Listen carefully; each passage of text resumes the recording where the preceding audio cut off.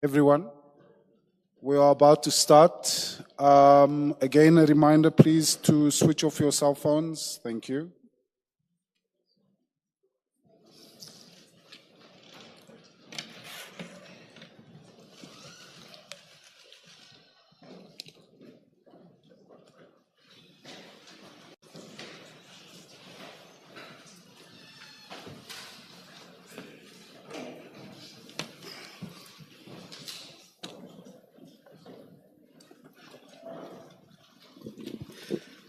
Good morning, Ms. Law. Good morning, Chair, and thank you. Morning, Commissioners. Chair, today we lead the testimony of Brigadier Julius Mkhwanazi. He will be led by myself and Advocate Ufense Mutlasedi. You have before you, Commissioners, a file containing the statement of Brigadier Mkhwanazi. I must say, the version you have is not his final version, as we will discuss now, but that final version is in print currently as we speak. So before tea time, you will have the updated statement. But for now, we go by what we have in front of us now. For now, you go with what you have in front of you. The final statement doesn't amend what you have in front of you. It expands what is already before you. So there are no risks of contradiction. We have satisfied ourselves in that regard, and as I state, the statement is in the process of printing. With those preliminary remarks, Chair, we have the witness, Brigadier Mkhwanazi. He's ready to be sworn in, and he has confirmed that he will take the oath. Thank you. Thank you. Good morning, Brigadier Mkhwanazi. Morning, Commissioner. Please place your full names on record. Sorry? Please place your full names on record. I'm Julius Dr. Mkhwanazi. And please switch on the second one. Thank you. And maybe if you can, just try to pull them closer to you. Oh, yes. Thank you. Thank you, Commissioner. Thank you. Do you swear that the evidence you're going to give is the truth, the whole truth? Yes, Commissioner, I swear that the evidence... Just a minute. Oh, yes, I swear. Just a minute. Yes, I swear that... No, please don't rush. Please don't rush. Let me start all over and just listen. Do you swear that the evidence you're going to give is the truth, the whole truth, and nothing but the truth? If so, please raise your right hand and say, "So help me God." So help me God. Thank you. Thank you, Brigadier. Thank you, Chair. Good morning, Brigadier Mkhwanazi. Morning, Commissioner, leading evidence officer. You should have before you a file. If you look at the spine of that file here, it should bear your name at the top and read Brigadier Mkhwanazi's statement. Is that what you have? Yes. Okay. If we open that file, you had the remarks I made to the commissioners when we started. Can I inquire from you, do you confirm that you have prepared a statement for purposes of giving testimony before this commission? Yes, I confirm that I prepared. I want you to look at the statement that bears your name from page 1 and through to page 17 currently, before another document starts with a flag, Rule 3. Do you see where I am? Oh, yes. Now, this is currently a 17-page statement, and you confirm that it is not the complete statement yet. Is that correct? Yes, it's correct. I confirm. And as a result, it doesn't have a signature page. Yes, I confirm. So your full statement is yet to be placed before the commissioners, and that will happen in the course of the morning. Oh, yes. This version of the statement that we have, are you at least able to confirm the correctness thereof? Is it a correct statement, albeit not the final version, but do you confirm that is the correct statement?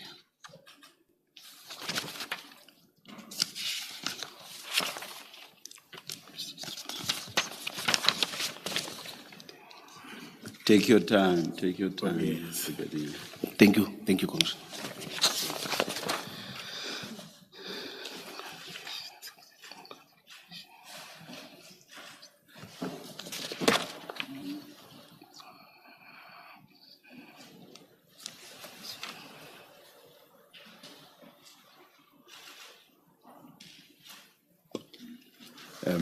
Ms. Silva, Yes. do we have a legal representative for the Brigadier with us here or not? No, for the record, and thank you for drawing it to my attention, Brigadier Mkhwanazi is not legally represented.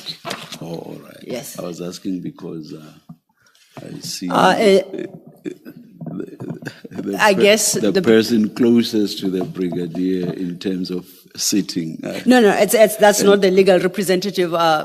For lack of a better term, perhaps I'll call her support structure. All right, Thank thank you.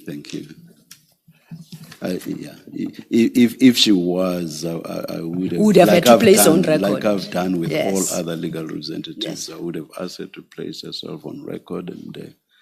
Absolutely, Chair. And greet Oversight her, on my part. Greet her Yes. properly. No, there was no But I- oversight if she's not a legal representative. No, she's thank not. you. Yes. He comes alone without any legal representation. Brigadier Mkhwanazi, have you had the opportunity to cast your eye over that statement as you have it in the file? And you do confirm that is the statement that you provided to the Commission earlier on?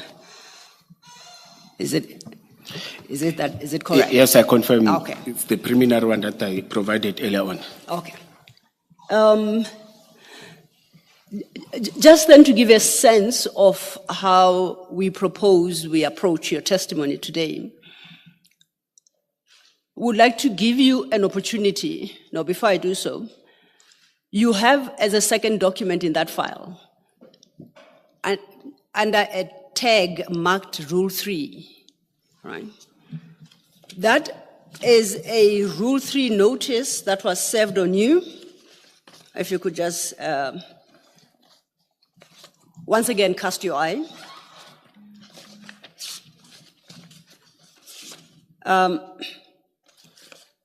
And do you confirm having received that Rule 3 notice?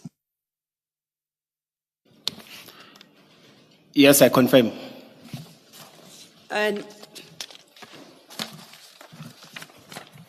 does that document concludes at page 6 of that document, bottom right corner, that's where the numbering is, page numbering. It should read 6 of 6. Is that what you have?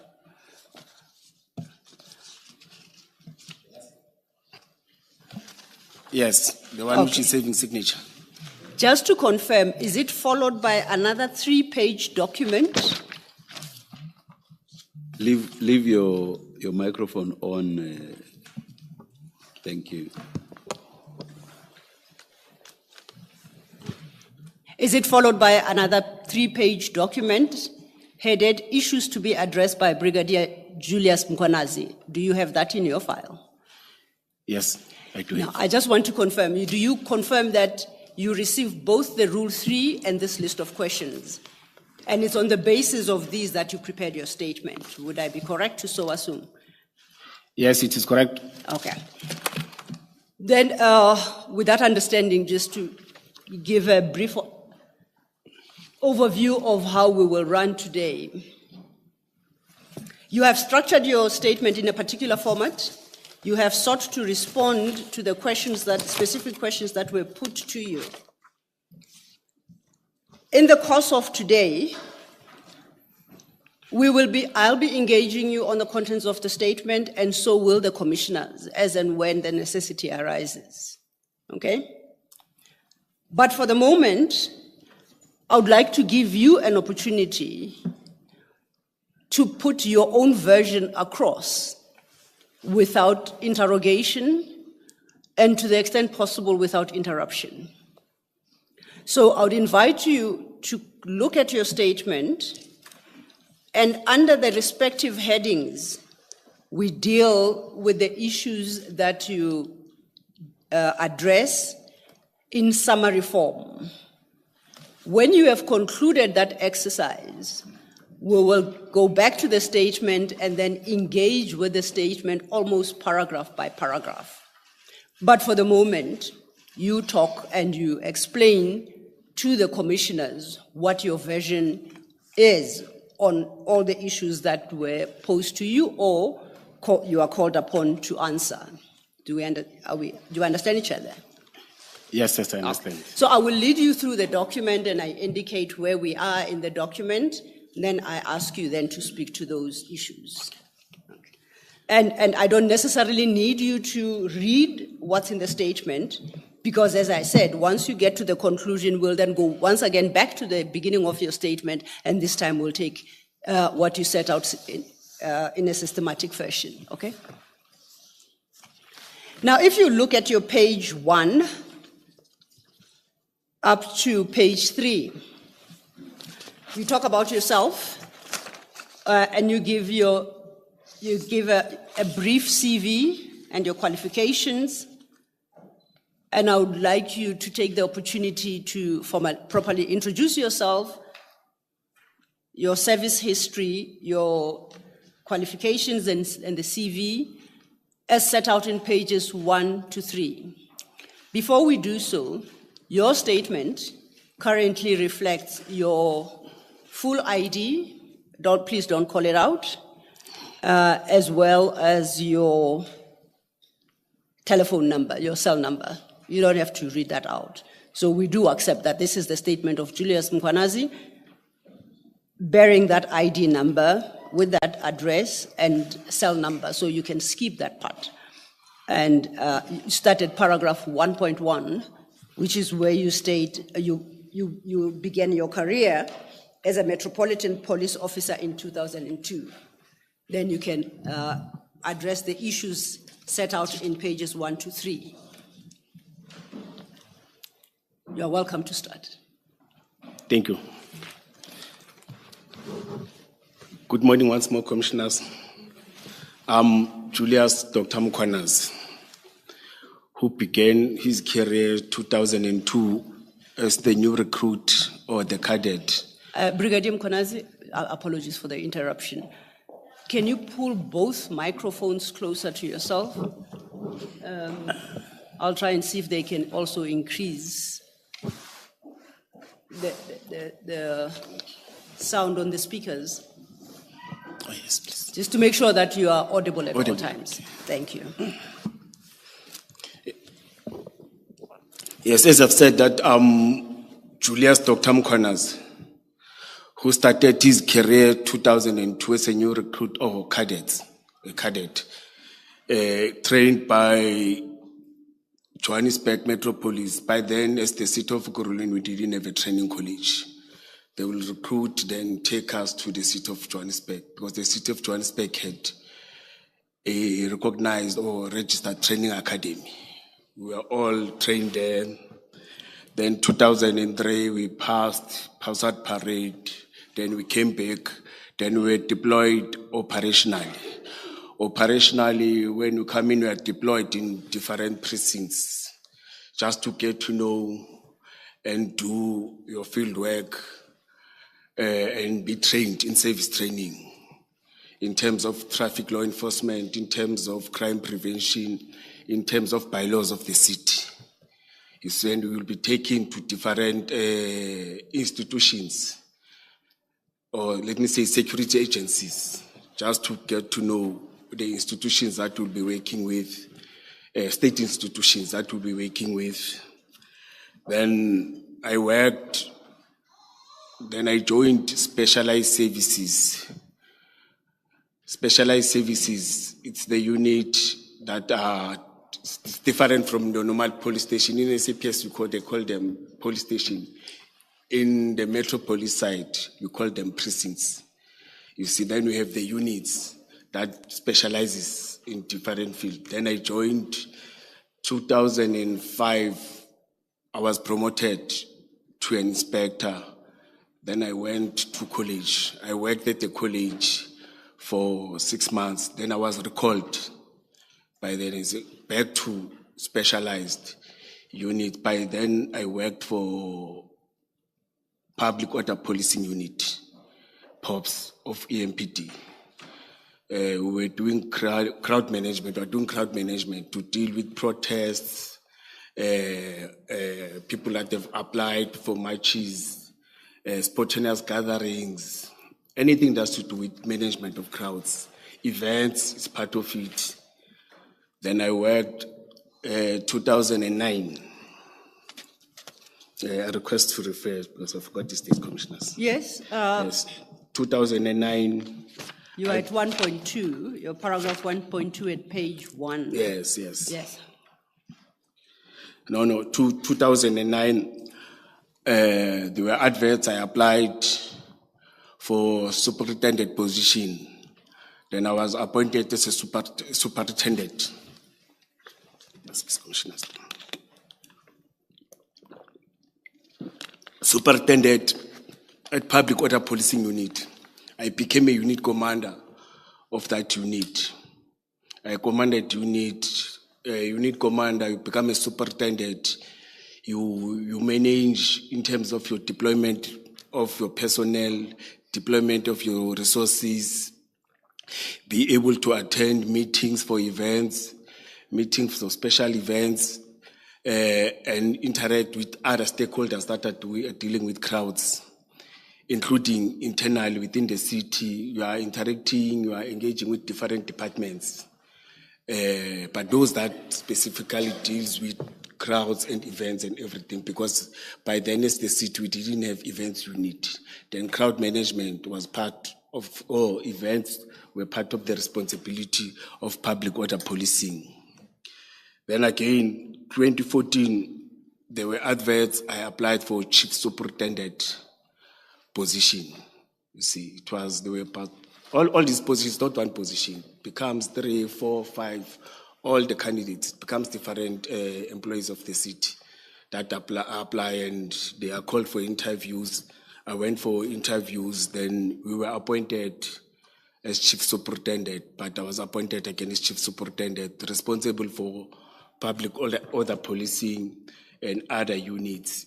It's your community liaison unit, the unit that goes to community, they engage community, they get grievances, they get challenges, but they come back and inform us, especially when there's a community that is aggrieved. They will tell us this community in this area within the city of Ekurhuleni is aggrieved. You must expect as crowd management unit that at any time there will be a protest. But it was easier for me because I was their commander. I will get the information and take it and give it to this team. You see. And again, there's a SWAT unit, which is our tactical unit, which is trained to intervene where a normal precinct or normal officers can intervene. It's trained again to make sure that deals with serious crimes. It may be your CITs, your armed robberies, business robberies, all the serious crimes that are affecting us. As you know, that Ekurhuleni is an industrial area. You've got a lot of businesses. You see, then crimes will be related to those things. You see, but that unit, on daily basis, it was deployed to attend those challenges. Different from your normal precinct. Your normal precinct will do traffic law enforcement, write section 56, issue fines, attend by law, even though we have by law units, but they will attend by law of that restricted or that precinct. They will attend your social crime unit, social crime challenges, your domestic violence, alcohol and other things. Metropolis will attend to those things. But these tactical ones will specialize, as I've said, POPs in crowds. The other one will deal with your serious crimes and interventions. CITs, cash in transit, armed robberies, business robberies, or even robbing people. We are not concentrating on business robberies, but it's a crime that is happening amongst our communities. Then I was responsible that reporting to Director Specialized Services. Director Specialized Services at that time, it was Director Kutmenzolo. I was reporting to him with other 12 or 10 superintendent and chief superintendent. Brigadier, I apologize for interrupting. You have a paragraph 2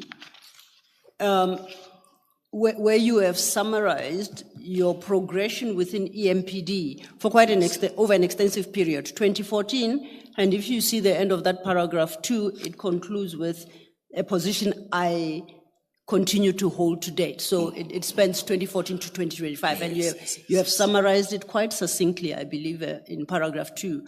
Perhaps if you read paragraph 2 and 3 into the record, that would give a good sense of your progression within the service. Thank you. Thank you.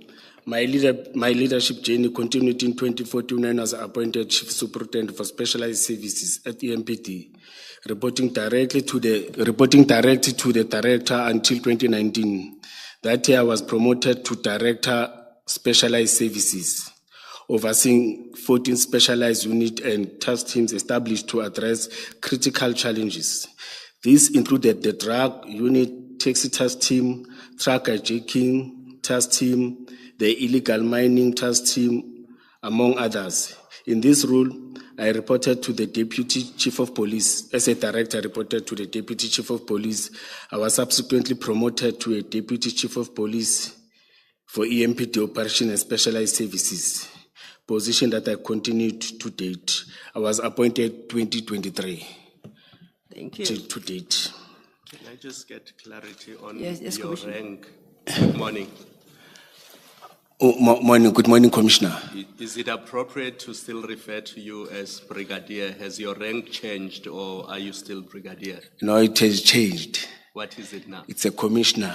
So it's appropriate to refer to you as Commissioner? Commissioner, yes, or Deputy Which Chief does of not Police. disrespect you in any way, so from now on we'll call you Commissioner. Yes, I thought you are doing it because of the allegation, because I was a brigadier. That's why I immediately picked it up when I saw in your statement that you don't call yourself Brigadier. So from now on, we will call you Commissioner Mkhwanazi. Thank you, Commissioner. It's correct. And if I may echo that, Commissioner Mkhwanazi, because when I introduced you, I claimed that our witness is Brigadier Mkhwanazi, and clearly made the same error for which I apologize. It was not intended to demean you or your position. So it shall be duly corrected, and henceforth I shall refer to you with your proper title, Commissioner. Thank you. Thank you. Before we leave paragraph 2, you stated there that you, as Director Specialized Services, you reported to the Deputy Chief of Police. Just for the record, is that Commissioner Mzolo? Yes. Okay. Yes. Thank you.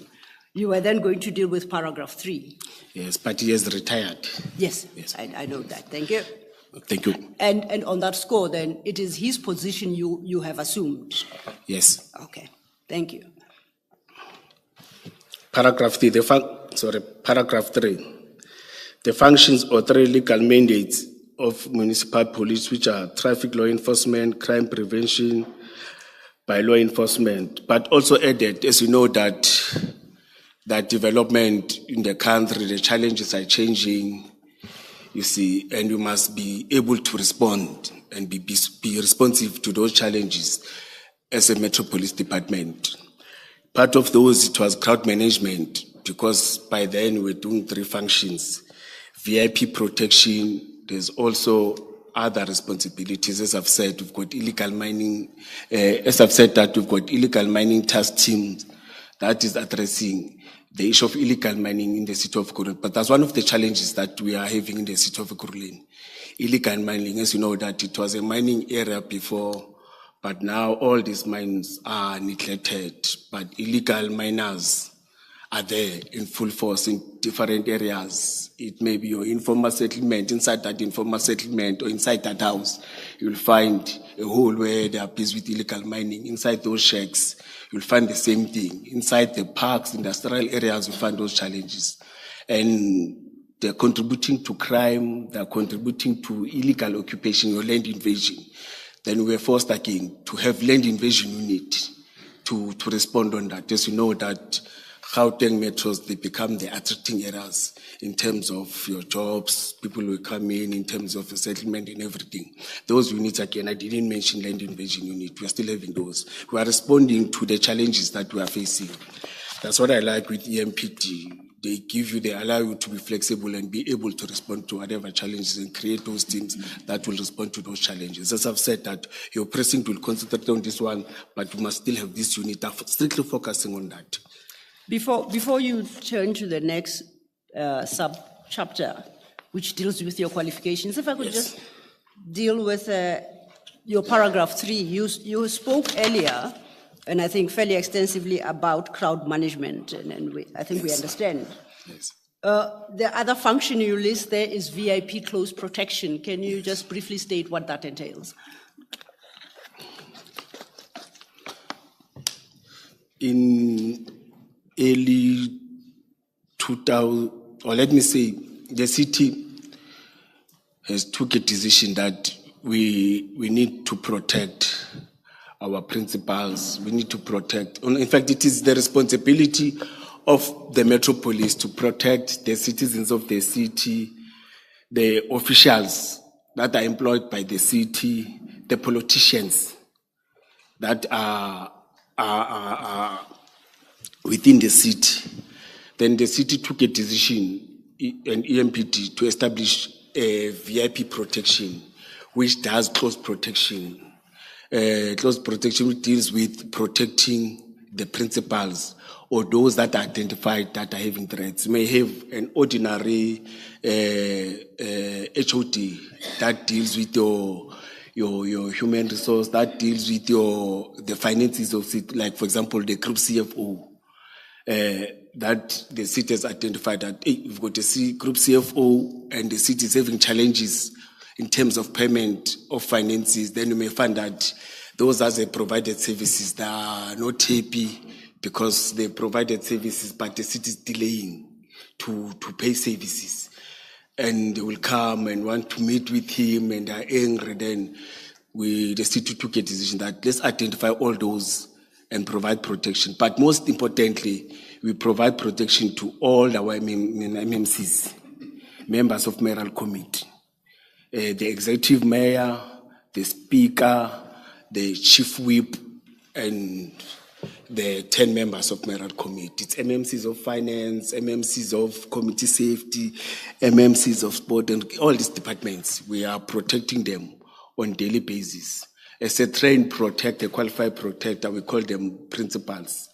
Our duty is to make sure that they are safe, and even if they go and address, because we've got protests in the city of Ekurhuleni, we've got challenges there and there, but MMCs, the mayor, give them a mandate or instruct them to go and address, go to members of community and go and address. Then we are having VIP that is strictly focusing, I don't want to say in that, or in that one body of the principal. Then we'll have your crowd management that focuses on the public.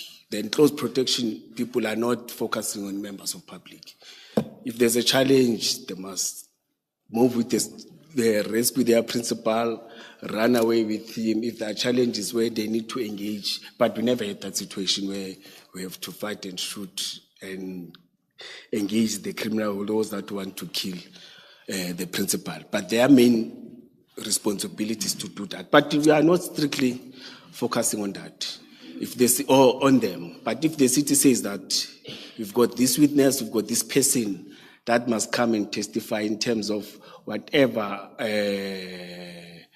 crimes or whatever challenges in terms of your disciplinary hearing, the person comes from Madlanga, the person comes from the city of Ekurhuleni, the person comes from the city of Johannesburg, then that team and other members, they are tasked to go and fetch that member, protect him or her towards that, and again, do the same thing. And internal, again, if there are those that are staying within the city of Ekurhuleni, we provide such services.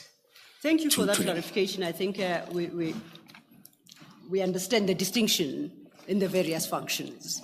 And thank you for that. If you turn then to page 2, up until page 3, you deal with your academic qualifications, and they're quite extensive, spanning a period from when you graduated from high school in 1997. Would you like to highlight any in particular for purposes of the commissioners, please? You don't have to read, it's quite an extensive Yes, CV. yes, You don't yes, have to yes, read everything, so it's your choice what you would like to highlight for the moment. Thank you. Yes. There's academic one, which I did with recognized institution. I attended courses with VETS, I attended courses with University of Western Cape, but those are short courses. Then I attended postgraduate in public management with Regenesis Business School. Immediately after that postgraduate, it was from 2014 till 2012 till 2014 or 15. Then immediately after that, I registered for Masters in Public Management. Those are academic one. Then in terms of skills development, I attended different skills development courses with SAPS, with tactical units that are recognized in terms of providing skills development in terms of the field that they're doing. VIP protection, tactical fire shooting, close quarter combat, also in terms of your crime prevention, management. I also attended a military with SANDF, SANDF, I want to call it correctly. Yes, with SANDF. I attended the leadership skills development course, your intelligence gathering, your, I don't want to, let me say survival course, in terms of when we are deployed in different fields, how to survive, how to track, how to get information. Again, leadership in terms of management, military leadership, in terms of giving command and control to your subordinate, in terms of engaging your subordinate, in terms of your parades, how to address a parade. I think it's that. Then Can I perhaps, and if I come short, you will point out, invite you perhaps to comment on a qualification here. Yeah, you say it's a skills development qualification, FBI USA and JMPD Johannesburg in 2005, at the bottom of page 2. Can you speak more to that? Yes. Johannesburg Metropolis had the relations with FBI from USA. Then they used to invite them to run courses in the city of Johannesburg. Then as the city of Ekurhuleni, we were one of the privileged to be invited to be part of that training, trained by FBI. We attended that training at the city of Johannesburg. It was about your interview and interrogation of the suspect in terms of reading about body language, in terms of getting the real truth when I'm interviewing me, when I want to get information. You see, it was a very broad course that took 6 weeks, if I'm not mistaken, but training us in all those skills. The next one I think, Pep, might be worthy of you to highlight is at page 3. It's your third entry. You have it listed as AFSA. Then you call it a CQC instructor's course. What's that? Oh yes, it's a close quarter combat. Oh, close quarter combat. We were trained, you are trained on how to fight without a firearm, how to use knife, how to fight. It's like in simple terms, karate. See, it's very simple when I say that. Yes. We're trained to be karatekas, you see. Yes. But again, how to fight in an environment where there are people, you can't use a firearm. Or not how to fight, but how to protect yourself and protect members of community, not to injure innocent bystander or innocent people. Yes. You see, it's about that. Okay, just to let you know, I saw you named, you provide as a name for the institution as AFSA. Now, in law and in arbitration, we've got an institution called Arbitration Foundation of Southern Africa. So I wasn't quite sure exactly which institution you are referring to. So what does AFSA stand for there? I forgot its name, but it's a private institution. But it's in relation to policing and crime combating and the like. Yes, yes, It's got yes. nothing to do with arbitration as we No, have no, it no, in no. the field of law. Okay. No. Now I'm clarified. Then perhaps the last one would be the Los Angeles and EMPD Academy. And it's supervisory leadership management course. So it's your standard leadership management course, but I take it specifically for the police environment. Yes, That yes, you're would be correct. Yes. Okay. At least that one I understood. Yes. Thank you so much. Perhaps then this might be an opportune time to get into the substance of your statement, and you start that at page 3 from your paragraph 4. And this you do over a number of paragraphs. It starts at page 3, it will take us to page 7, paragraphs 4 to 19. There's quite a lot of detail in there. So we don't have to go into the detail at the moment. I just want to, even with reference to the statement, just to summarize. But this you do under a heading you term relations with Vusi Madlanga. Yes. Thank you. May I start? Absolutely, please Yes. do. My relation with Mr. Madlanga, it started in 2022. After my team members introduced me to Mr. Mike Van Wyk, the director of Medicare 24 in Boksburg. Yes, it was after the first COVID. You see, because in the first COVID, towards the end of the year, with Mike Van Wyk, when I was from COVID. I'm sorry to interrupt. Yes. Is it 2022 or 2020? I just need you to be clear. Okay, no, it's let me say 2021. Okay. Yes. And on that score, you call it first COVID. Did we have more than one? No, I'm saying after, we had 3. Oh, we did? Yes, Oh, and the I other had, two I passed had me 3 by of them, that's somehow. why I can remember. Okay, so the first, what you call the After first the COVID first one. period is 2021, thereabouts, okay. The first one, it was 2020. That year. All right. You see, but it was after the first COVID. Okay, noted, Yes, thank you. yes. After my members from community liaison unit introduced me to Mike, because they've said they're working with them in terms of our members. They normally work with different security companies in terms of the area where they work in and do crime prevention and what. They introduced me to him and say, hey, there's this guy that is a director of Medicare 24. You see, once we have relations with us and the city and department and assist in terms of resources and other things. You see. After that, I went and met with Mr. Mike Van Wyk. Let me call him Mr. Mike Van Wyk. He was the director, or he's the director. You said he wanted to have a relationship with us being the EMPD. Yes, and assist us. Yes. Then I met with him for the first time he introduced. I won't remember the specific date. No, that's fine. Calendar date, yes. Yes, we met. Then he engaged that, no. Usually I'm working with your members, or my team members are working with your members. Director, I think it will be strategic if we can work. Because our company is here, your members are patrolling here. Oh, the company is in Boksburg. It's based in Boksburg. It's a clinic. It's a big clinic, a private clinic. You see.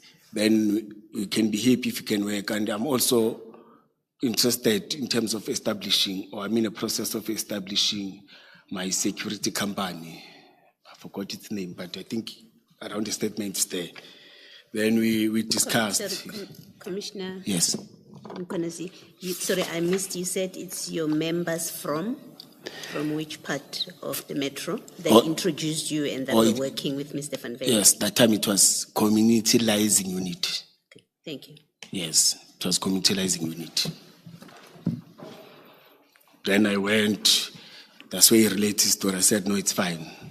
You see, but on our engagement, I was able to engage him and tell him that, no, man, in terms of because his ideas, it was to assist us in terms of first response when our members are injured. In incidents and accidents. Incidents, it may be your stabbing, your shooting, or injured whilst they are on duty. Then he said, no, we will come and assist in terms of stabilizing, then and be able to assist in terms of the clinic or the hospital. If it's on medical aid, if it doesn't have medical aid, we may assist to stabilize if it can stabilize, but in terms of the hospital, they may go to public. Because in our career, we've got members that have took medical aid, some don't have medical aid, it's voluntary. There are members who don't have they don't feel like having a medical aid, but they're operationally working, you see.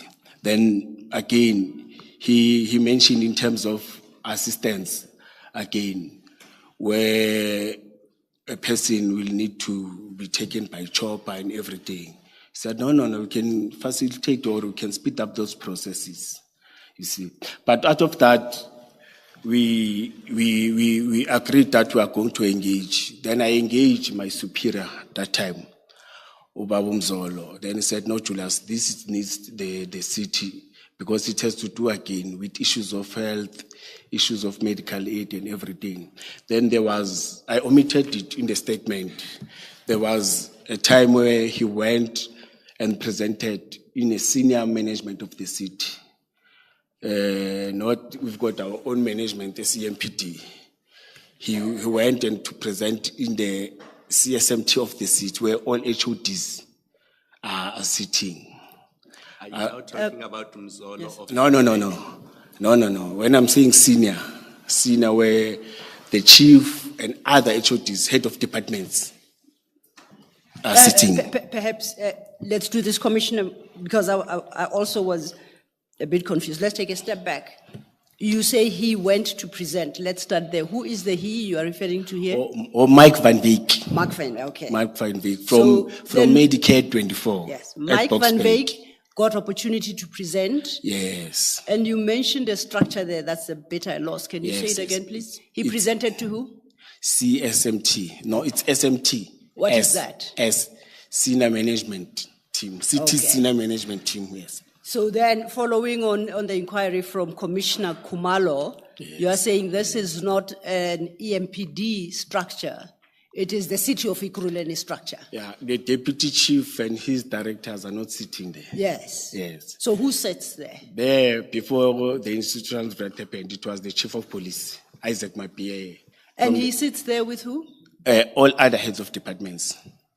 Heads of department of the city of Ikuruleni. Yeah, different ones. Okay. That time we had 21. Okay. Yes, but now institutional is reduced it to 14, but that time we had 21. Understood. Yes, right, but I was not part of that because I'm not allowed Yes, to yes, sit no. there. I Yes. understand that. So we understand now, Mr. Van Yes, Beek he- then got to make that presentation to SMT. You have described what SMT is and who constitutes that body. Yes, yes, Okay, yes, you can take it from there. Yes. Can I just? Yes, Commissioner. Yeah, can I just check that?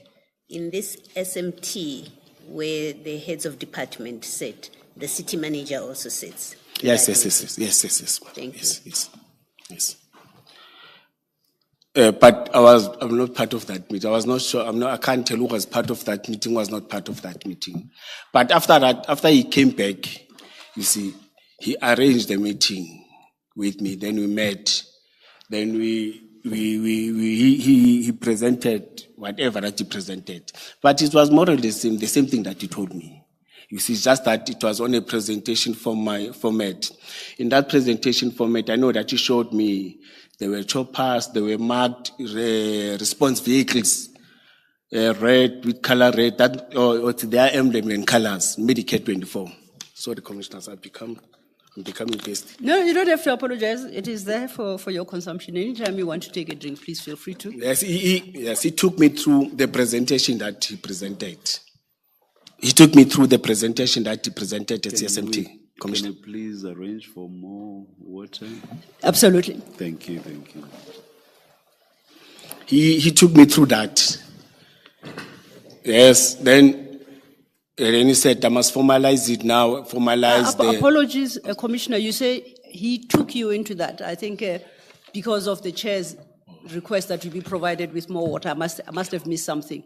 He took you, he who, Mr. Van Wyk, I take it? Yes. Took you into that being? The presentation that he presented. Okay. So he took you through the presentation? Yes. I'm with you. Yes. Thank you for the Presentation he clarification. had made at the SMT. Yes. Yes. Please proceed. Thank you. Well, let me mention, I tried to get hold of him. I thought maybe I will be able to have that presentation because I must talk to something but I couldn't win. You see, but I will try to make sure that you also get that.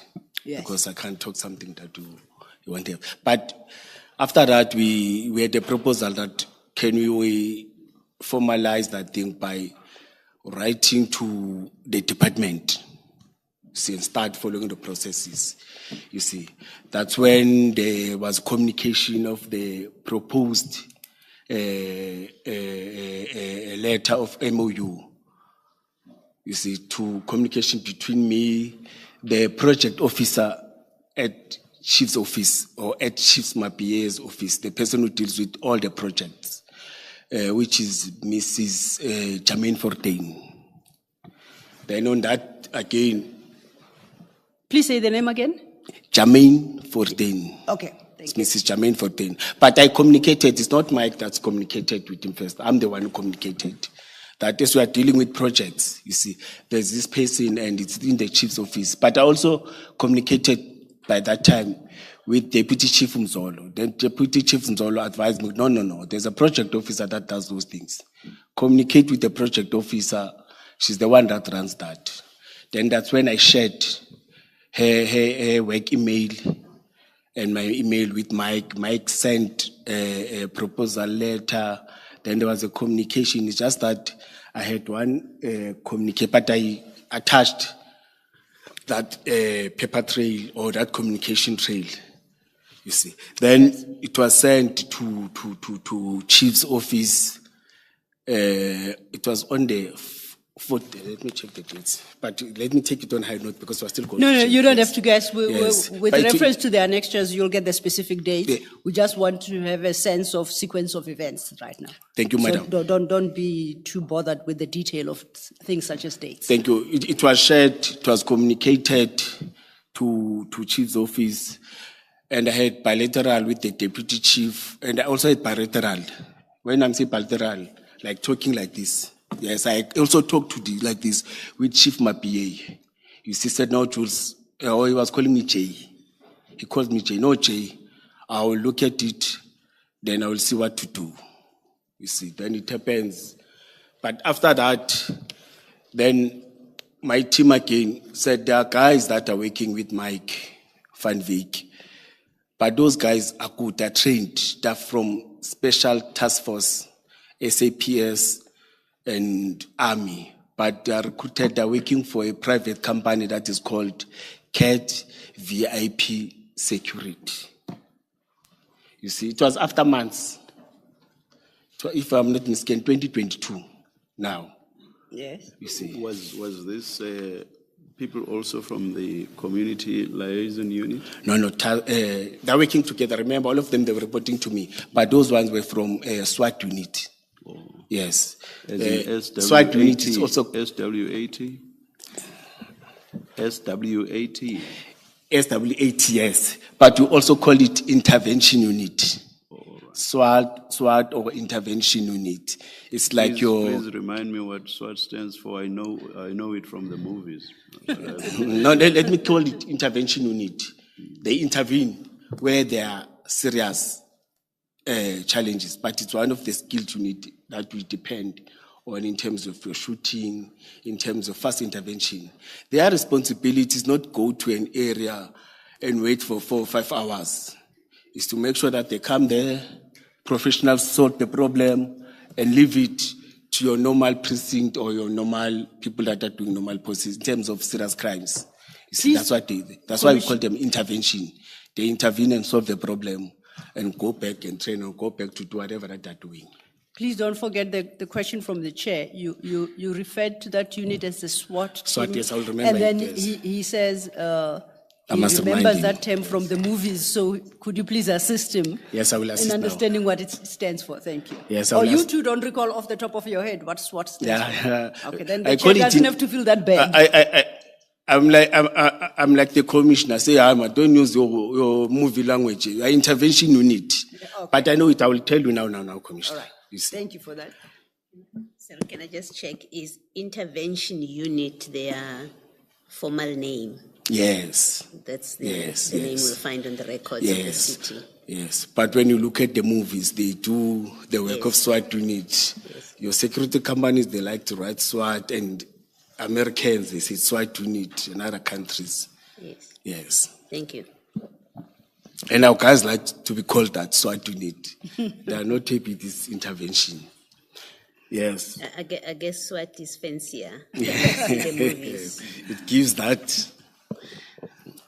But after that, you see, we were planning for the state of the city address. It was 2022. As I've said, it was month before. Just so I don't get confused, what was a month before the engagement you just spoke of now, where you are introduced to CAT VIP security? Yes. That is yes, now a yes. month before the state of the city. No, before the state of the city. But it's in 2022. Let me now. say early 22 or mid. That's fine.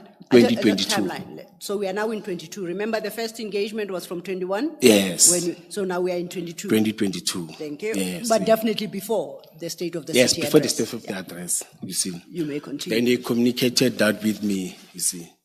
Then in my mind, when I met the chief of police and he briefed me and Mr. Mzolo that the city has took a decision to have the state of the city. The state of the city, it is addressed by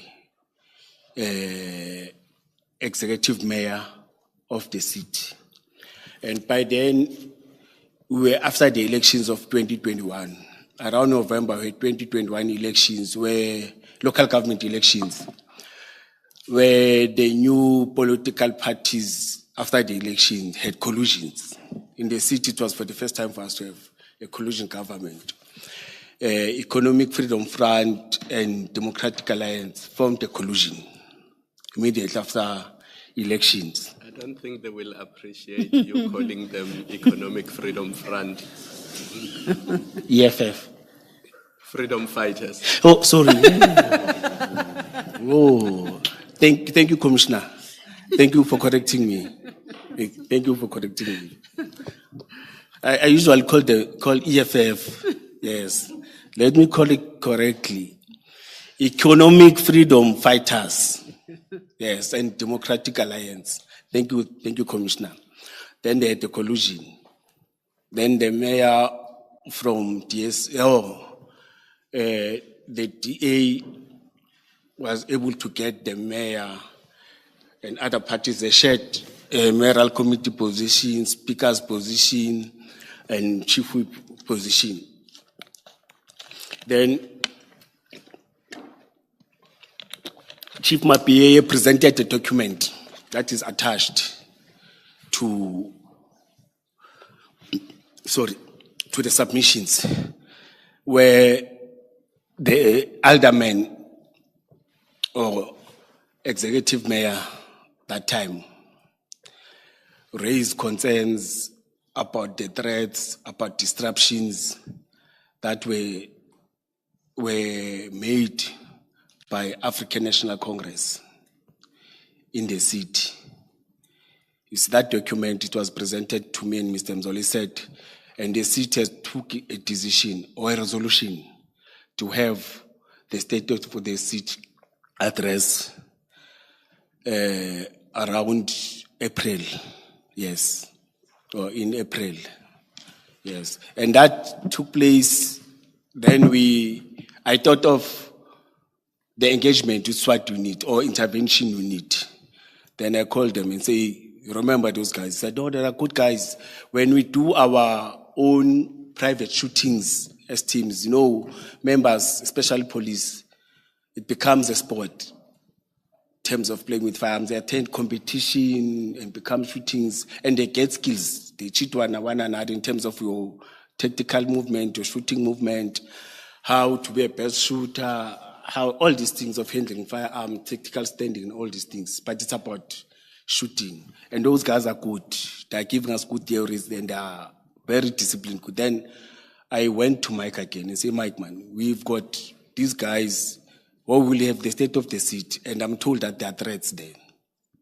And the threats were very clear, that are coming from African National Congress when I was briefed, or when we were briefed by the chief of police, you see.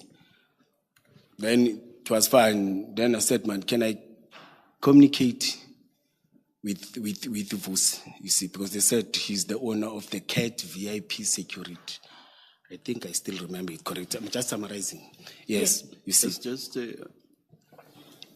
clarify this to me. The intervention unit members told you about CAT VIP protection services. Yes. I want to get an understanding of what then led you to Mr. Van Wyk. Oh. What was the connection? Oh. Yes. Oh. No, when you, CAT VIP Security, yes, that was owned by Mr. Nhlanhla. When you enter, that time when you enter... Yeah, it's exactly at Yes. that point. Yes. So this entity is owned by Mr. Nhlanhla, but you go to Mr. Van Wyk Yes. when you want Yes. CAT VIP protection services to assist. So I want to understand why Mr. Van Wyk and not Mr. Nhlanhla. Yes. When you enter at the Medicare, when you enter at Boxback Medicare 24, there are photos of all the directors. You see, next to Mr. Mike Van Wyk, there's a photo of Mr. Nhlanhla. You see, and there are other, I think there were about 10 photos of those directors. You see, but my guys have already briefed me what he works with. Mike said, Mike, no, it's fine. No, man, Commissioner, there's something that I jumped, but said I'm summarizing, you see. But I'll talk to that. Let me finish this one so that it will be clear. Then he said to me, no, I can arrange a meeting with Vus. But I went there twice, Commissioner, ne? Once there's these photos, I saw him twice there. But I didn't know, because there were a lot of them were making up and down. But you could see that, oh, this one is this one, this one is this one, this one is this one, you see. But I was there just to talk to Mike and communicate with Mike, you see. Then we met. He explained that, no, he owns that thing. He confirmed again that these guys are from SAPS Task Force. They are from Sandaf, you see. They're good. He presented them very well to me. I said, man, we've got threats, you see. When I can meet, we met at Boxback, Medicare 24. You see, he listened to, the person doesn't like to talk too much. He was quiet listening to me. Commissioner, because you are talking about different people, when you say Oh, we met, is it Van Wyk or is it Nhlanhla? No. So just mention the name so that we know who you are referring to. It's Mr. Nhlanhla, yes, with Mike, you see. Then I related my story, I presented my story to him. He said, no, it's fine. He said, but guys, I want to have a kind of security with me. But that time it was not formal. It was just talking and everything. Or VIP, I said, no, on our side, VIP is not that thing. VIP is not privatized, something like that, you see. But he said, no, it's fine. Formalize it, you see. Then I said to him, I'm told that the offices are not here, you see. Is it a formal institution? Is it a formal company? They said, yes, we are in Tshwane. What is this mall? We'll get to the mall. Yes, Yeah, yes. But I went to his offices. It's a formal offices. When you enter, it is a high-class formal VIP security offices. Then you could see there's administrative, everything's there. You see. Then he took me through, we spoke. I said, no, I see that this company is there, it's formalized. And it was before the state of the city. Towards the state of the city, planning started. Then I called him and say, Chief, you remember that he likes to talk with style. He was calling me Ngamla. Then I called him Ngamla too, you see. No, this Gauteng Lingos, you see. Said Ngamla, and I said, now I will call you. He said, no, it's fine, you see. Then I said, Ngamla, there's going to be that, as I told you, and we are closer to that. And usually when it's that, we've got planning operational meetings that are city, you see. He said, no, it's fine. I will send a person. I will tell him that it's at Germiston, times and everything, you see. But on that day, he called, he said, no, I'm coming personally.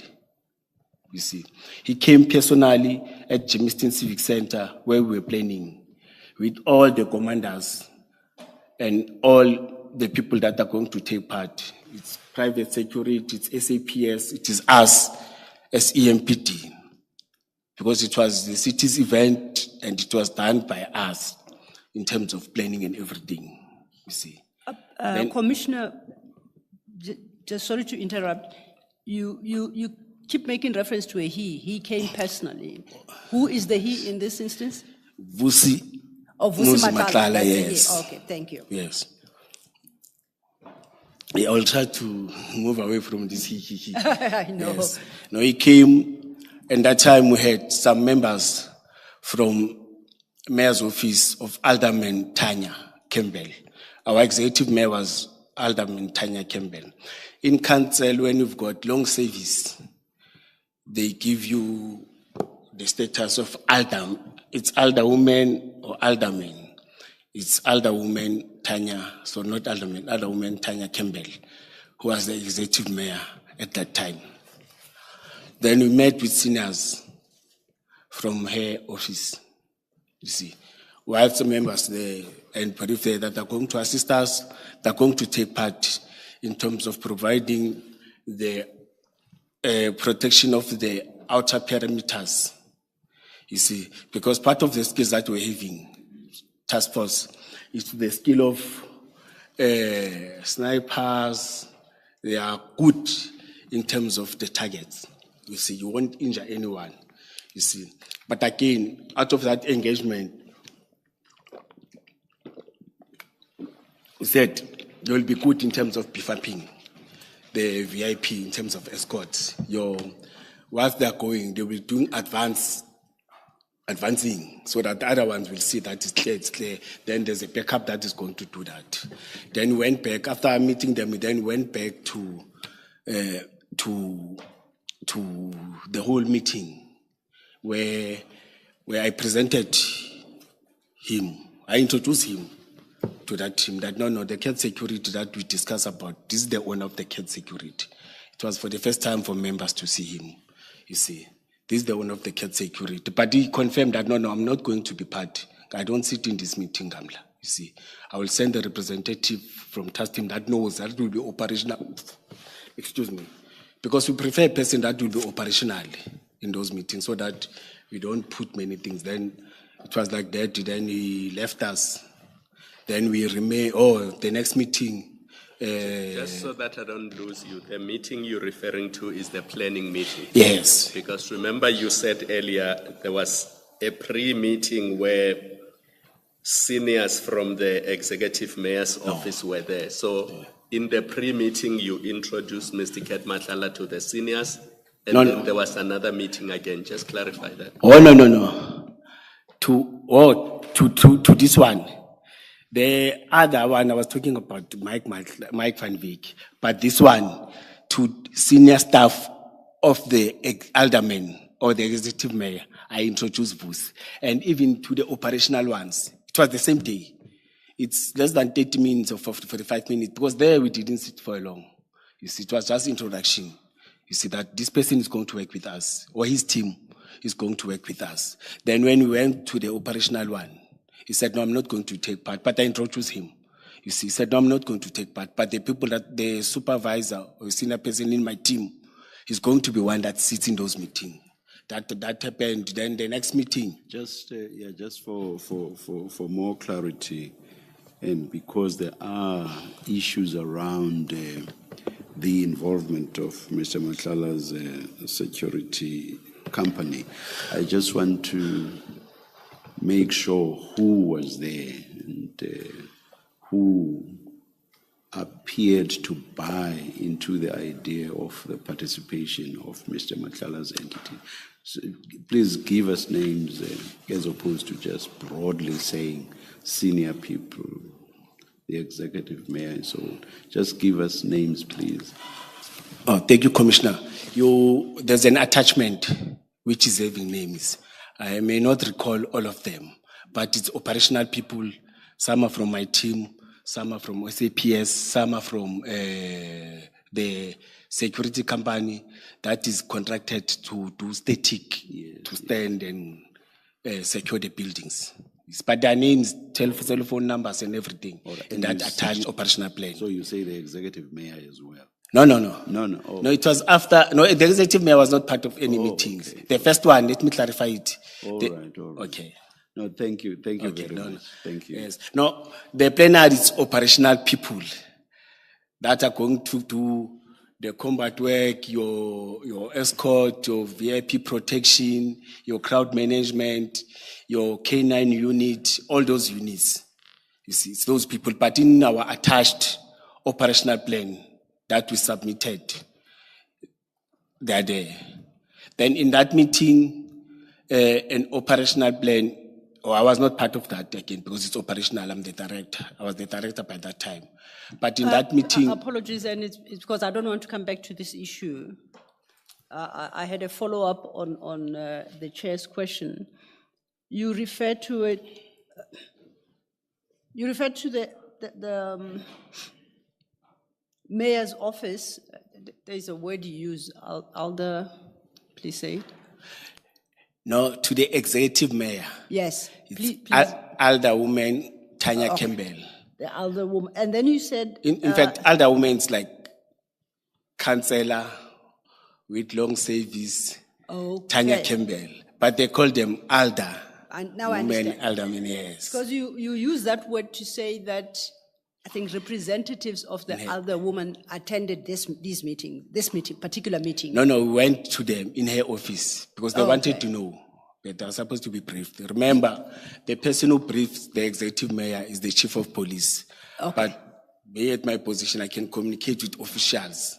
Now, in that would office. you recall who led the team of, can I say, of the aldermen in that meeting? Do you recall at all? I will try to recall, when there are changes. Okay, that's They fine. left, then when the new collision came in, you see. No, But that- I'll try to I'll remember. flag it for now. We can Please. then move on. Yes. Perhaps later when we engage, you'll have remembered. Thank you so much. You may proceed.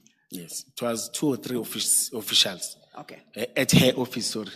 At her office. Yes. So this planning meeting is happening at her office? At Jamestown Civic Center.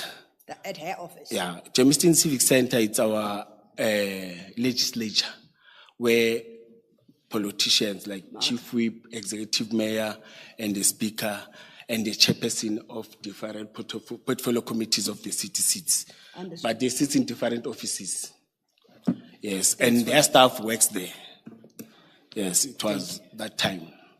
I interrupted you, apologies. Yes, You may then continue. operationally, we left them. That's when an operational plan that was developed by Acting Lieutenant Trimba. An operational plan, it's a legal document that we develop when we are having a planned operational plan. It may be your crime prevention, it may be your bylaws, it may be traffic law enforcement. In all, or it may be your event, there must be an operational plan.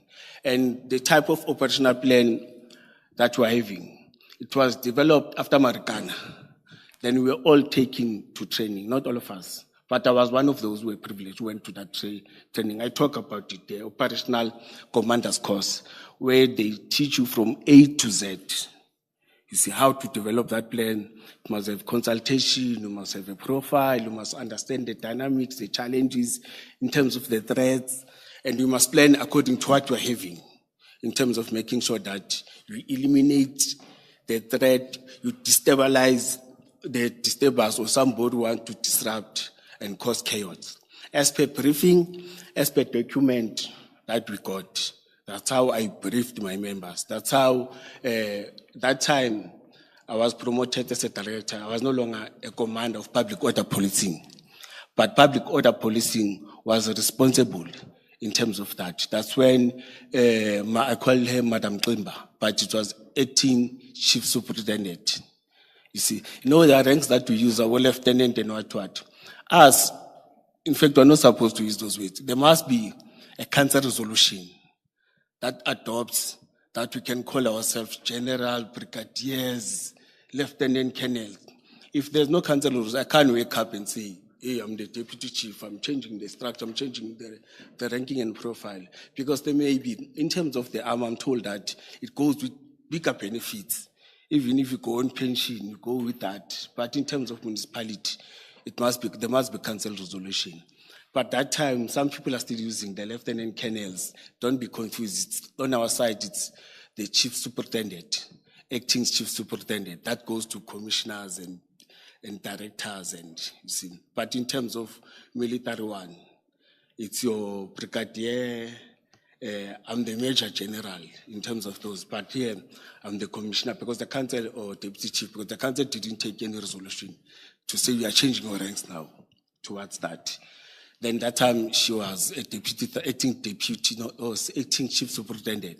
She was a superintendent. Then she developed that plan on the 28th, because they said, but on the 29th, she came to my office with that plan, with all the names that you're going to get, that we're asking for, who were part of the meeting on the 28th.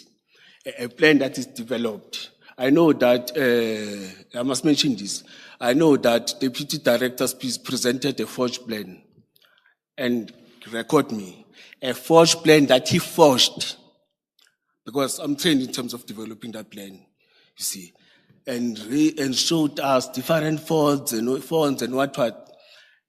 But I will talk to that when we're there. The plan was developed. Just so we don't get confused, you said Deputy Director presented a forged plan. No, Deputy Chief Rose Peace Okay. lied to this commission I'm with you. presented a forged plan. I'm with you. All I wanted was for you to specify the name. Yes. You just gave the title. Yes, So yes. it is, you say Deputy Chief Peace. Commissioner, let me raise this. I, Julius Dr. Mkhwanazi, Yes. Deputy Chief of Operation and Specialized Services, Yes. say in this commission and in members of public of this country, Deputy Chief of Police, Ray Hospice, presented a forged plan that he forged and presented to this commission. I'm going to present the real operational plan that I gave it to him when I was instructed to give him that plan. I We accept need that. it.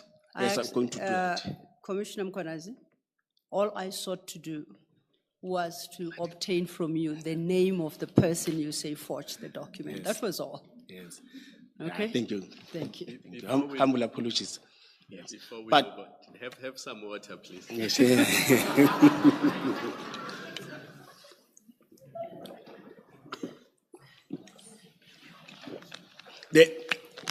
Thank you, Commissioner. You are more helpful when you are calm, so take your time, drink your water, and try to relax. Thank you, Commissioner. We are at the stage where we only clarifying. We're not Yes. questioning you or challenging what you are saying. Yes, sir.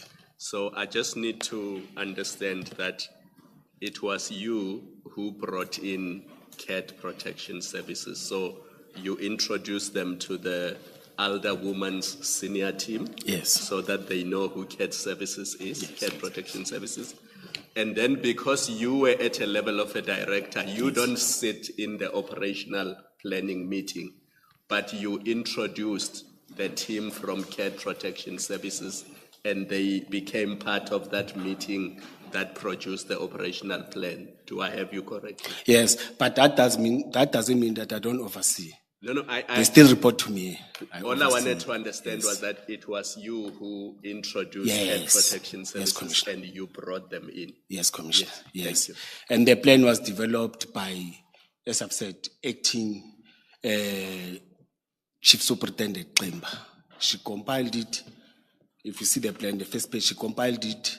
And on the 29th, I know she called me and said, Nduna, the plan is finalized. Can I come so that you can sign it? I want to go to Deputy Chief 2. I want to go to the office of the Chief of Police. Then when she came in, I looked at the plan that she developed. It was fine 100%. All the stakeholders, relevant stakeholders, the execution, the tasking of members, before event start, during event, after event, the briefing part and the debriefing part, and the resources and the personnel. They must be part of the plan when everything happens. And again, the resources, we're talking about human resource, or I've said personnel, and in terms of your vehicles, and in terms of the tools that you are going to utilize, because it's very important. In crowd management, we are not allowed to use side firearms and live rounds. You see, there are different stages that you must do. There's a water cannon, there's a shotgun, which is having a minimum force. You can't use a maximum force because it is a constitutional right for people to protest, to raise their concern. Then again, you must organize a speaker's corner. You can't just chase them and say, hey, there's an executive or there's a state of the city. You are not allowed here as police. No. You must organize a certain place for them. But that thing the plan must talk to all of that. And when you deploy again, your deployment must talk to that. That's what I was checking. It was 100%, then I signed. Then in terms of the dates, she had already dates that she signed. Not signed. She wrote dates. It was right in the 29th it was April 2025, I will remember. But for me, for Mr. Mzolo and the Chief of Police, after that, she's the one who took it to the Deputy Chief of Police, my boss that time, you see, as I was a director, you see. I know that he signed, I was not there. Then after that, he took it to the Chief of Police. She's the one who took it there, you see. Later on, she called me, Nduna, thank you. All of you have signed. Now the plan, the chief. That means now we can execute the plan because it was signed off by the Chief of Police. Because the Chief of Police must sign off the operational plan. Even if you can plan and better resources and work, but as long as it's not signed by the Chief of Police or the acting Chief of Police, you see, it can't be executed. So that whatever happens in the court of law, all of you that have signed, you must go in account. If there's an incident, somebody has passed on, or there's a serious accident where people are injured, anything that has to do, that will need you to go to court. All those that have attached their signatures. Yes, they will call the commanders and everything, but those that are having a final weight are part of that, you see. And it creates accountability. You see, that's why after American had that thing, you see, that in all police, the whole country is doing that, you see. Then on Commissioner, I apologize once again, and I seek clarity only, so please don't fight with me. Sorry, Advocate Selo, just one follow-up Yes. before I hand back to Yes, you. Commissioner. The operational plan was developed, it was signed by people who are supposed to sign it, and it was finalized. I just want clarity on this. The operational plan, if I understood you correctly, made provision for the deployment of cat protection services. yes, in that operational plan, he was part of it, yes, made. Fully agree. As far as you know, who was going to pay for the cost of cat protection services being part of the operation plan? Oh, I forgot to mention, just that I was summarizing. It was at no cost to the city. He said, no, I'll just provide my guys to assist. You see, he didn't charge us anything. I think for him, it was part of a marketing strategy. You see, no, he didn't charge us anything. I'll be lying, Commissioner. So both the cars, the Yes. warm bodies, the people, Yes. and the weapons, Yes, it was yes. at no cost to the city. Yes, Commissioner. Because it was part of his marketing. Yes. No, I think it was part of his marketing. But the cars are not branded. You see, they are not even writing the cat security, private security. Thank you. I think I'll hand back to Advocate Selo. Thank you, Commissioner. Commissioner Mkhwanazi, the clarification I sought. You you had been explaining, I think, to Commissioner Kumalo how the operational plan came about, and I think, if I understood you correctly, it's created by Chief Superintendent Klimba. That's its start point. Yes. Okay. Just to rush ahead, did I hear you correctly? Did you sign that? Yes, You signed it? yes, yes. Okay. I read and signed. That's fine. I had missed that part. So you signed before, and the last person to sign and approve would be Chief Mapie. Yes, in terms of the restructure, it's her Yes. as a compiler, director, Yes. deputy chief, and the chief of police. So then, in that sense, it would be Chief Superintendent Klimba, the creator of the document, presents to you, you consider, then eventually, if you are satisfied, you sign. Yes. Then the next to sign would be, if I understood you, Deputy Yes. Mr. Mzolo, give me his proper title, please. Deputy chief of police or Deputy Commissioner Chief- Mzolo. Commissioner Mzolo would Yes. then be next to sign, and that was the person you reported directly to. Yes. And then lastly, Chief Mapie, as the chief of Yes. police would sign. Yes. I've got my order of things. I'm Yes. happy. And I Thank you. forgot to mention, Yes. before they signed, you must go on back and brief them about the stakeholders or about the people that are going to take part in the, you must brief them about the whole planning and summarize. And the briefing is done by you. No, yes, Okay. by me to the deputy chief and the chief of police. Okay. And I did that on the 28th. It's either the 28th or the 27th, I don't remember, but I know I did that, and it was at our headquarters, Captain Park, Captain Park, EMPD HQ. You see, I did that. I met the two of them. I briefed them. Usually, when there's a very important event or event that needs bigger personnel, needs resources and everything, that's what you must do. Yes. Yes. Yes. No, I Yes. understand. I personally briefed them. And I do accept that you didn't brief them just specifically for this event. You are saying you brief them as you do in the normal course of things when you prepare for this. I accept that. Thank you. Yes. And We interrupted you. And to make them relax that I'm on top of it, Yes. the event is going to be well protected. Yes. We are going to execute everything according to the plan. As the director who's operational, who understands this thing, everything will be sorted. Okay. Because all these special events, Yes. I was the one who was coming, or I'm the one who's responsible for them. You see, because I'm centralized, specialized services. Other directors are in different regions, northern region, southern region, eastern region. All my units are centralized. We're able to move around the city, in and out of the city. We're doing that. I did that. All right. I think you are almost like at your paragraph 12, which is what we are just discussing now, where you speak of acting Lieutenant Klimba and the plan that was developed, signature thereof, right? You said paragraph 12, ne? At paragraph, I said the discussion we're having, just have a look at your paragraph 12. Oh. That involves that the operational plan developed by Chief Superintendent Klimba, and then you say it was approved and signed by the Chief of Police, the Deputy Chief of Police, and the Director of Specialized Services being yourself. Yes. So I just want you to come. I'm not putting words in your mouth. No, Okay. you're not. You then deal with the operational plan itself for the State of the City address, and you take issue with what Rivospi submitted, Yes. and you've spoken to that. From paragraph 14, specifically, and that's where I want you to get to, because you deal with a slightly different issue.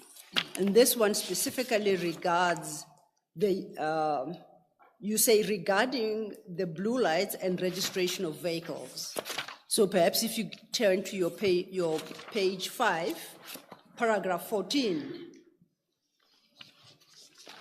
then you can deal with that aspect of things.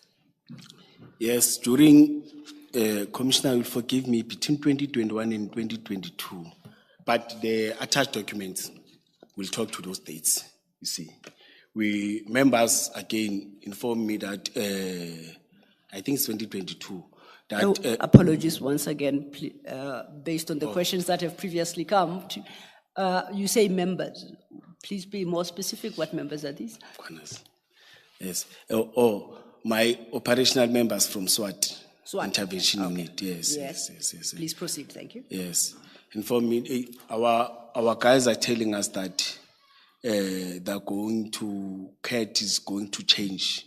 CAT VIP protection, I must call it, security services. He is going to change the vehicles. You see, he wants to upper his level with these classy cars or highly performing and quality cars, because he's targeting other clients from outside the country. You see, I said, the guys, you know that we're suffering. You see, I will go and twist mic. You see, but by then I was communicating with Vus. You see, Vus Madlanga. Yes, you see, but not that close. Mike, I am going to your boss again. You see. Then we met with Vos. He said, no, Ngamla, no, I'm changing the fleet. You see. But these cars, they are costing me in terms of service. I said, no, we don't have cars in the city of Ekurhuleni. You see. I will appreciate. You see. That time when we were joking, I said, if you can damn them to us, you see. I wanted to twist them. He said, no, Ngamla, it's fine. But after that, we didn't agree with anything. Then I communicated with my deputy chief. I said, hey, deputy chief, there are these cars, man, they're black and what, but they're still performing. You see, he said, Julius, the person who does those things, he was calling me by the name. Sometimes I will contest, Bamzol, baban. You see. He said, no, the person who does those things, it's proxy. That time I didn't know because I was operational. It's Mr. Who's this? Christine, yes, Mr. Christine. Yes, you see. Go and get information and everything. I didn't waste time. Move direct to Mr. Christine. Like I found him there. I said, hey, Mr. Christine, you know, by the name of Judah. I said, no, I know your cars are always problematic with cars in terms of services. No, when cars are old, we didn't have a fleet. You see, he's the one that aligned budget and give what. No, he's not the one that finalizes in terms of budget. But when the department budget is there, he's the one who says, we fix this car, you don't fix this one, it's old, this one must change engine, all those things. Proxy does that. They're managing all the fleet. And he's managing the fleet of the whole city of Ekurhuleni. No department manages its own fleet or does final services and everything. All the cars are registered under him. Then he said, you know what, we don't have a process that we follow in terms of donations of these vehicles. You see, the last time your department did this thing before, and what they did, it was to get only the letter of intent, you see, or intention to donate, let me say so, you see. But it must come from the owner, not from the friend of the owner, because you'll be charged that you're stealing cars and what. I said, no. I'm going to push and make sure. I called Mr. Nhlanhla. He said, no, it's fine, Julius. It's Nhlanhla. You see, you can do that, you see. Then we met, he gave me the email. I'm not sure, I forgot that the email, but I got the letter of intention to donate. Or intention, the letter of intention. It was writing that. It's not saying letter of intention to donate. Then I went to Chris, he said, perfect. You see, when I approached him, you see, he said, perfect. Then he said, no, it's fine then. You see, I will communicate, but I must get the whole details of these cars and everything so that we start the process. You see. Then I left him there with the contacts and everything, you see. Then he started the process on his side, the other side. You see. Along those processes, when there was excitement in my side that they were getting cars and everything, you see, Deputy Chief Nzolo said, hey, Julius, ignomsindo ngale moto zakho. Eziphi moto bamzolo. Le moto lezi nithi nas donate. Ngithi umsindo one said, hey, I met with Deputy Chief Rev. He's not happy. You see. But you said I must go brief. Oh, he advised me to brief the chief of police too. And the chief said, Jay, we need cars. We need cars. See, can we get cars? And with me, there was excitement. I don't want to lie, Commissioner. You see, but at least I'm doing something. I'm bringing cars. You see.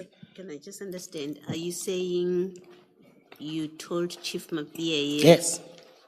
Let me finish my question. Sorry.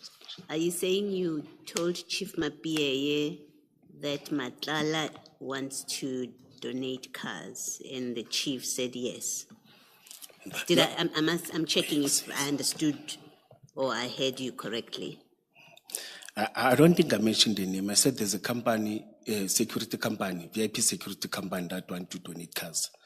You see, I don't even know. But I briefed. You know, I always brief, follow line of command, and you see, I briefed. Then after Mr. Mzolo told me that there's a noise, and Chris called me, the proxy, Chris Stein, yes. Chris Stein called me and said, hey, Baba, I was with Mr. Rivers. He's fighting me. I don't think the process, July, and the process has already started of registering the cars. On the other hand, I was doing the process of finalizing so that the item can go to the processes of the council, the processes of internal, because that's how he works. He's the one that mastered those things. By that time, I didn't know anything about those processes, you see. But there's a noise. Then I said, no, let me come to you. Then I went to him. He said, that is gay, you see. And I don't feel good. I think we must cancel this. I said, but Chris, these guys are coming. Let's take this. I said, no. There's a noise. People are fighting me, you see. Call that guy. We are not doing it, you see. And he said that this guy, you see, take those discs. But I don't think it's advisable to take those discs back because we must deregister those cars. They were registered to the city that time when he called me. You see, he did those processes, you see. Then I had to sign and take the discs, you see. We agreed that we're not giving him, we call him, I called him and say, Ngamla, but whilst there were social media things that were starting in, you see, of EMPD, of my name, EMPD, registered vehicles, the cat security, Nhlanhla, Meda, and what, all those things. That time I was confused. I said, these are just fights. And I took it very light. These are fights and what, you see. And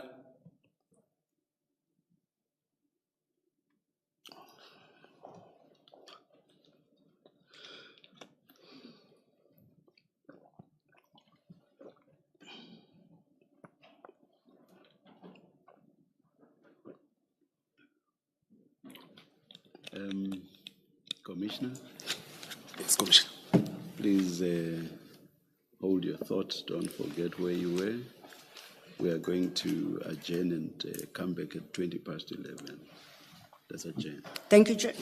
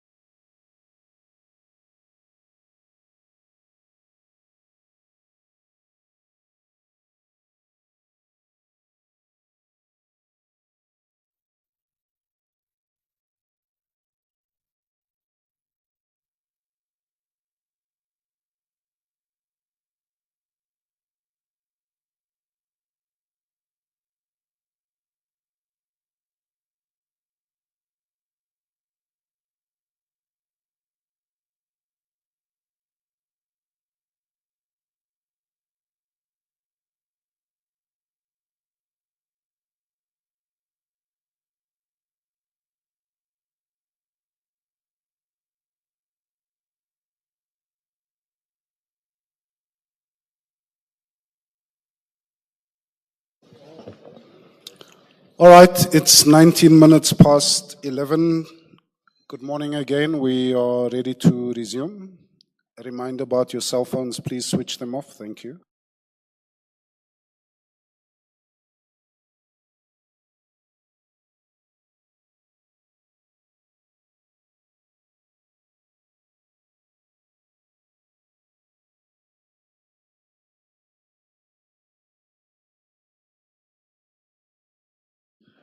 Thank you, Chair.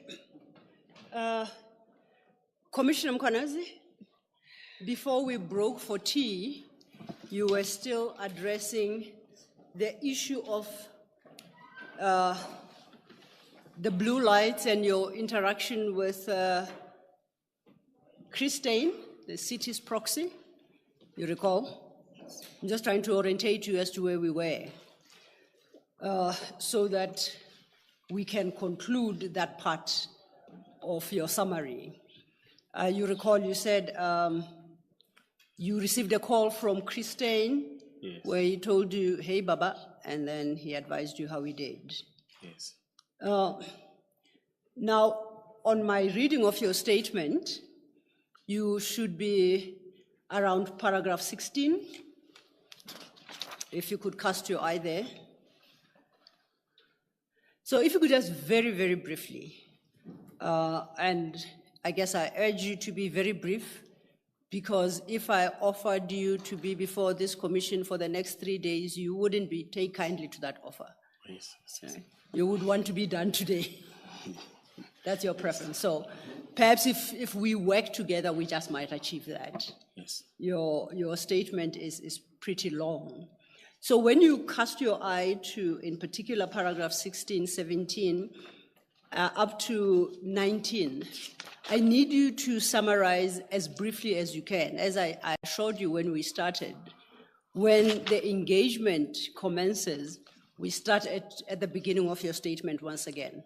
So please don't be worried that you might forget to say something at this stage, because it shall be addressed. You'll still have another opportunity. So what I want us to do is to, as quickly as we can, without compromising the value and the weight of your testimony, that we highlight the key aspects under these various subparagraphs. Don't feel the urge or the need to go into detail, because if you do, then we will not finish today. You'll have to come back tomorrow, and at this rate, I foresee you coming back on Friday as well, and that you say you wouldn't want to do. So let brevity be our guide today, and so that we can begin to fruitfully engage. You reference annexures that we haven't had opportunity to engage with. Yes. So please leave yourself and us sufficient time to engage with your significant number of annexures. Yes. So I'm just asking for very brief summaries. With those words then, I would like to refer you to your paragraph 16 to 19. At 16, you deal with a letter of intention to commit. A comment or two would suffice there. And from 17, you then contrast the issue of, for lack of a better term, I'll call it a donation from CAT VIP that you start with at your paragraph 14. You contrast that with a previous incident involving, as you say, Commissioner Mapieye and Rivo Spies, and that you do at 17. So we're not going to deal with the detail of the vehicles that you list therein. You will just highlight the conduct itself. When we, as I say, when we deal with your statement in engagement, we'll get back there. So if you then just may turn your attention to the question of the letter of intention to commit and what you want to highlight about that, then we can move on to, as you call it, Sintel? Oh, yes. Yes, please do. Thank you. Yes. In the process, let me mention that, thank you, Commissioner, for once more. In this process, it was an initiation process.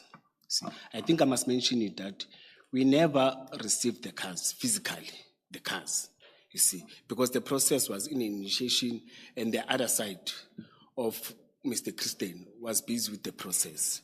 Then we cut it. Whilst we cut it, as I've said, that there was this noise now. you see, that Mkhwanazi fitted blue lights, Mkhwanazi took state resources and finance, took state, social media and articles now, newspaper articles with my photos. He took the state vehicles and donated to Madlanga, or he took blue lights. They were raising it differently, you see. Nearly in my neighborhood, there's a weekly newspaper. It was strictly targeting. I'm staying in Albertine, you see. You said I must be mentioned. I'm a public servant, you see. In that area, nearly each and every week, when you open a social media, when my kids open a social media at work, but internally at work, I was not approached. There was no communication. Up until I was contacted by, Chief Supeni Rasmus, and say, hey, the chief want you to write a letter.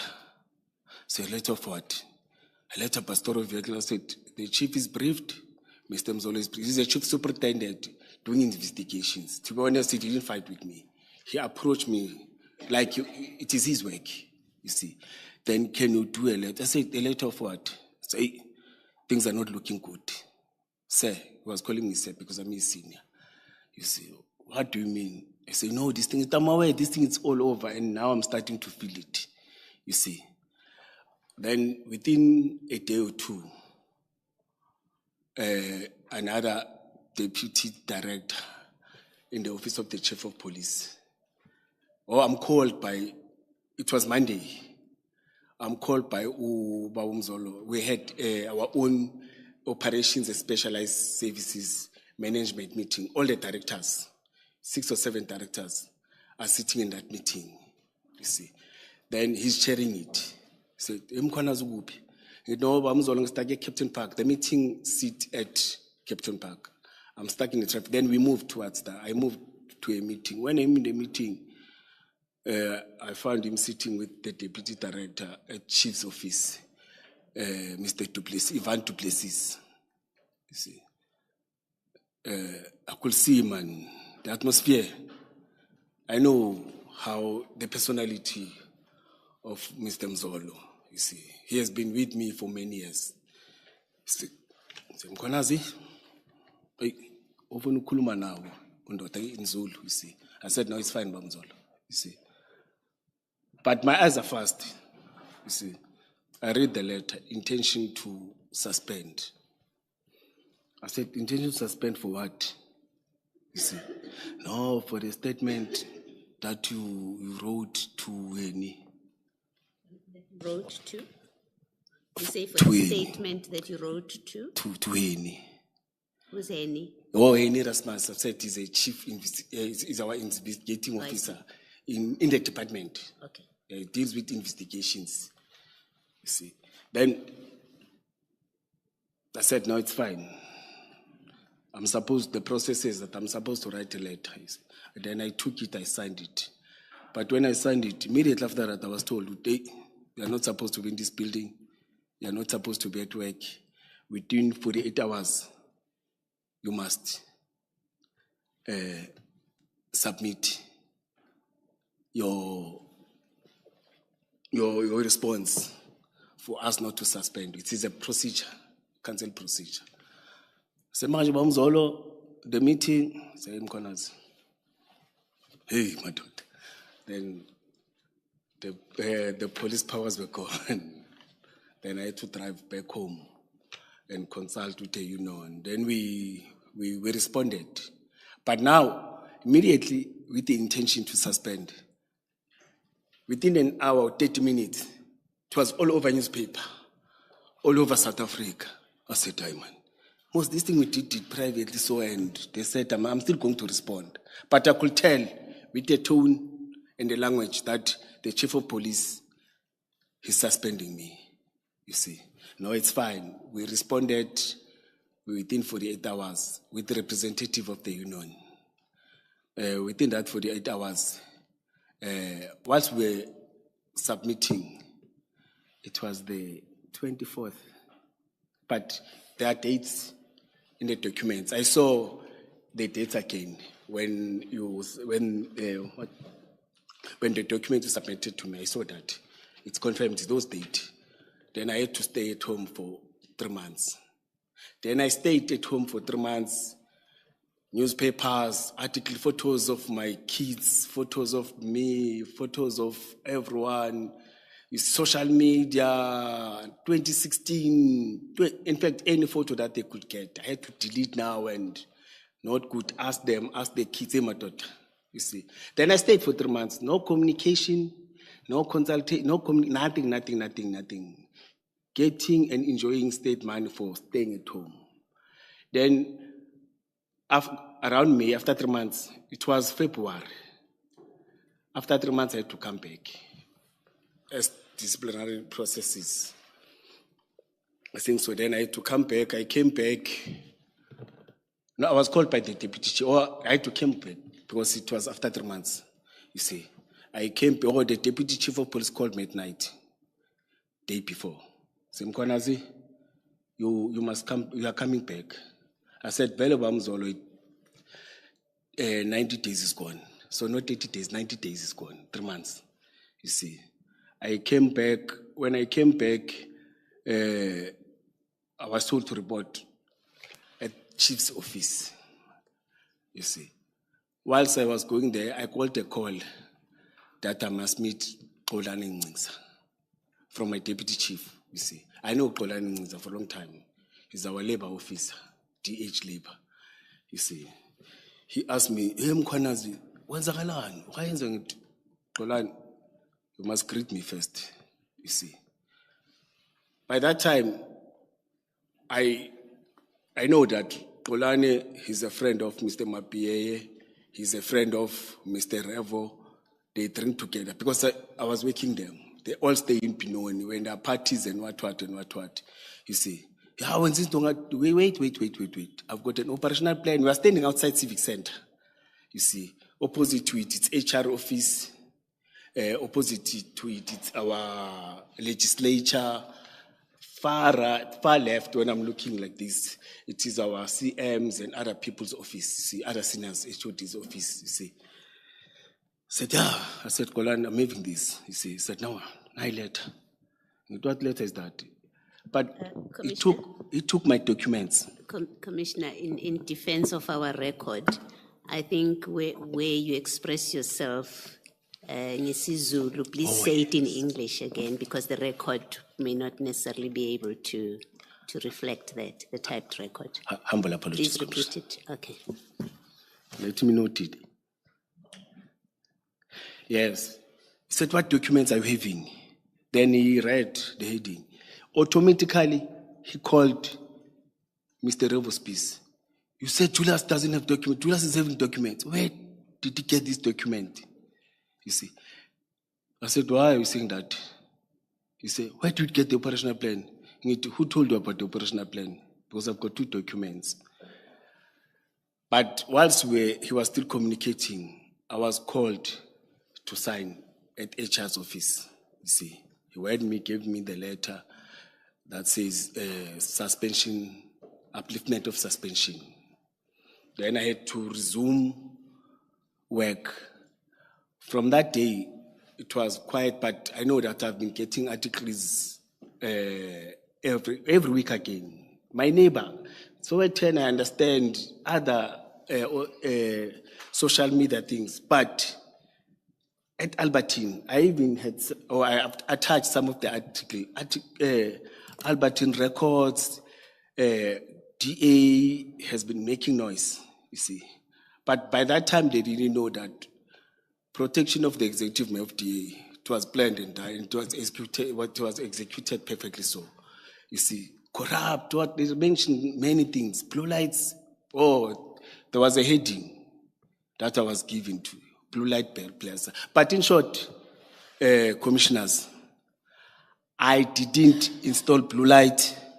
I didn't brand the cars. The cars, I didn't see them physically. They didn't come to the city of Ekurhuleni.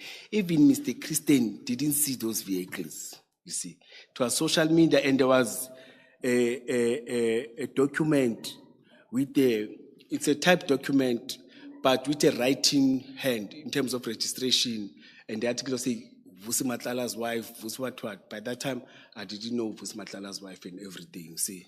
But now I could have an understanding now.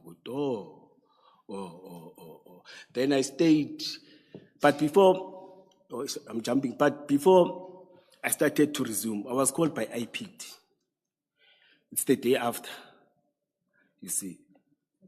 After what? I came back to work, yes. We want to see you. Who are you? No, I'm from IPT. We must see you. Come to Johannesburg. Well, the first time I went to Johannesburg, in their offices, you see, it's about this blue light thing that you gave permission, you see. Then I said, no, it's fine. I informed my boss that I'm not working, I'm going to IPT. They directed me, I drove with my private car, I parked and I went in. When I went in, it was 7 of them, you see. Sitting, it was Mr. Ku, 2 advocates, senior investigators. Out of that, there were 2 females and 5 males sitting like, you see. I said, oh. He said to me, I must talk to this thing of blue light, but now, said, yes, the allegations. First allegation, it was this one of blue lights. Second allegation, it was a dump kill body. Third allegation, it was me giving members instruction to work outside the city of Ekurhuleni. There was a 4th one. I said, no, it's fine. I can respond to those allegations. But this one, of a dump boat, I didn't know it, you see. But these ones I know. Since I worked since from 2005, we've been working outside the city of Ekurhuleni. I've got documentation to prove that. Since I started as a new 2005, specialized units, since specialized units were formed, we've been working outside till now. Even now, they're still working outside, but it's fine, you see. Then I said, no, but I don't need, I will write those things. I wrote and responded to all these allegations. I think I wrote 3 or 4 but on this one, they said, are you aware that there are allegations that we instructed people to dump? I said, which body, my daughter? And what Brakpan are you talking about? They said, last year, there was an operation, you were not there, but you came in and gave you. I said, no, man, what operation that? When they mentioned Yako, I said, yes, I remember, but it's a long time, man. I've not been working with Yako for a long time. I said, yeah, we are aware that we have been not been working with him. They were informed by when they called me. I said, it's fine, let me talk to that then. You see, he gave me, because I was lost, you see, he said it was in Brakpan plots. I said, yes, I remember that thing. You see, I got a call in early hours of the morning, around past 2 to 3, that from Yako. In fact, when he calls, I saw that I had 15 or 8 missed calls from him. Saying, Nduna, we've got a success, come and join us with a success. You see, I said, yes. On that, I even wrote that, hey, I'm not aware. I was there for the success of goods that him and his team, or the guys that he's working with, they got. He even said, bring the mail. I said, I can't just bring a media. For what, you see? But I drove the commissioner, you see. I stayed there for 3 or 2 minutes. I'm going to talk to that, you see. But all these allegations, I submitted statements. Then after 3 or 4 months or 5 months, I got a call from IPT HQ that, hey, we want to see you again. Remember, I met with Mr. Kulu, I submitted, you see. He said, when you come here, come with all the documents that we're having for blue lights. I said, what blue lights? Okay, for EMPT operations, from EA working relations with Mr. Nhlanhla and everything. I took, luckily I had a copy of an original plan that I'm saying I'm going to talk to you, you see. And the intent to donate. Then I had a letter that I submitted to Chief's office. No, I didn't have a letter. But there was another third document that I had, you see. Oh, my statement. He wanted my statement to mention the registration of the cars and everything. And I even said to him, no, I'm even having the disc of those vehicles. He said, good, bring those discs. I said, I'm coming with them. And I went in, I submitted, I cooperated, you see. I even gave him he said, what it is? I said, it's not even the disc, but the disc are there, you see. Then I gave them all those documents. Then it was quiet. Up until I got a noise again about blue lights. IPID is investigating me. IPID has submitted IPID has submitted to the office of the executive mayor a document that recommends me to be charged internally. You see, I said it's fine. I'm the employee of the city. I know I didn't do that. You see, I'm waiting for them to start those processes. You see, but there was noise, but not directed to me. There was noise everywhere. But I worked. I went back to specialized services, continued with my work. In those processes, you see, members of THU, Truck Hijacking Unit. No, let me not jump something. In those processes, no, it's fine. In those processes, just that I don't have the dates and I can't state it chronological so, but Mr. Mzolo told me that, hey, they are charging your members by IPID. I said, for what? They said there's a truck that they took somewhere in Benoni, and that truck was not supposed to be pounded. They pounded that truck. I think they arrested or they wanted to arrest the suspect. Okay. They charged, suspended. There was no communication with me. There was no communication with the then inspector, who was their direct supervisor. No communication that was done. You see. Then they came to me, showed me the suspension letters, that they've got the suspension letters, you see. But before the suspension letters, we spoke to Deputy Chief of Space. He said, you must implicate, if you don't want to be suspended, you must implicate you in crimes and say you were there, you lead this and that and that and that and that. I said, you know what? I know we don't have, I'm having another blood. He's having another blood for me. I don't want to mention it there, you see. But we don't see eye to eye, you see. I said, no, it's fine, you see. But because they didn't communicate with, it was intention to suspend, they suspended them, but they continued with their cases that they were told not to communicate with me. They were arrested at Boksburg. It was 2 cases, you see. Then after 3 months, they came back. Then they told me, no, Mener, we won those cases. The other one was withdrawn in Benoni. We won those cases, we are back, you see. But now they are charging us for, they said they're going, Mr. Revo's Peace attended the court every day there, sitting there. And they pushed that they don't get a bail, and that's what they related to me, you see. I said, no, but it's his choice, you see. But the case has been withdrawn, the other one, too, they're finalized. Then it was those stories then. But in that process, you see, there's a private company that is contracted, you see. Now it's closer now. That is contracted to the city, you see. And the city was starting to align now, not to align per se, to start institutional review.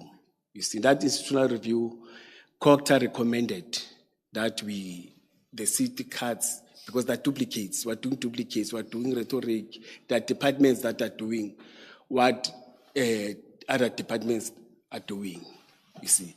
Then to us, we're affected. They said there's a Lamontra that was led by Deputy Chief of Peace, which deals with college training academy, which deals with support system, logistic, in terms of your uniform. They're supposed to assist us in terms of vehicle, bullet vest, anything that we need operationally.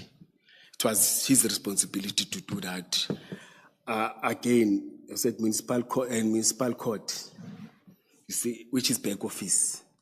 that they deal with all the processes of processing your Section 56, if they've issued, liaising with the courts to make sure that the court role are able to have those 56, those processes have been processes. But that is contracted to a private company, you see.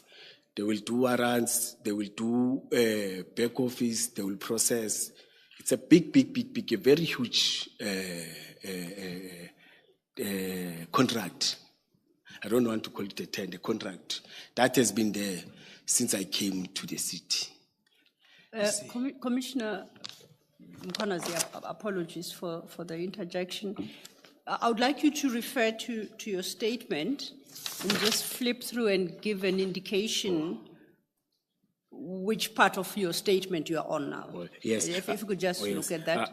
Yes, I wanted to talk to, when I'm in that process, when I was supposed to get in the structure, Mr. Revospice was no longer there. But he did know that he's no longer there. But on the other hand, he was his 60s, I think there, you see. Then I had to start, because the structure said all those responsibilities belongs to me now, you see. Then I had to check. When I checked, I wanted briefings, colleagues, how were you working? How are you working? Remember, we don't talk, me and Mr. Spies. You see, I'm supposed to get a briefing, you see. But this one is not going to get any briefing. And I must mention that when I took off as a deputy chief of police, I didn't get any debriefing. I didn't get any formal handover from Deputy Chief Goodman Nzolo, you see. I'm told that he wiped everything. I was very close to him. He wiped everything, told people that the person who's going to take over is going to sort himself out. But I approached him and said, Babu Nzolo, we are left with a few days and we are and we're talking, me and him, you see. But I didn't get anything, you see. Even the last day, he just looked at me and said, Mkhwanazi, I will see you. From that day, I decided to block him. I said, I took him as my father, you see. But the same thing. But he was still in the institution, you see. And that time, there was a process of suspension, of allegation of the chief of police, of sexual harassment and other things, you see. But I didn't want to threaten that because he's my boss, you see, and it was done by the other departments that deals with that. When that happened, you see, I was busy with the process where I met Speed. Speed told me that, no, we have, 4 or 5 cars that were given to us to utilize by the private company that is contracted. The chief of police is aware the cars were given the cars by Deputy Chief Revospice. He's managing them, you see. We're even giving petrol cars to drive. I said, no, guys. Did they go to Christine? Where's the letter of intention to? They said, no, nothing. I asked the superiors. Deputy Director Vanda van Rooyen. She was reporting director. I asked Deputy Director Bloemhoff. They were deputy directors. I asked Director Johnny van der Merwe. They said, no, it's a private thing that they've done with Deputy Chief and the Chief of Police. I said, but I was suspended for this, the same process, you see. I called Mr. Steins. Mr. said, no, I know nothing about those cars. You see. Once again, apologies, Commissioner Mkhwanazi, and I do hate having to interrupt you and interject unnecessarily. But I must state for the record, I'm truly concerned for our time, right? And hence my invitation to you to have regard to your statement and indicate where in your statement we are in.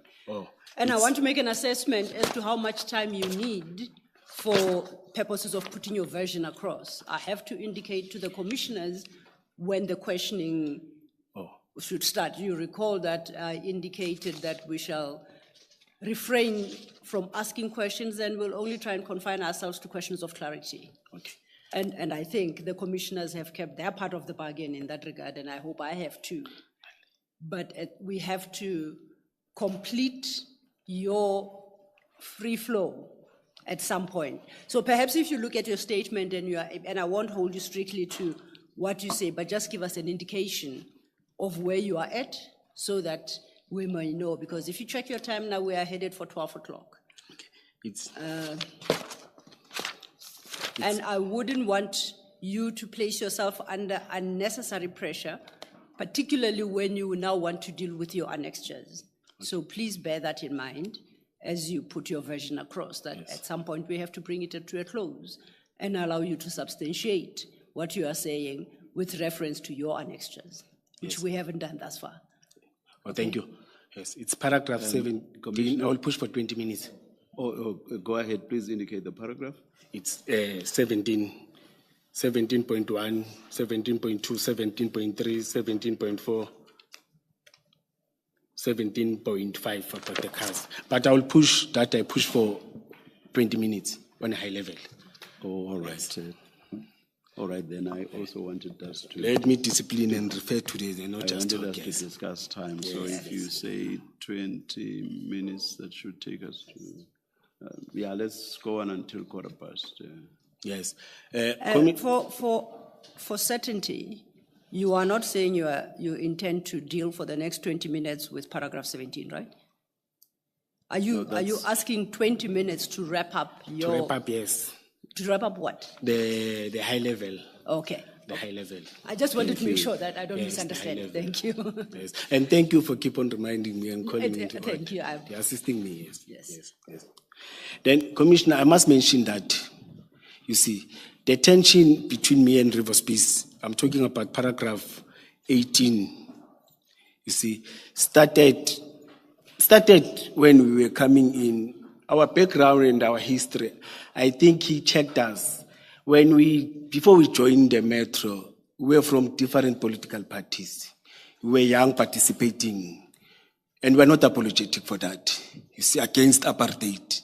You see, there was a time where the council had a memorandum of understanding with NPA for repatriation of the exiled, or again assisting the families in terms of tracking and tracing. Our city played a key role on that. You see, when we were at Stores, Captain Park, with one of the guys that was doing that, you see. Well, that was part. We submitted 2 names from the city, Metro police officers, you see. And they had a passion, they liked that. They were working on that, you see. When they went there to him to request for some resources, the chief of police signed a memorandum of understanding with the office of the CM and NPA. I was not part of that because I'm operational.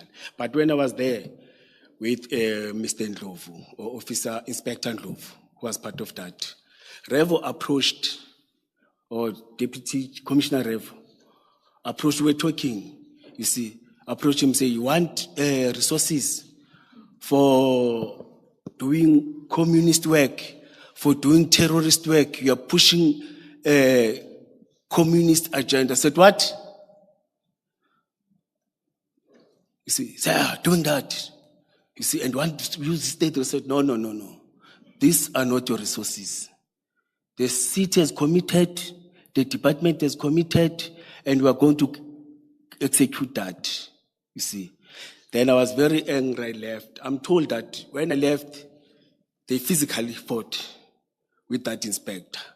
The history of that inspector, he's an MK, he was from MK, the one that came in and joined. He was very disciplined, and I know I worked with him operationally before he introduced me many of works, you see, records, everything is there, you see. But I'm told that they fought, you see.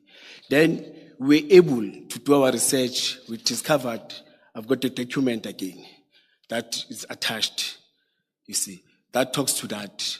That says he was part of the operatives that were going around the township. We showed him, you see. We went back and showed, this is Revo's piece. We were going around Tembis at night, shooting at black people and what. You see, but that created between me and him because we were there to show him that as much as we are saying we are tourists, we are not clean, you see. Then it was very bad, you see. But regarding, I'm on paragraph 20, 21, 22. You see, I've mentioned that some of the members were arrested and what. But on the same thing, you see, he came in here and said, all my members that are reporting have criminal case. I want to put it clearly that back of support staff deals with recruitment. Support staff deals with issuing uniform and everything. And there are members with criminal record that were recruited, that were appointed, that worked with the city. Some of them, they are having serious cases like rape, you see. And before you come in, you're supposed to do fingerprints. All of us. In fact, the city, every employee of the city, when it comes to do fingerprints and submit, you ask yourself, how did that happen? You see. But along the way, there's a process where members, he said, there was a communique 2023, it's attached, that says that SAPS lost fingerprints of 775, or they were not collected from SAPS because we were supposed to do fingerprints, or we're doing fingerprints, all of us, you see. But ours and others, they didn't come back because they said they were lost. You see, there's a communique talks to that. Again, I had a meeting with PESCO meeting. It's a meeting where I, as a Deputy Chief Kwabe, Chief of Police, shared by Chief of Police, him from stores, Kwabe is from Security and Loss Control, I am from Operations and Specialized, him is from Lamont, I've said. Then licensing is part of community safety. In that meeting, we talked about vetting. There is an issue. Usually our meeting, we're taking 10 minutes. And that 10 minutes, it was a report. Start, Operations and Specialized Services is me. Immediately after I reported, when other people are saying, no. The chief said, I'm in a hurry. It happened for 3 consecutive times. But in that meeting, we spoke about the vetting. The chief raised it, that as we are appointed here, all of us, we need to do vetting. Mkhwanazi must do. I said, no. We are all appointed here. We are all working for a security agency. Let's all go and do vetting. Because I had an email that says that private company now, it's the only one that is going to do fingerprints digitally. We are no longer going to use SAPS. And in that meeting I raised, why must we pay a private company? Whereas we can go to SAPS. SAPS is free to do these things. He said, no, SAPS, you are paying. And I said, no, but we can go and negotiate. But I didn't win that battle. Then in that meeting, stopped like that. Then in terms of the vetting, we agreed that we are going to do vetting. And I've said, I don't want to take, vetting is different from fingerprints. Vetting, you disclose yourself, you become naked, you give every detail. If you are having a girlfriend, you must declare there. If you are having this, what you are doing, you must declare. You must give your kids' phone numbers, contacts. In fact, you vetting is about everything that you are doing. You become clean, not even become clean, but you must tell everything. And it is only done by state security. Then in that thing, I raised it that state security is supposed to do it, you see. And I will only submit it to state security. He said, Chief, no, I will coordinate it. I said, Chief, is fine. Let state security come here so that we give. I won't give any junior because I was aware now that there's this clique against this individual, you see. There was tension. We're not working together, but it's fine. We agreed. In the morning, I got an email that says, Chuchu, Jay, you must submit, I've attached it. You must submit your things to my office. I said, no, Chief, that's not an agreement of our engagement yesterday. Yesterday we said state security. You see, in that WhatsApp, I'm not going to comply to this. I've said it, he said, sure. I didn't talk a lot, he said, sure. Then it's like that. Let me try to understand you. So you don't object to vetting as such. What you are objecting to is you submitting your documents to a junior person in the chief's office. It's 2 things. It's to do fingerprints with the private service provider that is close to somebody. Why I'm saying that time I was aware that all those are close to them, or there are people that are close to them that are having criminal records, but in the list that is submitted, they don't appear. You see, the only sinner that is appearing, it's me, that I didn't do. You see, and there was no communique to me. And again, in the second one on the 2003, my name is not even CC'd or there's no attachment. That says Julius. It was said to all our it was sent to all other people, not me. You see, we met, then we had a meeting with HR where I raised my concern that employees of the city are employed by you. You see, I'll be happy if all of us we do it with SAPS, but it must be run by you. It must move from us because we're having our own things. They're saying I'm having my people, and they're saying I said no, it's fine, let it be done like that. Then it was quiet. Up until I raised it last year May,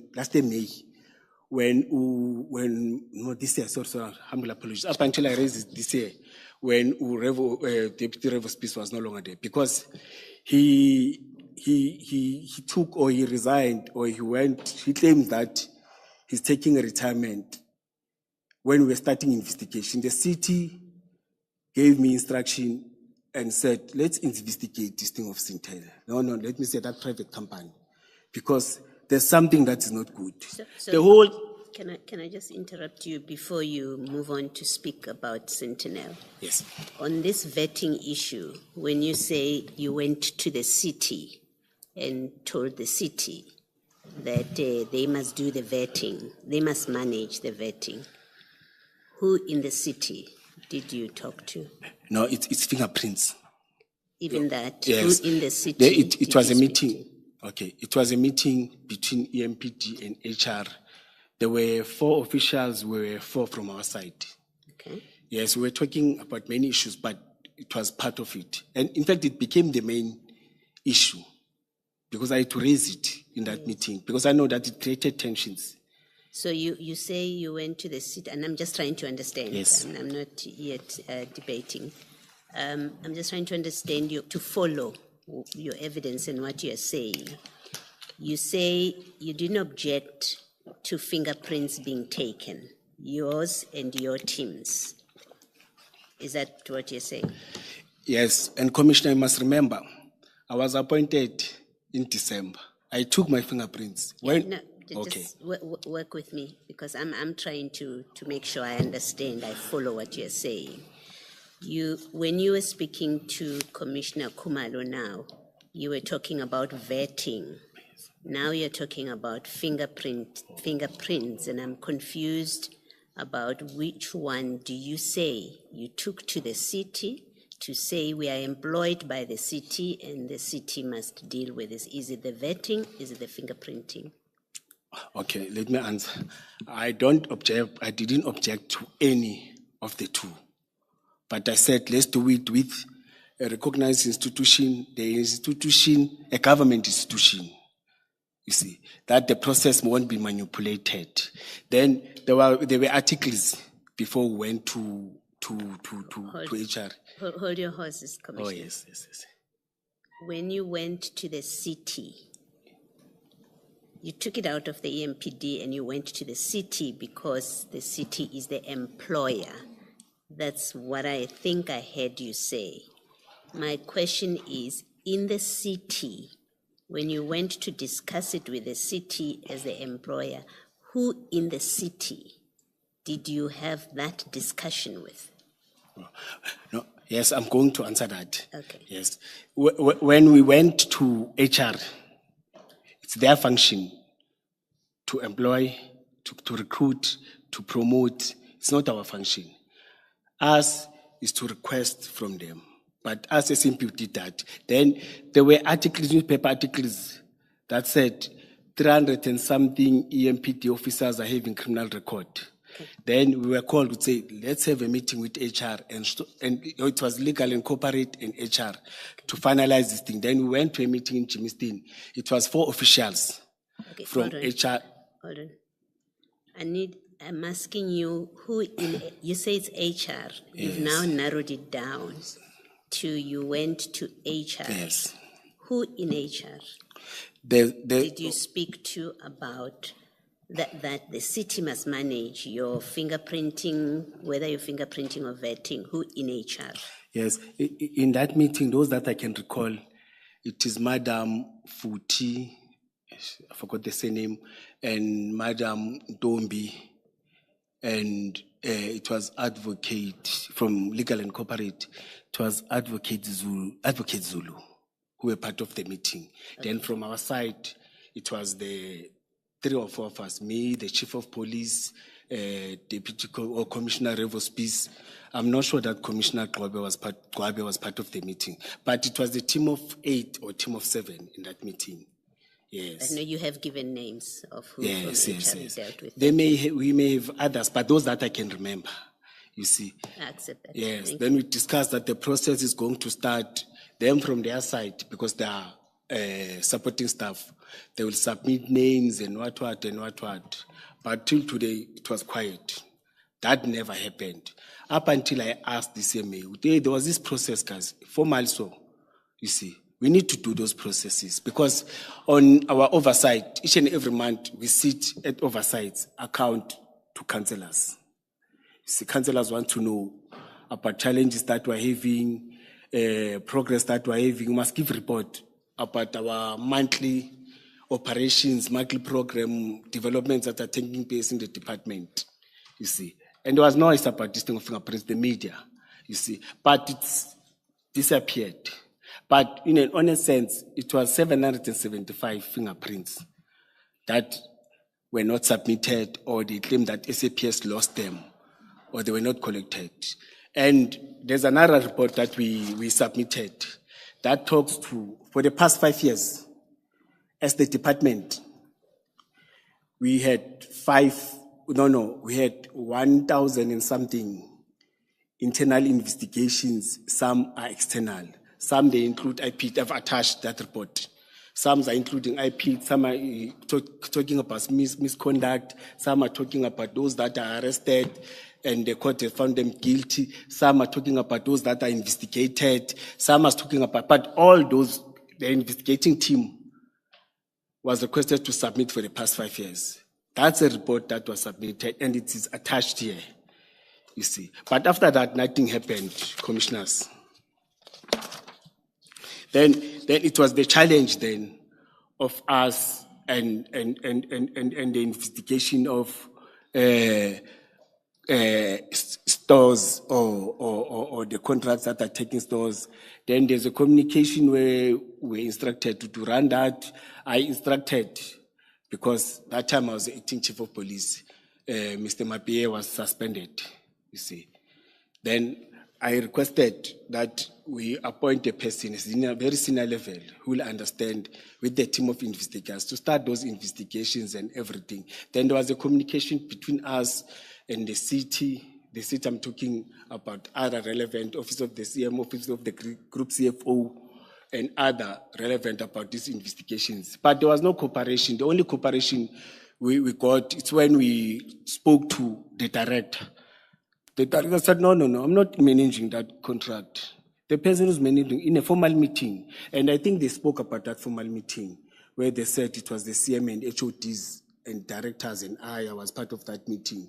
You see, everyone was scribing, taking, you see. It was part of that, you see, that we must start investigation. No, it's a different meeting. In that one, there was Mr. Mapie. It was before he was suspended. It was about the conflict and the tension that we had. The city manager called all of us before the Sintel and wanted to call order. But it was very tense in that meeting, you see. And I'm the one who said, Deputy Chief of Police Revospice is a de facto police. Because the Chief of Police didn't take any decisions at the MPD. I'm saying the Chief of Police, for the past 10 years as the Chief of Police, the decisions were taken by Director Revospice, Deputy Chief of... You will talk to the Chief of Police, Babane.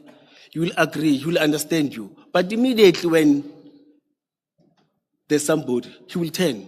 He will agree with you when he's looking at you. Once you go, and I will give a report that, no, we agree that this is happening with the Chief of Police. The next thing will hear, no, that won't happen. Tell that person that won't happen. And it won't happen. It will be like that. Where it's progressive, it's taking the institution forward, it is assisting in terms of the change management and other things that must happen, you see, and bringing a positive attitude in terms of supporting members. Because I must mention this, that for the past 5 years, if not 10 years, we don't have bullet vests. We don't have, it's only EMPD that doesn't have uniform. Now, when you go around and see female officers approaching you with their trousers, may I stand up just to show? With their trousers here, patched.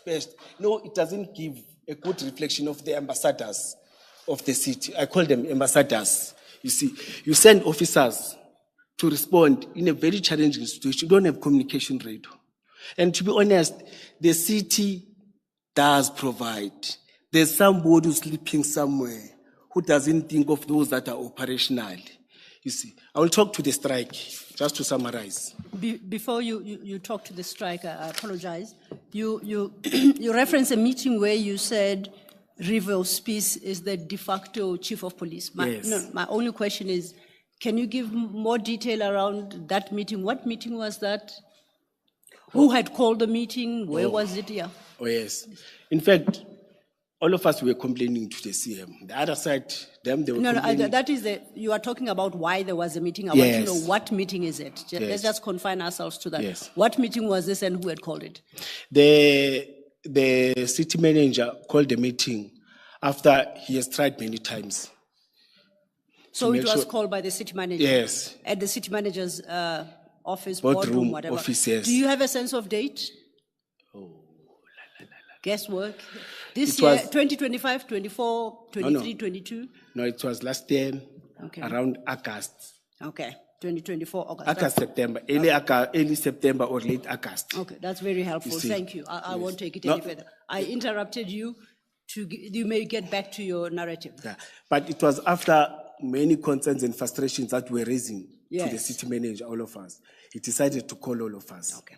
Call order to all of us. Today he was very specific to all of us that the department is going down on drain. Yes. Instead of you, all of you, including I, you see, instead of you focusing in terms of development, in terms of providing community safety in the city, we are fighting for smaller. I don't even understand what are you fighting for, you see.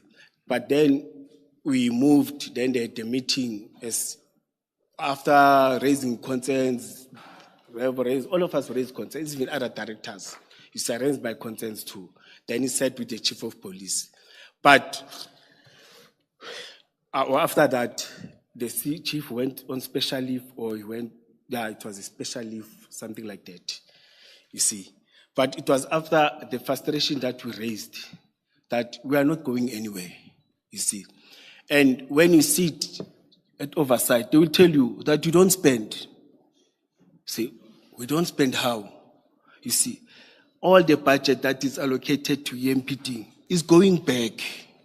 You see, there was a time when we established a land invasion, we were given 37 million as the city to make sure that we procure resources, we capacitate land invasion, because the city is suffering in terms of land invasion. And we had land invasion in 3 regions, and they're all reporting to directors, and the directors that are reporting to me. In one of the meetings, I said, no, it's fine, Chief. One of my responsibilities, you see, it's budget. It's to do budgeting. It's to deal with finances. Can I be given a plan to make sure that we plan and make sure we utilize that 37 million? I said, what 37 million? He said, hey, there's no 37. The finance took it. I drove to finance. The finance said, no, don't point the finger at us.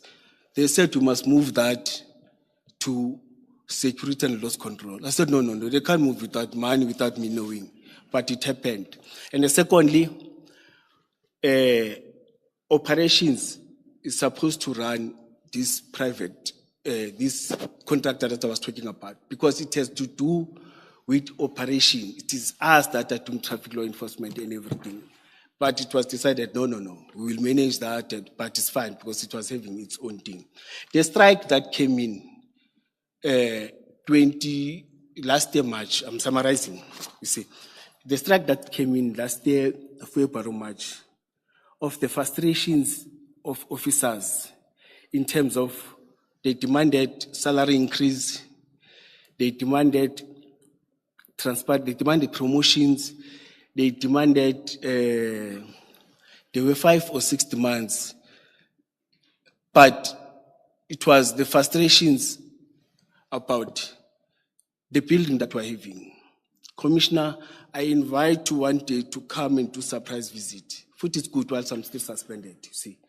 And check the buildings where officers, EMPD officers are reporting to. Some ceilings are collapsing. Whilst there's a budget that has been allocated. You see, secondly, we're able now, you see, able to push when DSP or Deputy Chief retired, no, not retired. His line is not retired. He went to the city of Tshwane, and the chief was suspended to buy more than 100 cars.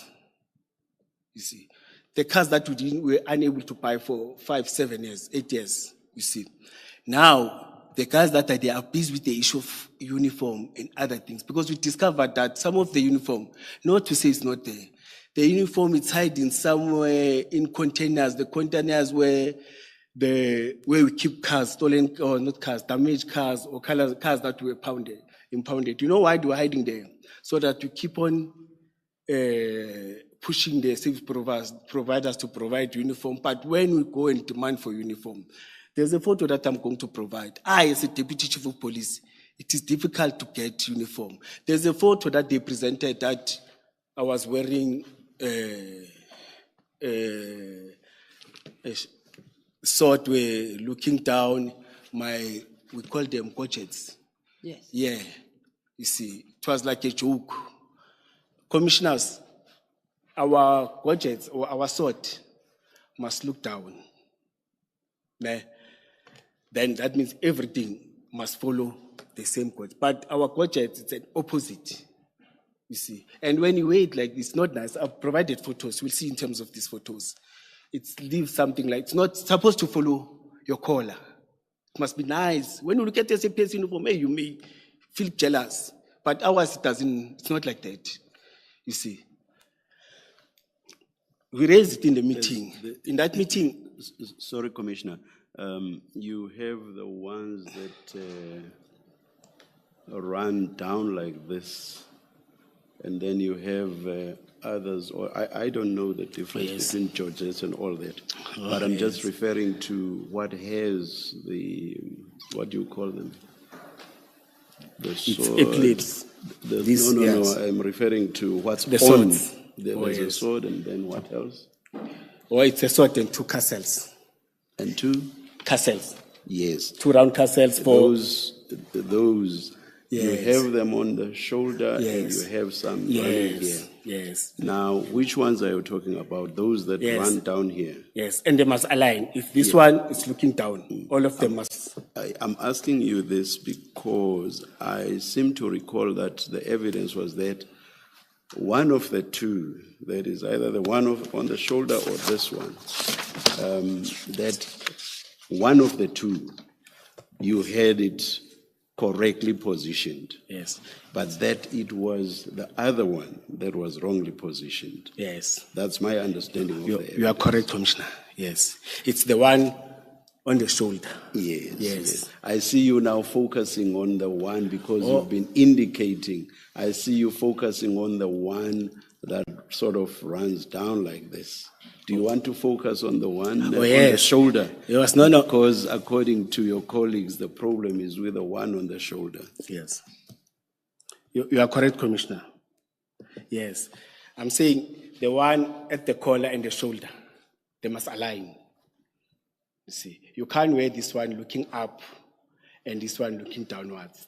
Then when you wear this one looking downwards, it leaves the gap, you see. Yeah. But for all other ranks, directors, deputy directors, downwards is fine. But for us as commissioner, they didn't do it correctly.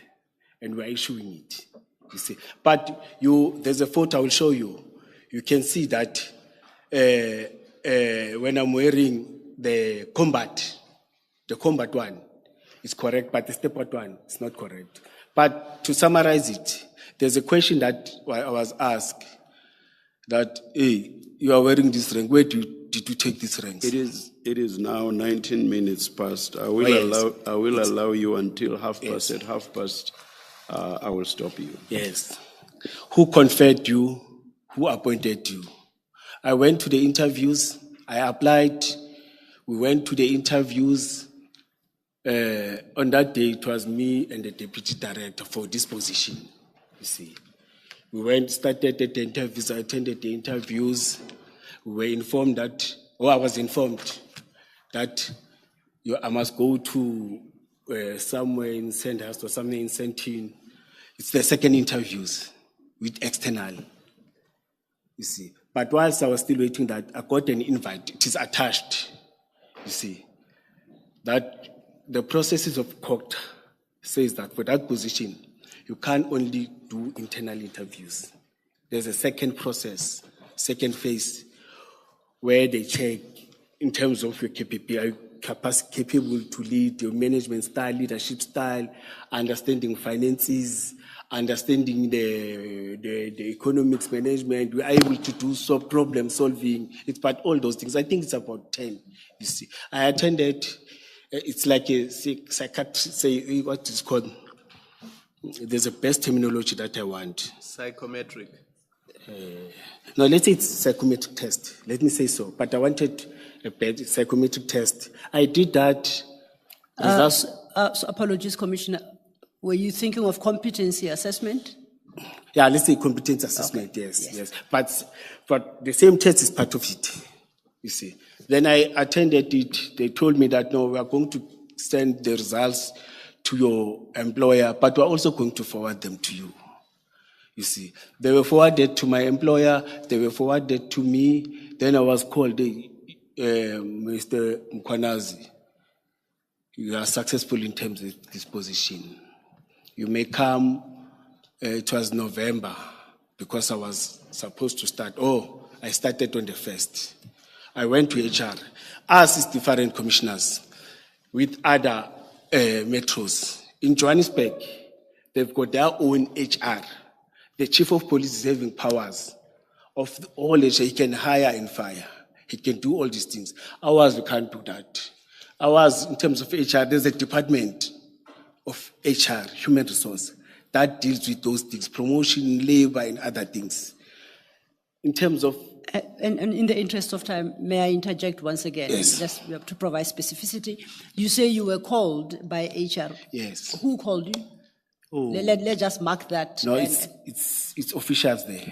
It's senior officers, junior officers that deals with that. That invite you. Yes, they invite Okay, you to come. Even on interviews, you are called by those juniors. No, this is after your assessment. You said you received your own competency assessment results. Yes. You received them. Yes. And then you said subsequently there too you were invited by HR. Yes.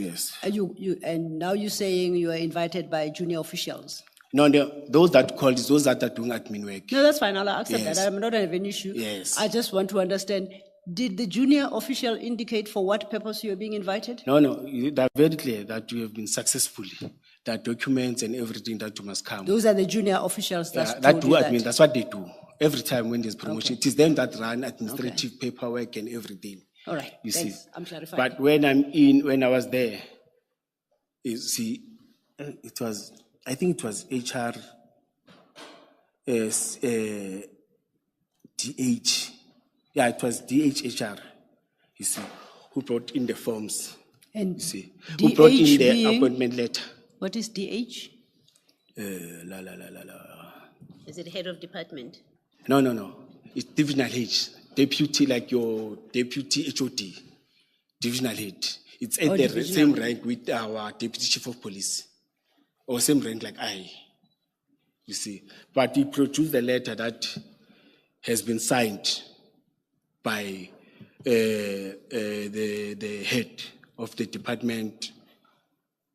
And by who? But the letter is there. I've attached it. You see, I've signed, and when I signed, I was not hip in terms of the benefits. Remember, now I'm becoming a contract. You see, I'm supposed to pay 100% out of the benefits that I'm getting. You see, when I checked the amount, it was far less than that. than what I'm getting with all the benefits and everything. You see, I tried to write a motivation because I was told that no, you can write a motivation, they will adjust and do everything. But till today, you see, deep down I say it was better where I come from than where I am, because there's full responsibility and everything.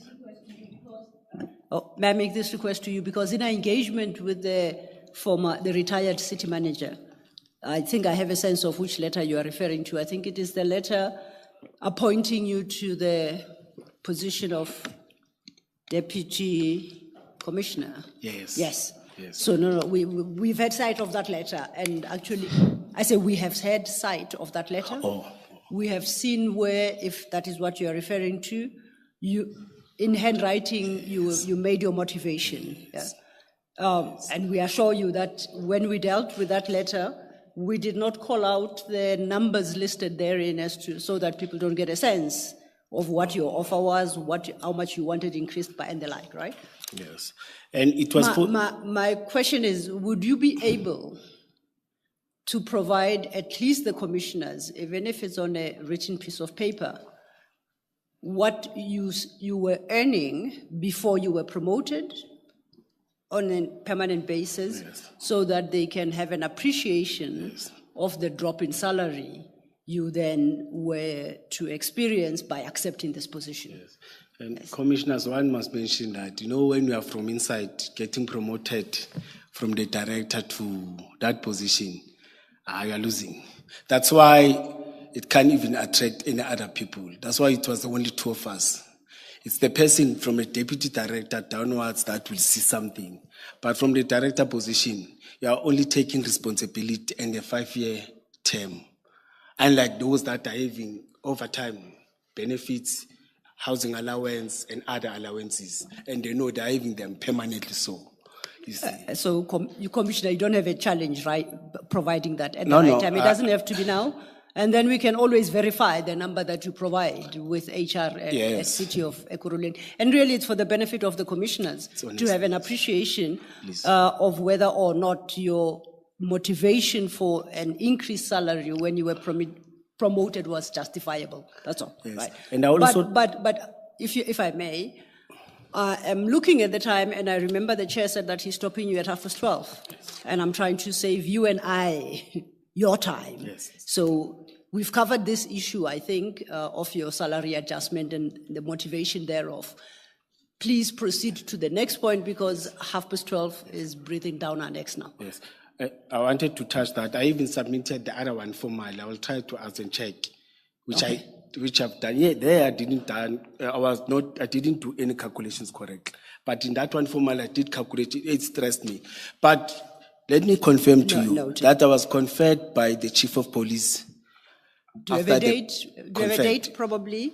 Conferred in terms of the ranks. Yeah, date. Do you have a date on where that happened?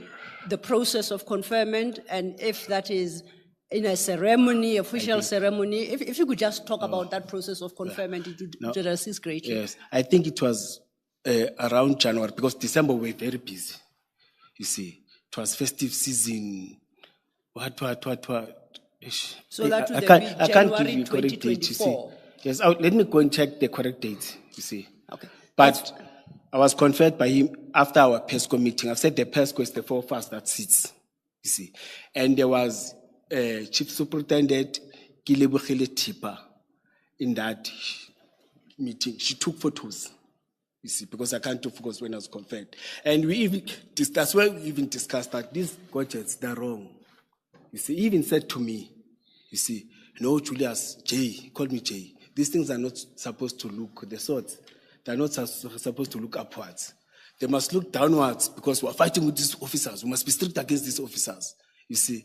Then we raised the issue, but this thing, Chief, said yes. Then Deputy Commissioner Revo agreed that no, but these things were done wrongly. They were manufactured wrongly, you see, not that. But I'm trying to confirm that I was conferred by Chief of Police Isaac Jabulani Mapiyeye. You were about to describe the ceremony of conferment. No, Are you able to yes. Is there a stock ceremony where these things happen, or Is it ad hoc? As he meets you in the passage, he may decide to take opportunity and confer. How exactly does it happen within the EMPD? Okay, thank you. It's ad hoc. It's not formal.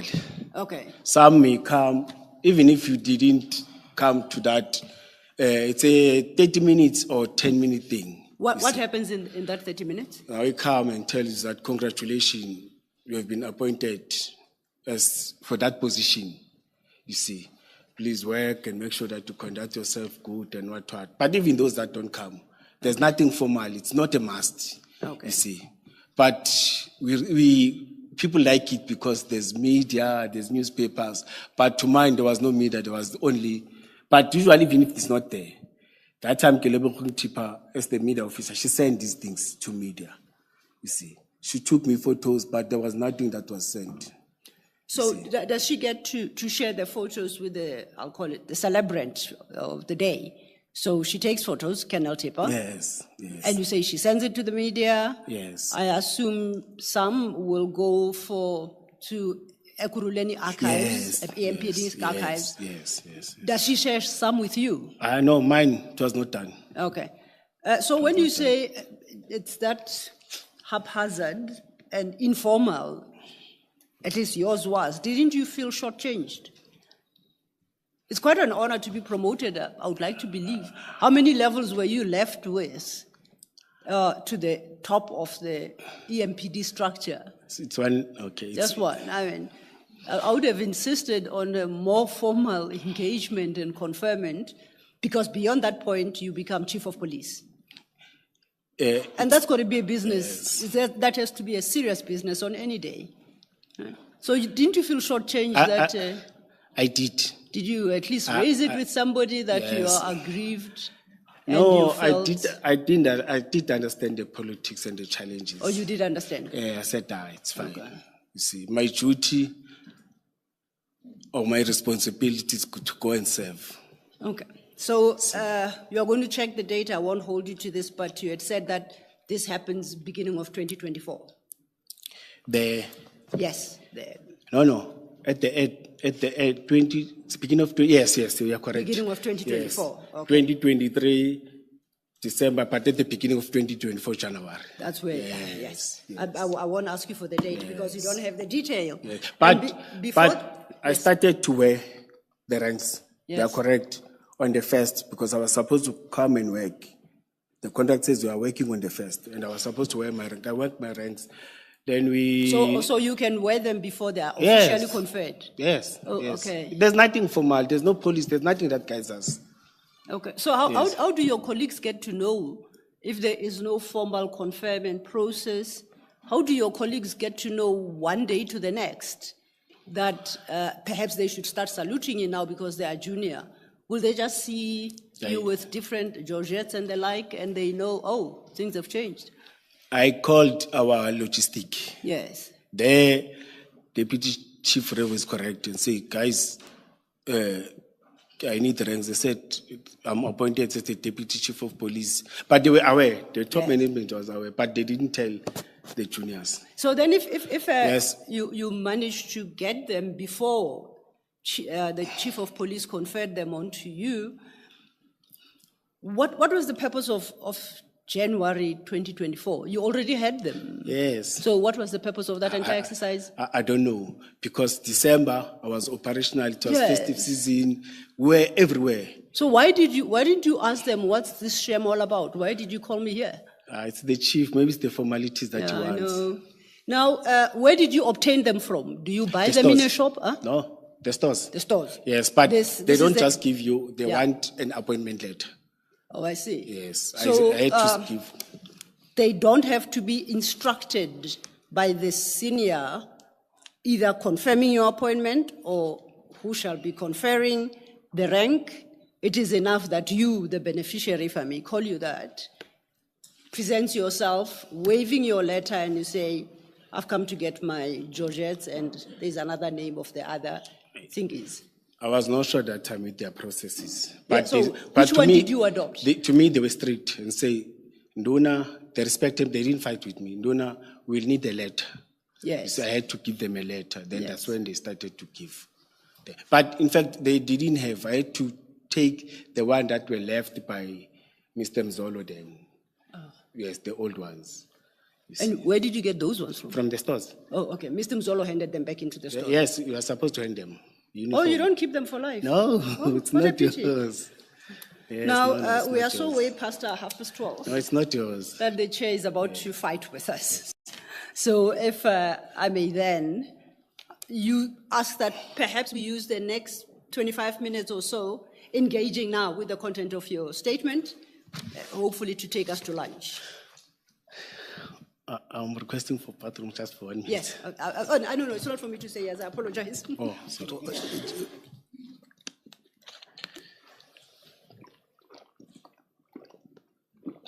Or you can't last until 1 o'clock. All right, let's adjourn. We'll wait. When you see you walk in, we'll come back. It's 1 minute, I'll be fast. Thank you, Commissioner. Commissioner.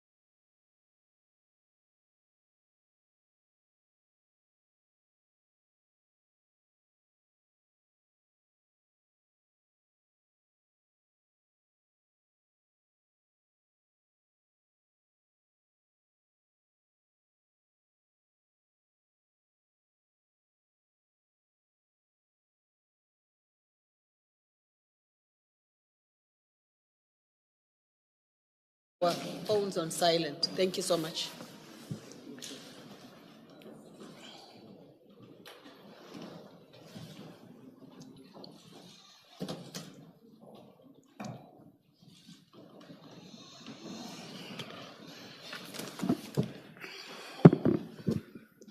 Commissioner, I must apologize. I should not even have suggested that you should last until 1 o'clock. Thanks, But I cannot resist saying this.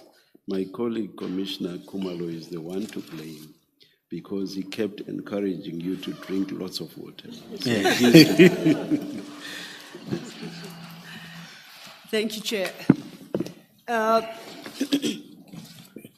Commissioner Mkhwanazi, when just before the little comfort break, we had agreed that we are now dealing with the issues in the manner suggested by the chair, which meant that our free time to 12:30 had ended. So I want us to start, at least, I'm looking for a topic that we can possibly cover either as much of before the break, or we can find a logical point to cut, right? And for this purpose, I want us to go to your paragraph 6 at page 4. And this is the issue of Mr. Van Wyk starting at 5, and the memoranda of understanding at paragraph 6. Do you see where I am?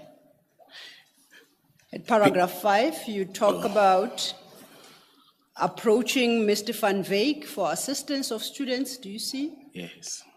Paragraph 6, you introduce the concept of the MOUs. Yes. Right? So you have next to you a box of files. And if you look at the spines of those files, you'll realize that they each bear a name. So you'll have Mapieye, you'll have Spies, you'll have Ngiza, and you'll have Tepa. These are the EMPD witnesses that have testified. So I would like you to pull out of that box the files for Mapieye.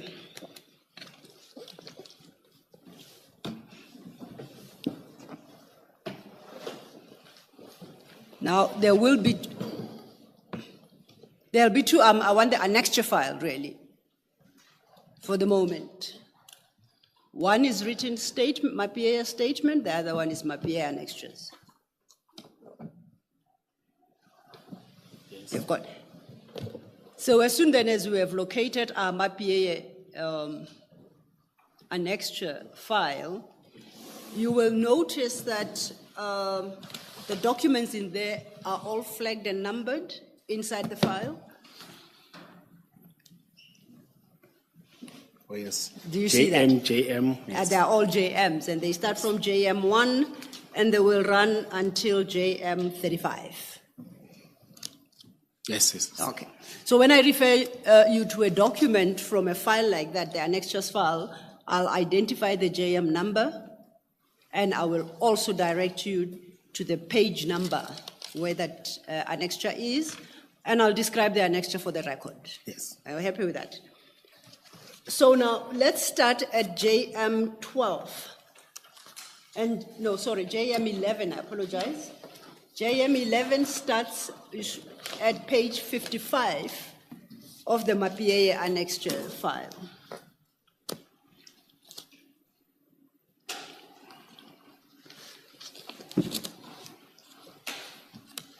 Oh, yes. Now, if you go a few pages forward to page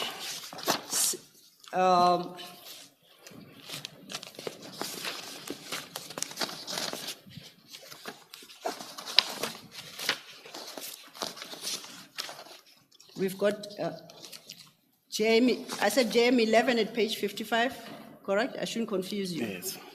Okay? Then the next one will be JM12 from page 131.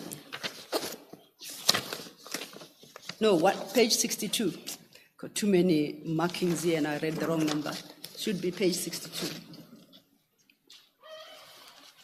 Have you located the second document? 6.2. It immediately follows JM11. Yes. Okay. Now, for the record, please confirm that JM11 at page 55 is titled as follows: Agreement entered into between the Ekurhuleni Metropolitan Police Department, duly represented by, it makes provision for a name, but currently that is unfilled, and Medicare Emergency Medical Services / Anubis Protection Services, and in brackets immediately below that, duly represented by Mike Van Wyk. Yes. That then is followed by the following words in tramlines: Memorandum of Agreement. Do you confirm that? Yes. Now, let's go to page 62, which is JM12. And insofar as headings are concerned, it's more or less the same, except instead of Medicare as the other contracting party, it cites CAT VIP protection, in brackets, duly represented by Vusimus Madlanga. Yes. So now, when we look at your paragraph 6, you reference the MOU. You say, and I read, please follow as I read your paragraph 6 and show that I'm not misstating what you say. As for the MOU, proper communications were done, and there were processes and procedures which were followed between Medicare and Mike van Wyk with email address, you give the email address, myself and the Office of Chief of Police. Proof of communication, communication date, and an affidavit from Chief's PA Lizel Sinovia Tires, where she confirmed that on the 24th of October, she received an email from Superintendent Fortain and submitted to Chief Mapiea. Then you intend to annex their email. Is my reading correct? Yes. Okay. Because your file is still being finalized, can you please have regard to JM 11 and confirm whether or not that is the MOU you reference at paragraph 6? And that is the one between Ekurhuleni and Medicare 24. Is that the same document? Page 55, ne? 55. Yes. Is that the same document? Yes. I looked through your statement and I couldn't find the second memorandum which Mr. Mapiea tendered as Annexta JM 12, and this is the memorandum between Ekurhuleni Metropolitan Police Department and CAT VIP protection. I don't see you reference that particular one in your statement, do you? You are correct. Okay, now why did you, was that oversight on your part, or you omitted it because you have no knowledge of that particular memorandum? You only have knowledge of the Medicare 24 memorandum. Okay. Commissioners, to answer you, remember when I was suspended, I had to submit all the documents and my laptop of everything that I was having to Mr. Revospice, the logistic. They took everything and the documents that I was having. I submitted all, even the operational plan, that I was talking about. Submitted. Sorry. Timeline, are we talking what, February 2023 or 24? 23, 24. And I ask because you said you submitted to Mr. Revospice and he has since retired. Yes. No. This is 2023. That's why I think it was important to highlight the year. 2023, yes. Okay. Yes. I submitted everything. I didn't have any documents with me. Yes. The laptop and everything was with him. And all the documents that has to do with all these things. That's why I submitted, yes. The one that I was able to photocopy is the one that I'm having now.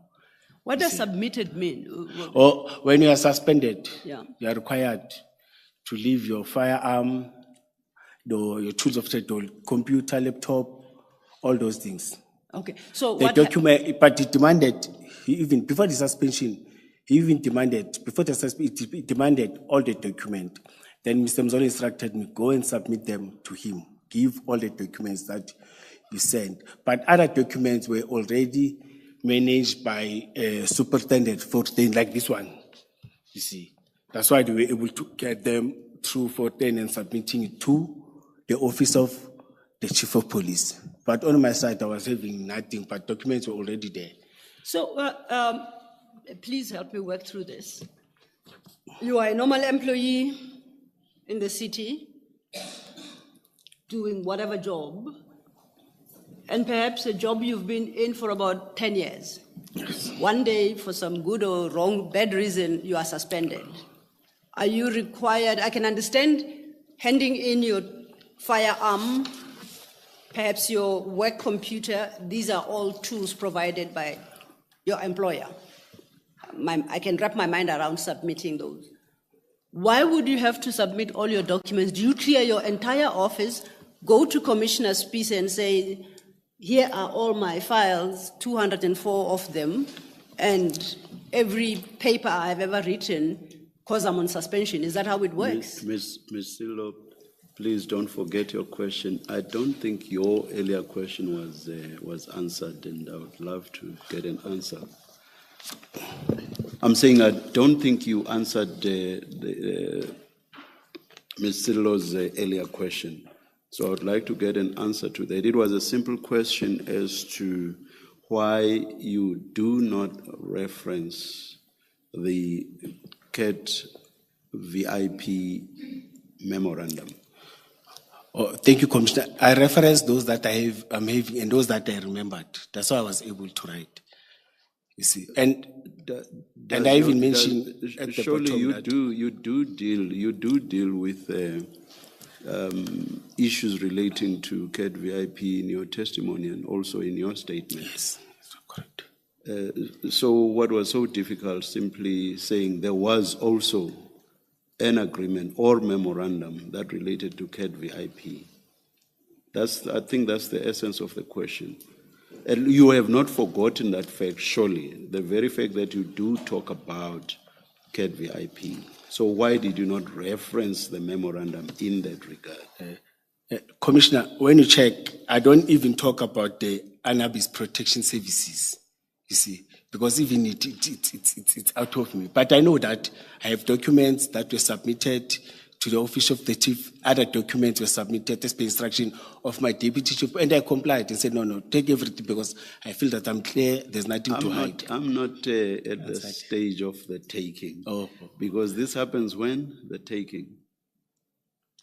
This happens in 2023, you say. Said the taking. Taking or having to give your documents and whatever else to Commissioner Spies. Yes. That happens in 2023, correct? May I refer? Suspension. Yes. 2022, ne?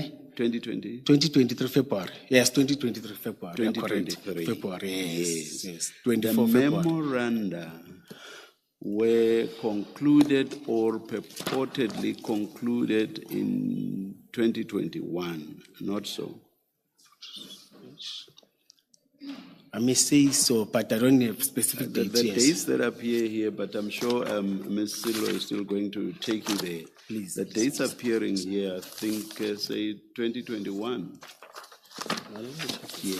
So the simple point I want to make, Commissioner, is that I do not understand your repeated reference to, no, my documents had since been taken. Point is, as at 2021, these agreements in terms of the memoranda are concluded or purportedly concluded.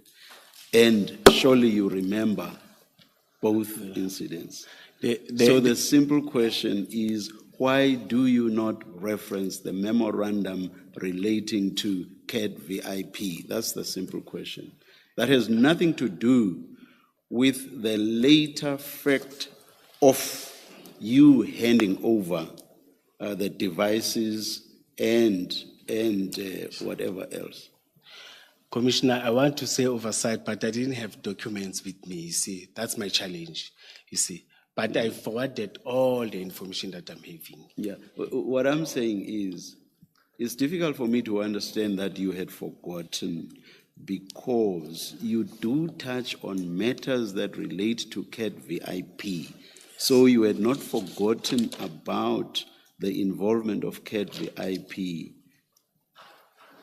in the metro. You had not forgotten about that. You go into some detail in your testimony, the state of the city address, the role that CAT VIP was to play and actually played in the protection or the security provided at the state of the city address. So you remember. So it's on that basis that I say I find it difficult to understand that you would forget that there was a memorandum that concerned CAT VIP. Do you want to comment on that? No, I won't forget. That's why I was able to Yes, touch. But then on if you won't forget, that immediately takes me back to Advocate or Ms. Sillo's question. exactly. Why did you not reference that memorandum then?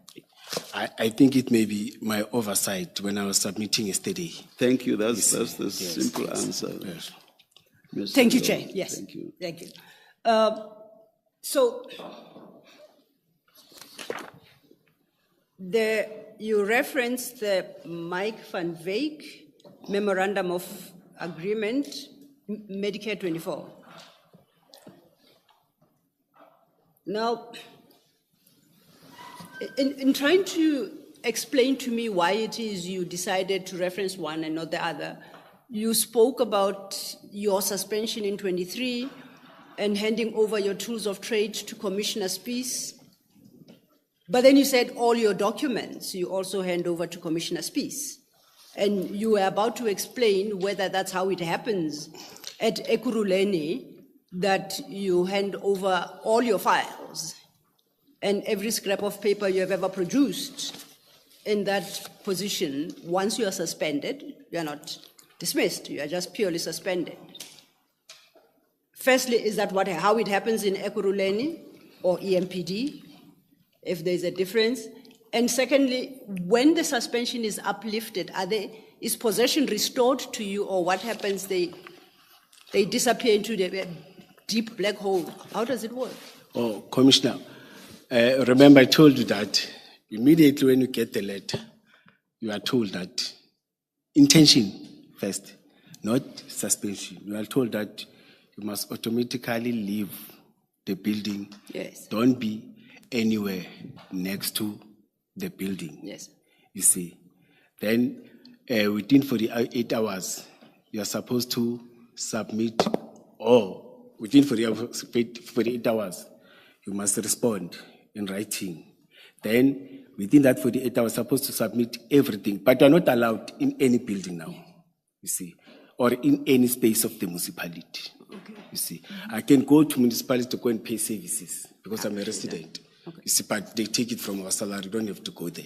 You see, yes. Then that's how it happens. You are not allowed in any space. Remember, and those offices are not your offices. They're municipal offices. They can go when they're doing investigations. They can go at any time, take whatever document, and you're not allowed to communicate with the subordinates. No, I appreciate that. Right now, I'm it. pursuing the fate of the files. Yes, so I understand get everything you're saying, yes. and I do accept that once you're on suspension, you're not permitted to set foot at your employer's premises or attempt to go into your office. I accept that. Yes. I was just trying to understand when you suggested that you gave your files to Commissioner Spies, because I want to run ahead and say, I know that your suspension was uplifted on the 24th of June, 2023. Oh, yeah. Correct? It's June, yes, after 3 months, business Yes. is. When you went back to the office, how did you locate your files? Did you ever locate them? Were they gone for good? What is the position there? There are two things that I did. Yeah. I didn't want my firearm back. You didn't want it back? Yes, because it was used. They took it to the ballistic, or they used it. Okay, let's park. I want to come. See, I want us to park that. We'll Yes. come and deal with it because that's an interesting aspect Yes. you introduced. Let's Yes. let's finish the files. Yes, even the laptop. I demanded for a new laptop because they tampered with my laptop. Okay. I'll put it to the list of what we are coming back to now. So when we come back after lunch, we're going to talk about this tampering with the computer, your laptop, and the ballistic issues. But for now, we are still trying to track down your files, remember? Yes. Where are they? You are back in office on the 24th of June, 2023. Where are your files at that point? Now, it's my laptop, you see. Files that we submitted, they are with Commissioner Revo, and the other ones, especially this document, were with Madam Forstein because they were submitted. She was facilitating the process. If you are back at work after your suspension is lifted, I take it that you are expected to do the job you were performing before you were suspended. Now, when you are confronted with a situation that your files are taken, how are you expected to do your job? There was no communication I continued because I know operational work.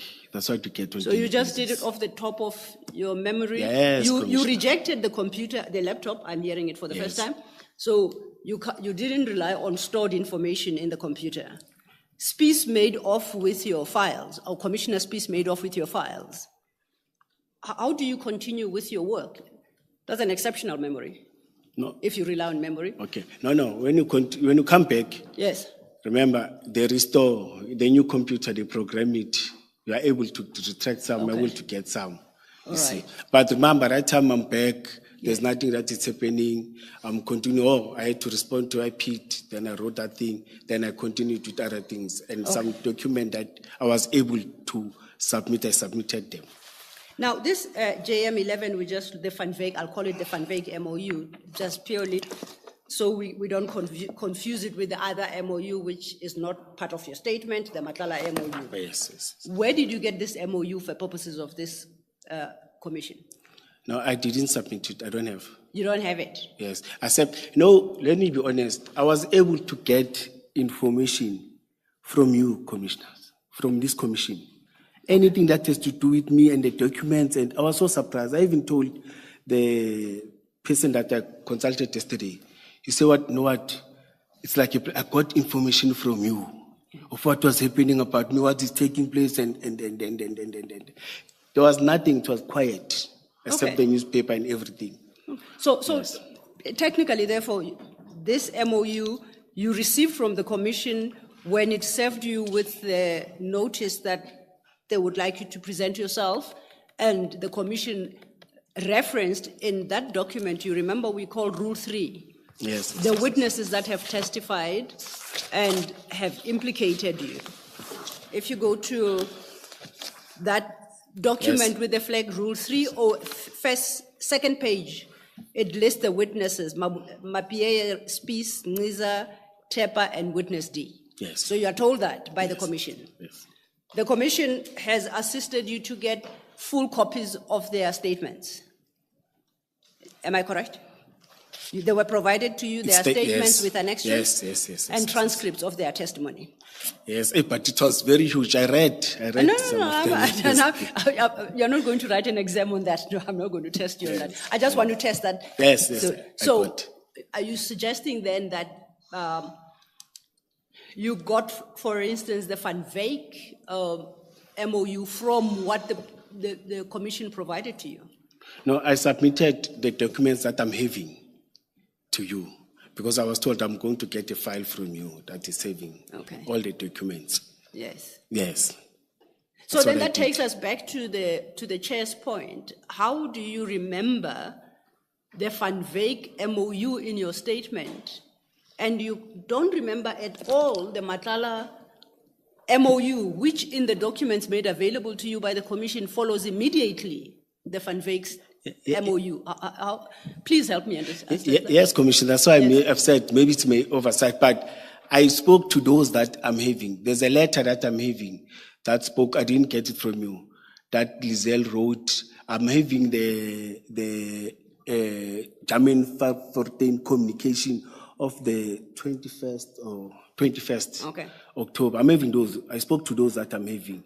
Then I was able to check Madam Lebu's Tipa's testimony, Revo's testimony, you see. But not all of them, because I wanted to, I was pressured by time. I wanted to respond and submit a statement. So then in closing, Ms. Sello, the break. I know, yes. Can I just close this topic with it's just a comment? In fact, it's not even a question. So, based on this engagement we've had, would you agree with me that our recommendation to the commissioners is that they should not form a conclusion that you deliberately omitted the Nhlanhla MOU? No. It just fell Yes. through the cracks. Nhlanhla and the name Anibas Protection Services. No. Yeah. So Yes. when we come back after lunch and we talk about these documents, you'll be able to guide the. No, yes. I will talk to them. Thank you. Thank you, Chair. Let's adjourn and come back at 2 p.m.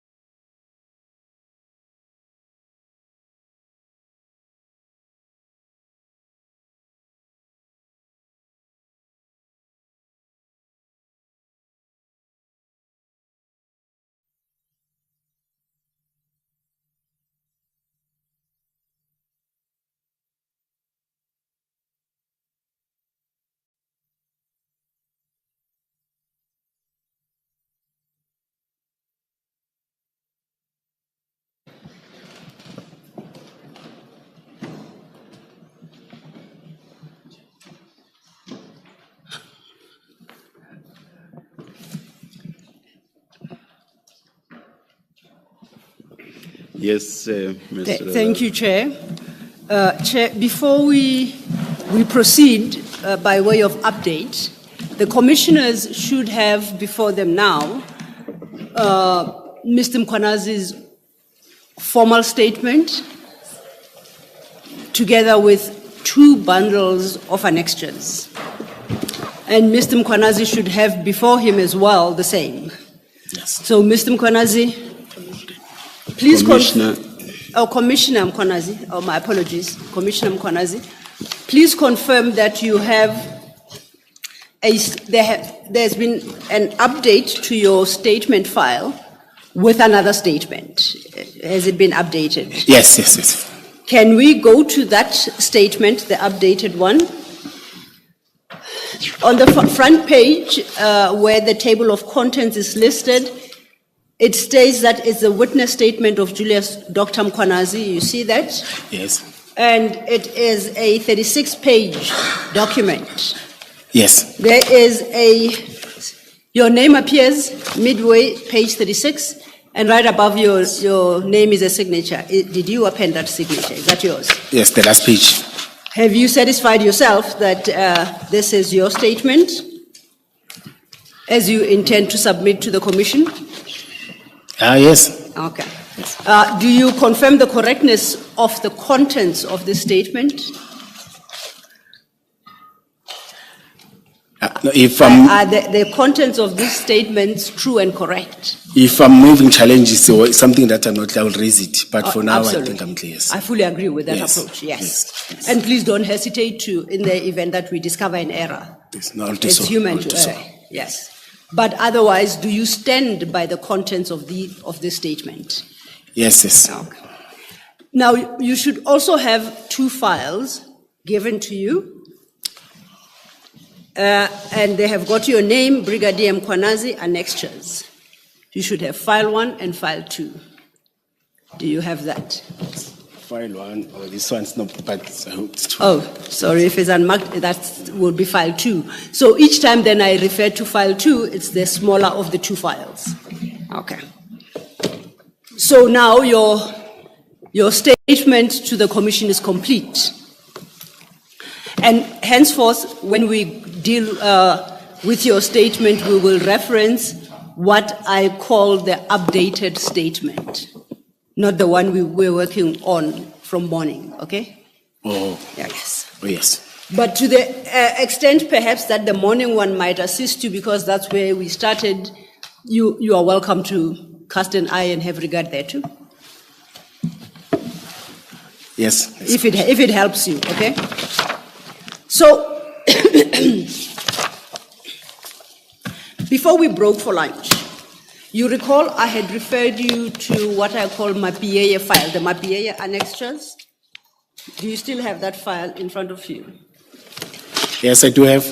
And in particular, I had referred you to annexure JM11 and JM12, and that would be the MOU with Medicare 24 and the MOU with CAT VIP, respectively. You recall that conversation we had? Do you remember that? Yes, as you referred it, MOU, to me it's a... Oh, Memorandum of Understanding? Okay. I just wanted to remind us where we stopped, then we start, okay? Yes, but on my side, I want to refer it as a proposed. What's proposed? Yes, MOU. Okay, can I suggest that we refer to it as a memorandum of agreement? And I say so because that's what the document has on the face of it. It doesn't have the word proposed, but if you want us to bear in mind that it's a proposed MOU, we shall do so. But we can't call it what it doesn't state itself to be. So I suggest that we reference it the way it is currently written, which is a memorandum of agreement. There is nothing on the face of that document that suggests proposed. There's nothing. May I raise something? Yes, sir. Yes. In an MOU, you don't have 3 signatures of... No. You're talking about signatures. I say there is nothing on the face of this document that suggests it's proposed. Can you live with that? Yes. You are talking about the status of the document, and I just want a way to describe the document. Oh, no, it's fine. Then It's I'm fine. saying, let's describe it as a memorandum Yes. of agreement. When we get to the issue of the status of the agreement, then we will have the discussion around proposed. No, I agree. I Okay, agree. Thank you. So then, let's just take a moment. The commissioners are conferring, and we'll start. You recall we started that conversation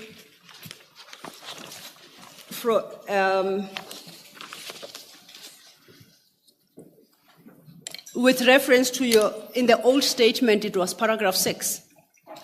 You remember? This MOU that we're talking about with Van Wyk. Oh, yes. All right. Now, just so you locate yourself, in your new statement, it is paragraph 27. Oh. Okay? Clearly, you made some additions before the old paragraph 6, because it has thrown that paragraph 6 to paragraph 27. I want then us to go to annexure JM12, which starts at 55. That's the MOU with Van Wyk that you say you recall. And I would like to invite you to page 60 of that annexure. Page 60 starts at the top of it with the wording Ekurhuleni Police Department. Then it says, by signing this MOA this time, Ekurhuleni Police Department agrees to, and then it lists what the department ostensibly agreed to. Do you see where I'm reading from? Yes, page 60 is, now and then it's 129, same page. Yes, don't forget that 100 is a mistake. Let's refer to the other number, which is 60. Unfortunately, that's what happens when the same document is used for different purposes. Oh, yes. So we'll work with the top number, which is 60. Now, before that list of 5 bullet points, there's an entry there, effective date, in parentheses, a date, the actual date was supposed to be inserted, presumably by hand. Then it reads /10/2021. And it was intended to have an end date because it's got a dash between it and then space to fit in another date. So that would have been the effective date of this MOU. You see that? Do you see where I'm reading? Do you see the words effective date? Below Yes, the and then bullet- effective date approved as form. Oh, yes. Yes. Yes. So this effective date just has an entry of the month of October 10/2021. The actual date of October is not, has not been inserted. Do you see that? Oh, yes. Yes. Now, below that is a box that, for approval purposes, I take it, that requires indication of whether or not this document enjoys support, because it's got a box for support, Yes. and not supported. Yes. Am I reading it correctly that the support box is the one that is ticked? Yes. And immediately after that support box, it's got the following, JD Mkhwanazi, Director, Specialized Services, and it's got a signature. That is your signature, is it not? No, it is. Your signature? Yes. Okay. It's an extensive document.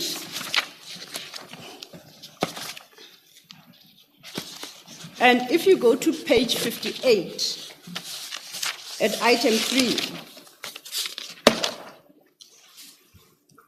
it provides as follows, and I quote, the purpose of this memorandum of understanding, in parentheses, MOU used interchangeably with MOA, is to outline the commitment of promoting and protection of the Medicare emergency services, combining that with the health care and safety of officers of the Ekurhuleni Police Department when a situation arises warranting medical attention on varying degrees particularly in traumatic events / incidents, end of quote. You see where I'm reading. Yes.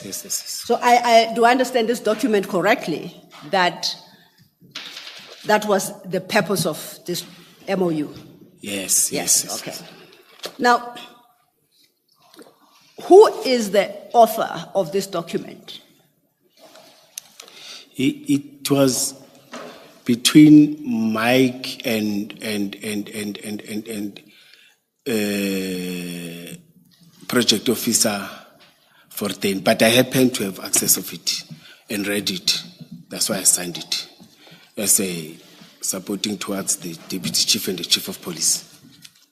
So, if I recall from what you said this morning, Superintendent Fontaine was the project officer in Chief Mapieye's office. Yes. So, to my question now, you suggest that this document was authored by two people, one of whom is Van Wyk, that we were talking about earlier, correct? And Yes. Superintendent Fontaine. And me, I must be included. Oh, so you are the third author? Yes. Okay, let's start with Van Wyk. What role did he play in drafting this document? No, he raised whatever that he's having and draft a draft, you see, and send for us to peruse and check where we're having challenges and everything. Okay. And send to whoever who will comment and draft whatever that is challenging. You So see, the within original department. draft emanates from Van Wyk. Yes. What role did Superintendent Fontaine play? It was to facilitate and check where and take it to the chief of police again. So, take it to the seniors, deputy chief and chief of police, so that they can check and comment and say, no, we are going ahead or we are not going ahead with it. You see, but after it has came to me. Oh, as so the yes to director you at that first? time. Yes. Because We'll I was communicating with her. Okay. I'm the one who was communicating with her. No, I appreciate that. We'll get there. Yes. So if you say her responsibility was to refer the document to Chief Mapieye, when I ask about authors, why do you call her one of the co-authors of this document? If her job was just to deliver it to Chief Mapieye as a project officer in Chief Mapieye's office, why do you call her an author? Why do you make her part of the creation of this document? No, that's why when you said who's the creator, I agree that it's Mike. Then he sent to us. That's why I'm saying it's Mike. You see, Oh, so it was just to comment here and there and change whereas and take it to another place to take it there. Remember, it was still going to take long processes before approved, but now we're still taking it internally in the Now, I'm more interested about who created it. You gave us the impression that it was Van Wyk and Superintendent Fontaine. No. Those are the people who created the document. No, let me correct it. It was Van Wyk. Okay, it was Van Wyk. Take it to us, yes. When you received it, did you make any contribution to the document? No, I just read because it was what we discussed in terms of their contribution and in terms of helping us as the department. And I felt it is going to benefit us as EMPD or as the department, you see. And I know that in terms of comments and everything, it's supposed to, there's a process in the municipality that. Sorry, I apologize. We'll get to the processes followed. I'm more interested in the content of the document at this juncture. Yes. So I want to know what is your addition, if any, to what Van Wyk had drafted? I may not remember, it's a long time ago, you know. What are you most likely to have contributed then? But it was towards the benefit of EMPT, because I raised it many times that officers must benefit, the department must benefit. That's what I was raising many times, in terms of their health and in terms of engagement, in terms of the emergencies, in terms of your incident, the one that I mentioned earlier on, incident and accidents. You see, it was benefiting, and the issue that I raised that it must not be something that is going to cost officers or is going to cost the department. That's what even I raised when I discussed personally with my seniors. And that is captured in item 3 under purpose. So you satisfied yourself that at least the objective had been met based on what you just said. Please remind me which page is that? Page 58, you remember the purpose I just read into the record as The one that reflected. you were reading, yes. So you satisfied yourself that the purpose at least is achieved. Now, Yeah, individually, but maybe when it goes, other people were going to raise other issues and. I understand. Before we get to page 59, which lists various understandings, considering what is set out under item 3, purpose, and the services intended to be provided by Medicare 24,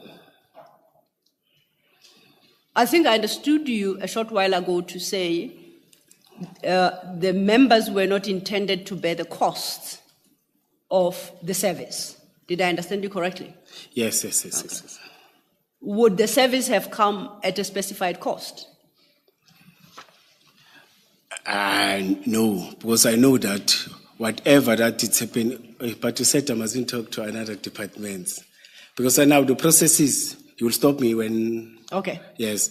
In terms of the processes, when you introduce the document, the legal and corporate always check another department and finance to check that in terms of these agreements, you see, are they not bearing any cost to the city, or is it the benefactor, or is it what we are contributing towards that? Yes. They are looking at the main objective.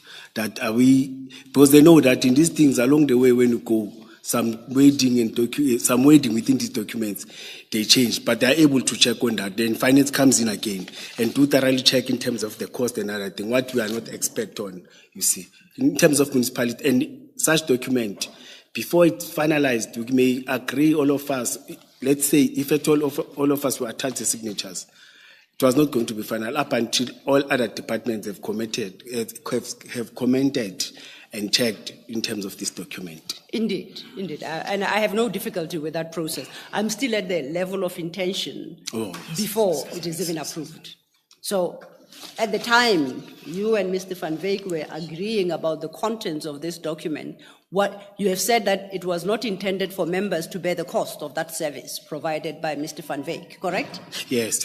Who was to bear the costs?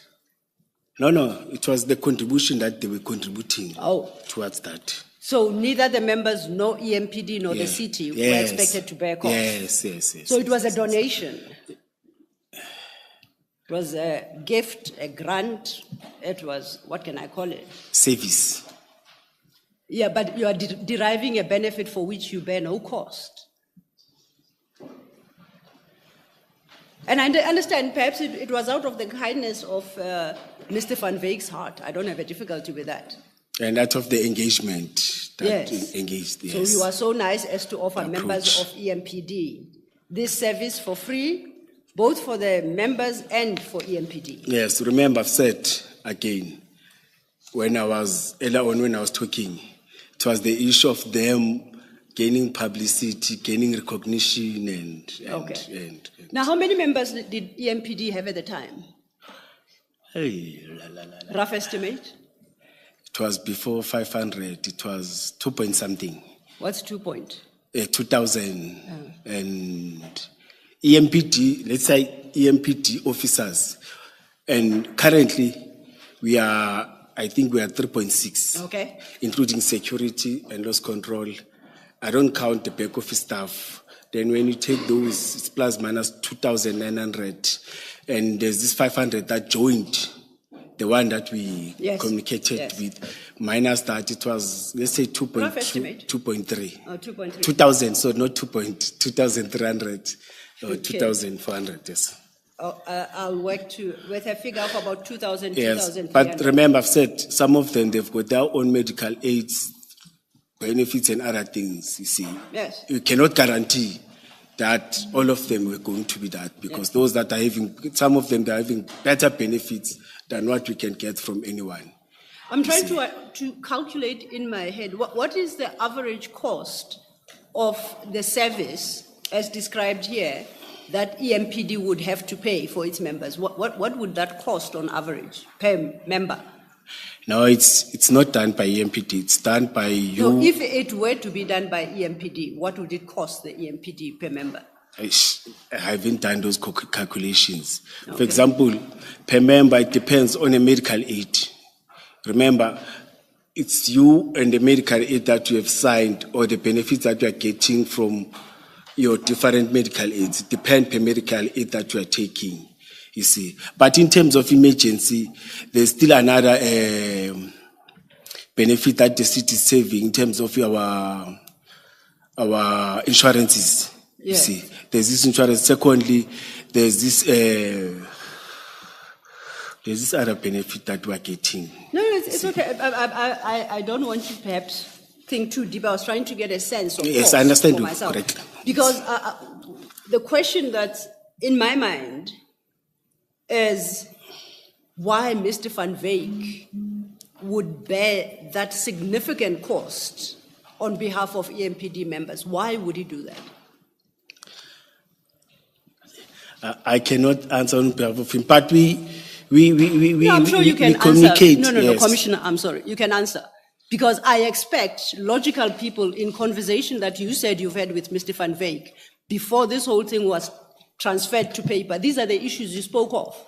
Did you ask yourself when the offer was made, why? Why are you offering us this? I think the publicity that we get when we are operational on the road, helping an officer, the media publicity, the marketing, it was going to take them on the other level.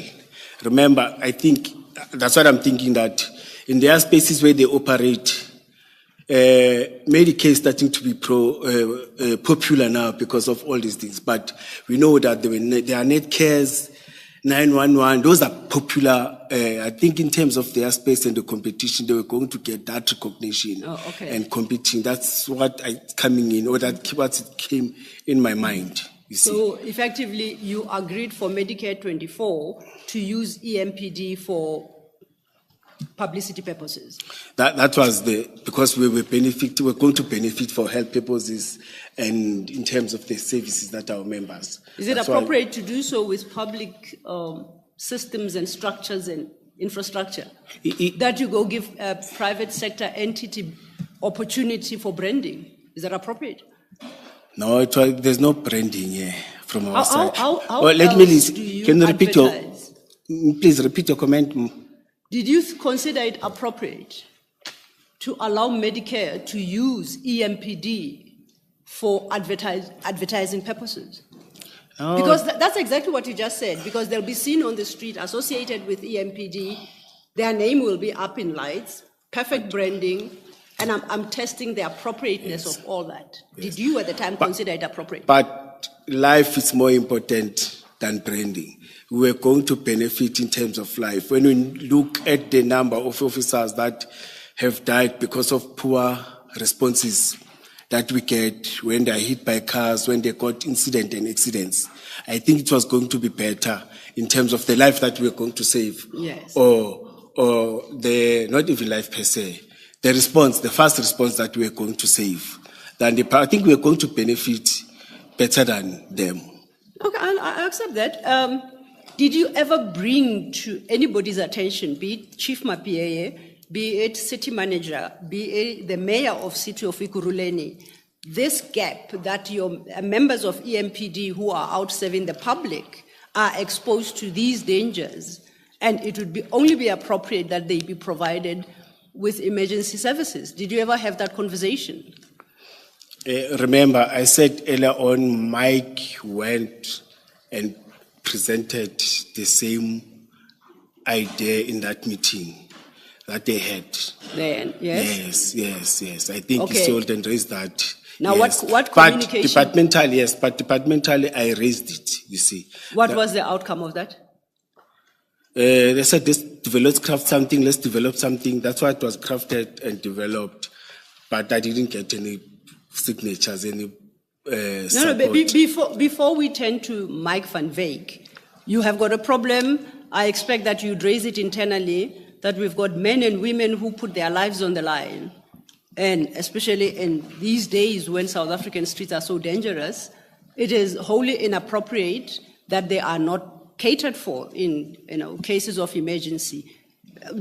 Is that the right conversation? Yes. So I want to understand, did you raise it within the systems? And where did you hit a block, if you did, before you had to turn to Van Wyk? Yes.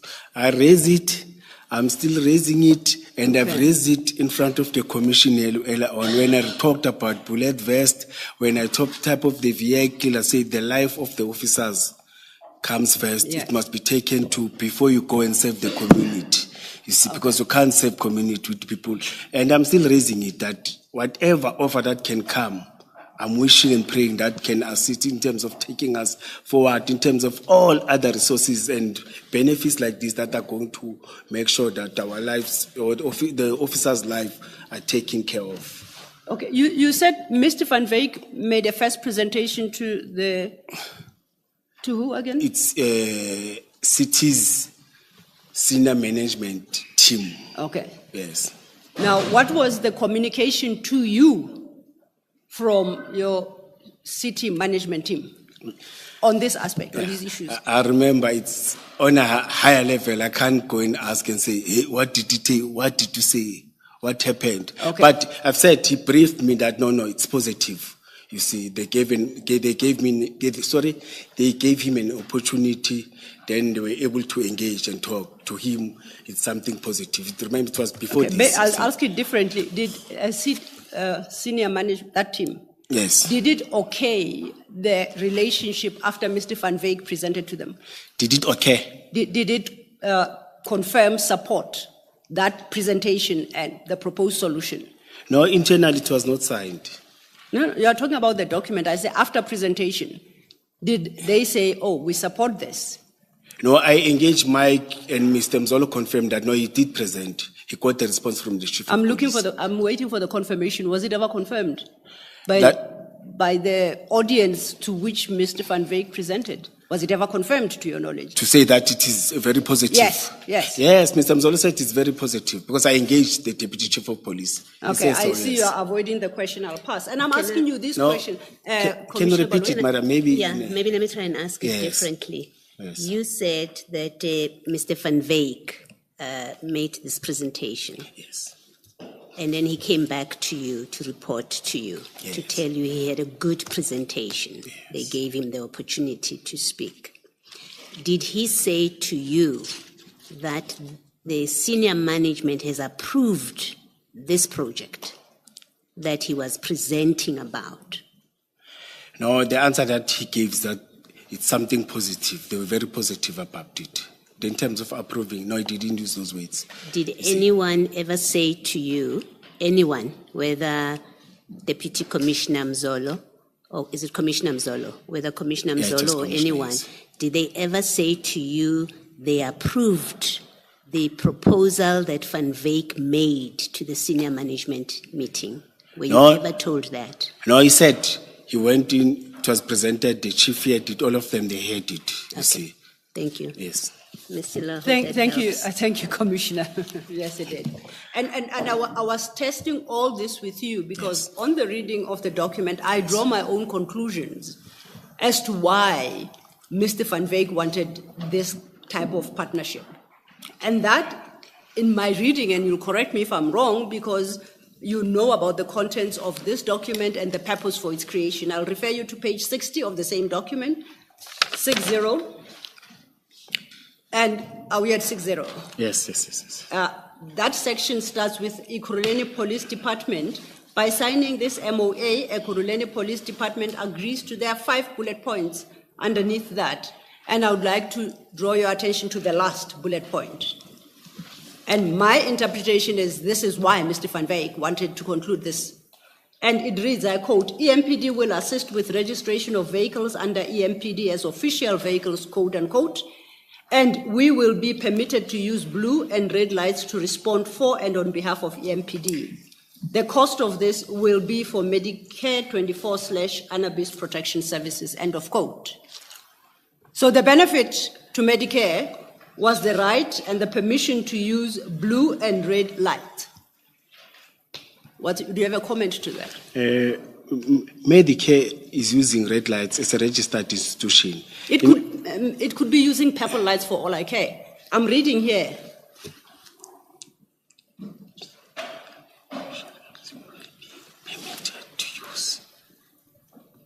No, yes. Yeah, so that was the benefit to Mr. Van Wyk. Yes. It's business people, they may. I agree with you. So they may use blue and red lights. But after approval, remember, you know, I don't have powers, the city doesn't have powers. After approval, you have to request to the minister. Which minister? Minister of Police. And what exactly do you say to the Minister of Police? No, you motivate after these things have went to all the processes. Yes. And say why you recommend that this institution or this security or this person may have, see, or may use. The blue lights. Like, I'm talking about the whole package, you see. What is Or let's say blue lights, it's fine. Let's limit it to blue lights. We're talking yes. about Let's blue limit and it red to lights blue here. Because red lights, they're using them. So you approach then, as I understand you, the Minister of Police to motivate for Medicare 24, Mr. Van Wyk's outfits, vehicles, to use blue and red lights. Have I summarized it correctly? No, you're not summarizing Oh, correctly. okay, please correct me. I'll take your correction later. No, let me raise it. Let me read it so that. Absolutely. Yes, EMPD will assist registration of vehicles under EMPD. Official vehicles will be permitted to use blue and red to respond on behalf of EMPD. On behalf of EMPD. Let's leave the cost. Yes. But I'm saying currently, the institution is using these lights. Which institution? They may not be blue. All medical services. All registered. You've just read it again. Yes, I agree. And it specifically references blue lights. So when you tell me about institutions using lights, why do you exclude blue lights specifically? No, I'm saying a health department can use blue light. It's something different. But you offered that to Mr. Van Wyk.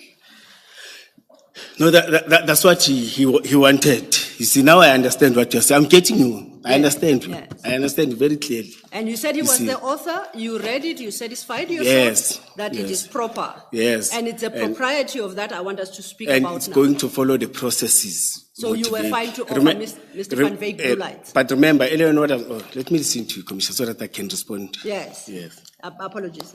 Yes. I've said, remember, it was still going to undergo other processes within the department, within the city. You see, this was my support on my side, but it was going to get different people, different departments, and with experts of different legal experts, your finance, your other people that have knowledge in terms of these things and raise other issues. This, as I've said to you earlier on, that to me it was a proposed, it was not a final. That's why even it doesn't say it's a final one. But it was still going to undergo other processes and everything. But I don't deny your comment on what you are saying, that the objective of the creator, of the initiator, may be different for what I'm thinking, because it's business people, they will think about their level. They don't think like I'm thinking, you see, and the objective may not be the same. On that level, I fully agree with you. Okay. Yeah. Except that earlier you said you received it, you considered it, you satisfied yourself, and in fact you signed it, and you forwarded it to Superintendent Fontaine in Chief Mapie's office. So you were happy at that stage. Yes, I forwarded to them, to Deputy Chief Mzolo. Yes, that's the way you are saying it, yes. So you had approved the provision of blue lights. Now tell me. No, I didn't approve, madam. Here it doesn't say approve. You said I must stick to the words the way you were using. Here it doesn't say approve. It says support, then it must go to. The person who must approve, it's the Deputy Chief of Police. It is the Chief of Police. But even them on approving it, it must still move out of the department. Yeah. But here you said it and you read it to me, it says support, you see. Okay. But where does Not it approved. say? Where does it say it was still to go outside of the metro? Sorry, outside. Where does it say that it was to go outside of the metro? That final approval on blue lights was to be outside of the metro. Where does it say so? Remember, legally, Commissioner, we don't have powers to finalize this, the city. accept, let me, for argument's sake, I don't know what the legal position with regard to blue lights is, but for purposes of the point I'm raising with you, let's accept that you are correct on the law. Now, my question is, where does this MOU say that final approval on blue lights was to be outside? As I'm saying, legally we don't have powers, even if it doesn't I say. hear that. Please, let's not move in yes. circles. Yes. Let's not move in circles.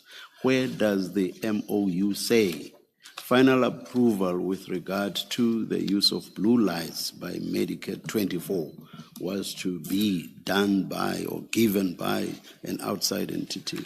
Where does the MOU say that? Commissioner, you're cornering me. You are not fair to me.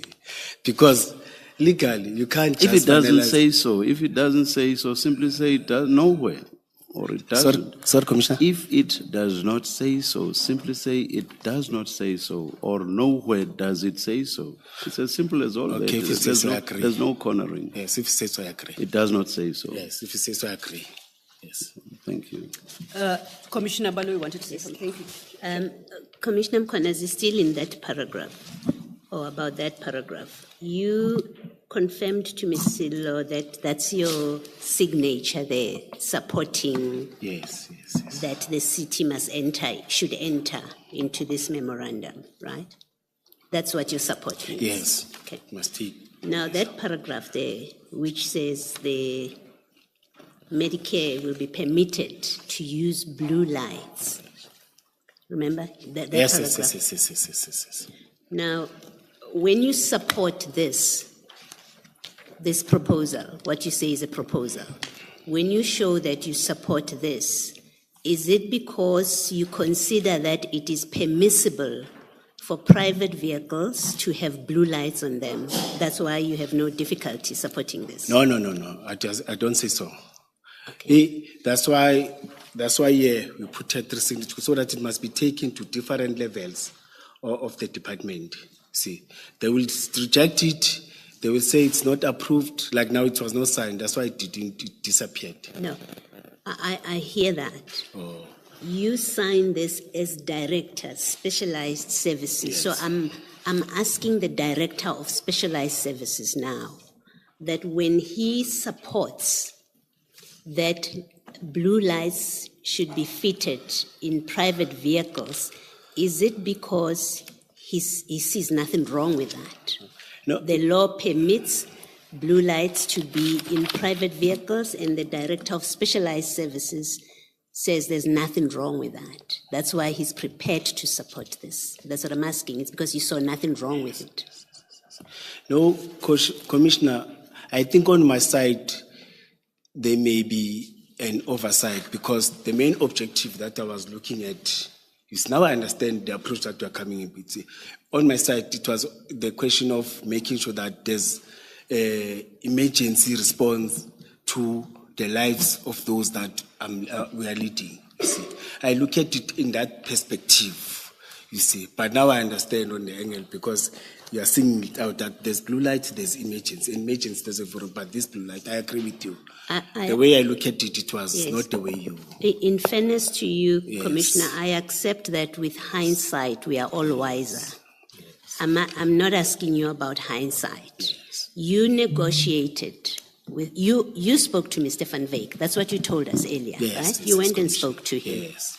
and agreed with him what services they will provide for free to the metro. Yes, Commissioner. And in this page 60, it sets out what is agreed. And one of the things that is agreed is you are saying, when you speak to Mr. Van Wyk, you say on behalf of the metro that the metro will agree that his vehicles will have blue lights fitted in them. And, it can be something that you see now and that you can apply benefit of hindsight. It's a very critical part of this agreement. So you were aware of it at the time, that's what it says there. So I'm asking the question, simply this. When you agree here in this document and in your discussion with Mr. Van Wyk that private vehicles will be fitted with blue lights, you must have agreed that because you thought there's nothing wrong with it. And I want to check that with you. That did you consider that is lawful, that's not a problem, that private cars should have blue lights on them? Remember, Commissioner, it was still within EMPT. It never went back and approved. Or Mr. Mike Van Beek didn't get this document back. It was still within EMPT, you see. I thought that will engage and come up. I know there are people who are wiser than me. We're going to raise, like we are raising it now. We're going to raise it. So no. In our engagement, because it was still going to rotate and comments and everything. You see, that's why the blindness or maybe the oversight on my side, maybe it was going to be corrected when going forward. Let me try get an answer from you to this question in a different way. If this had gone on to Zolo, the deputy, because he's the next signatory, and he supported it, and it had gone to my PAA, and if it had gone to Mzolo and it had gone to my PAA and they both supported it, right? So it would have 3 signatures approving. My question remains, you as Director Specialized Services, you would see nothing wrong. If there are those 3 signatures, you would have seen nothing wrong with private cars being fitted with blue lights. So the question remains, they've approved, you've approved, you would see nothing wrong. You say it's okay for private vehicles to have blue lights because we've all signed. Is that your position about this? Commissioner, now it has been discussed in meetings, and now I would have seen it wrong. Let me agree. Because you would see it as wrong? Yes, because of what public have raised, what you are raising now, and the way you are raising it, you see, it was going to be something wrong. Yes, I was going to be happy because there's this first response. No. But the question of powers, it was going to be wrong. I'm not talking about, we are still going to be discussing the first response and what this contract says. I have things that I would like to discuss with you. I just wanted to check that your position, and you have accepted that something is wrong with private vehicles being fitted with blue lights. Yes. Thank you. The law doesn't allow that, yes. Thank you, Mr. Thank you, Commissioner Baloyi. I take note that you say after you signed, and to be expected then that Commissioner Mzolo would consider and sign, and then Chief Mapia would consider and sign, and then it goes through a process. You spoke about issues of finance and legal, and so I take it then that the document is vetted in the system. Is that the correct understanding? Including other departments? Or yes, within the city, yeah? Is that, or maybe I misunderstood you completely? Commissioners, this document, it was not supported. Now we are taking it to another level. Let me explain supported. myself. Let me explain myself. For my own understanding, to give life to this document, can you explain the process it would have had to go through to bring it to life? Yes. Yes. Internally, we are supposed to, within the department, you are supposed to invite comments. Yes. Yes, you see, comments from not only the 2, deputy chief and the chief, the comments from other senior people within, those that are having access of computer and everything, you see, and we engage. People are raising comments, that's how we do. In fact, in cities, anything that happens to a department that needs comments, they spread it in all the departments. Then after that, it will go to other departments. Before they approve police, or before they are approved, and they need proper consultation with each and everyone. Okay. Thank you for that. I was still explaining. Commissioners, yes. You were giving them time to confer. Yes. Thank you. Then it remains with the relevant department, but your finance, your legal and corporate, and HR, because here and HR. I think even health, because they were relevant, health department, they were relevant here. you see, to comment, especially with the mandates that we're having now. You see, health department belongs to province. Ours is to do, in fact, we are just managing the primary health care. But the last final one, when processes are going, it must go to provinces. I think it was still going to via many processes, you see. Because now I happen to know, when I was acting, that no. That means that, because now I happen to know, when I was acting, that no. That means that doesn't belong to. That's why I was able to tell. Remember, I said I told Vusi, or in my comment say so. I was able to tell Vusi, no man, that means it doesn't belong to us. I thought because local government is providing this primary health care, but now it's no longer the mandate of the municipality. You see, in other municipalities has moved, but with us as big metros, it's moving slower, but it's no longer our mandate. All of this was to take place after you had signed. No. Before. No, I'm saying after the consultation, but I'm making an example now. No, I'm taking you back to the document that you signed. So I'm saying. No, after the Chief of Police Commissioner. So at that stage, it would then go to all the departments and even to whomever outside of the metro. Yes. For approval on the blue lights. All of this, the other departments, the outside entity, body, organ of state, all of that would take place after you had signed, after Commissioner Mzolo had signed, after Chief Mapie had signed. Is that what you are saying? Then goes to the departments, department comments. Maybe can you please answer my question? You're going to confuse me. I'm saying this document would go to health, all other departments, the outside entity that would approve on the blue lamps, it would go there after signature by you, by Commissioner Mzolo, by Chief Mapie. Can you please answer the question? No, Commissioner, after Chief Mapie, it still goes to internal, the city. It has not yet went outside. But it's already signed by the three people that I've referred to. Yeah, within the city. Yes, but any document that goes out of the city. And just a minute. And it's still going to be signed by the person or entity or organ of state that's going to approve the use of the blue lights. Yes, Commissioner. So it's already signed by the three people, and then it goes to the rest of the city, and then to the entity that's going to approve the blue lamps. Commissioner, let's not move yet outside the city. Ne? It goes to the city comments, the city raises things, then an authorized officer when of it the does city. that, when it goes to the rest of the city, it's already signed by the three people, correct?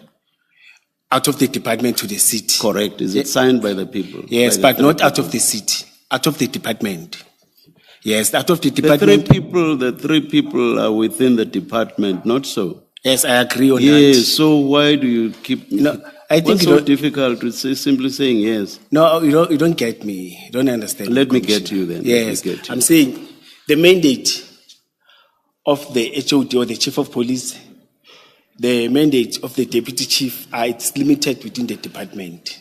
Immediately when you sign, then you recommend to other departments within the city, you recommend to the city manager's office. That's when they check, and if they agree, then they will take it outside. You see, the authorized the city manager. Who was the ultimate person that was to approve within the city?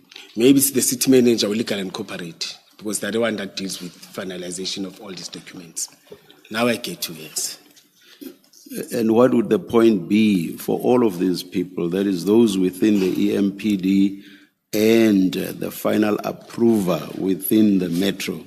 What would the point be for all of them to sign if this is still to go outside, when the person outside might say no to the whole thing?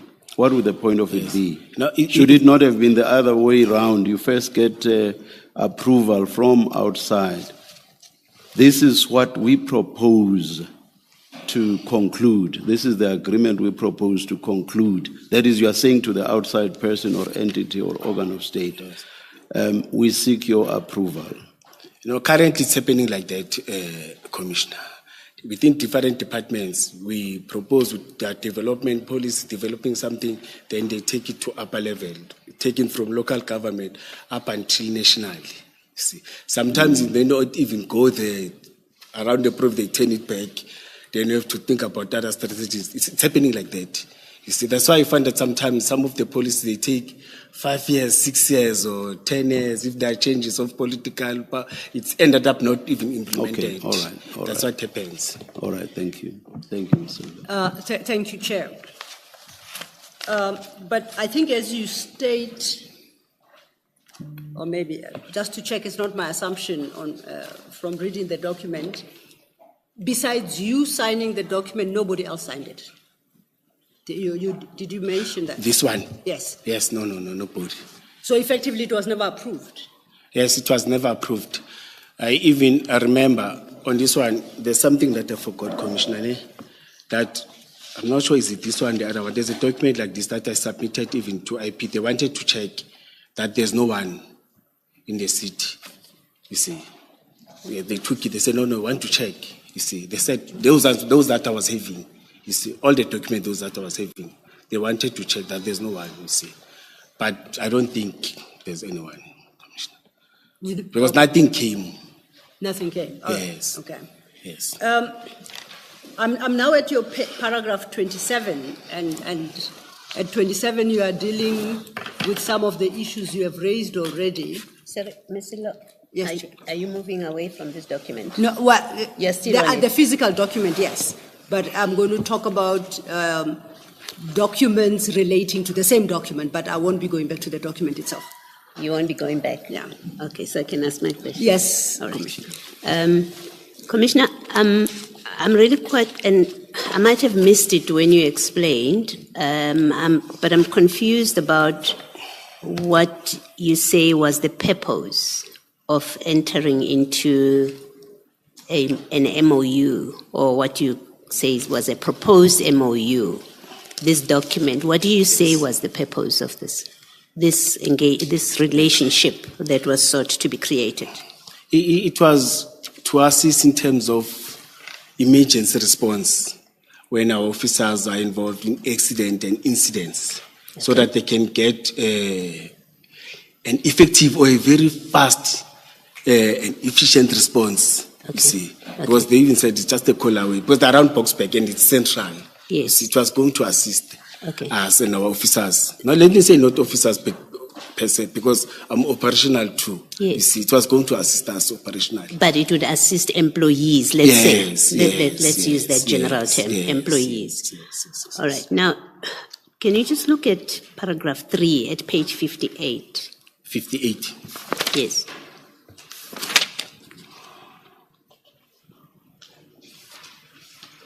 Is that what you refer to, where it says purpose of the document or of this agreement?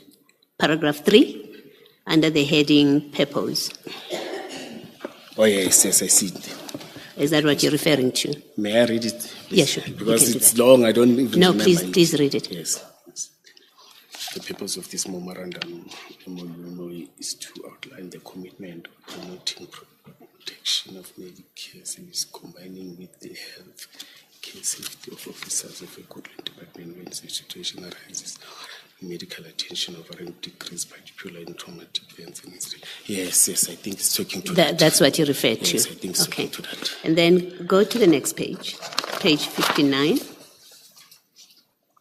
At paragraph 1, and I'll try and read it. It says, first project will be a trial run to see how many vehicles we need to put on the road to assist EMPD only in a shooting or car accident or emergency on duty. What was contemplated there? What were you agreeing to do? Oh, yes, I think that he was mentioning one of the things that they were going to do.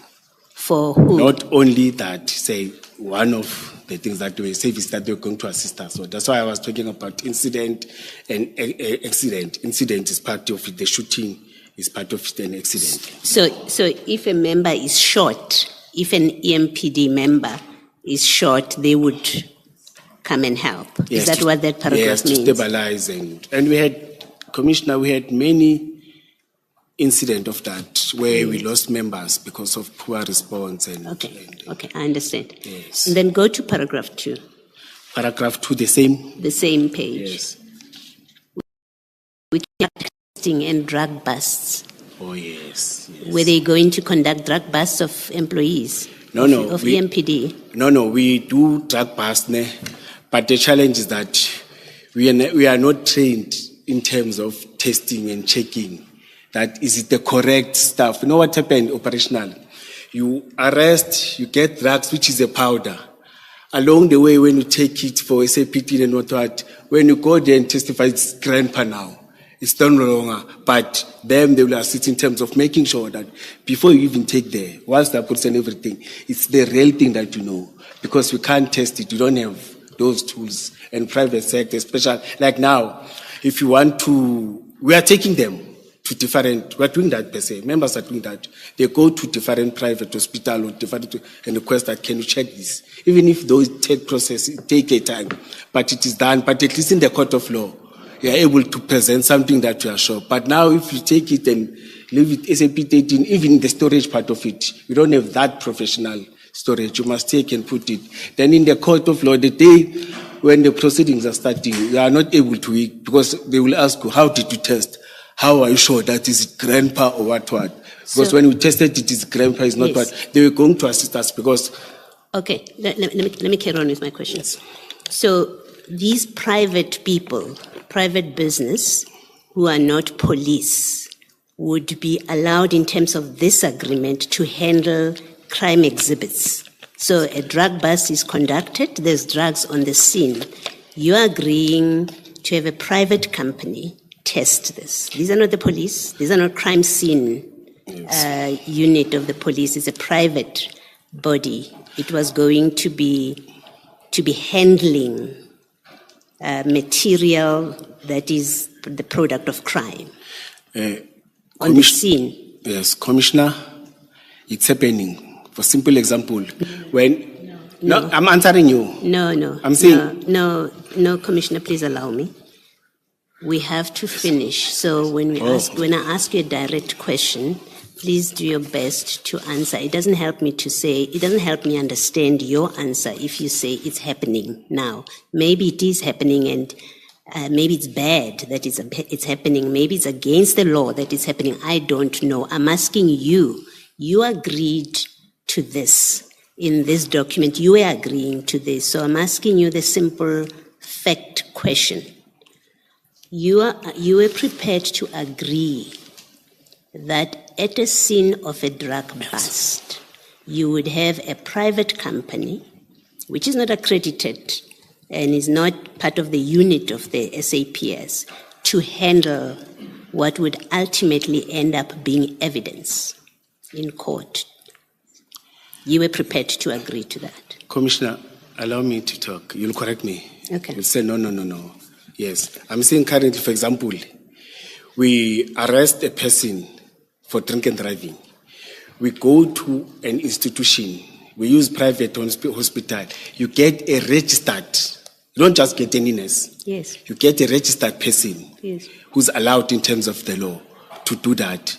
And even now, we go to those hospitals, like for testing, you get a registered doctor, a person who's assigned, they check in. But if they are not registered, it's difficult to do. But currently you go and get registered. And they've assisted and we have successes out of that.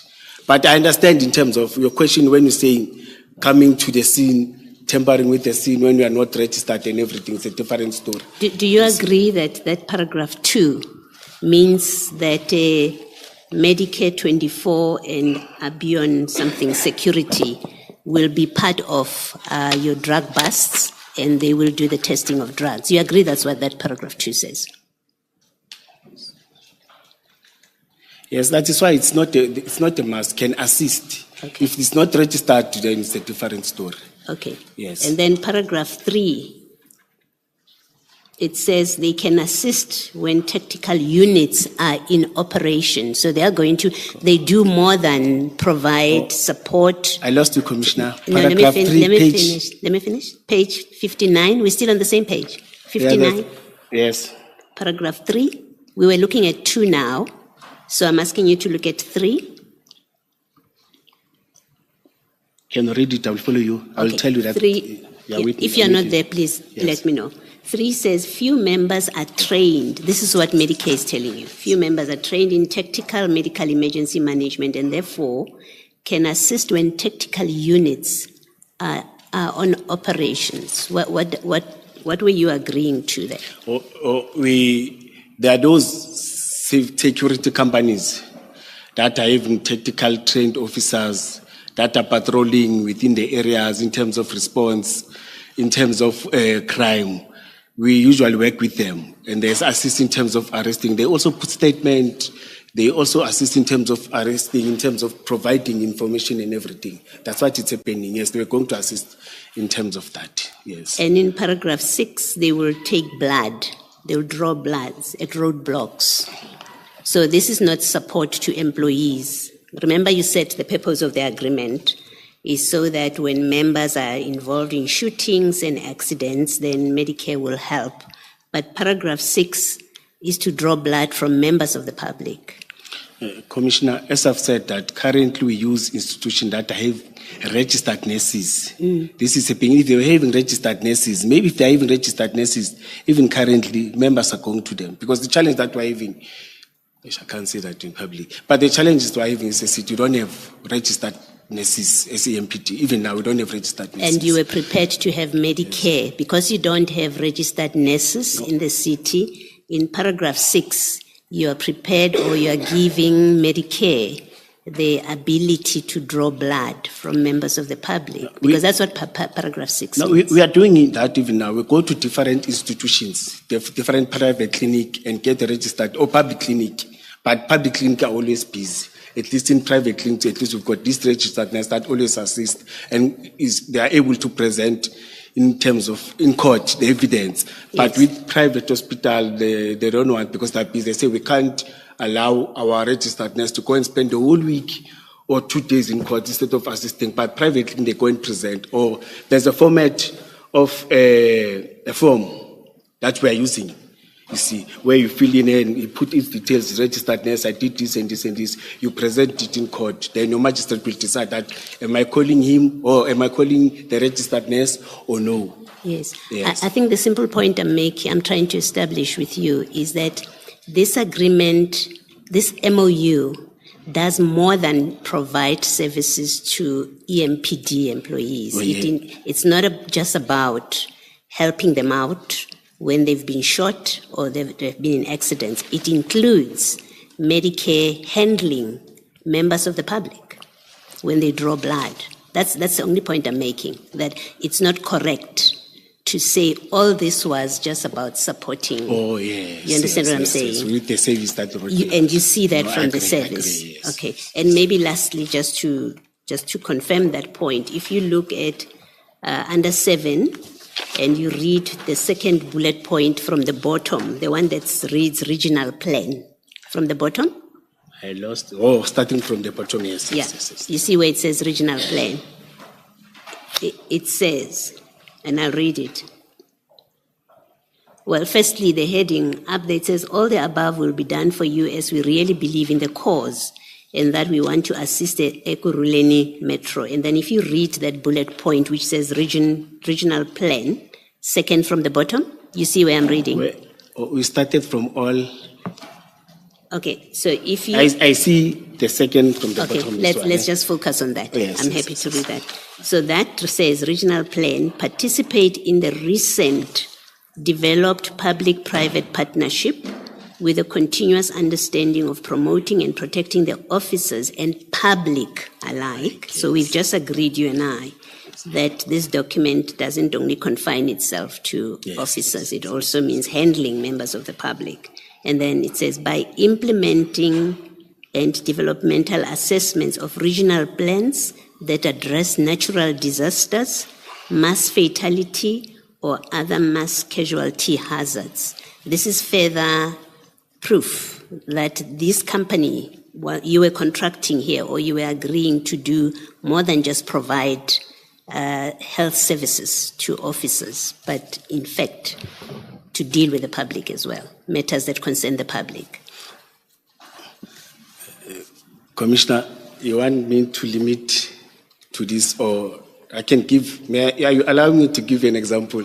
Because when I'm trying to say, no, man, you must. All I wanted to say was, am I correct to say when you read that paragraph yes, that I've just read? Oh, you're correct. It means they would do more than. Yes, I wanted to give an example that happened in Boksburg, where a disaster happened, where a truck Exploded. Yes. And it killed many people. The same Was companies. Medicare 24 there? No, the same company. Yes, the same companies that it's in Boksburg next to them, but the same companies, hospital, they played the very crucial role. Security companies, you see, to manage the scene and assist us in terms of doing all these things. No, I agree with you. Yeah, I agree with you. Thank you. Yes. Thank you, Mr. Lo, sorry for taking No, your time. it's quite an order. Thank you, Commissioner. Mr. Mkhwanazi, Commissioner Mkhwanazi, my apologies. If you go to page 9 of your statement, Oh, yes. that is the end of paragraph 27. And the manner you have dealt with your annexures requires me to do some clarifications. At page 9, you conclude that paragraph, which starts from in the preceding page at 27, right? And you say, she received an email from Superintendent Fortain and submitted to Chief Mapie Jabulani Mapie. You see where I'm reading? Page 9. Yes, last paragraph, paragraph 29. Paragraph 27. The top of your page 9 should be the tail end of paragraph 27. It starts from page 8, then it continues overlays, towards page 9, yes. Yes. It's the top first paragraph. That's correct. Yes, That's correct. yes, I just want to draw your attention to the last line of that paragraph where it says, submitted to Chief Isaac Jabulani Mapie. See where I'm reading? Yes. Now you say attached as one of the annexures. I understand that when you say so, you mean that you have annexed a document to your statement. Is that correct? I understand that when you say in your statement, as you have at paragraph 27, you say, let me read the whole sentence, proof of communication, communication dates, and an affidavit from Chiefs P.A. Liesel Tyers, where she confirmed that on the 24th of October 2021, she received an email from Superintendent Fortain and submitted to Chief Jabulani Mapie. Yes. Then you state attached as one of the annexures. Yes. I understand that when you use that phrase, attached as one of the annexures, you actually mean that there is a document you have attached to your statement in this regard. Yes, as earlier on I communicated, I said there's a paper trail.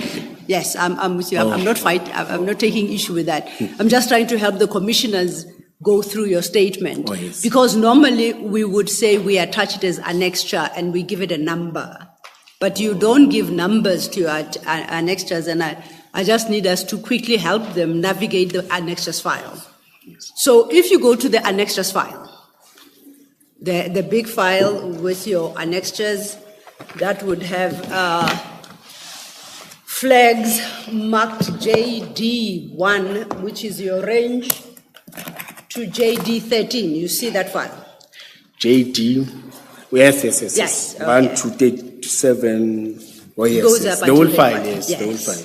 Now, would I be correct to ask the commissioners at the end of paragraph 27, where you say attached as one of the annexures, to help them identify that as JD1?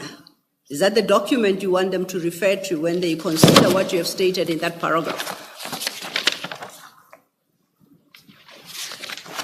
Because otherwise it makes it difficult for them to read your document, right? Yes. When they don't know which annexure you are referring them to. Yes. So may I propose that at the end of the annexure you reference there is JD1? It's JD1 and it's page 1 and 2. Yes. Yes. Okay. No, it's 1 and 2 and 3. It's 3 pages. Yes. But they are all under the flag JD1. Oh, I'm wrong. It's 4 pages. It's 1, 2, 3. So it's 4 pages. It's having Fortains and me, and it's having the statement from Diesel. We are correct. It is. Yes. But those 4 pages are all under the flag marked JD1. Yes, yes. Thank you. So, Commissioners, at the end of paragraph 27, can we kindly add an extra JD1?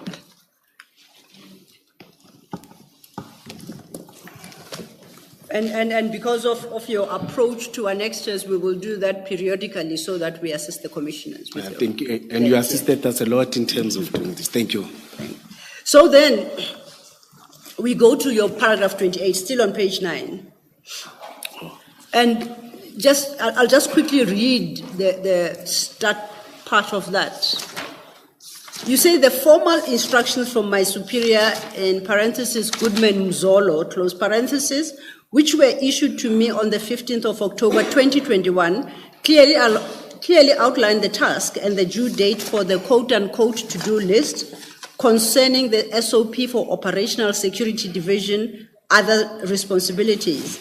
This plan or SOP was necessary as the department had not yet established one since its inception, and officers are working with private security companies without formalities. The instructions were to be completed by the 20th of October, and you state a time. The attached email trail serves as evidence of these formal instructions, and it was also followed by a meeting between my superior and myself. Are you with me? Yes, yes, yes. Okay. Yes, yes, Now, yes. my first question is, what formal instructions are this? I can't make out from paragraph 27 what you suggest your superior, is it Commissioner Mzolo, instructed you to do on the 15th of October 2021. Yes. Okay. May I answer? Yes, please Yes. help. Thank you. Commissioners, in the 3 PESCO or 4 PESCO meetings, there was some engagement. It's not part of this, but I will explain. Yes, that everyone works with the security company. The way Commissioner, I do apologize. May I seek your help first? Because if you answer this question, it might resolve my challenge. Oh, Is yes. that okay? Thank Yes. you. Please stay with your annexures JD2. Now, I want you to turn your attention to JD2, which will start at page 5 of your annexure file. Do you see, have you located it? or are you saying I must start with JD2, No, let's go to JD2. leave this one, or look at both of them? No, we will come back to you. Oh. Yeah. I was thinking that perhaps a consideration of annexure JD2 might help clear the confusion in my head. And I just need you to confirm that that's the case. So if we go to JD2, I see a document there. It's a 2-page annexure. The first page is from, it's an email actually, from Goodman Mzolo, dated Wednesday, October 23rd, 21.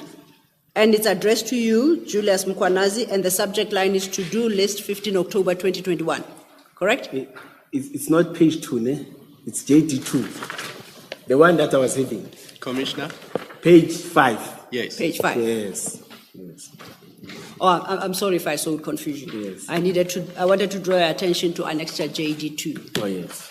It starts at page 5. It's got 2 pages. Yes. The first page, which is 5, Yes. is what I've just read, that it's an email from Commissioner Mzolo addressed to you, dated the 13th of October 2021, and it has as a subject list to-do list 15 October 2021. Yes. In my statement, Yeah, no, we're coming. That's why I brought you here. You confirm that there's an attachment. yes, in my statement, there's something that I wanted to check. I even requested that may the commissioner request for the minutes that leads to this, before this. As I was trying to explain that when you can request for minutes in 3 or 4 meetings before this document, in our minutes, the issue of working with private security companies, the issue of me directed or given a mandate to facilitate that. The meeting was shared by Chief Mapie. The last one, it was shared by Mr. Makafula. It's a meeting of our own PESCO meeting, you see. It's just that I can't get those minutes, but I think you may have access of those minutes. It leads to this. Yes. Okay. You see, but now you want me to talk to this, ne? Yes. Yes. This is what. No. I wanted to draw your attention first to that. Then we are going to go to the second page. Then I'm going to pose my question. Oh, okay. Yes.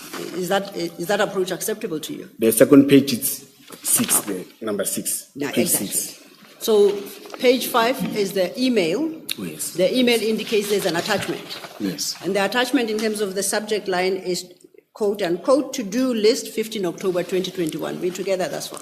Yes. Then at 6 is a document that is headed to-do list 15 October 2021. It's got a number of items listed there. The first is elections name list from other divisions and so forth. Now, when I look further down, you've got 3 items highlighted in green. The first reads due date of SOP from Security Division and all 20 October 2021. Then followed by a requirement, daily reports, email complaints. At the end, the last one, resolve complaints, internal public. Do you see what I'm reading? Yes. Now, I'm interested in the first highlighted. You say it lists the due date of SOP from Security Division and all 20 October 2021. Yes. Okay, now when we go to your statement, these are the documents you are talking about. When you say you received a formal instruction from Commissioner Mzolo. I'm with you. So this is the document you are talking about? Yes, that's why I even said I will request that again you check. Okay, we'll get to the minute, yeah. Yes. Because now it's time to tell the commissioners to please scribble against paragraph 28, that the formal instruction is what Commissioner Mkhwanazi has submitted as JD2. Okay. Now, yes. Can I raise something again? In terms of highlights, I didn't highlight it for this. I highlighted when out of the engagement that I had with IP, then yes. You see, they wanted clarity, then I had to highlight them. Yes. Because I spoke to them about it. They said, no, which are this one that I had to highlight? It's not for you. It was a document that was submitted yes. as an annexure then. And I can confirm, even just looking at it, it's a photocopy of a highlighted document. Oh, yes. So, yes. yeah, I accept that. So we have sorted out your to-do list. Yes. You then, Just, say... Yes, Chair. Just a simple matter. I assume you wanted us to note that this is JD2. Indeed, against, that's JD2. Against where this says formal instructions from. Against yes, but further on it says clearly outline the task and due date for the to-do list. All right. Yeah. Now the to-do list, now we have located it, is JD2, together with the email that forwarded the to-do list to Commissioner Mkhwanazi. Thank you. Just a matter of clarification, in the hope that I'm not misreading this, Commissioner. In the second line of paragraph 28, you refer to 15 October 15. The email appears to have been sent on 13 October. Look at page 5. It's just a matter of the dates, that's all. Nothing complicated. Which is which? No, Commissioner. Or am I misreading? No, Commissioner. Remember, I've said that's when I met with it's a document that is, these dates, may I request to, let's concentrate on this. It's a document that I had to send so that I can submit to IP. That's why it's having 2 different dates. You see? No, I'm looking at the bottom. Yeah. Sent. No, it says sent Wednesday. Oh, okay, yes. It's sent Wednesday, October for the 15th of... By Commissioner Mzolo to you, and the date given is 13 October. And you say you got the instruction from Commissioner Mzolo on 15 October. Yes. No. Yes. Yes. On the 15th October, we had a formal meeting. We said, the two of us. That's when he formally, or he sent this before, but he said, let's meet before I go. He went on the 16th on leave, but let's meet on the 15th. So there was the email on the 13th and then an oral instruction on the 15th. Yes, maybe I may have done. Yes, I get to now. All right. Yes, I get to now. Mr. Lo, it's another simple matter. Yes. Commissioner, you said PESCO in our PESCO meeting or something. Yes. What is that? Oh, and I was. What's the full name and what is it? Yes. I don't know why are they calling it PESCO, but it is the chief's meeting where he meet with his immediate subordinates, which is Deputy Chief Operations, Deputy Chief Lamuntra, Deputy Chief Security and Loss Control. Before there was a Deputy Chief Compliance, but it's not there. Then it is your head of licensing. The head of licensing is not a police officer. Yes, it's that meeting. They call it. I found them calling it PESCO since I was. You don't know why they call it PESCO. Yes. Okay, Maybe they that's are. All right. That's okay. The academy or the learned friends, they will understand it better than No, I. that's But okay. I take it You've as the senior explained it. management meeting of the department. Okay. Thank Yes. you. Thank you, Mr. Thank you, Commissioner. You know why I'm saying PESCO?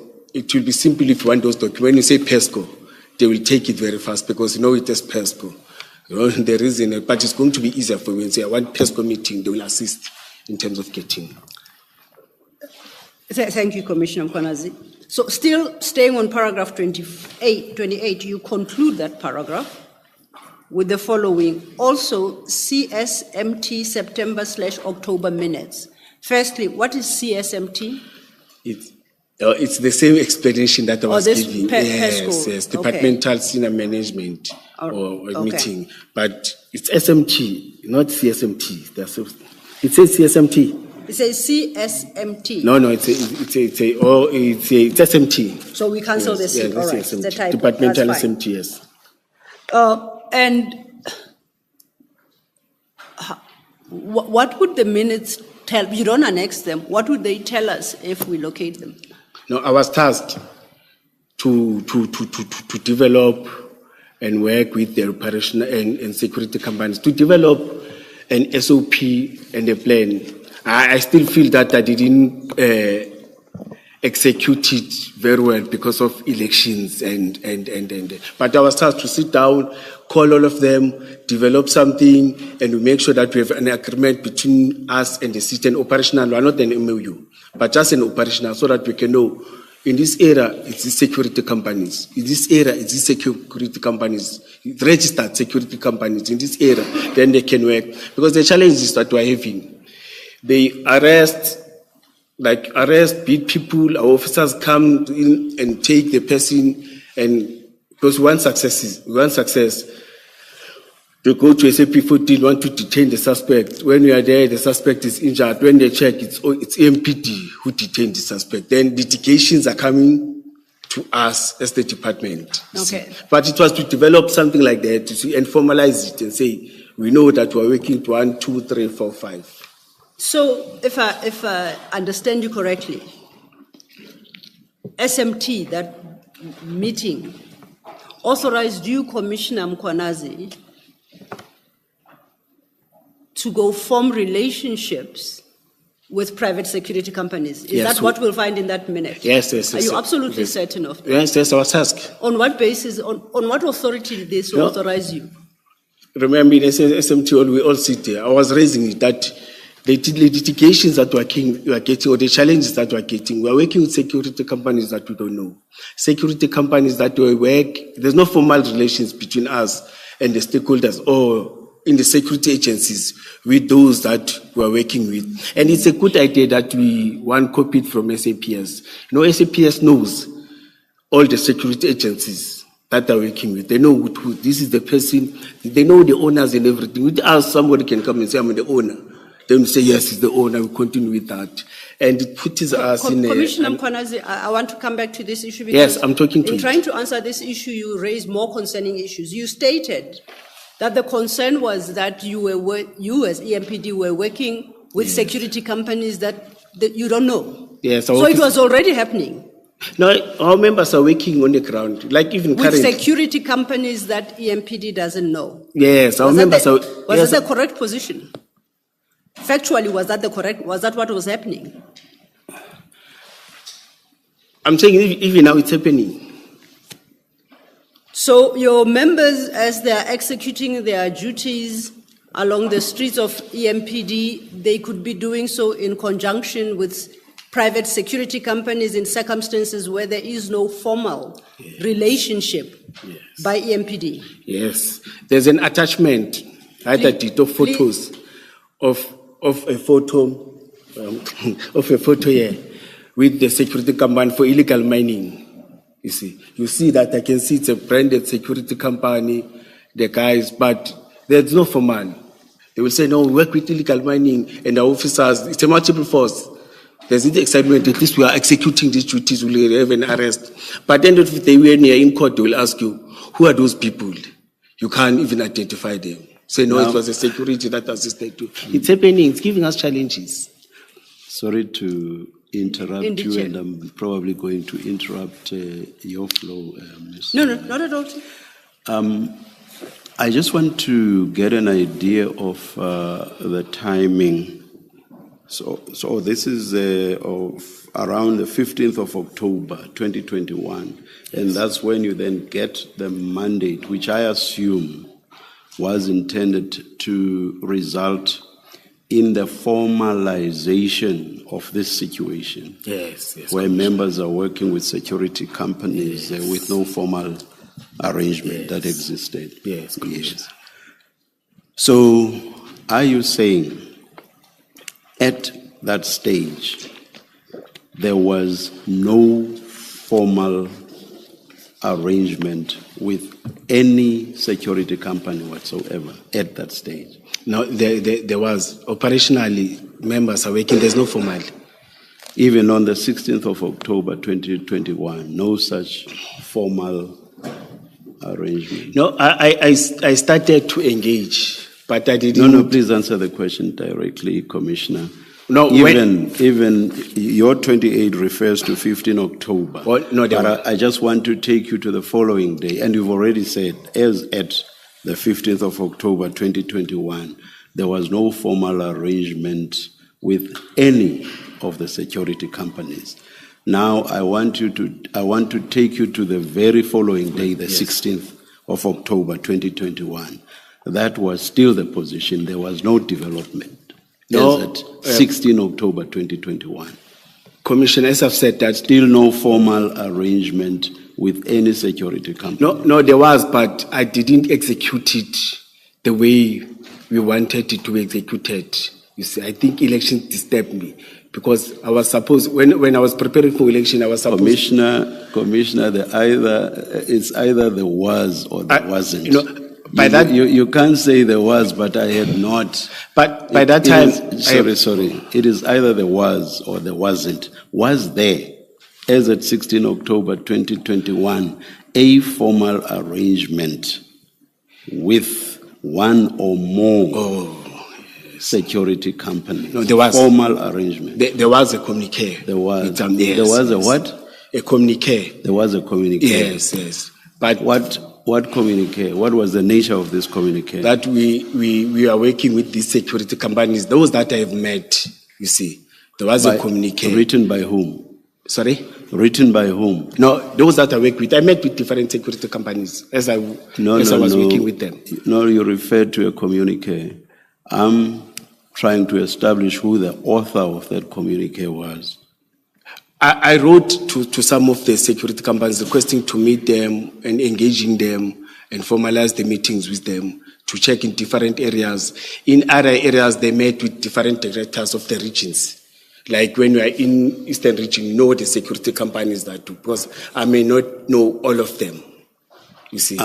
I'm totally confused. I'll go back to my question. You said in so many words, as at 16 October 2021, there was no formal arrangement with any security company for it to assist the Metro with the provision of security services. Yes, that, You have said so in so many words during this engagement between you and me, correct? you are correct in that. Man. The very following day, 16 October 2021, had there been a change, or was the situation still as it was on the day on 15 October 2021, the day before? I would be surprised if, just 24 hours, poof, suddenly No, that's there's why- a change. Was the situation still the same on 16 October 2021? Commissioner, that's why I'm saying to you, 3 weeks back, that's why I'm saying to you, refer to the minutes. Because even though I met with Ms. Nzolo, but there was a tasking. Commissioner Mkhwanazi, you say that on 15 October 2021, there was no formal arrangement with any security company to assist the Metro with the provision of security services. Am I correct that you have said so? Yes. Yes. Yes. Now, please listen to my question. Oh. Please listen to my next question. My next question is, had anything changed by the 16th of October 2021? Or was the situation still the same as it was on 15 October 2021? Simple question. Had it changed? Yes or no? Had it Yes. changed? Yes. Yes. Overnight? Not overnight. 15 October 2021, 16 October, that would be overnight. Had anything changed? Can I explain, Commissioner? You will tell me, no, you are losing Okay. it. What had changed? What had changed? You see, remember I've said there was a communique, we're communicating. What with had all of them, changed? but it was not. Commissioner, you've spoken about the communique, and I asked you questions around it, and I didn't follow what you were trying to say.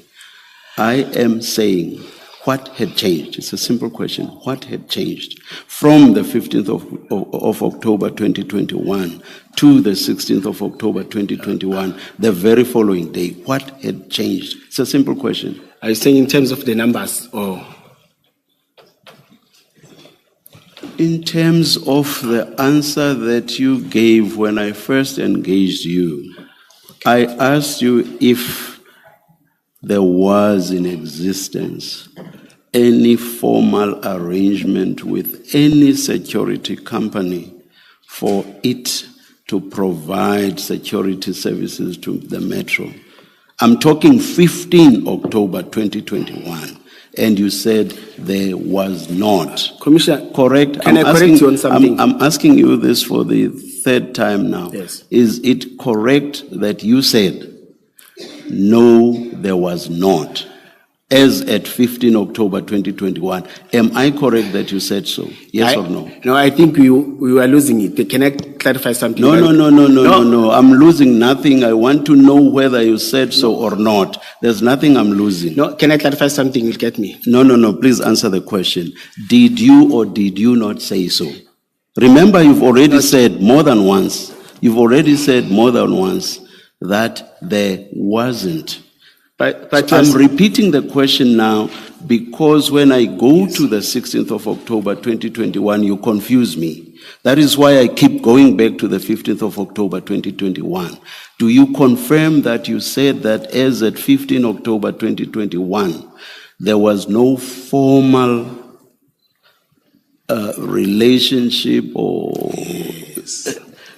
Now I get you. in terms of which it cannot be that just because of my use of relationship, suddenly you understand me. No, you said yes. You said providing services to EMPD. They're not providing services to EMPD. Okay. It's relations when they're working with communities.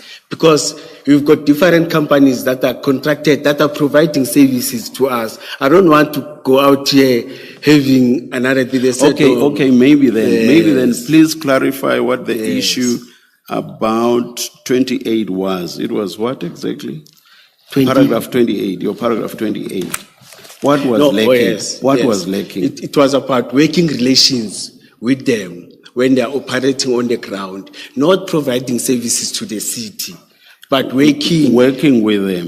when they are executing their crime prevention. Having cooperation between Yes, the yes. EMPD and the security companies. Yes, Commissioner, So you're as of the correct. 15th of October 2021, Yes. you say there was not. Yes. Okay, just a minute then.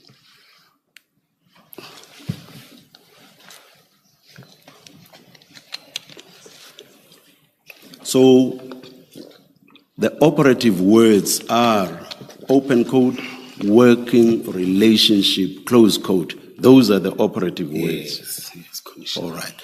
And I'll again move to the 16th. Yes. So you say, you've not said so thus far, but I want to find out if you do not say so, that on 16 October 2021, nothing had changed. The situation was still the same. The working relationship was still the same. Yeah, I can say so because we haven't reached the number. In fact, it was even a thought. That's why I've said I feel that I failed. I didn't execute it the way that I was So mandated. basically, nothing had changed Yeah. from the 15th. I will say so. Which you refer to in paragraph 28 of your, Yes. nothing had changed Yes. on 16 October. All right. Now, let me refer you to the annexure file of Commissioner Spies. May the attorneys please assist? Please assist the commissioner. They are in the box. No, I will. Okay. And go to RS. Commissioner, Yes. I'm even afraid of asking for 1 minute. Asking for? For another 1 minute. No. I will Please, jump on the faster time. Always feel free, Commissioner. before we start, Always yeah. feel free. Thank you.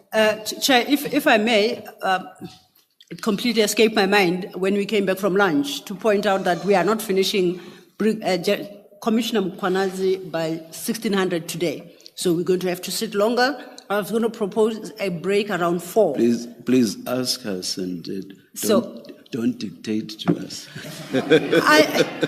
Didn't I say I was going to request? Oh, hey, sometimes. Okay, because I'm very sorry, Ms. Zillo. I could never dictate, Chair.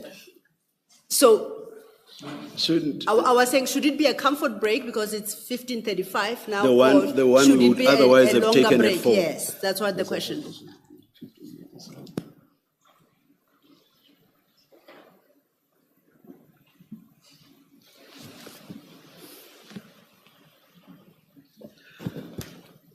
Commissioner, by all means, we come back at 10 to.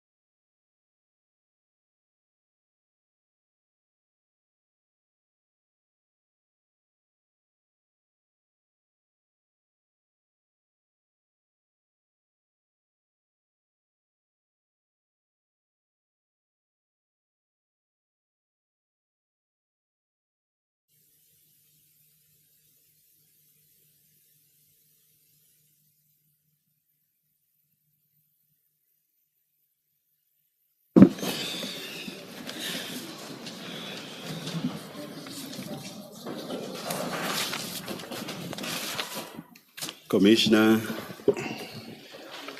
just a recap before I move on. So, on 15 October 2021, there is no open quote working relationship, formal working relationship between the Metro and security or companies that provide security, No, which are working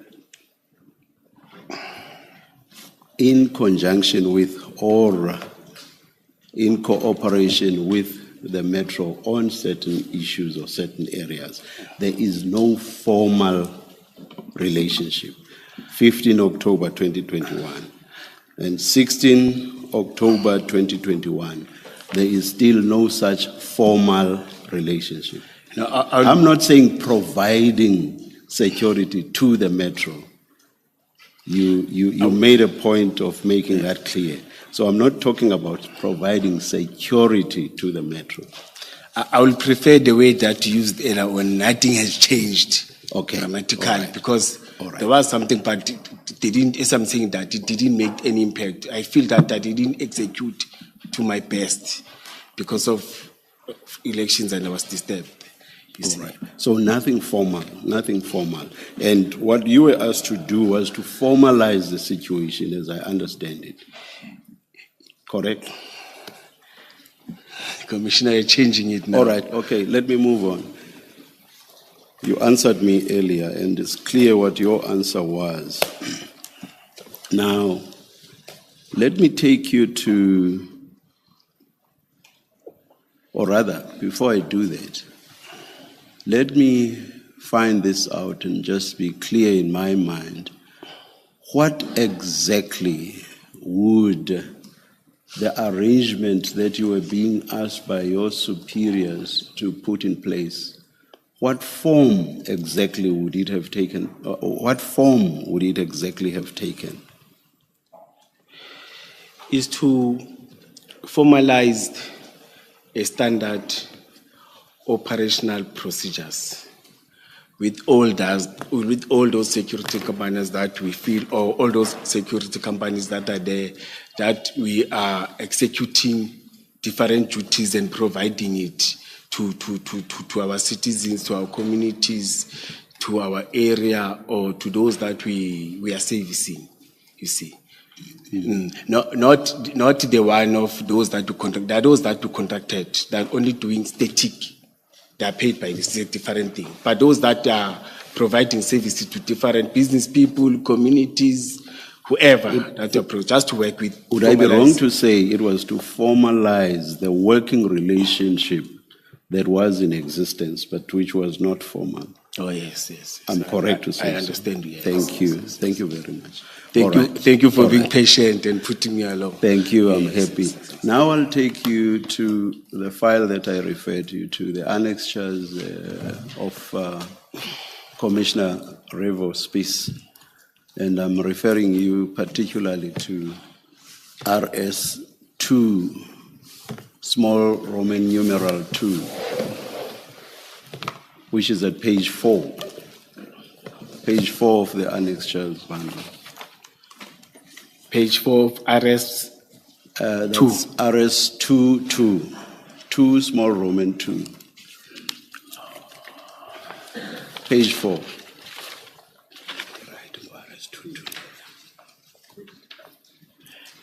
Page 4. Not... Oh, yes. Page 4. Yes. Now, let's look at the signature at the bottom there. It does look like all the other signatures of yours that we have seen. Is that not your signature? No, I'm contesting it. I've said it's not. You see, last week I was having internal audit. I contested. I said, no. This is not my signature. It's having, it's like a big head. You see, it's JD. You see, this one, no. And I got this on social media too. There's the one that I've signed. It's just that I don't have access of it. But I think IP will have. this. And anything that comes from Commissioner, I'm very sorry, from Commissioner Revo's I'm now skeptical to take it. So when did you first see this document? In social media, When? when I was attacked, 2023, I think 2022, 2023. Yes, it was on social media. Let me take you. Yes. There's a document that I submitted to IPT. You see, I don't think, it's not this one. You see, I think if you can have bundles of IPT. What was the nature of that document? No, they said I must submit document. I think I submitted document with registration plates and everything of the vehicles. And In the context of me engaging you on this one, you are saying there's a document that you sent. I'm asking you what was the nature of that document, the one you sent. yeah, it was talking about the vehicle that I signed and I handed over to them. Now, these are the vehicles, not this big list that you are showing me that is on social media. Because they came with this. They said they got this from Rivers Peace. I said, guys, it was 2022, by 2022, 2023, 2020. When I came from, as I told, when I came from suspension, when they met me, you see, they showed me this. They said, we've got documents that I said, not that one, not that one.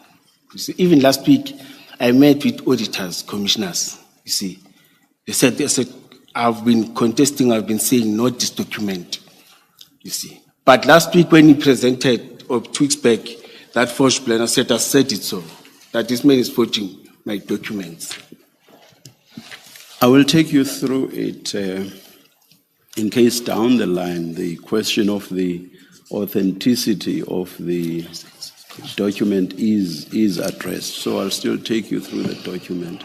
I will read into the record the first part just under the heading letter of confirmation. And maybe before doing that, let me say at the top it says to whom it may concern, which does not have a specific addressee.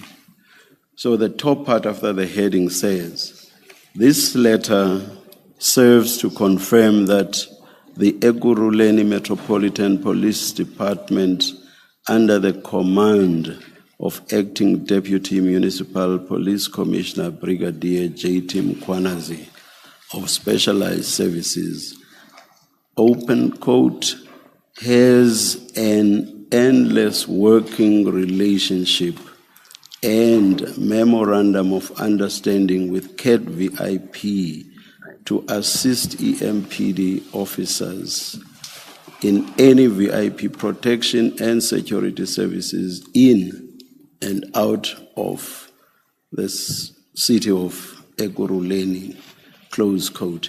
I emphasize that last bit because it refers to the existence of a working relationship. And what I should also emphasize here is that the letter is dated 16 October 2021. Now you'll understand why I asked you a good few questions around 15 October 2021 and 16 October 2021. Now, so you accept that if this letter is proved to be authentic, there would have been a working relationship which you describe, or which the writer describes as endless, as at 16 October 2021. Okay. I'm not saying you're no, right. No, I'm not talking about this. Your sentence, yes. I'm just saying, do you accept that if this letter is proved to be authentic, it tells us that as at 16 October 2021, there was an endless working relationship brought about by a memorandum between CAT VIP protection and the Metro? Do you accept? I'm not saying it's written. No, I understand, Commissioner. I'm saying if proved. Yes. Do you accept that? That's what Commissioner, you remember? That's what it tells us. Okay. Remember, Commissioner, the to-do list, it was about standard operational procedure. Yes. You see. That means developing the way we are going to work operationally, or the relations. I think we summarized it correct when we talk about the relationship. It was not about SOP. So this MOU. one you are saying would have been a different relationship altogether. Yeah, it will be different. It's not what you are talking about in Yes. paragraphs 15, or rather paragraph 28. Yes, Something yes. different Yes, altogether. yes. Standard operational procedure where we sit and develop something that will assist us in terms of your court, in terms of arresting procedure, all those things. Okay, all right. That notwithstanding, the simple point would still be that there was not in existence, as at 16 October 2021, a memorandum of understanding between CAT VIP and the Metro. There was no such memorandum. Yeah, there was a letter of intent. But no the memorandum. Yes. There was a document which is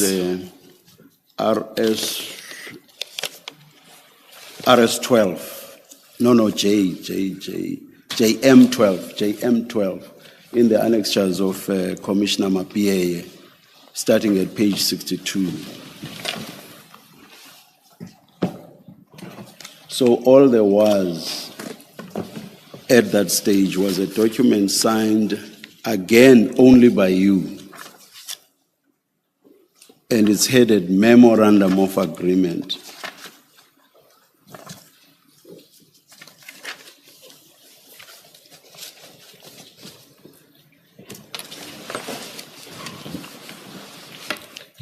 Annexures, No, I got it. JMAPA, I got it. starting page 62. And it's a document. 62. It starts at page 62. And it appears to be, I will not say that it's signed by you this time. It appears to be signed by you. The signature is at page 64. Yes. Yes. Is that your signature? And it's not the same signature. This one is mine. That one is yours. Yes, this one is and mine. again, the only signature there is yours, no other signature. In this document? Yes. JM12. Page 64. Yes, page 64. Yes. There's your signature.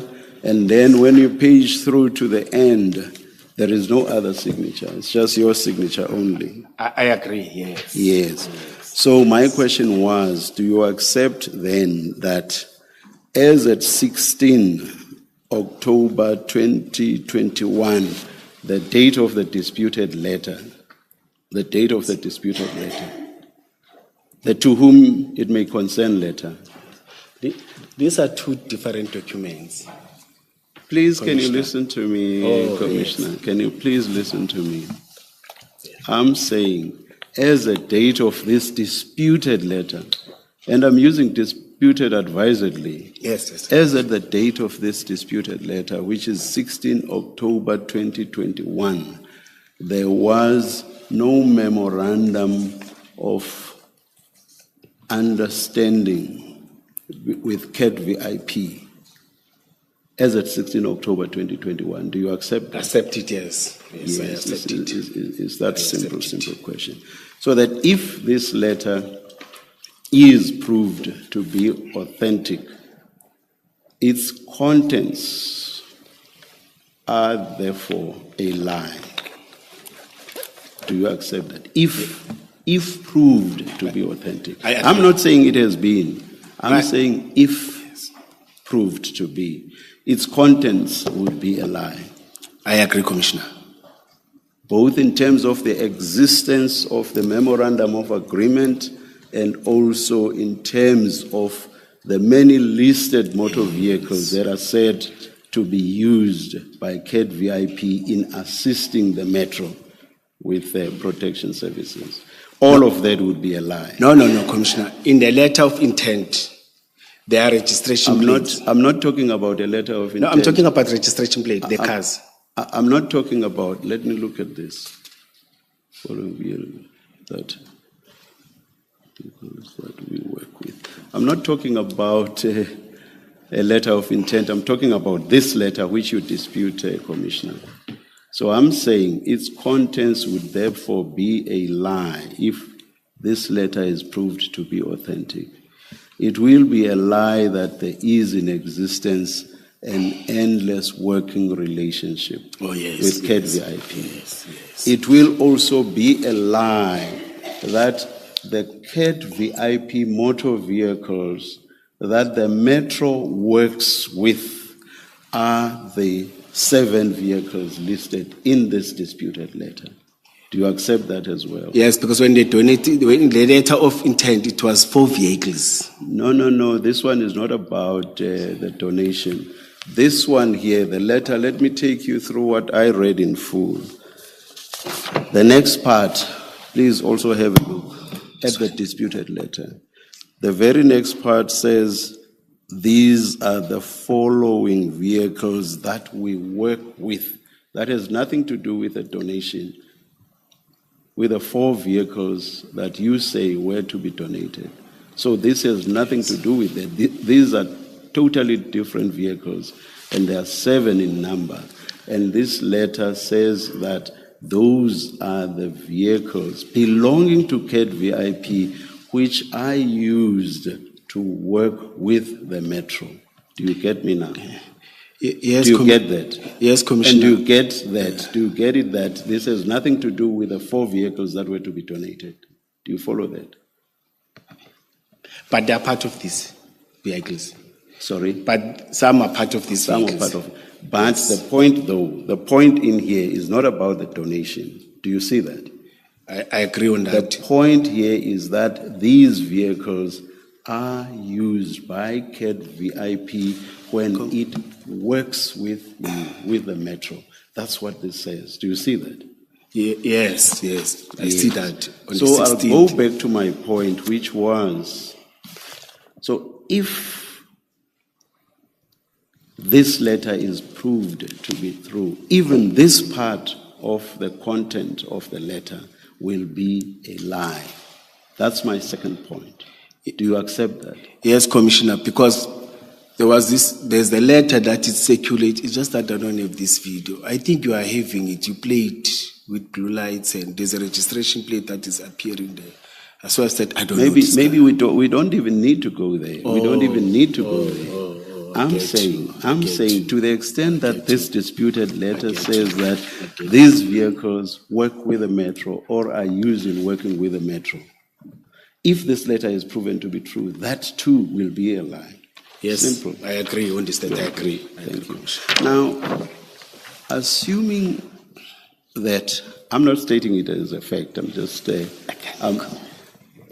what I'm saying now, I'm not stating it as a fact. Oh, yes, Commissioner. But I just want us to assume for a moment, or for purposes of engagement, I hope you'll understand that approach.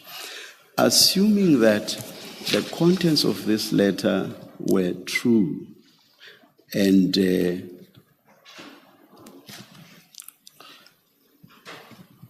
now, in something that would not be the sort of loose relationship that you earlier referred to, but a relationship where CAD VIP would actually be assisting with a provision, assisting the Metro with a provision of security services, assuming that that was indeed what was intended in accordance with this letter, would these 7 vehicles be used in conjunction with Metro vehicles, or would they do security, the provision of security, all on their own, or would they be used in conjunction with Metro vehicles?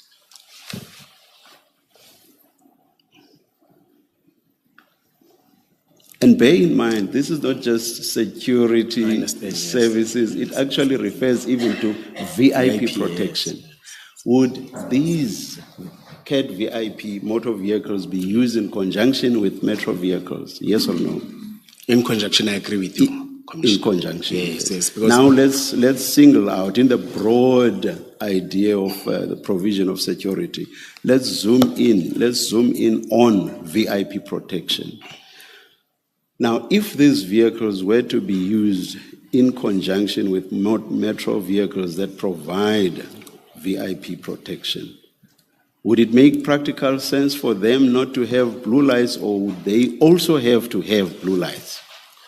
We are still proceeding from an assumption. Yes. Would they also have to have blue lights? No, they are using, security companies are using amber lights. White light, they're using amber lights. All security companies are driving. Whilst providing VIP protection yes. in conjunction with metro vehicles? Yes, they're using amber lights. Okay. Amber lights, yes.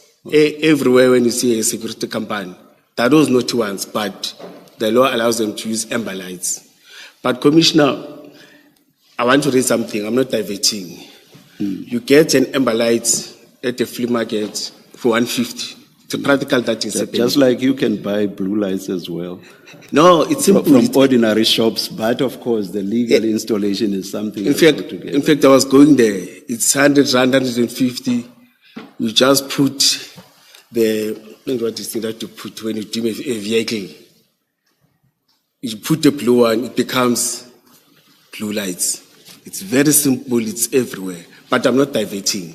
I want to say, but they're using amber lights. Okay, maybe let me ask my question differently. For someone who wanted to involve a private entity in the provision of VIP protection, one cannot discount the possibility, and I'm putting it no higher, one cannot discount the possibility that that is the person, they might be tempted to install blue lamps even in the private motor vehicles. You know, Commissioner, in these ones, because of the highly trained tactical former SAPS discipline members, I don't think they will be attempted to do that. In fact, they are disciplined. Even if you see them, you see, they are.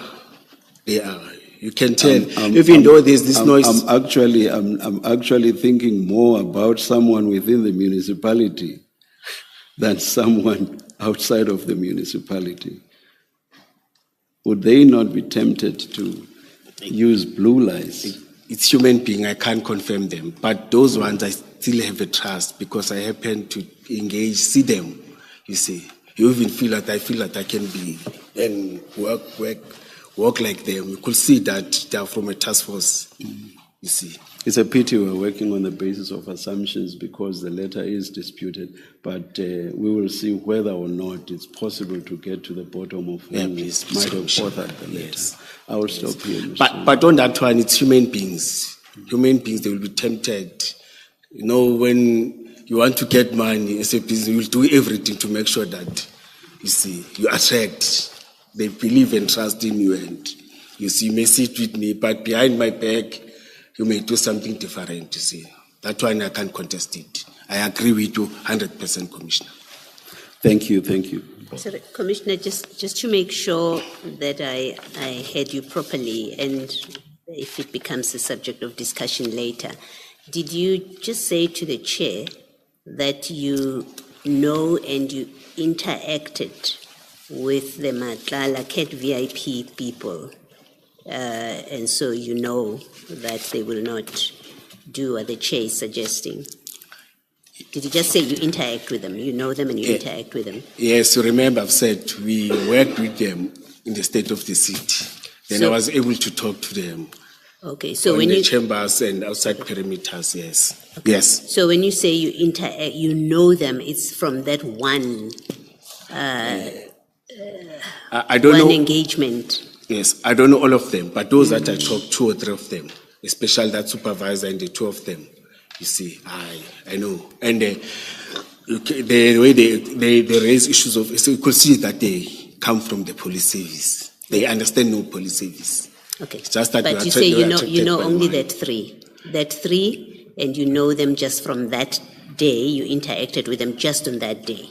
No, even the day when I went there in their offices, I saw the same supervisor and one, but the 3 of them, the other one I saw him twice, then the other one I saw once. Okay. Thank you. Yes. Thank you, Mr. Commissioner, afternoon. Afternoon, You Commissioner. are on page 64, I think, so I don't want to have to come back. That's why I want to deal with this now. You were on 64 of Chief Mapia's lectures. That's where the chair started with you. Remember, we were talking about your signature, Yes, sir. and you confirmed that this is your signature. Yes, I'm confirming again. Yes. Yes. Now, the document starts on page 62, and it is a memorandum of agreement. You've already said it is proposed.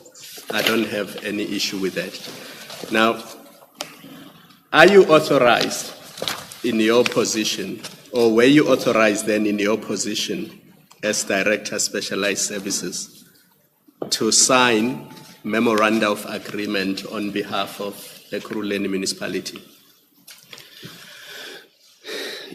As I've said, this is the proposed sign. That's why it's even said. That's why I even said again. I'm repeating again, Commissioner. Commissioner, I said I don't take issue with that.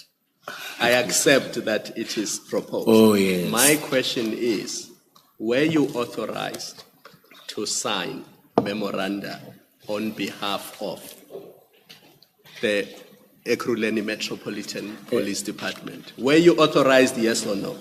No, at that time, no. As a You were not director, no. authorized? Yes, as a director, no. That's why I was supporting raising it. If I was authorized, it was going to be my one and only signature. That's why it is not my one and only signature. That's why here it say support, then it say approved by Mr. Mzolo, approved by the Chief of Police. No, I'm not. That means my powers are limited. I'm not asking you that. Oh, no. Commissioner, Let I'm me say no. asking you whether you were Oh, authorized, and your answer is no. Let me say no. Yes. And then on page 64 of this document, there's your signature there. Yes. Yes. Now, this document only contemplates the signing by two people, which is yourself and Vusimusi Nhlanhla, and you see that on page 65. Do you see that on 65? There's space there for signature by Vusimusi Nhlanhla. It's supposed to give three names. No. I see. Yes, I see. That's not what I'm asking you. Yes, Commissioner. I see. I'm saying on page 65, there's space for signature by Vusimusi Nhlanhla. No, I see, Commissioner. And this memoranda only contemplates signature by you and Vusimusi Nhlanhla. Do you see that? Yes, I see. It doesn't make provision for signature by Chief Mapiaye. Do you see that? Yes, and it was wrong. I agree. No, but you signed it even Yes. though it doesn't make provision for signature by Chief Mapiaye.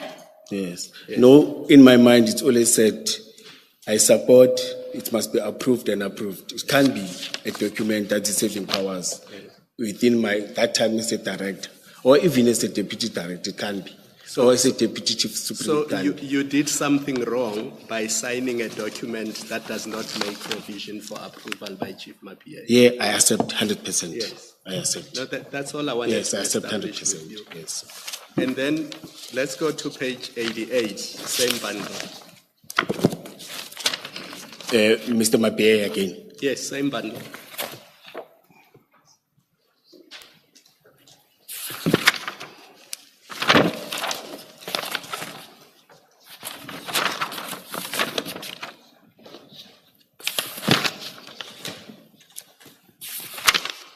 Oh, yes. Page 88. Yes. And because we are now fighting over whether signatures are authentic, on page 90,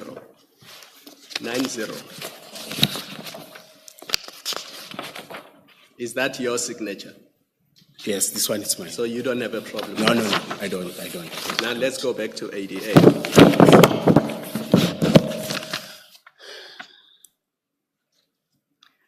But Chair, I don't remember me getting this document, you know? Now, come on, Commissioner. No, I want to be honest to you. Come on, Commissioner. No, I must be honest to you. Yes, I don't want to buy your face. I don't remember getting a communique around. As I've said that we never communicated formally about Vusmus Matlala. No, but on page 90, that's your signature. So you signed the document. You've confirmed that already. No. There was nothing that came from the chief of police to me. It's not from chief of police. It's you to chief of police. Let me read it. Oh, yes. Now I get it. I think I'm getting tired. Humble apologies. I will accept the apology for now. Humble apologies. So this is your document. You signed it. Can I read it? Yes. Take some time.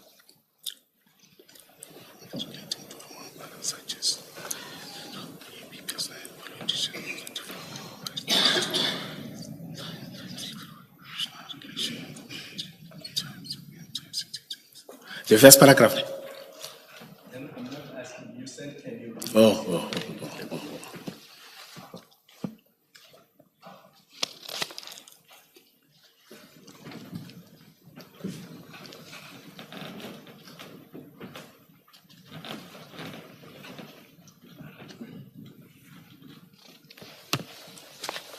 Yes, the first paragraph. Yes. Yes.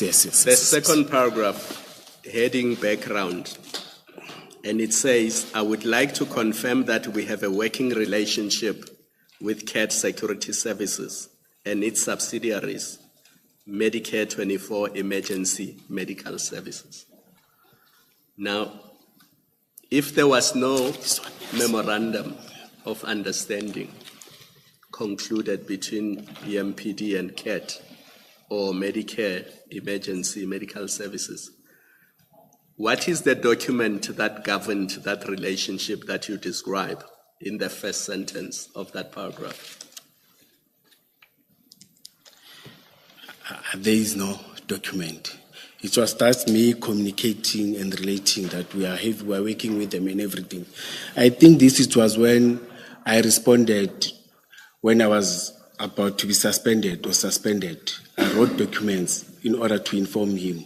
That's why I told Chief Supeni Rasmus that no, but I communicated with the chief. I responded to the chief of police. You see, but he never sent something formal back to me. Listen to the question. My question is not whether you communicated with other people. My question is, what document governed that relationship that you describe in the first sentence? From the city, there is no document. So there was no document? Yes, there's no document. So there was the working relationship with CAT Security Services and its subsidiary, Medicare 24 Emergency Medical Services, without a written document? Yes, from 2020, yes, I agree.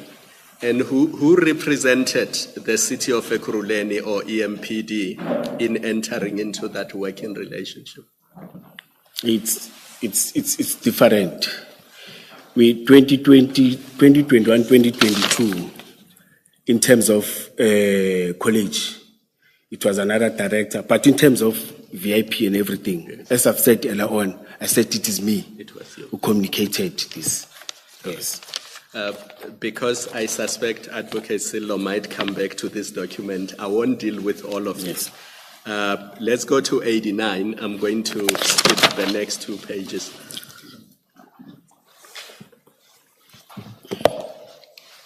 Do you see paragraph 3 on page 89? Submissions. No, where it says crime combating operations. Oh, yes. It says, we are also involved in crime combating operations with CAT Security Services, together with other security services that are committed in crime fighting around the city.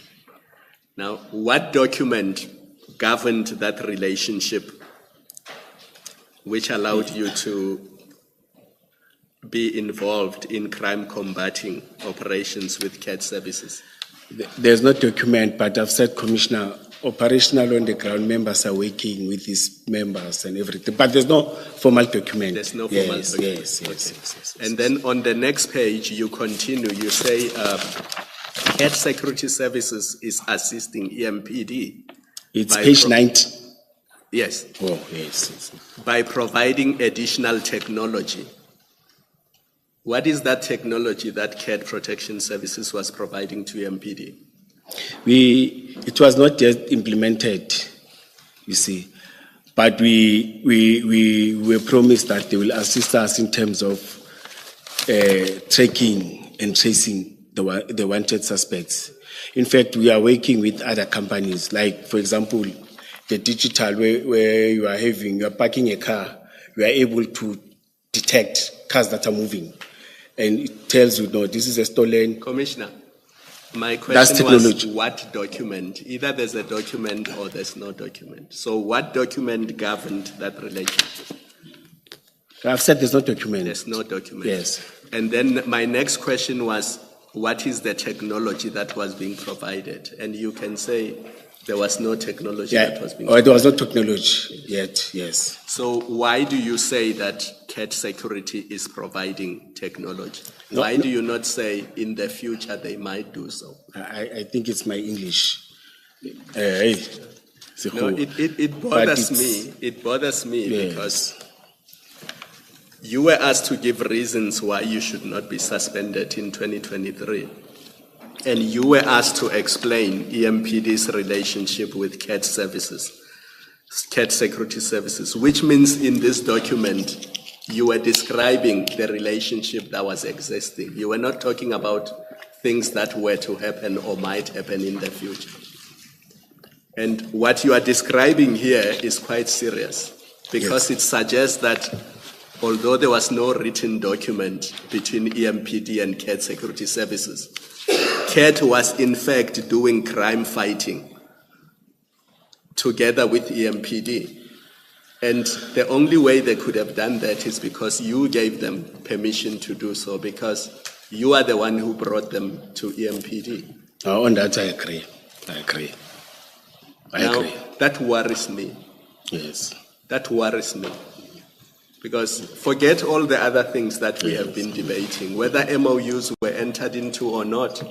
Here you are confirming, and you've signed this document, and I will read to you. They are assisting EMPD by providing additional technology of monitoring the actions and movements of criminals, tracking suspects. Yes. They have no business tracking suspects, and other resources we use. So you're not saying resources that we may need in the future.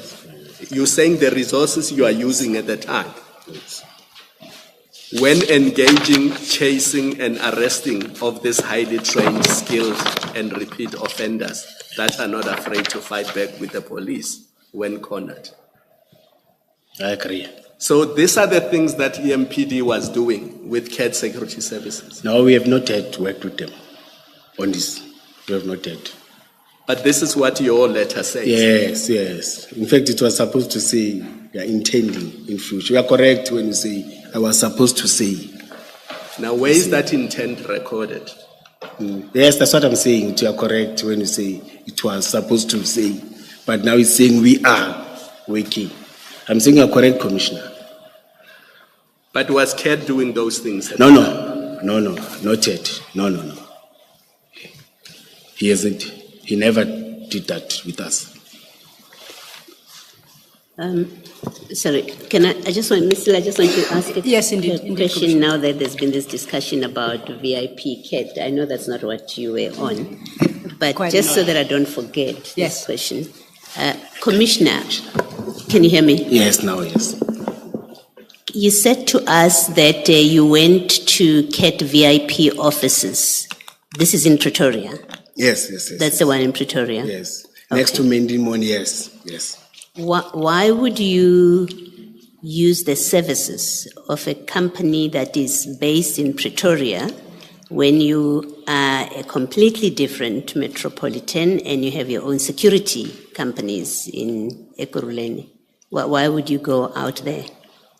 The Commissioner, you remember I've said that they motivated the guys that are coming from task force.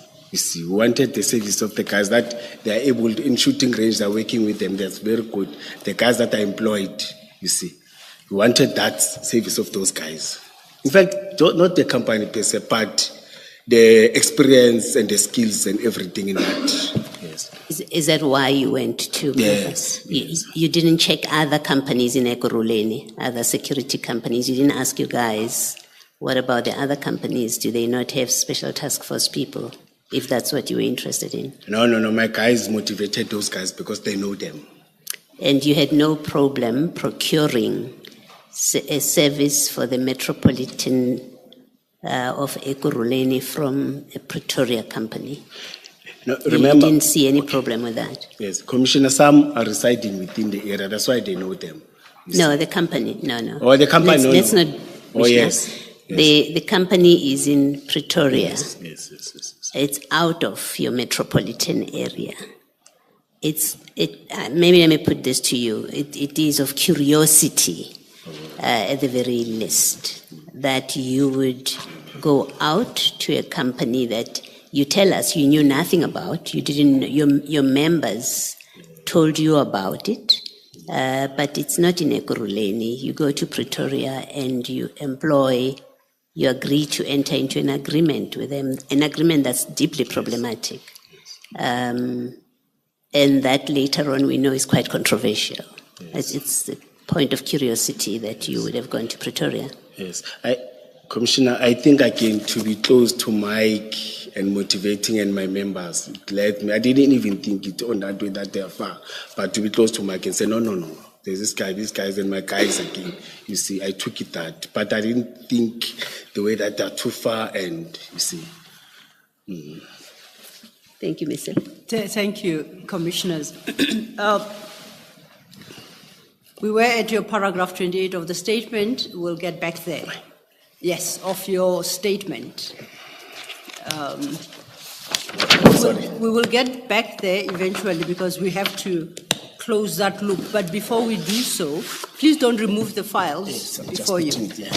I just want to deal with some of the issues that arose from your engagement with the commissioners. Sorry, Commissioner. Yes. The big file, eh? No. Let's leave the files for now.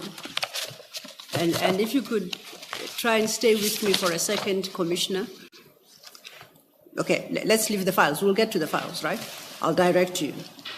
I want to go back to the letter the chair pulled up. The to whom it may concern letter, yes. And you said that's not your signature, it's been forged. Did I hear you correctly? That's not mine. Okay. Yes. You said the vehicles donated are part of what is listed there, although that's not your signature. Yes, they're part, there are 4 of them. Okay. Now, can you help us But can I identify them? confirm? They are numbered. Which ones are they? Please go ahead.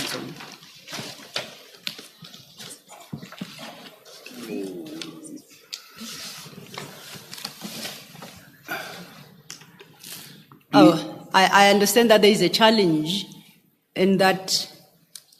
Do you put it up? You have this document, don't you?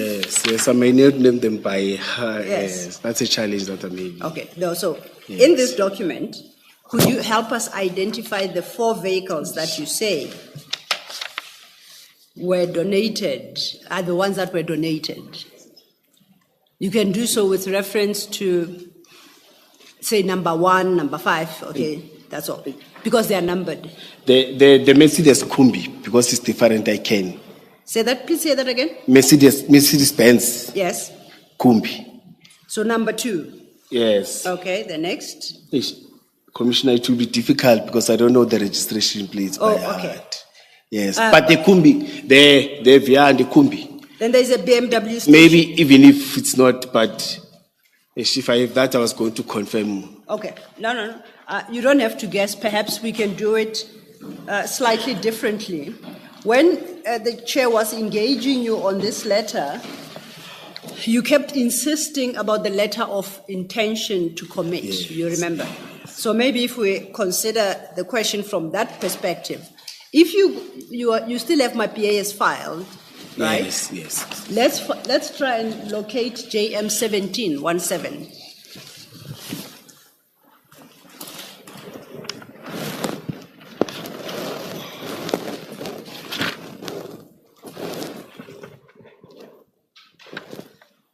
page. 92, 92.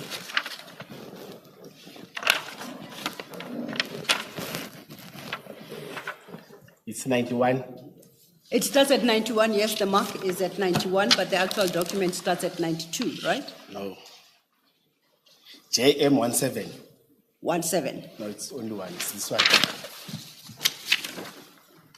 Now, Please assist. And you should not wait for us to indicate that you should please assist. please.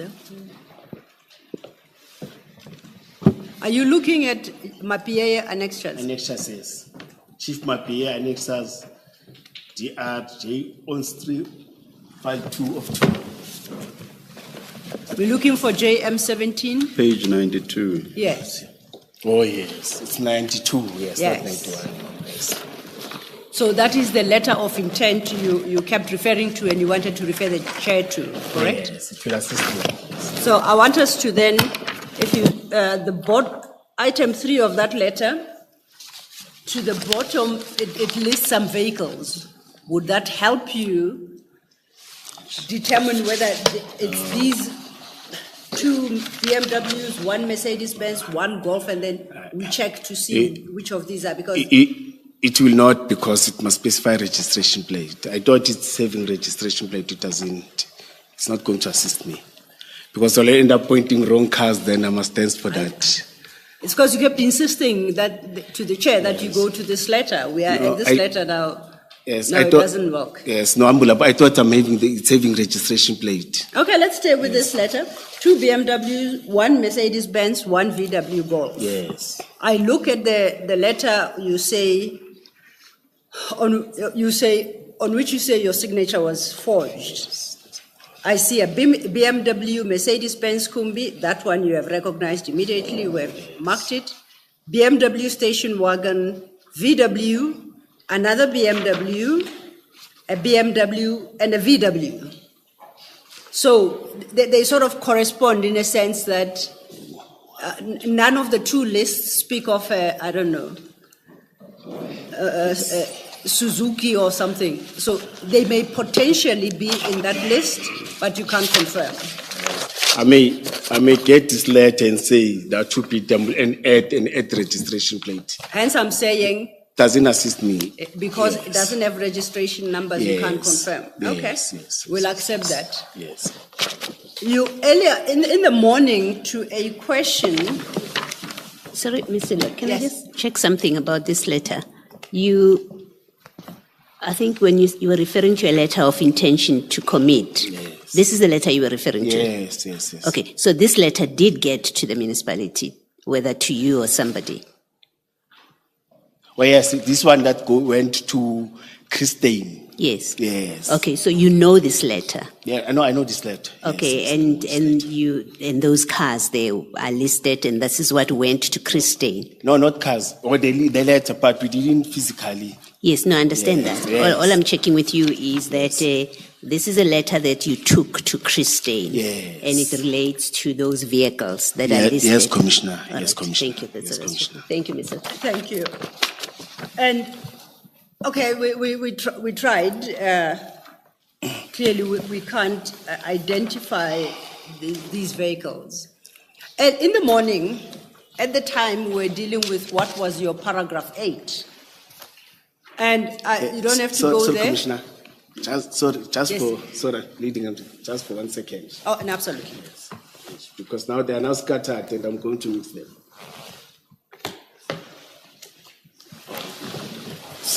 You recall in the Yes. morning when we were dealing with the Medicare 24 MOU in the morning. You remember that? Yes, when I was talking. Yes, Yes. yes. And then you mentioned that your members introduced you to Medicare 24. To Mike, yes. Yes, to Mike and Medicare 24. Subsequently, with reference to the CAT VIP company, you stated that after months, SWAT unit members, which you also call the intervention unit, introduced you to CAT VIP. To the guys of Cat VIP, they Yes. protect us. Yes. So you didn't know them at the time? No. I know the company, but not the VIP protectors and everything. As I've said that every time when I go there, I could see the management, Kate Madlanga, and they're having names and everything. Yes. Yes. And you said this was in 2022. I didn't specify. I said to you, I will have problems with chronological because I don't have the annexures. And I said that twice or thrice, leading evidence. I said that twice or thrice. You said, no, it's fine. You can just talk.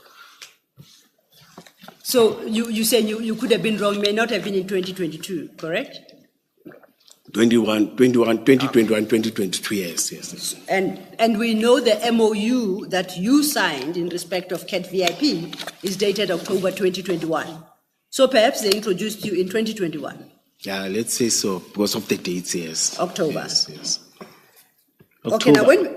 when we go back to your statement, your latest statement. I think it may not be October, but it's fine. Let's go to statements. It will assist me. Okay, I hope it can. I was referring to it for a different purpose. Okay. You recall we were still at paragraph 28.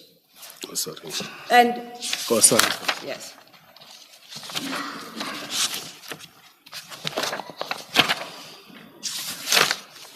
Oh, yes. Formal instructions. Please say that again. Page 9. Yes. Yes. Yes, you're at the right place. Yes.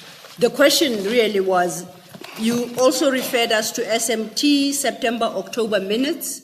I take it it's 2021, where you say you were formally authorized to go develop relationships with these security companies, I think for provision of security services within Ikuruleni. I'm paraphrasing. No, let's put it. That's why I was having a problem when the commissioner was saying that for working relations, not providing services. Okay, what does that phrase mean? When they authorize you to form working relations, what does that mean? What are you being asked to do? No, to formalize an SOP in terms of working relations. How do we work with these different companies in terms of securing our communities, like I explained, in terms of working them when you respond to different things, different crimes, it may be securities, it may be your illegal mining, so I mean to say illegal mining or hijacking, because they've got best technology. No, I appreciate. I just want to understand. It's about that. Yes. In that relationship, who does what between EMPD and these companies? In this SOP, who does what? Yes. My question is, between EMPD and these private security companies, what is the role of each? Remember, we are, as EMPD, we are regulated. We can't change the regulation that we are appointed to do. Yes. You see, but some of them they contracted to do. They're working in illegal mining. Some of them they are contracted to patrol within their houses. Some of them they are doing escort, protecting companies' cars, companies' products. It differs. With them, they've got different and specific tasking or the way they form companies. You see, in terms of the job that they want to provide to their customers. Yeah. Ours is to do traffic law enforcement, crime prevention, and bylaws. You can't change that. Yes. It is regulated. Now, informed by precisely what you have just said, in this relationship that the SMT minutes authorized you to establish, what did the SMT expect the role of EMPD to be and the private security firms? What was supposed to be their role? To come up with a standard operational procedure that will talk the working relations with what they are providing in that different field or in that specific area or in that specific field. No, let me not say area, in that specific field that they are doing. For example, I like to put illegal mining. You see, we've got companies that are doing... Let me propose this. And you have suggested illegal mining. let's stay in illegal mining. Yes. You are now instructed to go conclude an SOP, to establish a relationship, you keep saying. You've been Yes, authorized to go. yes, Now, what did EMPD expect the force of EMPD, what role did they expect them to play? And what role did they anticipate the security forces would be playing in this illegal mining activity? Yes, currently what is happening, you respond, there are guys that are doing static, that are contracted to company. There are guys that are responding during the day and at night. But when there are shootings and everything, we respond as EMPD. You find them there. Some are wearing uniform, some are not wearing uniform. Number one, it's difficult to identify who's the suspect, who's not the suspect. You see, then your relation must start there and say, first of all, let's start there. How do we identify each other when we are working, so that they can't be or they won't be shooting amongst each other? Secondly, it's a question of our arresting procedure. It's regulated. This is what, but then they come, you can't go there and move and hit and do everything, you see, because we have to take the suspect inside the cell. Then inside the cell, you must take the suspect to court. In court, the suspect may bring litigations, as I told you earlier on that, no, man, I was hit by these people, you see. But once you are able to control and tell them, no, this is how we do things, you see. When you find a firearm, this is the procedure that you must do. You don't touch, you don't do anything, you secure the area. It was understanding in terms of those areas. Don't just take a firearm and say, no, this is the suspect, and book it, because you've already tampered with the scene. It was part of those things, you see. But it will differ per operation and per. But we know that at least we've got these processes that we have, or procedure that we must follow. So you, at the time, were authorized to determine the nature of the relationship. It was all up to you, Commissioner Mkhwanazi. Tasked work, yes, tasked. To do so. Yes. And you didn't have to engage with senior management of EMPD to determine whether or not the relationship you have established is appropriate. There was no such requirement. No. It was left all to you. No, I was supposed to engage, because once you do such a thing, you must come back. You were supposed to engage who? You must come back and say, this is what we did, this is what we developed, and come back to the city in this area with these people and these people. You're supposed to come back. So you come back for approval, or just to engage and let them know? I'm trying to understand the purpose of engagement. After you've gone out there and identified these security companies and developed a relationship, how was it anticipated it would work in real life? I didn't think on that level good. But when you come back, you must report. They will tell you, no, this is how we do things. This is what must we do things. I think it was on that level. Now, if we cannot establish these SMT September-October minutes that you so heavily rely on, what do you say the commissioners should do with your evidence in this regard? No, commissioners, I even wrote it here. You'll get them. You'll get them. But you say SMT September-October minutes. This is not particularly helpful. No, you cannot specifically say what they tasked you to do. You cannot specifically say the process you were to follow, and whether or not the SMT, if it's a grouping, what measures were to be put in place to ensure appropriate levels of accountability. You cannot even say what we can expect to find in those minutes, but you want to send us in search of minutes. No, you will get. I think you'll get. You'll come up with something out of that. Definitely sure you'll get. Okay. Our minutes are recorded. So then, it is possible, our meeting, going back to Mapieye Annexure JM 15 at page 88, what Commissioner Khumalo read out to you. It is possible, therefore, that you develop that relationship described there under crime combating operations. Oh. So it is possible that's the relationship you developed with CAT Security. You wrote this. You were authorized, according to you, by SMT to go conclude relationships. No, I agreed that this is written by me. Yes. There I agreed. And you highlighted it in defense of why you should not be suspended in 2023. Oh, This yes, document yes, you produced yes, there. yes, yes. And you were describing this particular relationship with Cat VIP. Yes, when the chief asked that, what are you doing there? Yes. I wrote this, yes. So, in fact, you did establish that kind of relationship with Cat VIP at the time. You know, As you were, as you said, tasked by the SMT in September, October 2021 to do. Commissioners, I even I even said to Commissioner, it may be the English part of it. I even accepted, you see, that we were not yet operational. That's why I explained it and I accepted to him. There is one thing, establishing a relationship and being operational. Yeah, I agree. Okay, Yes. I'm distinguishing between the two. Can we accept that the relationship was in place? The only issue you highlight is that you hadn't operationalized it, if ever you could. Is that the distinction you seek to draw? No, there was no relationship. Or there was no relationship? Yes, it was So not you- yet in place. It was not yet in place. It was not yet. Same document, please go to page 88.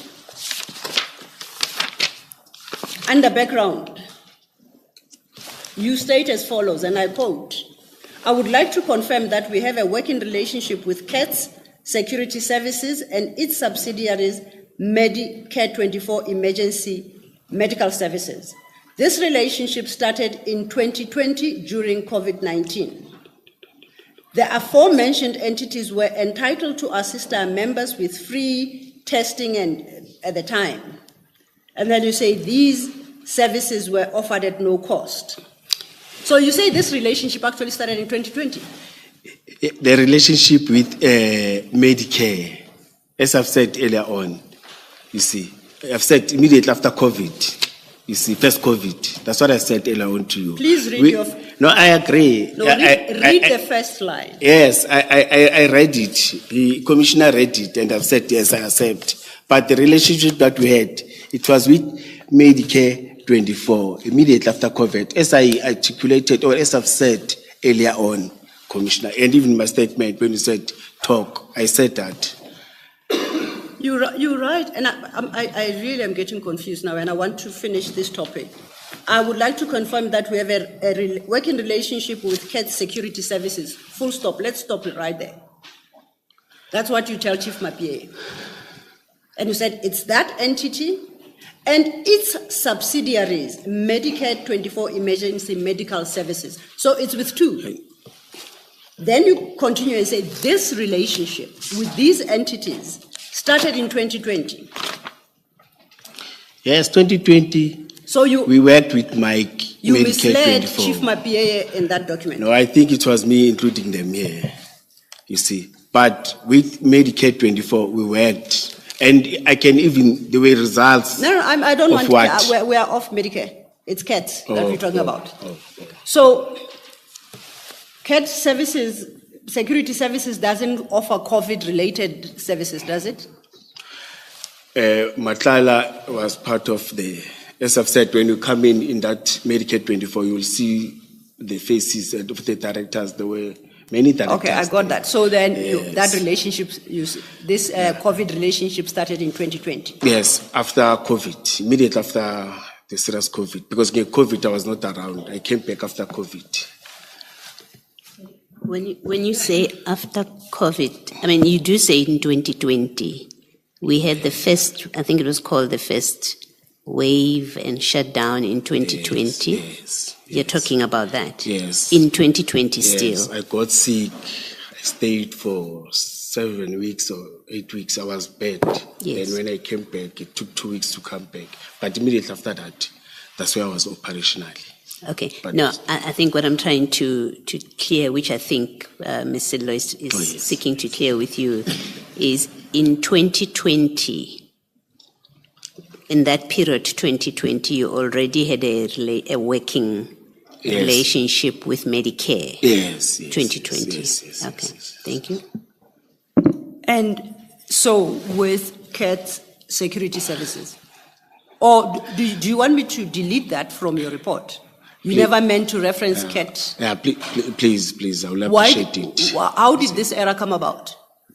How do you explain the reference to CAT security? Yeah, I think And so let me just finish. Particularly when you when Commissioner Kumalo took you to item 3 of the same document regarding crime combating operations with CAT security services, you were insistent that there was. How do those issues creep into this document if that relationship didn't exist at the time? In fact, the whole document, not even 2 paragraphs, the whole document. What? No, I'm agreeing with you. I'm saying. What do you not mean the even- whole document? No, I'm saying I'm agreeing with you. I'm Yes. not. I'm Yes. saying. I'm even saying it's not even 1 paragraph or 2 paragraphs. In other sentences, in other paragraph, I Yes. keep on repeating it. Yes. Yes, I'm agreeing with Okay. 100%. So then can you, Yes. let's help the commissioners understand how that quote unquote mistake could happen.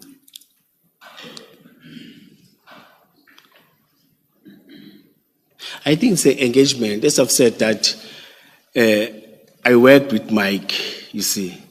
When I responded, it was just to respond with no, we're having relations with Medicare, and I included them and I included them many times, and I agreed to that. And I can't give another reason which is better than what I've said. Mine is to accept and say, yes, I accept. I made a mistake, you see. I'm here at the commission. When I'm wrong, I must accept. Today I was wrong. You see. Okay, so we're staying with the same document at page 90, the last paragraph. Before your signature, you state, I hope and believe the chief will understand the initiative we are taking as his subordinates in advancing private partnership towards fighting crime and protecting the city while also skilling our own as mentioned in this report. End of quote. Do you see where I'm reading? Yes. Why doesn't that read, I hope and believe the chief will remember the task that I was entrusted with during September-October 2021 by the SMT to establish this public-private relationship. Why do you call it an initiative of his subordinates to establish that relationship? As I've said, it may be Is that English again? Yes, no. In this document, I've accepted. What was happening with the English when it came to writing this document? I can't even tell, you know. I can't. I must accept. You see, when we are wrong, you must accept. You can't even defend a wrong thing. No. And this is the document you hoped would persuade Chief Mapie and your seniors not to suspend you. No, I was suspended.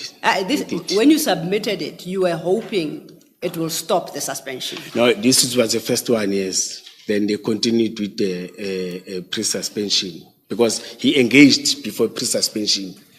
Then I submitted this, said no, write the intention with the unions, wrote the other one, but. And I'm saying you submitted it because you were hoping they wouldn't suspend you once they read it. Yes. So you are suggesting then this is why you said the English that you did. I'm just checking. I don't want to misunderstand you. Okay. Lastly, let's go I'm dead. You are continuing to kill me once I'm dead. I have no such intention, I promise you. I don't. Okay. Let's go to page 89, same document, just for clarity. You list specifically 3 projects undertaken with CAT. The same document? Yes, at page 89. Yes. You say projects undertaken with CAT, you list them there. I'm interested in the first. You call it cartels examination at the college. What's that? No, it's supposed to say cadets, not cartels, cadets, students, you see. Why did cartels cross your mind, incidentally? No, Commissioner. I'm sure you wouldn't remember. But I'm taking the responsibility. Yes. When I typed, I was having my PA and said, no, man, just do this. I'm taking that responsibility. You were not being prophetic, were you? No, I was weak. I was not that yet energetic, and you see. Okay. Oh, Commissioner, no. No, I was not. No, I was not saying. I was not, Commissioner. Yes. No, you're not as tired as he thought you are. Okay, let's get back to your statement then, just to complete on this point. Yes. Okay, Silo, I want to deal with page 92. I wonder if you're going to be coming back to it. Just the relationship, nothing else. the relationship between CAT and EMPD? No, I was going to come back to it, but we might as well because we are dealing with both MOUs at this juncture. The chair made sure that we do so. So, to be appropriate, thank you. And Chair and I had left our page 92 open in Okay. the hope that we would Okay. ask a few questions. Commissioner, please go to page 92 of that same bundle. The letter intent. Yes. The MAPA one, yes. Yeah. Yes. And you say this is the document you gave to Christine because he wanted to know whether he can register the 4 vehicles. No, I gave this document because he said previously, when the processes was happening, they gave the same letter to EMPD. This is the same document that they gave it. Who did This you is give what it he to? wanted. Who Sorry? did you give this document To Chris. And Stein. where did you get it from? No, from Busmatlala. You got it from Cat Yes, Matala. yes, And yes, before yes. you gave it to Chris, you read the document. Yes. Yes. Now, in paragraph 2 of that document, Vusi Matlala says, CAT VIP Protection under his leadership has signed a memorandum of agreement with EMPD. Do you see that? Yes. Now, which memorandum of agreement is Cat Matlala referring to in paragraph 2 of that letter? He was confused by that memorandum, the one that you raised, the one who started to say, I don't have powers to do that. But You as see. far as he But was concerned, he didn't sign it. yes, as far as he was concerned, according to this letter, he had signed No. that memorandum. No, That's it is what not. the letter says. No, it's not signed. It's that one. It's that one. It was not signed. If you had read the letter, why did you not correct him? Why did you not say, no, Mr. Matlala, there is no signed memorandum of agreement between CAT and EMPD? No, here there was this excitement that we're getting vehicles. There's a letter of commitment or a letter intent to commit. You see, it was for me to take that letter and say, Chris, at least what you wanted to say. Commissioner, do you see the things you do when you are excited? Yes, no, I agree. Gets you I into trouble. agree. Sick, excited. No, because you were relying on this document to persuade Christine Yes. to register vehicles. Yes. And what Christine would have read looking at this letter is that there is a signed memorandum of agreement between EMPD and CAT, because that's what the letter says. Yes, that's why he even came and said, no, there are problems now. We are not continuing. And I'm assuming that when you were making representations to Chief Mapieye and Erasmus and who were the other people who were investigating you? IPID. So it was Erasmus, it was Mapieye, it was IPID. Did you give them this letter? Yes, I gave them everything. No, I'm not sure about the letter, but whatever documents that I'm having, I submitted. It's just that some were not with me. I didn't have access. That's why I said hello, and I'm not sure about the document that they're having. Why And have I'm you not having. corrected this impression created by Cat Matlala? Why have you not corrected this impression? It's the same. That's why I agreed to that. It was this excitement of making sure that they were going to get those vehicles. You see, you'll have. You see. Because you But see- now I detect something, that the objectives were not the same. It's out of this, I'm learning something. Out of the engagement that we had earlier on from the chairperson and the question, this takes me somewhere now. You see, takes me somewhere now. You see, and the persistence, now I'm opening another eye. Now I don't know how to say it. But it's opened my mind, opened my eyes now. You see, with objective of business and objective of, they're not the same. Can I leave it there? I know you. You can either leave it or you deal with it because we're under pressure of time. So if we don't have to go back to issues, it would assist a great deal. We are back to your paragraph 28.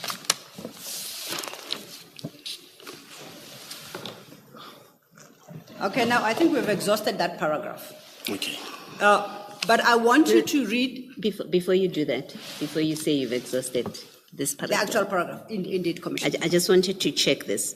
And because I have struggled to understand whether you are making a connection between paragraph 27 and the instruction you describe in paragraph 28.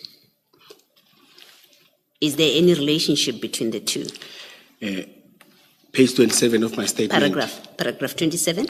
You remember in paragraph 27, you're telling us about the MOU, Mike van Wyk, you remember that? And that MOU was sent to Jermaine Fortuin. That's what you do in paragraph 27. And then in 28, you're now talking about a formal instruction to develop an SOP. And what I wasn't sure about is, are you saying that that relationship, that draft memorandum that you're discussing in paragraph 27, right, the Medicare one, did it come about because you were executing that instruction to develop an SOP? Is that what you're doing? No. It has nothing to do with it. No, it's separate. Okay, so 28 has absolutely nothing to do with from 27. this. All right, Yes, thank you. separate. Thank you for the clarification. Thank you, Mr. Thank you, Commissioner. My question was actually going to lead to 29 and very similar to that. At your 29, you say, it is surprising, therefore, to receive an email from the Commissioner accusing me of an improper use of my position, especially when I was acting in line with my official directives. You see that? Oh, yes. Now, that sentence, does it relate to the conclusion of the MOU in 27 and with CAT VIP in terms of the SOP in 28, or does it extend only to one of them, and if so, which? No, IP that time raised the issue of when I met with them. That's why I highlighted the three, what is this? The three items in the letter, in the to-do list, you see. Yes. Yes, because when they were engaged me raising, they raised those issues, you see. That's why I even raised it, because it was that time it was a pressure of those things, you see. As I've said, that some of the documents now I'm getting them here. You see, I didn't have access to it, but now I understand. No. Okay, so it's the an extra JD2 we referenced earlier, right? It's the three items at page 6 that are highlighted.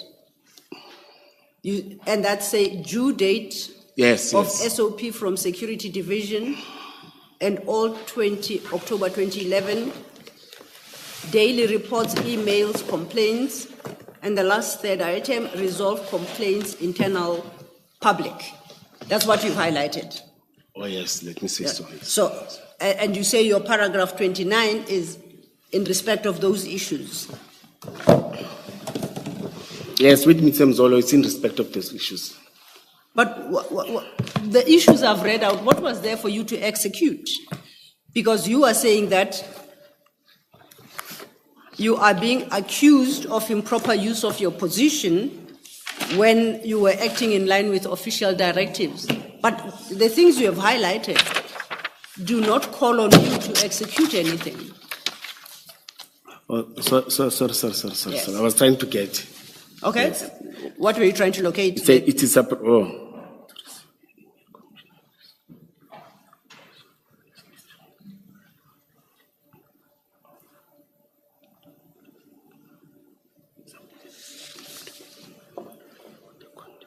No, it was accusation against this, and Mr. Mzolo didn't. What is this? No, that to-do list. Okay. It was that to-do list. I don't think that is so, because on your own version, if we read the paragraph furthermore, Mr. Mzolo has never submitted a statement to either support or refute the content of my statement. No, Commissioner, let me correct it. It was about the commitment. You see, because you spoke about... Remind us again, what commitment? Yes, the commitment, the letter to commit and to do. Yes, the statement talks about that. Let's finish and see whether you are correct still. Yes. Because I think you are wrong once again. And has never submitted a statement to support or refute of my statement. Additionally, there is a document from Corporate and Legal to IPIT challenging the letter intention to commit. It's two of them. Okay, you're summarizing. Let's read it Yes. verbatim. Additionally, there is documentation from Corporate Legal Services Department of the City to IPID challenging the recommendations made by the chief, who claimed to have no knowledge of the situation or any working relationship with Medicare and the CAT VIP security company. So the statement that it was alleged that your conduct constituted improper use of your position is wrong, and you contend that you were acting in line with official directives, and that is in regard or relation to the working relationships with Medicare and CAT VIP security company. Yeah, you are correct, man. Remember, when I was suspended now, it was after we had State of the City. It was after I got this. Then the chief said there's no working relations. And there was the State of the City, 2022 April. And I was suspended 2023 February. Before that, there was no part. After the 30th of April, we worked with them in terms of the operational plan. But not with Medicare 24. Medicare No, 24 we didn't worked play with- any role in the State of the City. No, Medicare 24, we worked with them before the State of the City. You see, in terms of the cadets. In fact, let me come, I'm confusing you now, I see. You are confusing me. Yes, I see. That's what I'm saying. Medicare 24, we worked with in terms of the cadet, in terms of 2020. It's out. Then 2022, the 30th of April, we worked with the CAT VIP security. Okay. Then suspension I got 23. the coming year. Yes. February, after we have worked with the two. Now I can recall now. Okay. You see, now I can recall. All right, I think I've Now I can about recall. caught the order of things from your perspective, yeah. which then leads us, I guess, naturally to your paragraph 30. So before you do that, I think what we cleared in my last question was that paragraph 28 has nothing to do with the Medicare in paragraph 27, right? That MOU. Or 28, not 29. And it's 28 is about SOP, that instruction. And then you agreed that 28, that instruction has nothing to do with Medicare. Now, in your paragraph 20... Can I finish doing like this? Please, You're at the page. Please repeat again. Okay. Say 27, eh? Yeah, now I started off by saying you have said to us that paragraph 28, the instruction in paragraph 28 to go and develop an SOP for Operational Security Division has nothing to do with the Medicare MOU. You remember that discussion between us? Or Medicare, yes. Has nothing to do with the Medicare. Yes. I'm talking about Medicare, Yes, not VIP. Oh, no? yes, Medicare. So Yes, we've yes, agreed yes. it has nothing to do with that. Yes. And then in 28, in that paragraph 28, you talk about the SOP instruction. And then at 29, you say you are surprised, you were surprised when Chief claimed to have no knowledge of the situation or any working relationship with Medicare. Let's say that. Yeah, correct. Why do you say he had knowledge of the working relationship with Medicare? Yes, madam. Sorry, Commissioner. Remember, Commissioner, when there were cadets that were registered or that were assisted with photocopying and everything, you see, he had a briefing on that. That no, the student they assisted with photocopying. I briefed, and Kwabe, I think he briefed that the Medicare assisted us with photocopying and what is this thing and binding of documents and everything. He even mentioned that. I even said I spoke about 300,000 because Mike said they spent in terms of photocopying and other things cost them something like 300,000. He did know about that. I even mentioned that I said so.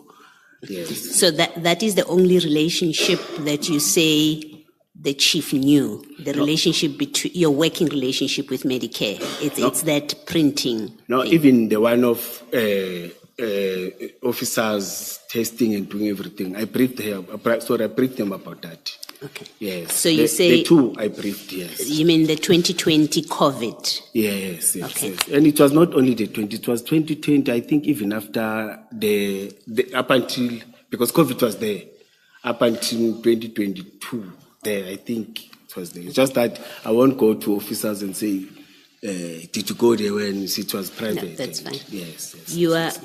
You've listed two things. You are not including the MOU, the Medicare MOU in that. So if Chief said to us, Yes. to the Commission, I knew nothing about the Medicare MOU, right? The Medicare MOU that we discussed earlier. If he said to us, I knew nothing about it, he therefore would not have been misrepresenting the position. Then he you would don't be- trust my word to him. Sorry, say that? You don't trust my word to him. No. I'm trying to understand your evidence because I asked you, remember, whether the paragraph 28 and 27 have anything to do with each other. You said they have nothing to do with each other. They are standalone paragraphs. But then in paragraph 29, you say Chief knew. In fact, maybe let's read it. It says, it is surprising, therefore, to receive an email from the Commissioner accusing me of improper use of my position, especially when I was acting in line with official directive.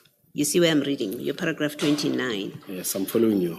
And then you say, furthermore, Mr. Mzolo never submitted a statement to support or refute the content of my statement.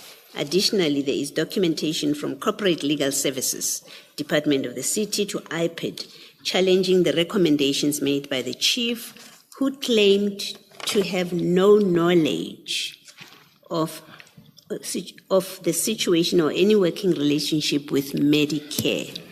Now, I stop there, right? Yes. I stop there and I say to you, are you saying to us, Chief knew about the memorandum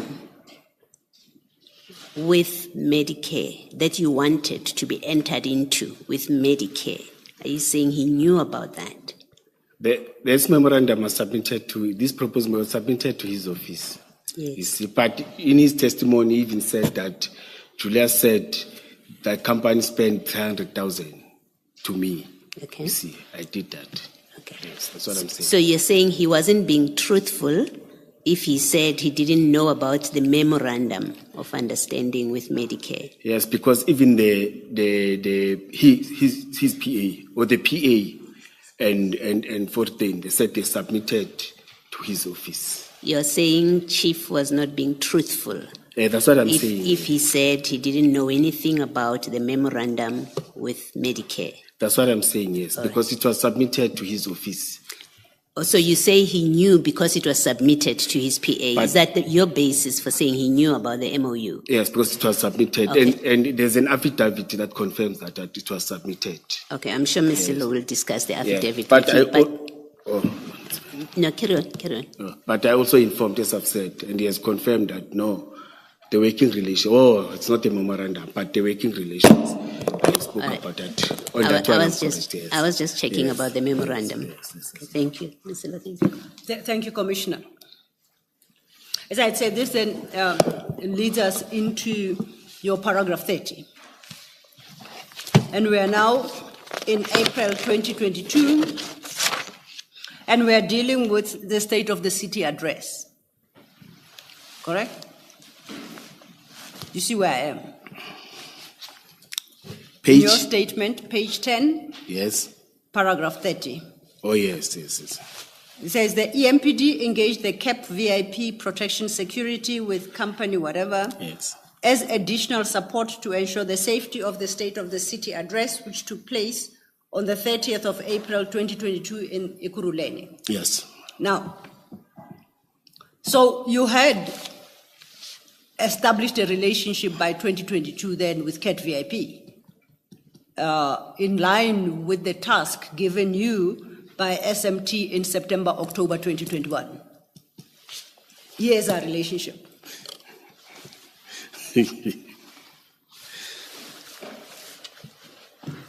Can you repeat again? I think you're going back to that statement, that letter. May you please repeat again? Okay. Read I've again, just please. read what you write in your statement. Yes.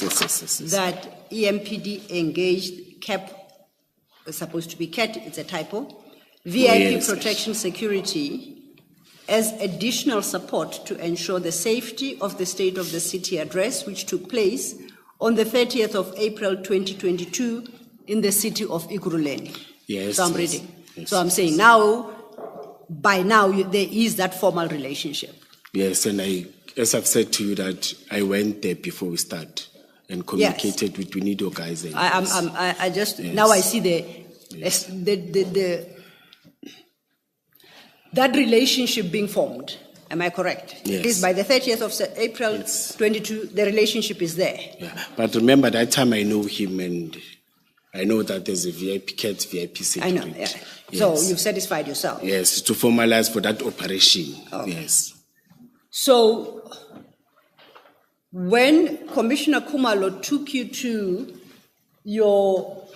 the motivation you wrote to Chief Mapia as to why you shouldn't be suspended, and you said you made a mistake, why did you say at that time there was no relationship? Because that motivation is dated February 2023. And here we have a relationship arising in 30th April 2022. No, Why did you deny it to Commissioner Kumalo? It came to my mind that he even raised it, that no, we were suspended 2022, 2023. Now when he said 22, that something came, no man, it was after we had this 2023. That's a suspension, you see. Okay. I forgot because we even came, or we were not talking about this operation of 2022. So your English in the motivation letter to Chief Mapia as to why you shouldn't be suspended of February 2023 is not so bad then. Yeah, no, but there are other things that At we least did. insofar as this relationship is concerned, the English is sorted out. No, it's bad because there are other operations that we didn't do. I must put it. We didn't have crime prevention. We didn't do those things. Oh, okay. Yes. I must accept that. I don't want the to be relationship defensive. was there, but not for crime prevention, although that's what you wrote. But there was Yes. another relationship that you didn't inform Chief Mapia of. Yes. That was actually in Yes. existence. Yes. There I agree 100%. How We did you didn't cross your wires so terribly? You I'm are- trying to I'm trying to understand where you are coming from, and therefore to see what explains some of what could be errors. No, I think is there a way to understand? If there isn't, I'll accept and move on. I think you need to put it in a chronological, because you're asking, and then I get confused, but he assisted me. Then I tend to remember, no man, there was an operation around April with the CAT, but there was no operation of crime prevention, I must be honest. Okay. We didn't do that, but VIP was there. Can I just, so in paragraph 30, you say EMPD engaged CAT protection services Yes. as additional support to ensure safety of the State of the City. Yes. Who, on behalf of EMPD, entered into that agreement with CAT? No, I've said I went and No, I engaged. just want to know the name of the person who represented EMPD in entering into this arrangement that you are describing. Operational plan. I'm not talking about the operational plan. It's- You're saying here EMPD engaged CAT VIP protection services as additional support to ensure safety. No, I've said I went there, I've engaged him. So it was you. Yes, I've said it twice or thrice so many times. And I even said, I even invited him to Germiston, to the office of the mayor again. Commissioner, I'm only asking for the name, not. Oh, it is me. Oh, Julius Dr. Mkhwanazi. Yes. Are you authorized to enter into such agreements on behalf of EMPD? Do you have authority? No, yes, on this one, because it's an operational plan. Okay. You see, you can invite all the stakeholders who want them to participate. It's an operational of that day. You can, sometimes we are, in these plans, we are having different stakeholders in all our operational plans. On this one, it's for executing, for that, after that day, it's finalized. Yes, in an operational plan to formalize, as I've said, that you need to include them so that if anything happens, all those that you utilized, you see, when there's incident or accident in the court of law, there must be. That's why I made sure that it follows that's why I made sure that the compiler make sure that all those that are sinners must sign that document. Sorry? Let me thank you again. You assisted me. I was committing myself and I was becoming confused. Now you rescued me when you came to 2022 April. The chairperson was dealing me with left and right, but now I'm rescued now. Thank you. I'm sure Commissioner Kumalo is happy he could be of assistance. This now leads us to 31, and 31 really. Before you go Yes. to 31, sorry, Mr. So, Commissioner, when you now engage CAT VIP for the state of the city, we know there's no memorandum at that point, right? Because the memorandum that we've looked at was never signed. Yes. On what basis did you engage them? As I've said, that members identified those skilled guys, those highly trained. When we went in, we spoke about that. I even said that when I approached him, I even said that members identified those highly skilled and trained that will assist because of the letter that I got of the threats. You see, that was submitted to the chief, then it was submitted to me. I had to make sure that we provide proper security. We execute the plan very well. It's well protected. The event is not disturbed. I've even talked about disturbed and destabilizers and everything, all those threats. Okay. So, and the reason I ask on what basis did you approach them is because I expect that when you brought them onto the State of the City event, they have tasks. Yes. It must be written down somewhere between you and CAT VIP. You know the MOU that we looked at? Yes. It assigns who's responsible for what. Yes. And you both would have signed off. Yes. You in that MOU. Yes. The city and CAT would have signed. Now we know you don't have an MOU with them at the time of the city, State of the City event. Where do you agree? What is the agreement you had with them and where is it recorded? Thank you. In an operational plan, there's tasking, as I've said. Yes. You task all the page 2. It's having all the role players. Yes. The first one, it talks to internal. But it talks to internal, but separate again, talks to external. That's where the 2 security companies are coming in. Yes. You see, in your tasking, Yes. then you mention with this one, because it's having contract, I want to concentrate on them. Because when you do tasking, you task everyone. Yes. But I want to concentrate on them. This one, because they're contracted, they will do static. I think it's wise if you can check the operational plan. You see, it's one of the annexures. Become Commissioner specific. Mkhwanazi, perhaps if I may assist, Mr. Commissioner Baloyi. If it's a topic you were going to go No. to, I'm happy to leave it. Just to assist Commissioner Mkhwanazi, because I think he wants to go to a document. But before I do so, permit me to go to paragraph 31, at least for the record, and identify what I think it's the annexure that he wants. You will see that at 31, Commissioner Mkhwanazi, you are with me, right? During that meeting, the council informed us credible threats to individual safety, and you go on, you see that? Yes. Okay? Then, and I think you say a formal document where the executive mayor talked about disruptions was handed to me by the chief. Yes. Then you say attached. Yes. Okay. Now, I want you to have regard to JD3 starting at page 7, so that we locate whether that is the document that you say is attached. Oh, my JT3. Yes, your own annexures now. I'm becoming happy when you're going to my annexures now. So, JD3 at page 7.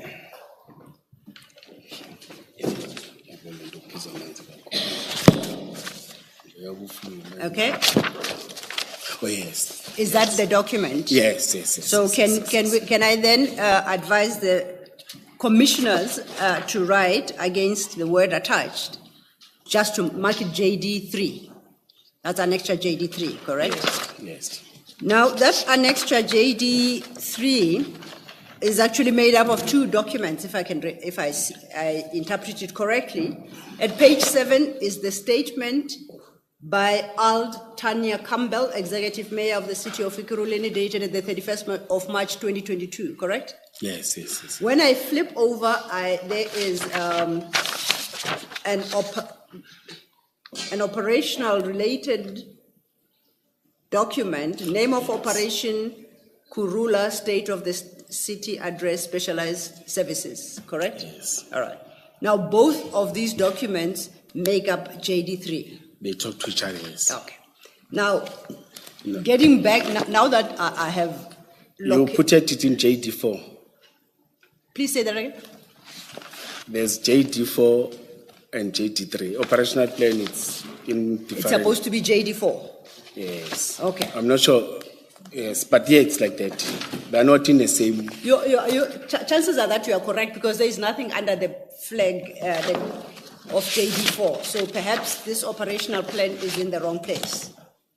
I'll accept that. Oh. It makes better sense. So JD3 is the statement by Ald Tanya Campbell of the 31st of March 2022. Yes. Okay. Then it would mean we have to go to JD4, which starts at page 8. In your engagement with Commissioner Baloyi, you referenced a plan, and you say the two security companies were listed in that plan. Do you recall saying that?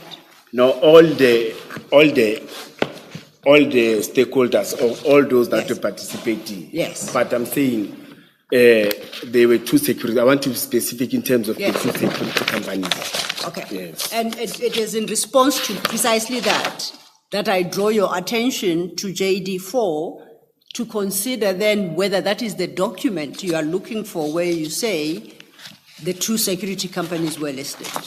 Yes. Because your statement doesn't say. Is that the document you want to refer to? Yes. Go to JD4. Yes, it's the same. It's the same document. Okay. Okay, it's the Then same document. we are in JD4, page 8. Yes. You said, I think, page 2, it was a rough estimate, I guess. I am flipping through. Page 2. If you go to page 11. No, it's not a rough. It's a. No, I'm saying I didn't refer to other stakeholders, not rough. You see, all the participants. Page 9, ne? Which is page 2 of page 14. Okay, I'm with you. Yes. All It's right, just so- that I only spoke to this, but when you look, it's saving specialized intervention, equestrian pop, Yes. CLU. Yes. Yes. It's Okay. not a rough. It's a part of this document. So then, That's why you commit your personnel, you commit you commit stakeholders, but when you go to different pages. you keep saying rough. What's rough? No, don't hear me correct. No, don't talk about RAF. Oh, okay. Yes, I I'm thought talking you were about saying it's- stakeholders. I misheard. Let me put this thing. I think my voice is No, getting I tired. misheard, I guess, because Yes. yeah, that's fine. But anyway, I was just saying, you can then go back to your engagement with Commissioner Baloyi. You were talking about the plan Yes. that has listed the two security companies, Yes. amongst others. Yeah. Amongst others. Oh, yes, you're correct. Yes. Are we agreeing that that document you were referencing is JD4? That's at page 8. Is that the document you say? Oh, yes, operational plan, yes. Okay. Yes. So we have located the operational plan. Yes. Then at page 9, which is the second page of the actual document, Yes. This one. then you can look at that page and indicate where the two security companies are listed. Yes. External forces. Yes. Yes. It's having SAPS, POP. Yes. Then you've got CAT VIP Security. Then the last one is Kyalami Security Services. Those are two security companies. Okay. Yes, the other one is contracted to the city, doing static in terms of normal securing of buildings and everything. You say the other one, which one? This one, Kyalami. Okay. Kyalami, yes. I'm sorry, Mr. Lo. In the statement, where do we say JD4? I'll have to find, I think at paragraph 34, please have regard to your paragraph 34. At 34, Commissioner, you say attached is the copy of the operational plan for the state of the city address. Do you see that? In my statement? Paragraph 34, the first line.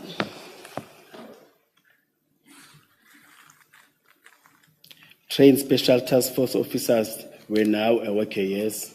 All procedures requirement through. Is the first paragraph? 3, 4. Oh, yes. So you say attached is the copy of the operational plan for the state of the city address. Yes, it's the same. Is this document? So, Chair, that's where JD4 comes in. Thank you. Okay. Before then we get to JD4, let's step back to 32. You dealt with the mayor's press statement. And at 32, you say, given the seriousness of the situation, I consulted with my operational team regarding the identified risks for this state of the city address. One of their recommendations was to utilize former SAPS members, in brackets, Lieutenant General Mkhwanazi, former task force team, highly specialized, highly trained special task force officers who were now employed by CAT VIP Security Company. Yes. Okay. Yes. Now, these are former task force members. Yes. Why do you insist on calling them Lieutenant General Mkhwanazi former task force team? Thank you, Commissioner. I known General Mkhwanazi long time. My former Deputy Chief of Police before Deputy Chief of Mzolo. She's former Deputy Chief, I don't know, must I mention her name? But now she's back to SAPS, she's Commissioner Zulu. She was working with General Mkhwanazi's task force. Then she came and worked with us as the Deputy Chief of Police. You see, she used to make sure that we have this relationship with that team. You see, because her blood was a task force blood. So in fact, she's the one that encouraged us to do your crowd management, your tactical training. You see, I did know, but again, there was a press statement again where I think before this noise, where General Mkhwanazi was complaining that, hey, these private people, we are training people, spending money, they're busy recruiting them, taking them to different units. But I did know that his people are there, even if there's a noise, his people are good. No, when SAPS is doing good, we need to say so. In terms of that task force and in terms of the team that he was working in that task force, it's good. That's why I was mentioning it. But I did know long time ago that he's heading task force and Deputy Chief that joined us before Mr. Mzolo. She came from SAPS, from the same team. You see, I think I don't want her to say, hey, in that commission use my name, why? But when you want to know when there was arrest where these two couples that they have to that ran away from prison, the doctor and the boyfriend. She's the one that executed that job. When you see Nandipa, she's the one that goes with Nandipa. She's the one that jumps, gets inside the car with Nandipa. She was our Deputy Chief of Police. She was my boss. And when Mr. Mzolo was a director, she was the Deputy Chief of Police by then. That's where I started to know about General Mkhwanazi. And his people are good, I must accept. You see, SAPS has lost quality there. No, it was just a matter of interest because Yes, it's a formal unit within SAPS called Special Task Force. So why you just don't call them Special Task Force, but you say General Mkhwanazi, as if he owns them? No, I was explaining why I highlighted. I'm not asking you a question, okay? It's not You have in explained. a bad manner. No, Okay. it's not in a bad. It's in a good manner. You continue then at the same paragraph 32, and you say all procedural requirements were duly followed through an operational plan as we are using it as a formal legal document in planned operations, correct? Yes. Now, and that plan we know we have identified as JD4. Yes. That is the formal plan that you say was signed, and that is the one on the basis of which you say procedural requirements were duly followed. Yes. Let's go look at JD4. And at JD4, I want to refer you to page 21. JD4 is your annexure. That's this Mkhwanazi annexures, that file. Oh, yes. Yes. Please locate the file. 21. Get to page 21. And you'll see page 21, we have just settled JD4, is under tab JD4, starting at page 8. Oh. Okay? Page 21 is the last page of JD4, and is the signature page. Yes. So I see, as I think in the morning you testified, that is prepared by Colonel Nhlanhla, correct? Yes. And then you sign as part of recommendation. Then it's supported by Commissioner Mzolo, who was your direct boss. Yes. And eventually approved by Chief of Police, Chief Mapie. Yes. So you say this is the actual plan that was considered, assigned, and approved by everybody. Yes. Okay. And when you even look at the pages, the font and everything is one and the same. Okay. The photo, could see the way it was photocopied, it's one and the same. And this is the one that was submitted initially by me to IPID, and they also communicated when I was suspended with Lieutenant Colonel Nhlanhla and say, bring that plan that you said. Both plans are talking one and the same thing, you see. But this one of a person who took it from us, the font and everything said it's a forged plan that he forged to make sure that perceived as this forgery and this what. Okay. Can I just ask a question? Is it possible to get the original copy, the original signed? Yes.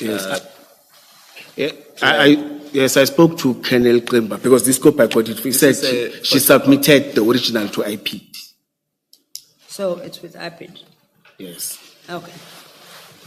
And I do know that you say Commissioner Spies spoke of different fonts and a whole range of other issues to suggest that the document you provided to him was forged.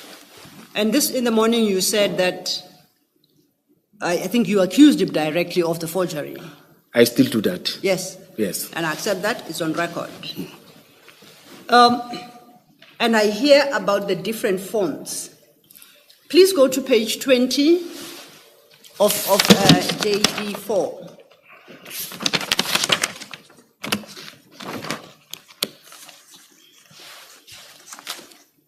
And I see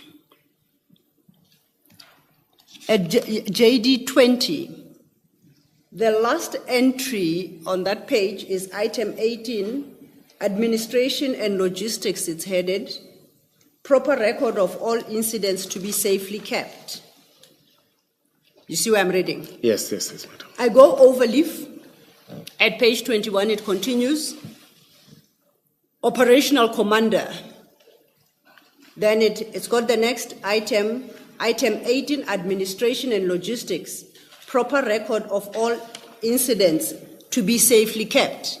So effectively, on your program, item 18 repeats itself. Twice, yes. And that's one of the issues he highlighted as proof of forgery.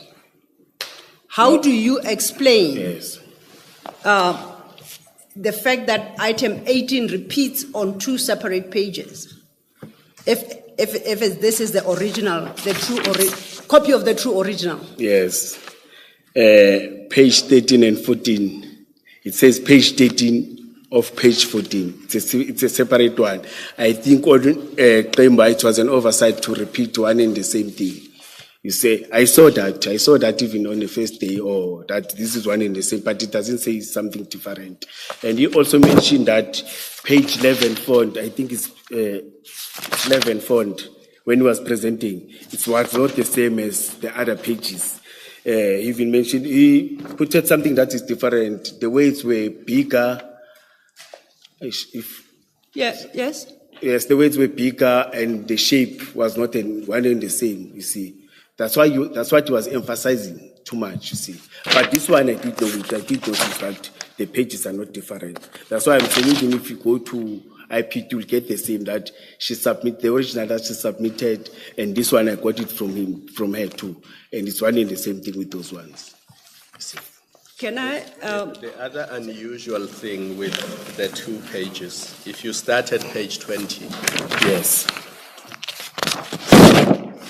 All pages are numbered from 1 to 14, so it will say page 1 of 14, page 2 of 14. Page 20 is page 13 of 14. You see at the bottom of the page.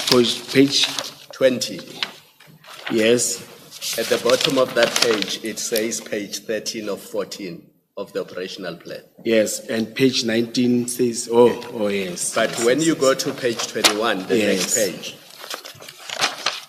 the page numbering of the operational plan is up, not down. Now, that's unusual in a normal Word document because that should be consistent. Consistent down there. The other thing is, if you go back to page 20, you'll see on page 21. On page 21, the page numbering, page 14 of 14, that's Times Roman, the font. But on page 20, it's something else. So this suggests that these are 2 different documents. It's not one continuous Commissioner, document. Let me listen to. Are you saying on top, it's not the same one? I see here in terms of the bottom one where they talk about figures, it's very small because they talk about figures. No, forget about that for a moment. The operational plan is a 14-page document, yes, right? Yes. And from page 1 to page 14, the page numbering of the operational plan, not of the bundle. Yes. Every page it will say page 1 of 14, page 2 of 14. Yes. It will be at the bottom of the page. Yes. But when you get to page 14 of the operational plan, which is page 21 of the bundle, suddenly the page numbering of the operational plan is in a different place. Yes. Now that's unusual in a single document. Yes. So this suggests that these are 2 different documents. No. And then the other thing, as I said, the font used on page 21, you see that it is Times Roman. And then the one that is used throughout the document is totally different. Yes. Commissioner, when you go to page 1, the committed personnel, page 2, the committed personnel of EMPD, it talks to the same number of the figures in terms of the number of committed personnel. Then it also talks about the money. In terms of the money, yes, it talks about different salaries. Commissioner Mkhwanazi, I'm not talking about the personnel. I don't take issue with the personnel. I'm talking about the page numbering of the operational plan. No, I agree with you. Yes. But I'm saying if it was a forged, the number that is at page 2 was not going to correspond. Was not going to correspond with the number of deployed personnel at page 21. What I'm not saying it is forged. That's not what I'm saying. All I'm pointing out is that from page 1 to page 13 of the operational plan, the numbering at the bottom of the page and the font used is consistent. Yes. But when you get to page 14 of the operational plan, which is page 21 of the bundle, then it changes. So it is not just paragraph 18 that changes. It is various things that change. Now, there are many possibilities. It's possible that the signature page was inserted much later or some other thing happened. I'm not suggesting that it's a forgery. I'm simply pointing out the inconsistency. Yes, I get it. I mean, it often happens even with statements that you have a document that comes in, but some change needs to happen at the last page. Only the last page is changed for that purpose and it is finalized. So I'm not suggesting that it is a forgery. I'm simply pointing out those differences. No, I agree with you. And I'm the person who's very harsh in terms of the cut and paste and everything, because when we are taught this plan, or she was not part, you see, they will say, develop a plan. You see, as commanders will want to make shortcut and use the old ones, but they expect those instructors. They know that we're going to do that because we want to sleep early, because they want us to present around 2 a.m. They know when start presenting, they say, no, there's this document, this is cut and paste and what. You see, that's what I'm always saying. That's why, Commissioner, I always advise people to initial every page to avoid these types of problems. But I will leave it there. Thank you, Commissioner. Just very quickly, I want to test something with you. Looking at the page numbering, where it appears as page 1 of 14, 2 of 14, in my experience, and I do accept that it just might not be enough to get me through life, the computer itself automatically paginates. So as long as you keep adding pages, it will say page 5 of 50. Is that your experience as well? No, I'm not an expert on that. I'm learning something from you now. Oh, okay. Yes. Then that is, and I guess the tech boffins out there will correct me. So it's not necessary to type by hand page 2 of 14. Once you have selected the page numbering format, the computer will do it automatically. I've learned that. I'm not a tech boffin, but I think I can say that confidently. Yeah, I can check that too. And then having said that... Tech boffin is a program that checks and... Well, it numbers the pages. So if you have a 3-page document, it will say 1 of 3. If the document grows, it will then change and automatically say 1 of 10 or 1 of 50. It happens automatically. That's what I'm saying to you. Now, at the point of selection, you can say, number my pages 1, 2, 5, and 50.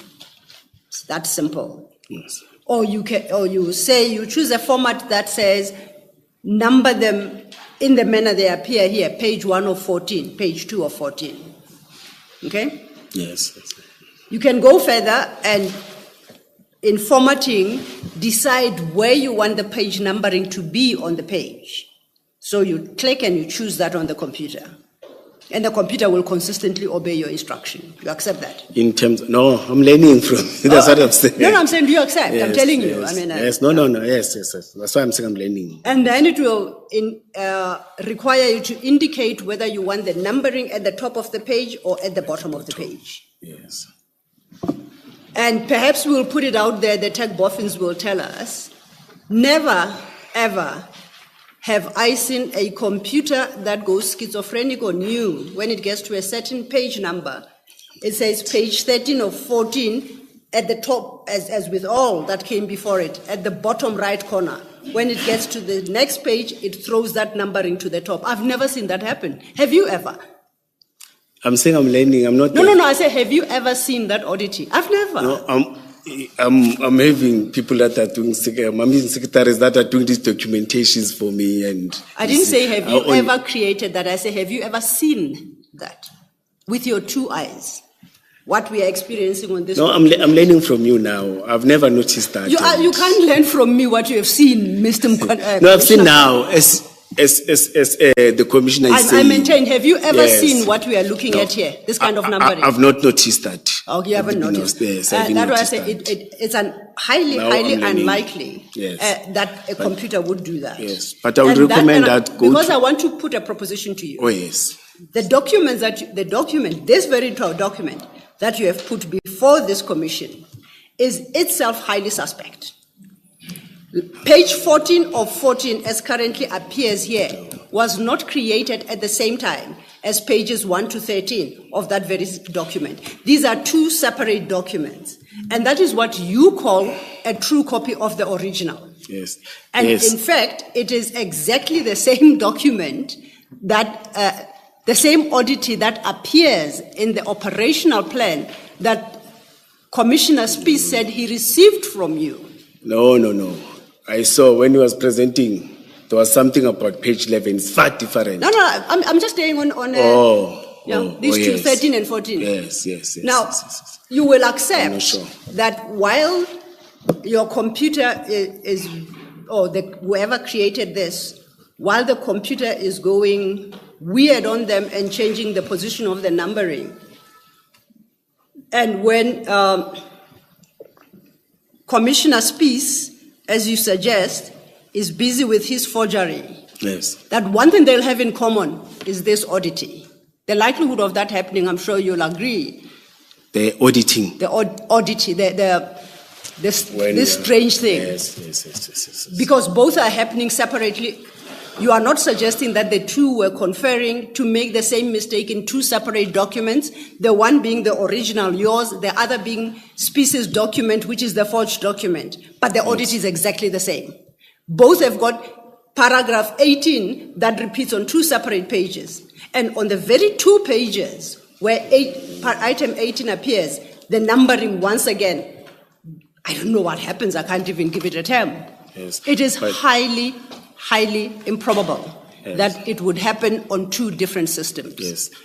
So what I'm putting to you is that the document that Commissioner Spies submitted and said he received from you accords with the one you have put before the commission marked JD4. Yes. And so therefore he's not wrong. No, page 11 that he presented is not the same one. Okay. But I would request that, can you, as you said, that get the origin from my pit, get the compiler, then I will be happy if you say, no, we have checked, you are wrong. I will accept that. But for now, I'm still saying, no. You see, we don't even, when I was suspended, I didn't even communicate to it. I was allowed to communicate. And I met them whilst I was not there. You said work and everything, and the same. You see, when they said, no, there's something. But I'll request you to do that. I'll be happy in my heart if you can confirm that, commissioners. Okay. Can I ask a different question still with this document? Yes, We are moving. Commissioner. Yes. If you go to page 9 of that operational plan, in fact, maybe before I ask you my question about page 9, my earlier question about the basis on which VIP came and provided this service. Yes. You said it is this plan. Yes. Okay. So there was no separate agreement between the city and VIP where it was agreed that they would come onto the premises on the day. No, it was this document.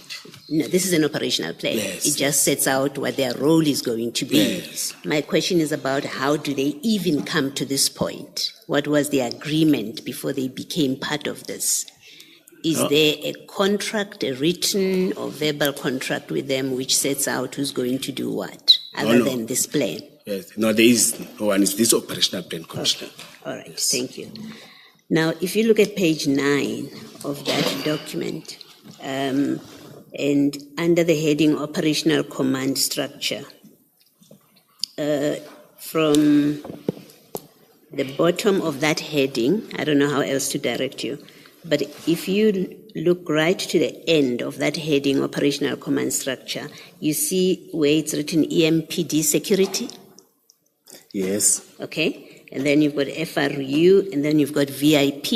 You Yes, see that? yes. Who is that VIP there? It's our own VIP. Okay, so you do have your own VIP. Yes, that drives as I've said, so that drives the mayors and the politicians and everything. Yes. If you have your own VIP, why do you employ CAT VIP? If in this operation you do have your VIP, in this operation, why do you have cats, what are they called?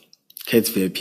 Yes. But yes, remember I've said in the previous years, we used to do that. It was an ANC. There were no threats. I never received that the people are going to destabilize or are going to cause havoc. But we did know that we'll have protesters, like people are coming in from a settlement when the mayor is addressing, they want the mayor to see and hear their grievances. We always plan for that. But of saying that there's a serious plan from another to distract from another political party, and they were very serious, and there's a document that talks to that. You see, I've said, you know what, let me come up with something that is more than that. And I know that when it was said, you must run because it's those that were in political power and everything, I must come up with different strategies, you see. Because part of the people that we're having, they had to change principles from nowhere. For the past 15 years, we're used to same principles. We'll only change one mayoral committee to mayoral committee. But So you did not trust. ANC. Are you saying it was different? No, let me ask. I'm just trying to shorten the discussion between you and me. Are you saying you did not trust your VIP because there had been a change of principles? No, I trusted them. Yes. So why did you not deploy them? No, they worked. No, why did you not deploy them to protect the mayor or to provide the service to the mayor?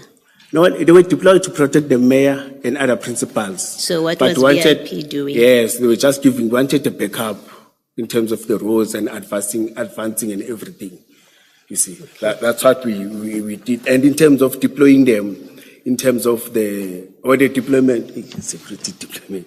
But the deployment, let me say, I will just summarize, I won't disclose this. Yes. It was on the upper part of the building, identifying spotters and checking those that are good in terms of, spotters are good in terms of shooting. I don't want to put it to the way there to kill people. You see. No, you don't need to tell us monitor, the details. Yes. I just want to understand why could you not, you had enough VIP people in the EMPD, right? Who have always been providing protection to the political principals. Remember, Commissioner, VIP, as I've said, they are deployed to a certain individual.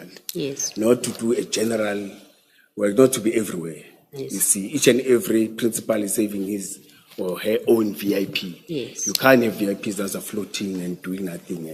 All right, thank you for that. So on the day that you deploy CAT VIP to provide protection to the mayor, did she not have her own EMPD protectors? Those that were driving with her, they were there, you Yes. see. But we had to add 1 or 2 cars, and others were deployed to the same VIP CAT security. Others, I think it was 8. Others were deployed to, as I've said, others were deployed to upper buildings and everything. Not all of them, they were escorting the executive mayor. They separated the two, they were separated. Yes. I'm trying to understand your reason for using CAT VIP to protect the mayor. No, That's why I'm asking, were you short of people? Is that why you brought them in? Did you not trust your VIP people? That's why you brought them in. And I'm asking because so far I haven't understood why you brought this outside company to provide protection to the mayor. The threats were different. Yes. Yes, the threats were different. Different in what way? Yes, I have never got a letter like this and be told that make sure that manpower is there, the place is well secured, the event went, but it was about that, you see, it was for the first time. Okay. I used to do it and it was quiet, relaxed, and say, no, let's spend 1 to 2, because we did know what to do, you see. But now it was different, and there's a letter that says, hey, make sure that, and it's formal, and you can see that the mayor, she was worried too. You see, or those that were in charge were worried too. You see, that's why I decided to. And did you satisfy yourself about the CAT VIP people that were there? Did you satisfy yourself about who in fact is there? How did you know who these people are? Remember, I've said the members know them. Those that are working with them, they know that. Yes, So they know each other. Yes, so Yes. if any one of them, of your CAT VIP people, if any one of them were criminals, you wouldn't have known because you relied on your members. You acted on what your members told you. You didn't satisfy yourself, who are these people? Are they safe enough to be around the mayor? You just went on what your members told you. We know them. They are good people. Now remember, even in those of Kailam, they were not screened. All security I beg your companies, pardon? even those of Kailam, they were not screened.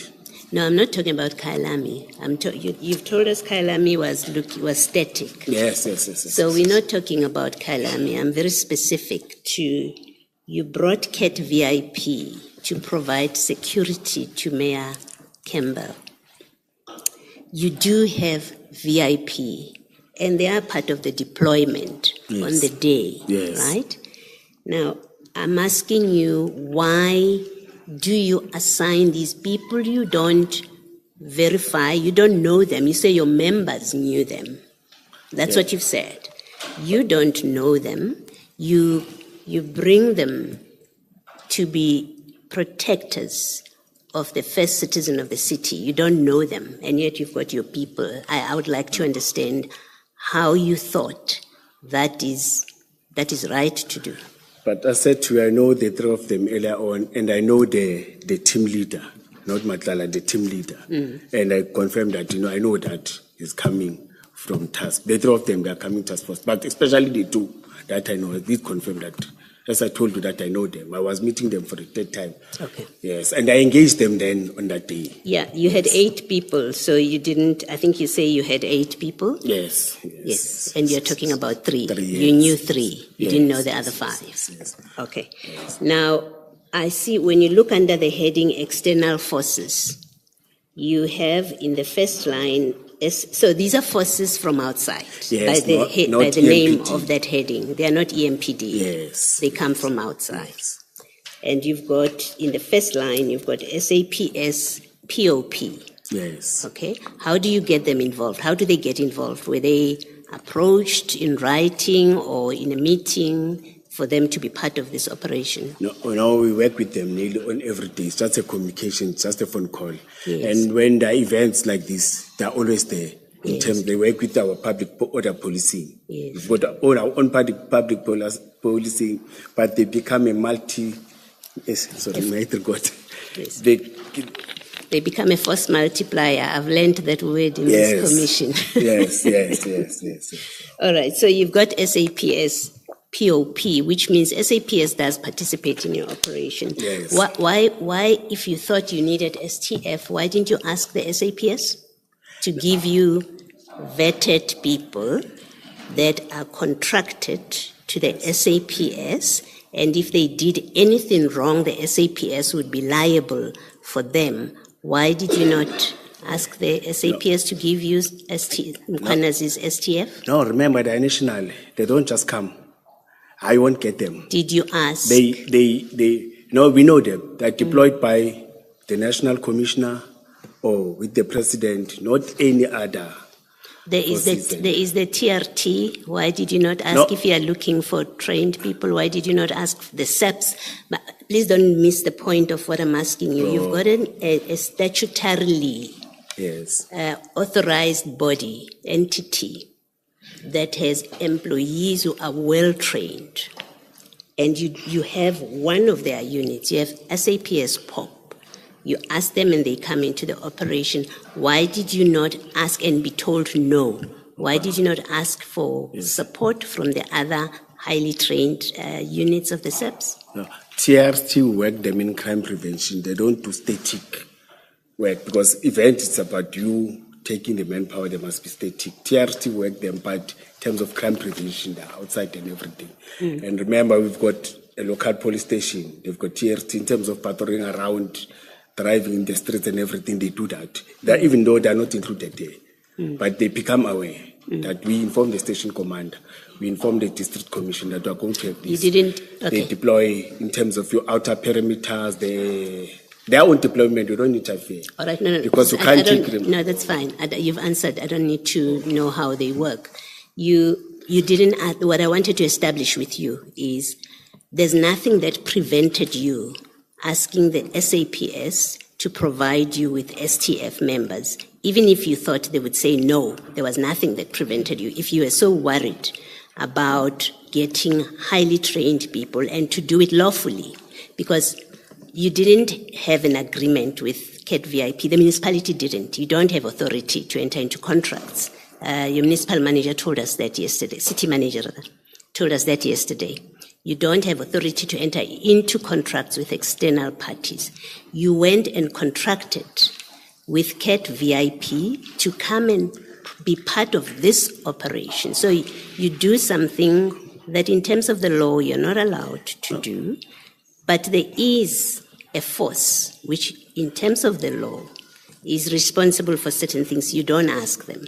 Commissioner, I've said to you, in this operational plan, we work with different security agencies. Our security plans, they include different security. Just as this time, because there's this name they get. That's why it's a big problem. You see, we work operationally with these operational plans. In different areas, different things, we work with different security, and we include them in this one. Yes. See, to me, it was normally something that we are doing. But now, the difference is that we are going to be static at the civic center and do a different task. Okay. We are doing that and it's on our operational side and everything is approved. Thank you, Commissioner. Yes. Commissioner, I'm just going to correct you. It's not normal to bring in an outside security company to provide services to the city when there's no contract between the city and that security company. That is not normal. No, the city is only having, no, I hear you, yeah. But the city is having contracted for static protection. In terms of other things, it's not that. That's where I mean new operation, you see. But static, it's your security contractors that are contracted to stay only static, not anything else.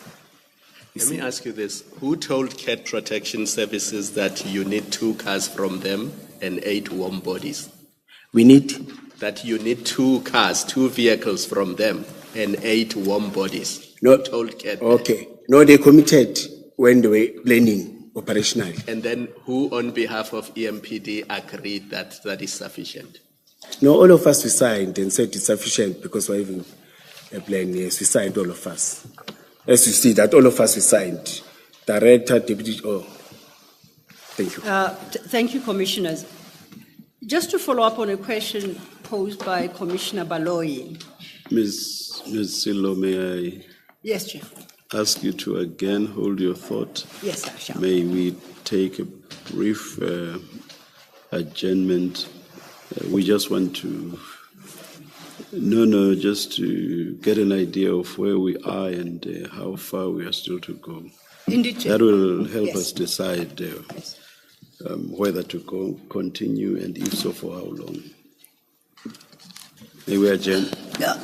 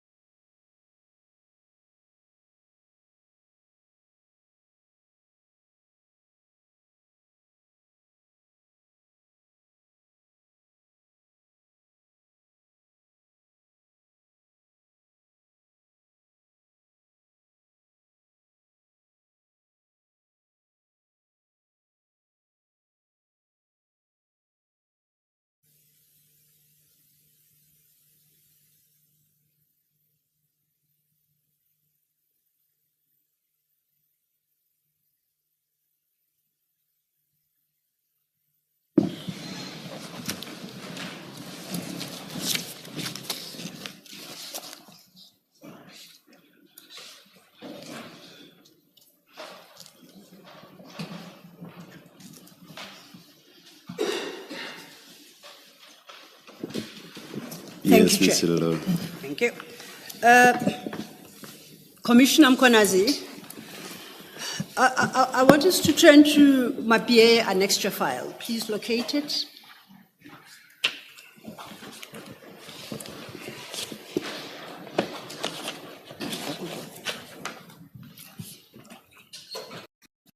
It's the one with the JM range. Oh, regular. Sorry. One is tired. This one.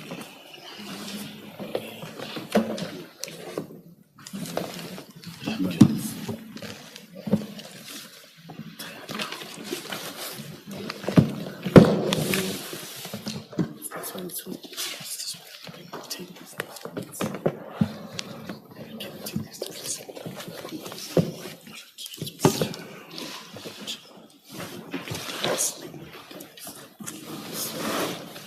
An extra 5, ne? My PA? Have you located the file now? Yes. Okay, I invite you to turn to annexure JM 1313.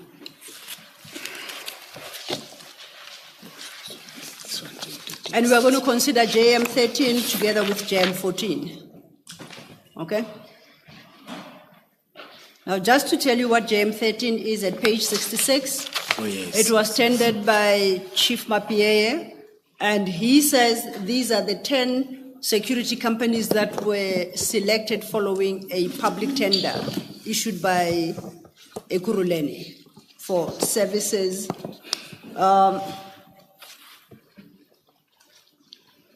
For security services for all of the city of Ekurhuleni facilities and other associated security needs.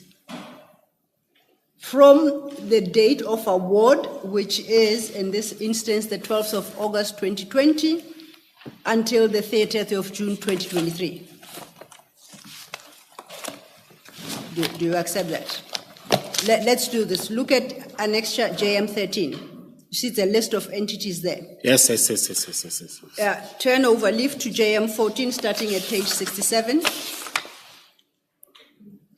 And Chief Mapieye, in his statement,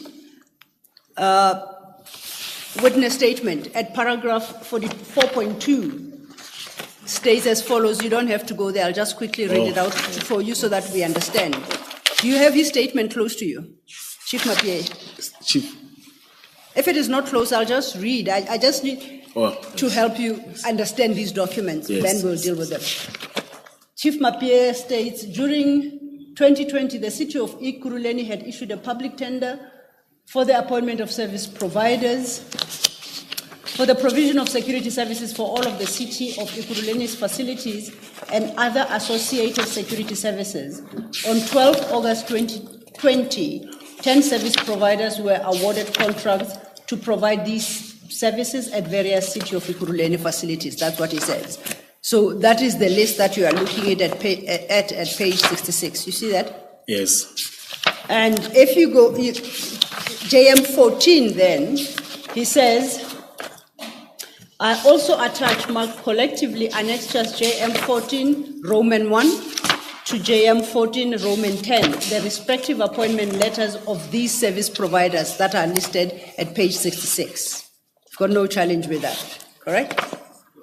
Are you saying I've got no challenge? Yes, you don't have a difficulty with that. No, I was reading them. It says guard duties. Guard means that you are doing static, not any other. It says area, type, all of them. I was looking at this contract now. I'm reading all of them, the responsibility. It says guard duties, guard duties, guard duties. Can you go to page 84? Why are you highlighting that as a matter of interest? No, you said Chief of Police said they're doing other responsibilities. I say Chief of Police said 10 following a public tender, Yes. 10 service providers were awarded contracts. Yes. 2,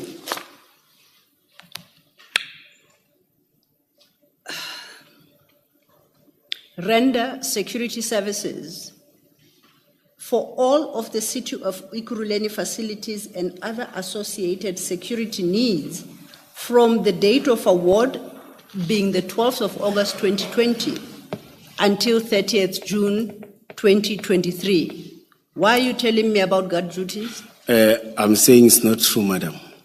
So what I'm reading in that letter of award is not true.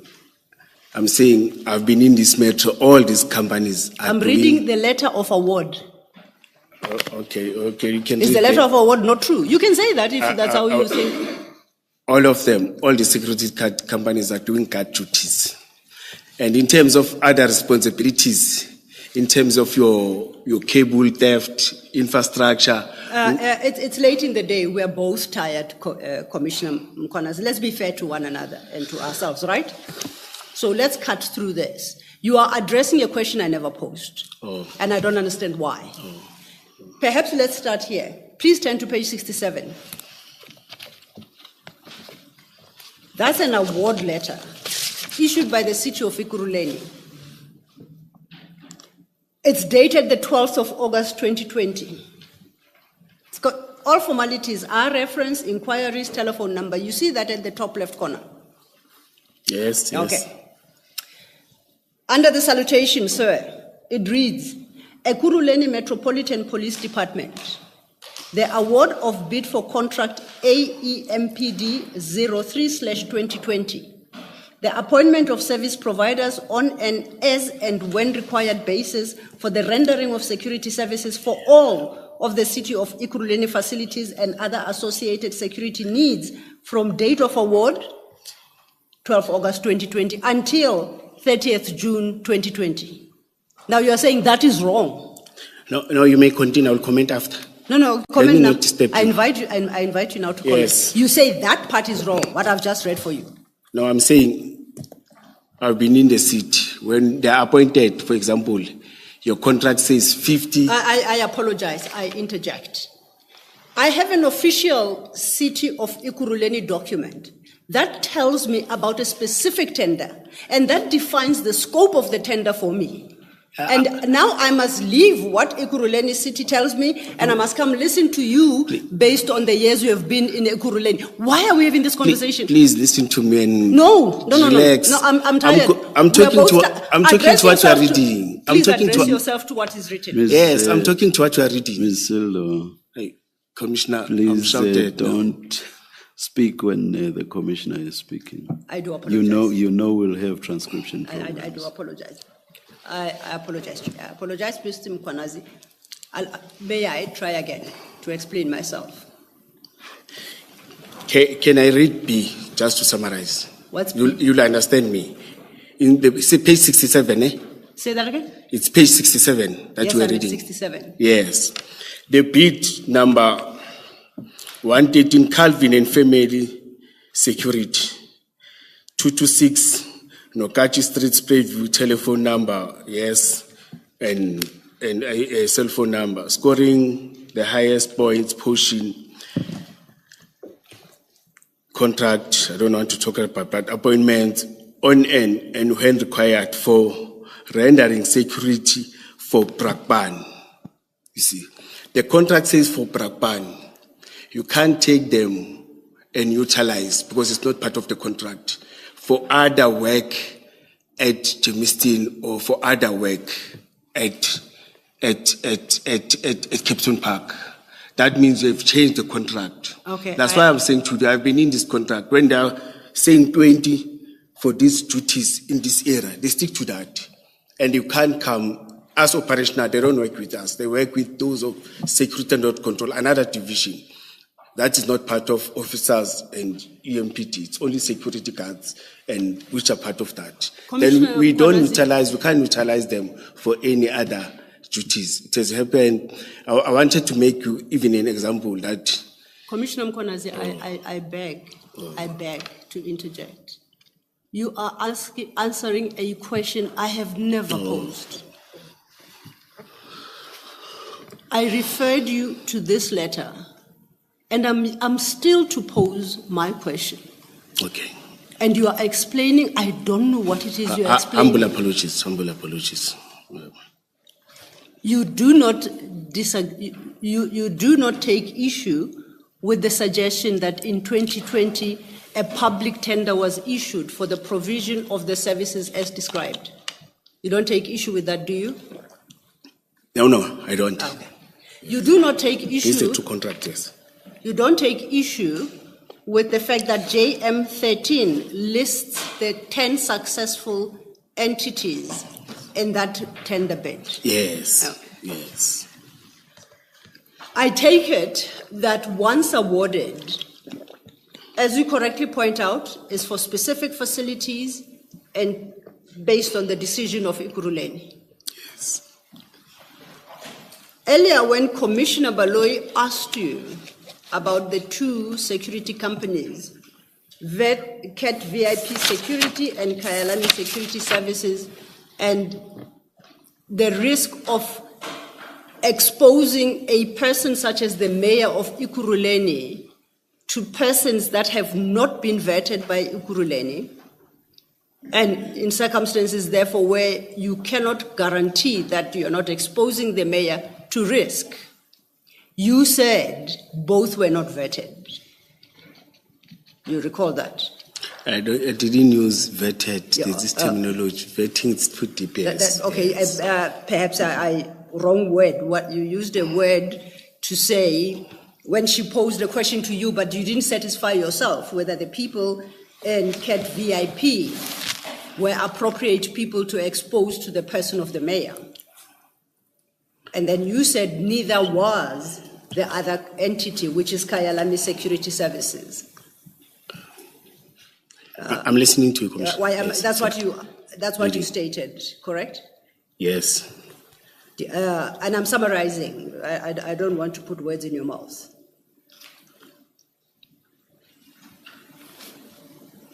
Now, you ask to accept what you say.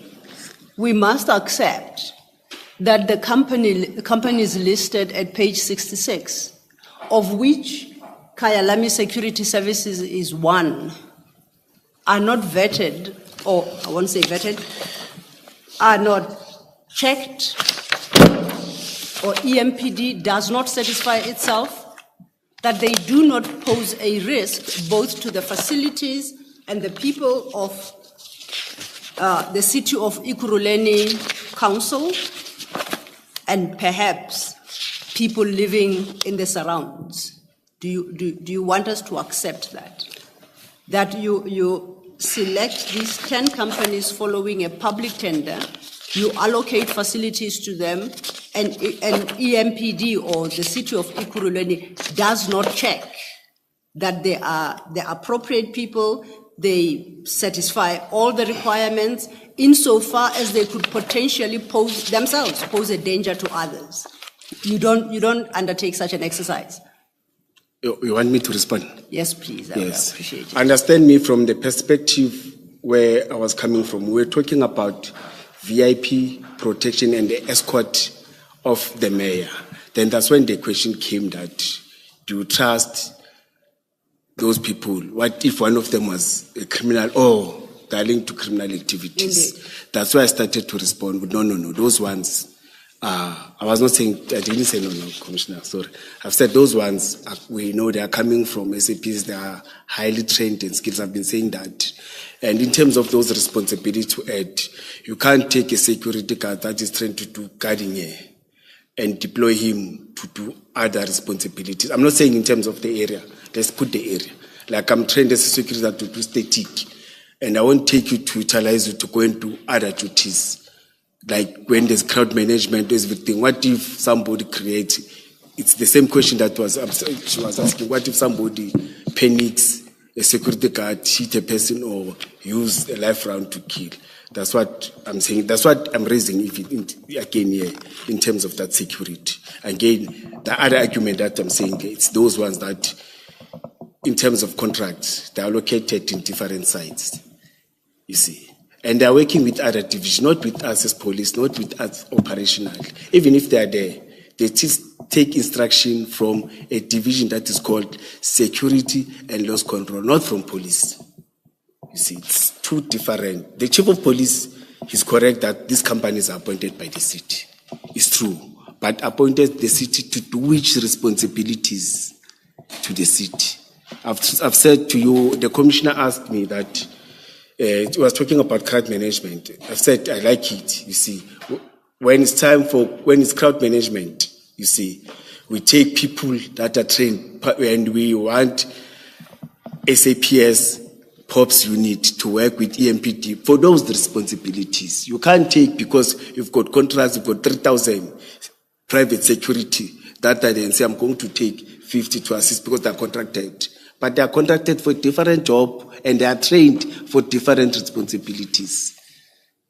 I think I've tried. Thank you, madam. Thank you. So, Kyalami Security Services CC, that is listed at page 60. Oh, thank you. 66, apologies, 66. I must accept that Ekurhuleni has never satisfied itself that they do not pose a danger to the city of Ekurhuleni, so they haven't gone through an assessment process. I must accept that. No, my perspective, it was not saying they're a danger. I was saying in terms of the other duties. I've asked you a specific question. Do I understand you correctly or am I misunderstanding you? Yeah, you're misunderstanding. Okay. Now, give me a correct understanding of the status of the entities on page 66. Once awarded the contract for these purposes, that Ekurhuleni satisfies itself that these service providers themselves do not pose a risk to Ekurhuleni. Would that be a fair assumption on my part, or is it being unfair on Ekurhuleni that they would undertake such an assessment? Yes, I agree. They don't pose any risk. We never had an incident where they killed or shoot at a municipal what, but they are good in what they are training for and they are good in what they are doing and in the contract that they've signed. Did you satisfy yourself when you are looking for the services for the State of the City address on the 30th of April 2022, that none of these could provide those services? None of these entities appointed could provide those services as additional services? You shouted at me when I was saying, yeah, it's saying guard duties. It doesn't say VIP. You didn't want to listen to me when I was asked you whether, did you satisfy yourself when you went in search for VIP services? The contract is talking to that. Did you satisfy yourself when you went searching for VIP services that none of these 10 listed here have got that capability to provide to Ekurhuleni? Not that it's part of the tender, it's not. Yeah. But that they don't have capability to provide the VIP services. Did you satisfy yourself? That's why I've said to you, I've been working for the city for more than 20 years. They've never been part of other services. There are services that are doing their good at, is those that are contracted, they stick to that. Any other responsibility, once you move them to, for example, sometimes we're having challenges of the shortage of the guards. You see, we'll request security and there are break-ins, and you find that they deploy two men. When our investigators officers come in and said, no, you can't deploy 2 men. They said, no, in terms of the contract, it's 2 people. Once you move them and add other people, it's the cost to the municipality. They charge the municipality because we have moved from the contract. You see, and as I've said that we went in there because it was at no cost to the municipality. These people are contracted. Once you move one from this side to another side, you see, you must know that you've affected the deployment of that site because the contract says that it must be 4 people there, you see. Or else if they bring people from outside, they charge the cost and everything, you see. And it's a different contract signed with the city, you see, not with specialized in operations, you see. And any movement, it's the cost to the city. So that's one of the challenges, that you can't even move them unless it is them and the company that is playing in terms of shortage. If certain individuals, no, but it's the other division. I only get that through SA or when I ask that, hey, I'm opposed to saying, humble apologies to say, but they're saying, all officers responded, there was a break-in, there was a complaint, And they are saying there was one security set of two. Commissioner, please try to shorten your Oh, response. I've done that. I'm doing rhetoric. Humble apologies. Yes, it's just a rhetoric now. Is it fair then to interpret your answer as follows, that you satisfied yourself that none of these entities could provide the services required on the day, VIP securities? You, Commissioner Mkhwanazi, personally satisfied yourself that they lack the capability. Is that a fair understanding of your long response? No, it's not fair because I didn't even go to them because I know in terms of the contract they do what they do. Oh, so you didn't verify, but you knew that they are incapable of providing those services. Already you knew. That's what you say. No, in terms of the contract, they are contracted to do what they do. No, it's not about capabilities.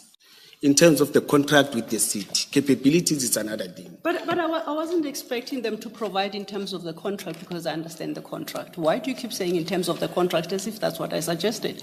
But we are talking about that. I'm talking about We are those referring to a entities. contract that the chief referred to. I'm And we are linking it with. I'm referring to the entities listed there. They provide services, security services. I'm not referring to the contract. What security services? Then you are saying that their ability is restricted to what is reflected in their letter of award. Yes. So they know nothing else. Calvin and family are incapable of providing VIP security. I didn't say that. It's you saying that to me. I didn't say that. Okay. You are putting words in my mouth and you are putting them Then I apologize. very bad. I wouldn't want to do so. I wouldn't want to do so. I apologize if I do. Hence my question to you, whether none of those listed at page 66 have got the capability, besides the award, the contract awarded them by Ikuruleni, are you saying they cannot provide the VIP protection services? The contract doesn't talk about Commissioner, that's what I'm saying. Commissioner, do you know or don't you know if they have the capability to provide other types of security services? No, I've never, because I don't. Do you know or don't you know? No, I don't know. Thank you. Yes, I don't know, Commissioner. Thank you, Chair. Most appreciated. Let's go back to your JD4, right? And in your JD4, JD or mine? It should read Mkhwanazi Annexures JD4. It is that operational plan that we were just discussing shortly. Yes. At the end of paragraph 32.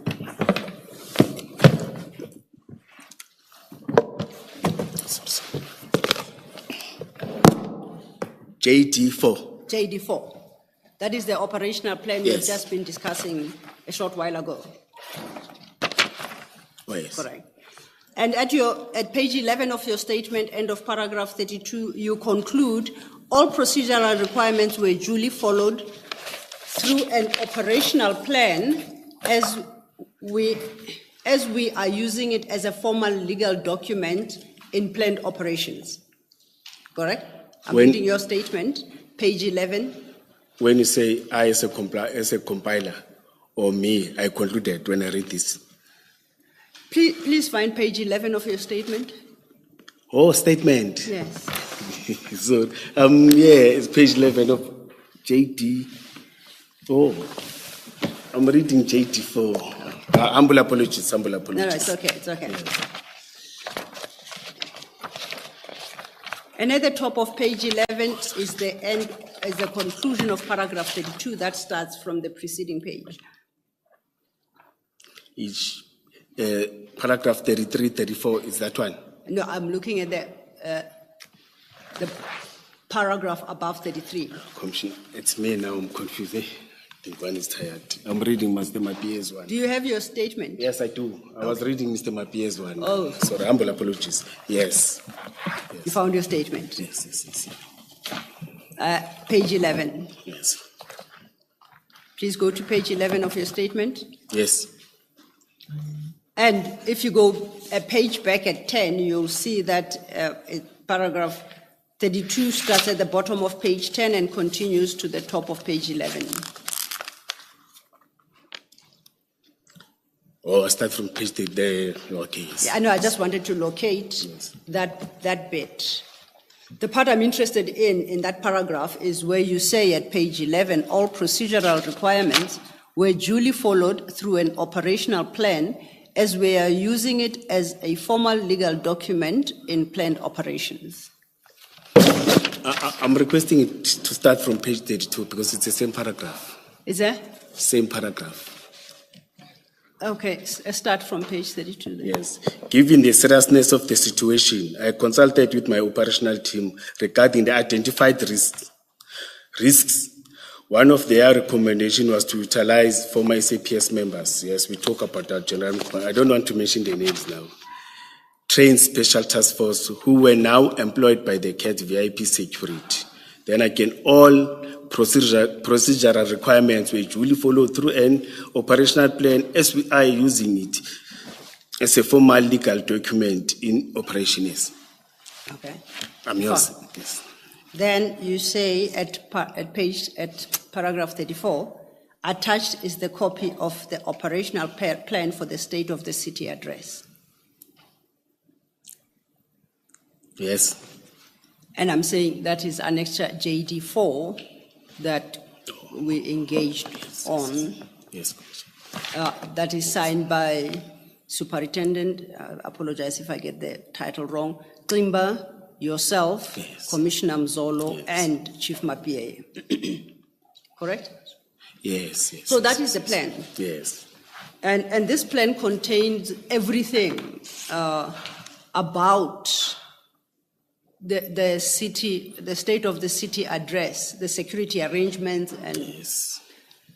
your everything that is included in operational arrangements. Yes.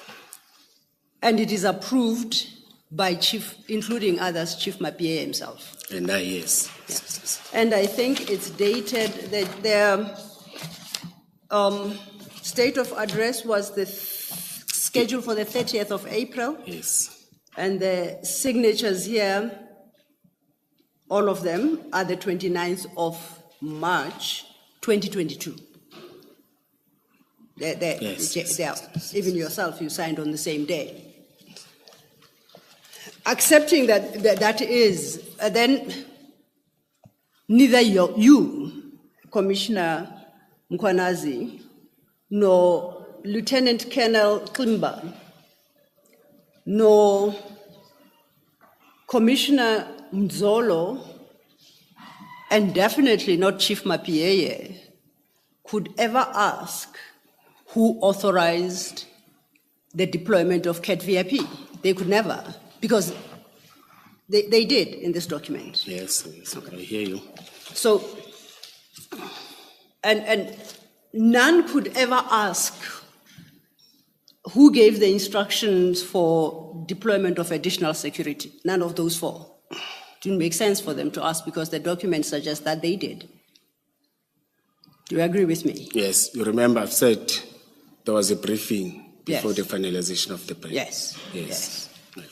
And equally, none could ask for the name of the company that provided the additional security services because they approved CAT VIP at page 2 of that document. Correct? Yes. And none could require of anyone to provide additional security support approval, because that is contained in this document, in JD4. Yes. So you, having signed this operational plan, you wouldn't expect to have a conversation about these matters, because the answer must be production of that plan. Speaks for itself. Every question that could conceivably arise, who provided the extra security, it's in the plan. Who granted approval, it's in the plan. Who was supposed to do what, it's all contained in the plan. So the questions don't arise at all. Correct? I'm lost. Okay. Please just summarize it. Are you saying after the plan there were no questions, there was nothing? And I said that there shouldn't be, logically, yes. there No, shouldn't I be. get you. At least from the 4 signatories, being Klimba, Mkhwanazi, Mzolo, and Mapie. And there was excitement Exactly. after the event. Yes. After we secured and we So those executed. four could never ask about the state of the city address and the deployment of additional security services of CAT VIP. Yes, ma'am. But I see that if I take it to page 104 of my PA, an extra file, that should read JM 20.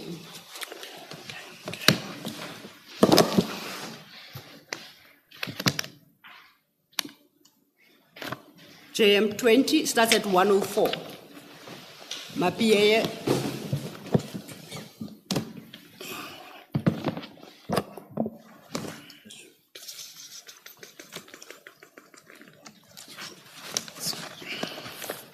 You located it? Yes. The document, starting at 104. Notwithstanding what we have just agreed that Klimba, Mkhwanazi, Mzolo, and Mapieye, who have formulated the plan and approved it, signed, following a comprehensive briefing, to everyone's shock, on the 31st of March 2022, as per page 104, IJ Mapieye, Municipal Police Commissioner, Chief of Police, addresses a letter to Commissioner Mzolo, and the subject matter of that letter is additional security provided requested by EMPD Specialized Services at Soka, State of the City address, 30th March 2020. To read into the record, paragraph 2 of that letter by Chief Mapieye states, kindly provide my office with a report explaining the following regarding the additional security provided.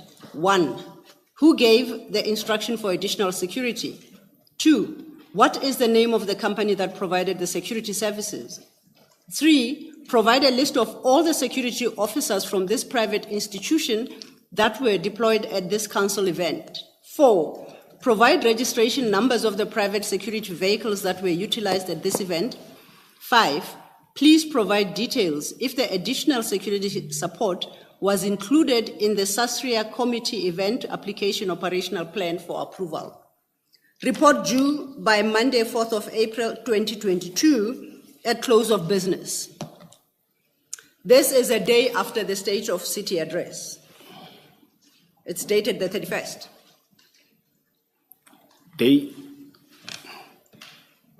No. Go ahead. The State of the City was when? 30th of Oh, April. yes. Oh, it's the day after. Oh, yes. Yeah, 30th of It's March. writing 31 March. Yes. Yes. And the State of City address was the 30th March 2022. Yes. And the operational plan on your version was approved on the 29th of March Yes. by the very person who's addressing these inquiries to Brigadier Mzolo. Yes. Does that make sense? What do you think happened with Chief Mapieye in 48 hours? He had clean forgotten the plan he approved. Yes. I've said to you earlier on, with due respect, Chief Mapieye is this person that when you talk to, he agrees. But once he gets pressure from anyone, it changes like this. Then you'll come back to him about the same matter you explain. He will also agree with you. But once he gets pressure from outside, he will also agree. I've said that earlier on before. I've never received this. In fact, this is for the first time for me to see it, you see.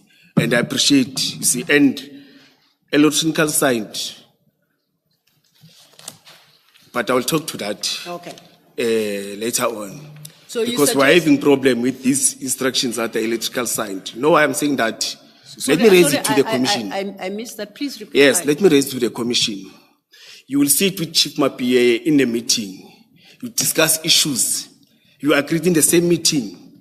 Then you will get an email that is coming to you. That talks about the same. You say, Chief, but now I'm talking to the, what are you talking about? What? Then to me it says, there are people who are taking decisions, raising issues with the signature of Chief of Police is not like in mails of the Chief of Police, electrical side. Every time we had a problem, we're raising issues. Okay. Yes, you see. So it was. And Sazria, can I explain something again? Yes. Sazria don't discuss deep security matters. Okay. Those are civilians events. We discuss just about the event. Security matters are discussed operationally. Yes. You see, that's why I was skeptical. I was looking at Commissioner said, but even her foot again, she said, no, don't have, you see, because you don't become deeper, because you are still planning. You don't give them the deep. And even this letter says, right, it happens. You must sit 7 days before, 14 days before. It's a different platform of the service providers for food and other, but EMPD sits there as part of it, just to listen, so that when you plan, you include whatever that Sazria is doing. Yeah. Because by law, we need to know, and Sazria is legislated.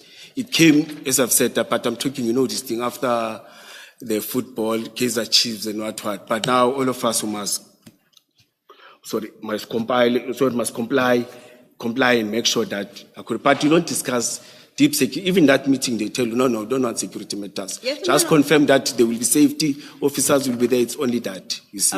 But this one, on Chief Mapia, I know that he will change at any time. Yeah, yes, and I think I would like us to confine ourselves to Chief Mapia's conduct. Yes. On the 29th, he approves a plan recommended by you and Commissioner Mzolo on the 29th of March. And as him. per your annexure JD 4.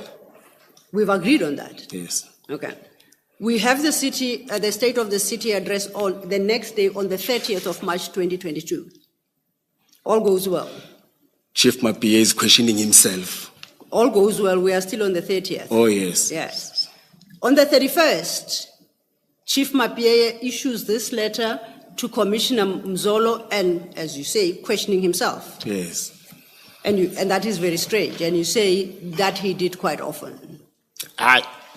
That's him. Okay. That's why before we communicated, earlier on I raised that. Yes, no, you did. I raised that. I confirm you did earlier in the morning. And here I feel pity and I feel sorry. I think that's why Tiso Pimzolo didn't even address it to me and remember this thing. Yes. Because he knows.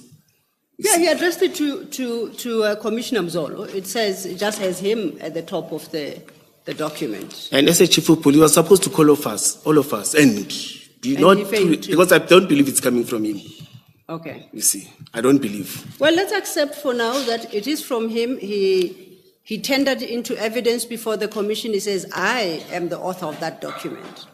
Oh, yes. For the moment, we'll accept, Yes. and I do take your skepticism that he actually is the true author. But be that as it may, let's continue. Oh, yes. Commissioner Mzolo, on receipt of this letter, which actually requires that a report be filed by Monday, the 4th of April, at the close of business, one would expect Commissioner Mzolo to say, oh, Chief, it must have escaped your mind. We have an operational plan. Which page? What? We were at page 104. We're looking Yes. at Chief Mapia's letter. Yes. Yes. Oh. So I'm saying he addresses that letter to Commissioner Mzolo. Yes. And I would expect that Commissioner Mzolo, I don't know, yes, would respond and say, oh, Chief, you've forgotten as usual. Please refer to the operational plan that we had approved the day before the State of the City address. At least Commissioner Mzolo would remember. Correct? Or Yes. you don't want to Yes. commit? Now I'm thinking about something, Sazria and the person who comes from that division. Let's leave Sasria Yes, for a moment. yes. There you are correct. I'm thinking What about I don't something else. understand about Chief Mapia, you have emphatically stated that here is a plan. I'm one of the people, I being Commissioner Mkhwanazi, who recommends the plan. My direct boss, Commissioner Mzolo, signs and supports that plan. And finally, Chief Mapia approves that very same plan. This is on the 29th of March.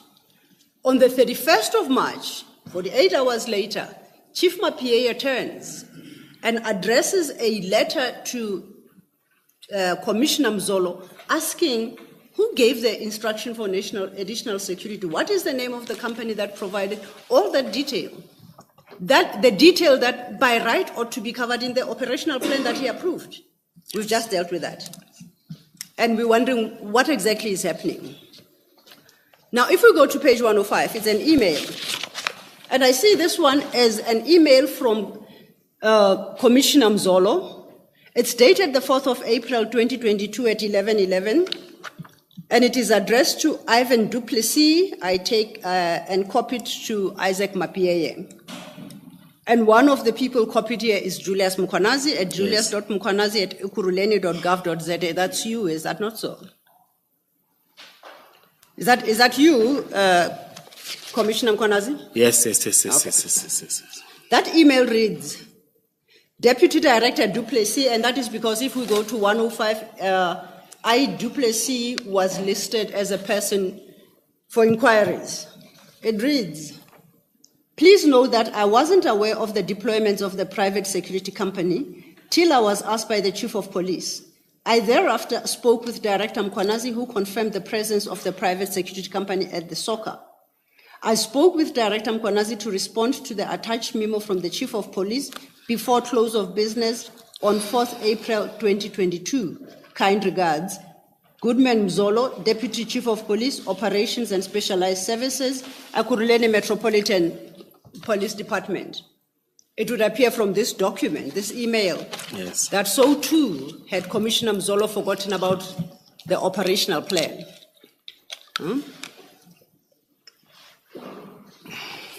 Yes. So he too had forgotten. That's what it's appearing now. Yeah. Did he talk to you about this? Yeah. You said Chief Mapiye's personality is such that he will say this today and Commissioner, say I that kind of. Sorry. about Chief Mapiye, you said that he will say this today and say that tomorrow, and basically suggesting that he does not have a backbone. Correct? Earlier on. Yes, not so long ago. Yes, I've said And so. do you say, and in fact I think you did say so, that Commissioner Mzolo was also aware of the plan for the state of the city address, security plan that is? He Commissioner- was aware beforehand. Yes. And Yes. only- Now, all right, thanks. So you explain Chief Mapiye's letter demanding a response by the 4th of April, basically on the basis of flawed personality. Can you explain sensibly why Commissioner Mzolo would also want a response to Chief Mapiye's email? Why would he also do so? I think he didn't, maybe doesn't want to put himself. I think they were getting pressure somewhere, you see, because the document. Where could that pressure possibly be coming from? It may be politically. Remember, it's a collusion. We're having many political organizations or pressure from those that are internally outside. We have monitored and seen people that they don't know and what. Because I know that thing of people that they don't know, it did came after that. There were people that but after the event, you see. So with regard to Chief Mapiye, you are now giving two reasons, a reason that you did not give earlier. No, I even said when he gets pressure somewhere, he changes. All right. When he gets pressure somewhere, All right. he changes. Depending on the further questions that Ms. Sildo asks you, yes. I have another question. Oh, yes. Maybe she will cover that. Yes, Ms. Sildo. Thank you, Chair. In that document, JM 22, at page 105, you are a recipient of that email. Yes, I agreed. And in that email, Commissioner Mzolo claims that, second paragraph of it, I Yes. spoke with Director Mkhwanazi to respond to the attached memo from the Chief of Police before close of business on 4th April 2022. My first question to you, did he talk to you about this? No. He no, didn't, okay. no. Notwithstanding what he wrote here. Yes, Okay. yes, no. Now, And may I raise something? I met Baumzolo nearly every day. Yes. You see, as I'm saying that he treated me like I treated him like my father. He will call me at any time. Come. Maybe twice or thrice per day. So you are copied on this email. Yes. In one of your daily meetings. Did you ask, boss, what's with the email where you say you've spoken to me about something that you haven't? Why do you write that in an email? Did you take that up with him? No, I didn't pursue anything after this. No, after this, the only thing that we had, it was a debriefing where I went to that office of alderman, or office of the mayor. There they told you, no, we are happy. As I'm telling you that there was excitement, we're happy, Yes. they were happy. And she even told me, alderman, she even told me, hey, today I was well protected, safety, you see, smiling. And there she was sitting with the husband and the staff. It was after the state of the city. So she could see the improved quality of security being provided. Yes, She was happy. that we provided on Yes. that day. The mayor. Yes. The mayor. Sorry? The alderman is the mayor. Yes. She too was happy with the improved yes. security. Yes. And Not she the ex- improved security that we provided that day. That day. Yes. And she expressed herself as such to you. Yes. Oh, yes, okay. yes. In front of her, in Yes. front of, the staff. And Yes. you see, that day I got stars and I felt so proud. Absolutely. Yes. That 2 days after, this stepping now. So in light of that experience and the gratitude as expressed by the mayor, on the 30th, after a job well done, unfortunately the next day you are confronted by Chief Mapie's, for lack of a better term, strange letter to Commissioner Mzolo, and to your surprise, Commissioner Mzolo not only fails to remind Chief Mapie that no, we have a plan for this. You remember, Chief, we all signed it. He actually then claims that he spoke to you and imposed that deadline of the 4th of April.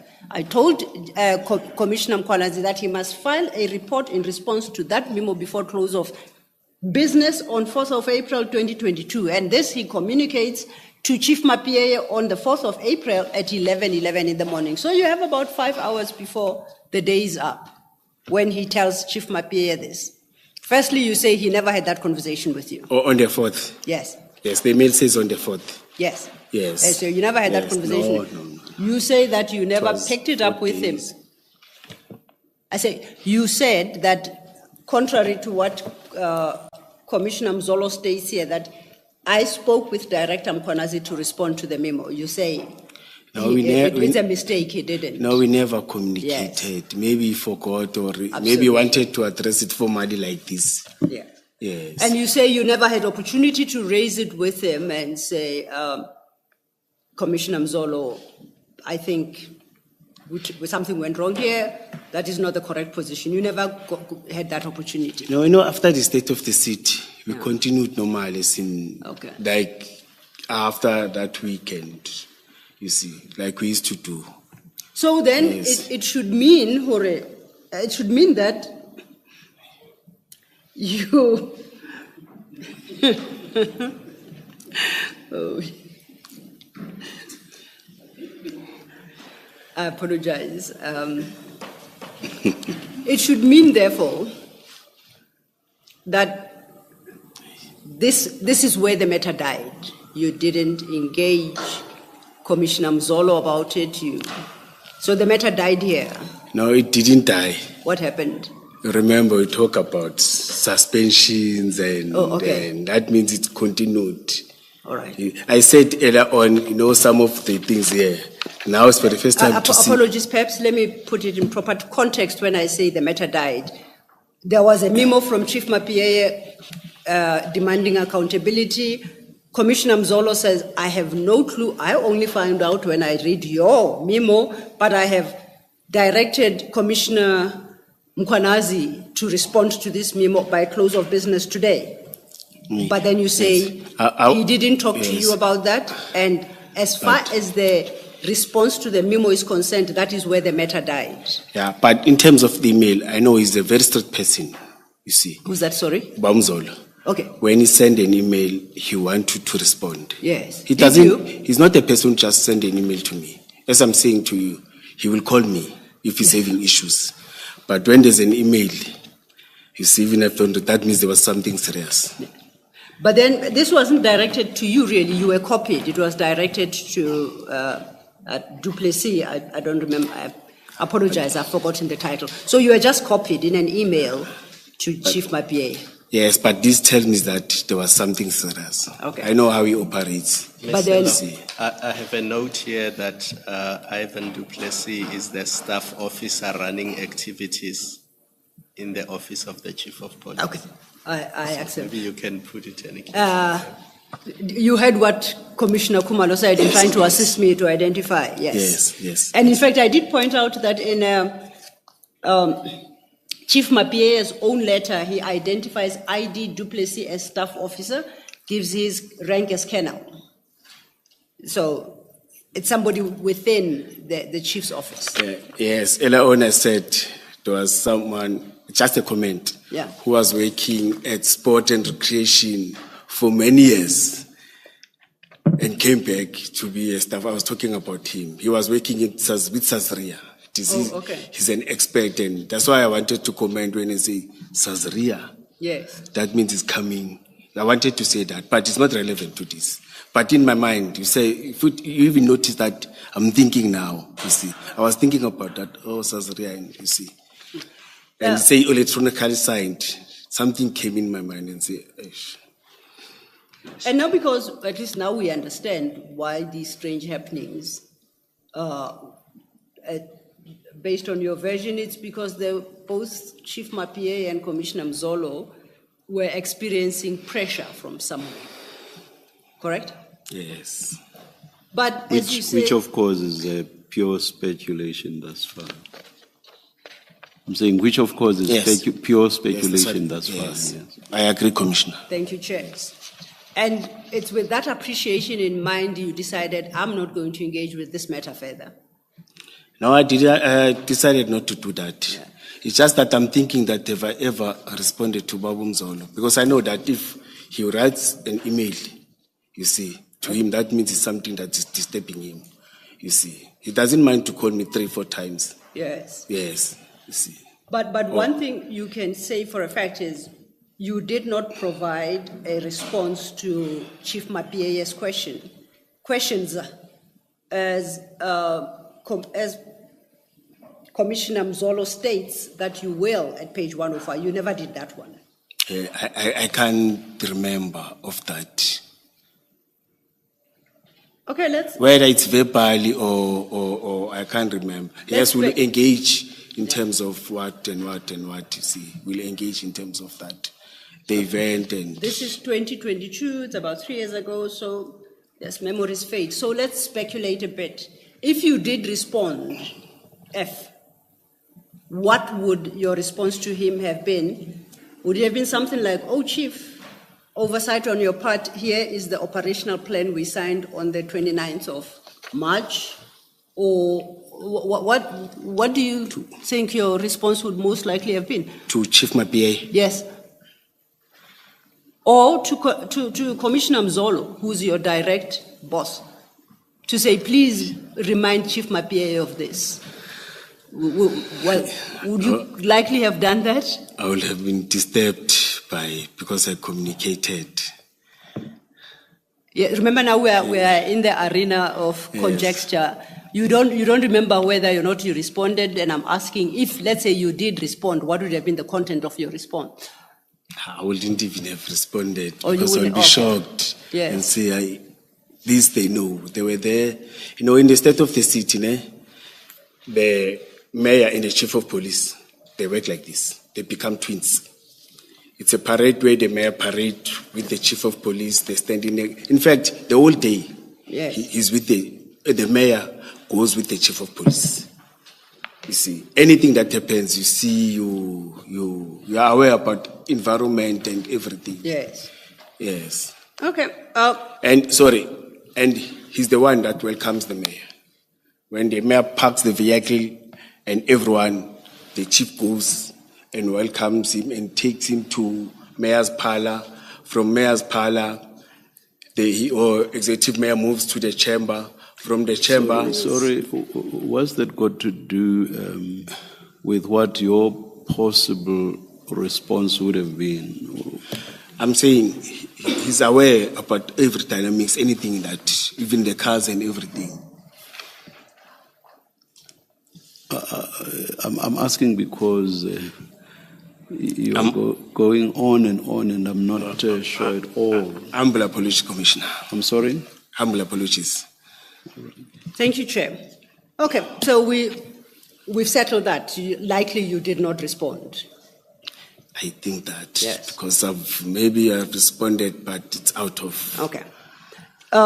Then to look at the last document, can I invite you to still same file, but page 109. It's 2 pages, 109 and 110. What's reflected on those pages are actually 2 emails. The first reads from Ivan Duplessis. Now, if you go midway the email, there is a second email there. Do you see it? Commissioner, Yes. you see it? I'm reading it. Yes, Okay. yes. Because you are reading it, perhaps just let's do it for everyone. Who is that email from? From Ivan Duplessis. Okay, now let's move to the second email. Below that, there's another email below that. Yes, And who's that email from? it's from me. Okay, it says sent on, please read the date and time into the record. It's 2020, 1656. Okay. Or for April 1556. 1656. Oh, correct. It's 4 minutes to 5. 5. Then And that's Chief Mapia's deadline, that the response must not be later than 4 April 2022. Correct? No, it's Chief Nzolo saying I must respond. He said you must respond before. But the deadline originally came from Chief Mapia. Correct? Came from Ivan. Or it came from Chief Mapia. Yes. yes, thank you, Chair. And I see it's addressed to Isaac Mapia, Bedford View, Goodman Muzolo, Kempton Park, and Ivan Duplessis. You confirm that? Yes. That's you writing an email to those 3. The subject line is feedback report of security questions of soccer. You see that? Do you see that, Mr. Mkhwanazi? Yes. Please read that document from where it states good evening. Thank you. From where? Where it states good evening, the salutations.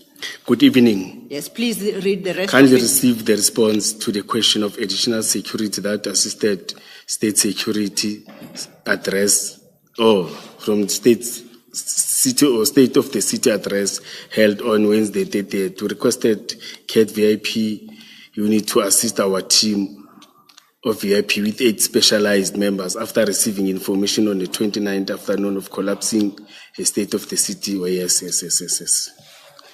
Targeting some of the principals in the city, the city director Mkhwanazi called an agent security.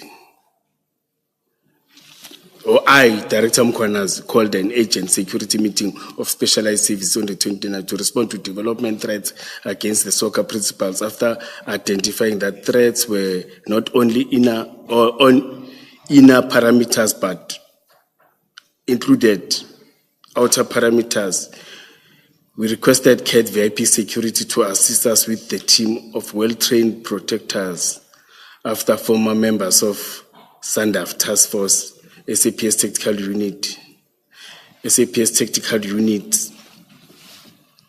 to give backup to our VIP escort to deploy at outer parameters, higher buildings, working with SWAT unit and our command specialized services with the EU CLU will continue to gather and give information. All other information personnel will continue to secure internally and externally. All other security personnel will continue to secure internally and externally. CAT VIP protection and assessment management. CAT VIP security and asset management. 8 VIP protectors were deployed to assist 2 vehicles. Assisted for escort 1 BMW sedan with the following rate BZ99, CK99, BW sedan with the following. Our security personnel are not provided on submitted or submitted to Sazria committee, but a formal security plan was developed and submitted to the Office of the Director Specialized Services, Deputy Commissioner Operations and Specialized Services, EMBD Commissioner for the final approval. The execution is confidential. It is only of the security cluster or EMPD, of which it was done telephone communication was done after briefing or after receiving the developing threats were informed. The objective of the plan was protected the event against all threats received, counteract any illegal activities they may collapse the city address, to protect life against all sort of danger, to maintain law and order. Provided by J.T. Mkhwanazi, EMP Director, Specialized Services. Thank you, Commissioner Mkhwanazi. That was your response to the query raised by Chief Mapieye on the 31st of March 2022 regarding the deployment of CAT VIP to the State of the City address. And your response is very detailed. Now, let us just go through your response and what you are communicating to Chief Mapieye. And I'll start by saying, I would have expected if you did, when you respond, to give Chief Mapieye a copy of the operational plan that Chief Mapieye signed. But you don't do that. Instead, you choose to provide an extensive narrative as to how that came about. Yes, you want to say something? Yes, I didn't know the registration plate. I'm not denying this. And why will I even inform the chief that the formal security plan was developed and submitted? Please wait for the question. Please wait for the you, question, Commissioner. So in the response, you do not... Paragraph. When you continue after the registration plate, it says, all security operational personnel are not provided or submitted to Sazria, but a formal security plan was developed and submitted to the Office of Director Specialized Services, Deputy Commissioner Operations Specialized Services, and EMPT Commissioner for final approval. Yes. It does remind him that it was submitted.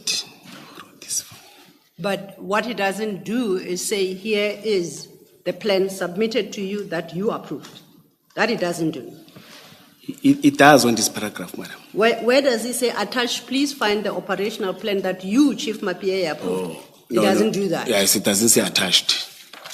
I would have thought it had been a quicker email because instead you had to write almost 7 paragraphs. Now let's look at what you wrote to Chief Mapieye on the day. And I want to refer you to page 109, where that email starts. You say, kindly receive the response to the question of additional security that assisted at the State of the City address held on Wednesday, 30th of March, 2022. So it's very specific, and it is responding to Chief Mapiye's query. You start off by saying, we requested CAT VIP protection unit to assist our team of VIP with 8 specialized members after receiving information on the 29th June of collapsing state of the city, targeting some of the principals within the city like the executive mayor, the speaker of council, chief whip, other seniors, city officials, and the guests of the city. You see where I'm reading? Yes. Okay. You start by saying we. Who is the royal we? Is it a royal we or is it we A number of people, and if so, who? Who's Royal, we included like, in the we? yes, like I'm expressing on myself like we. Or the we is a reference to yourself? Yes, as officers, yes. You continue. I, Director Mkhwanazi, called an urgent security meeting of specialized services on the 29th to respond to respond to the developing threats against soccer and our principals, after identifying that the threats were not only on inner parameters, but included outer parameters. So you, Director Mkhwanazi, called an urgent security meeting. With who did you call this meeting? As I've said that I've called all operations, those that, commanders that are here. It's a strange way of expressing yourself. You don't say Chief Mapieye. You called Chief Mapieye and your boss, Commissioner Mzolo, and Superintendent Klimba. You ordered them to a security meeting. No. They're seniors. I'm saying operational members. But you say, I, Director Mkhwanazi, for avoidance of any doubt as to who I is, I called an urgent security meeting. Yes. So you called Chief Mapieye and Commissioner Mzolo and everybody else, and you threw them in one room for a meeting. No. As I've said that I came with, there were operational commanders that are dealing, or unit commanders, the head of these units. You see, I've clarified it, the head of this unit, Okay. which Mzolo doesn't sit in those meetings, but Mapieye doesn't sit in those meetings. Oh, okay. So Yes.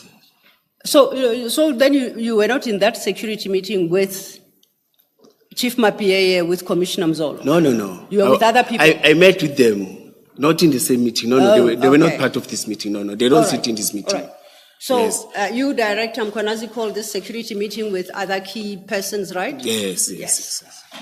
You say, we requested CAT VIP protection to assist us with a team of well-trained protectors who are former members of SADAF task force, and then you list them there. And once again, based on your advice earlier, Sandaf. It's not me. Oh, yes. based on your advice earlier, I interpret the we requested CAT VIP as the royal we, meaning I, Commissioner Mkhwanazi, requested CAT VIP. Am I still correct? Yes, the way you're reading it. Yeah, so each time I see we, I should read that as Commissioner Mkhwanazi. Correct? Oh, this document Commissioner? is giving me something now. I know it's giving me clarity. I hope it will give you too. You, but not me. Okay. Let's continue. You might just get the clarity you need. Let's move to page 1110. I will skip the first line, CAT VIP protection, 8 VIP protectors, and the detail of the vehicles. I'll skip that for the moment. Okay, and then I'll move to the next paragraph after that, and that reads, all our security operational personnel are not provided or submitted to SASRIA committee, but a formal security plan was developed and submitted to the Office of the Director Specialized Services, Deputy Commissioner Operations and Specialized Services, and EMPD Commissioner for the final approval before the execution, which is confidential. Do you see where I am? Commissioner, can I ask something? Yes, sure. Yes, sure. Can you check the validity of this email? You know, I'm starting to contest and doubt it. I'm humbly requesting, you see. I really, I signed my documents, you see. And I didn't even know the registration plate of the cars. You see, something is busy coming in, man. That's why I'm busy shaking my hand, you see. There's an expert who's having access of our email who can check our email and open my email. Now this paper trail, it's giving me challenges now. And I'm looking at the dates, 2 February 2023. And the way it came from. When you say you sign your documents, do you mean you sign even emails and all of them? I don't. You don't? I print and sign. You see, but this one I'm challenging it. I'm not. No, I don't even have a clue of this document. I'm not talking about documents meant to be attachments. Oh. I'm talking about emails. Emails. Yeah, I don't write such. Not attachments to emails. Do you sign emails? No. But again, I don't write such big emails. Like, I'm very short on my emails. No. Please, let's talk about one and the same thing. I'm asking, do you sign emails? No. Email don't. is an electrical sign or what you My say. understanding, as I am looking at this document, is that it's an email. So you would not have signed it because it's an email. Oh, yes, you're correct there. So please don't talk about signing all your documents. Yes. Thank you, Mr. Chair. So, yes, I've noted you've placed on record Yes. that you contest the validity of this document, and do you go so far as to suggest that it's a forgery? You did not dispatch an email that we are currently all reading. No, I don't remember. I don't remember any engagement about state of the city after the event. It's not so much about remembering engagement, it's the content. Is this something you said or could have said? Well, I'm trying to understand exactly what it is you are taking issue with. Do you deny categorically that you sent this email? Remember our previous conversation, you said you never took up the matter. You didn't go back to Commissioner Mzolo. Yes. The matter died there until they came back and to retaliate, and then you were being suspended. 2020, yes, 2023. Yes. So therefore you are saying, because I, Commissioner Mkhwanazi, I did not respond to Commissioner Mzolo's email of the 31st of March 2022. Therefore, there is no response. I even invited you that let's go down the route of conjecture a bit. If, let's assume you did answer what could possibly have been your response, I suggested that based on your previous evidence, the most logical response would have been, Chief Mapieye, Commissioner Mzolo, I guess age is catching up with both of you. Here's the operational plan we all filed. We agreed you never did that. We get to this document, which is supposed to be, on its face, appears to be an email from you, addressing, curiously, the very specific query by Chief Mapieye, not annexing the operational plan, but going rather into extensive detail of where this originated from. We requested CAT VIP protection to assess, right? Right down to the detail as to the assistance provided. We read the paragraph that says all our security operational personnel are not provided. You agreed with that paragraph. You say, but that's precisely, yes. So which part of this document are you suggesting is a forgery? If you agree with some parts of it and not others.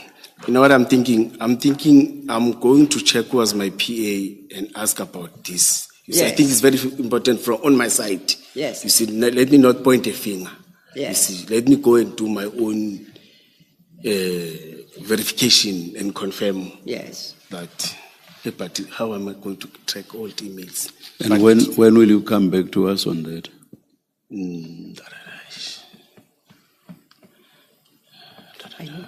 But I'm not sure, because I must try ways to talk to the employees, because I still do want commissioners.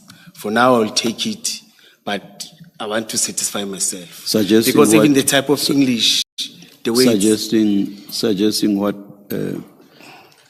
will not be a conservative estimate. What are the outer limits of when you can possibly come back to us? Will you allow me to forward a formal report if I don't come physically? Just to forward the report to the secretariat that I committed. As long as I confirm it is mine. A supplementary statement, not a report. Oh, yes. And a supplementary statement that just addresses the issues raised by Mr. Cellular. Please, Commissioner, I'm humbly requesting for that. One, was this or is this indeed your email 2, why did you respond the way that you did? That's it. That's a one-pager, basically. Yeah, no, I will request even to check the track for communication from Ivana Pantina. But that's fine. Have It's you going to be given one me? page. Sorry, by when? By No. when? Yes, I'm on suspension, but I will try this week. I will try to this week. I will request them to I'll at be least generous and say Monday. Oh, thank you, Commissioner. Thank you. Thank you. You're assisting me a lot. Thank you. Thank you. Commissioner? To the extent that you can, please help. Please help. Will you welcome the assistance? Will you welcome the assistance, or do you prefer to do it on your own to make sure that the response you get is not again what you may suspect is possible forgery?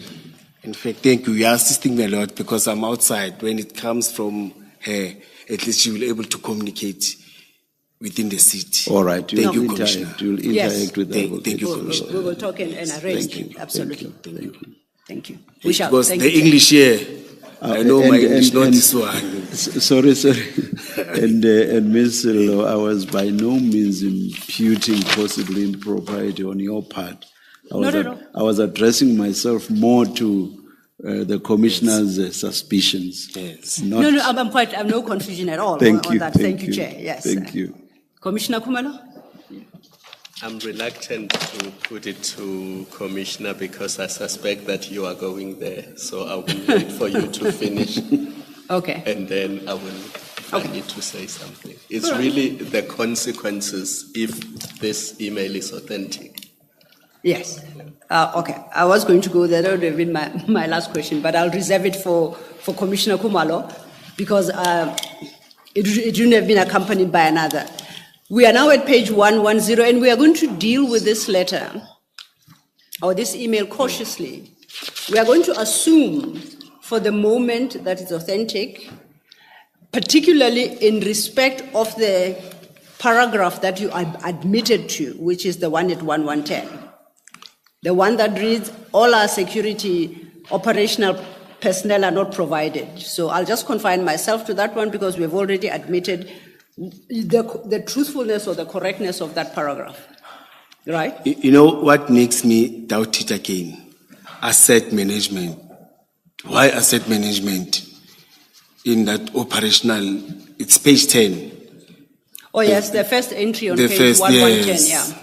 Yes. You know, you did note and you did make a note of the detail regarding the vehicles as well.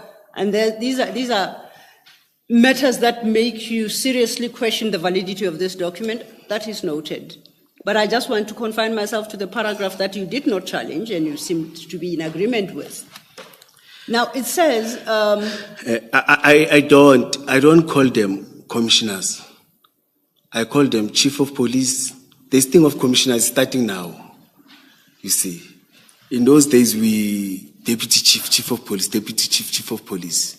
The commissioners, we are just following the trend now, and you see, it makes me I know they call themselves to me, if there's no council resolution. Sorry, yes. Commissioner, you were still coming to your yes, question. I'll still get to the question. Please, again, Commissioner, again, please, it's very late in the day. Please wait for the question. Thank you, Chair. I'm interested in this part of that paragraph. You say, and I'm reading from the end of the first line, a formal security plan was developed and submitted to the Office of the Director, Specialized Services. I've come to understand that's you, yourself, Commissioner Mkhwanazi, correct? Director, Specialized Services is Commissioner Mkhwanazi. Oh, yes, Okay. I'm following you. Yes. Yes. Then you will say Deputy Commissioner Operations, that is Commissioner Mzolo. Am I correct? Or am I wrong? No, you're correct in this paragraph, it Okay, says yes. so. And then you say, it's Operations and Specialized Services, and we have agreed that's Commissioner Mzolo. And EMPD Commissioner for final approval before the execution, and that is EMPD Commissioner, I take it to be Chief Mapieye? Correct? I call him Chief Mapile. You are correct. Chief Mapile, you are correct. No, You are but correct. that it would. Yes, Thank you. Yes, you are correct. It is the last part of that sentence where it says, having submitted then for final approval before the execution, it reads, which is confidential. This document is confidential. In regards to who, between Commissioner Mzolo and Chief Mapieye, is this document confidential? So they can't see it. That's the confusion that I'm having.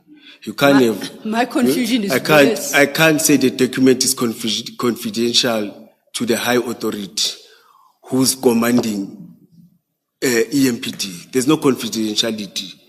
It may be confidential to any outside people, not to them.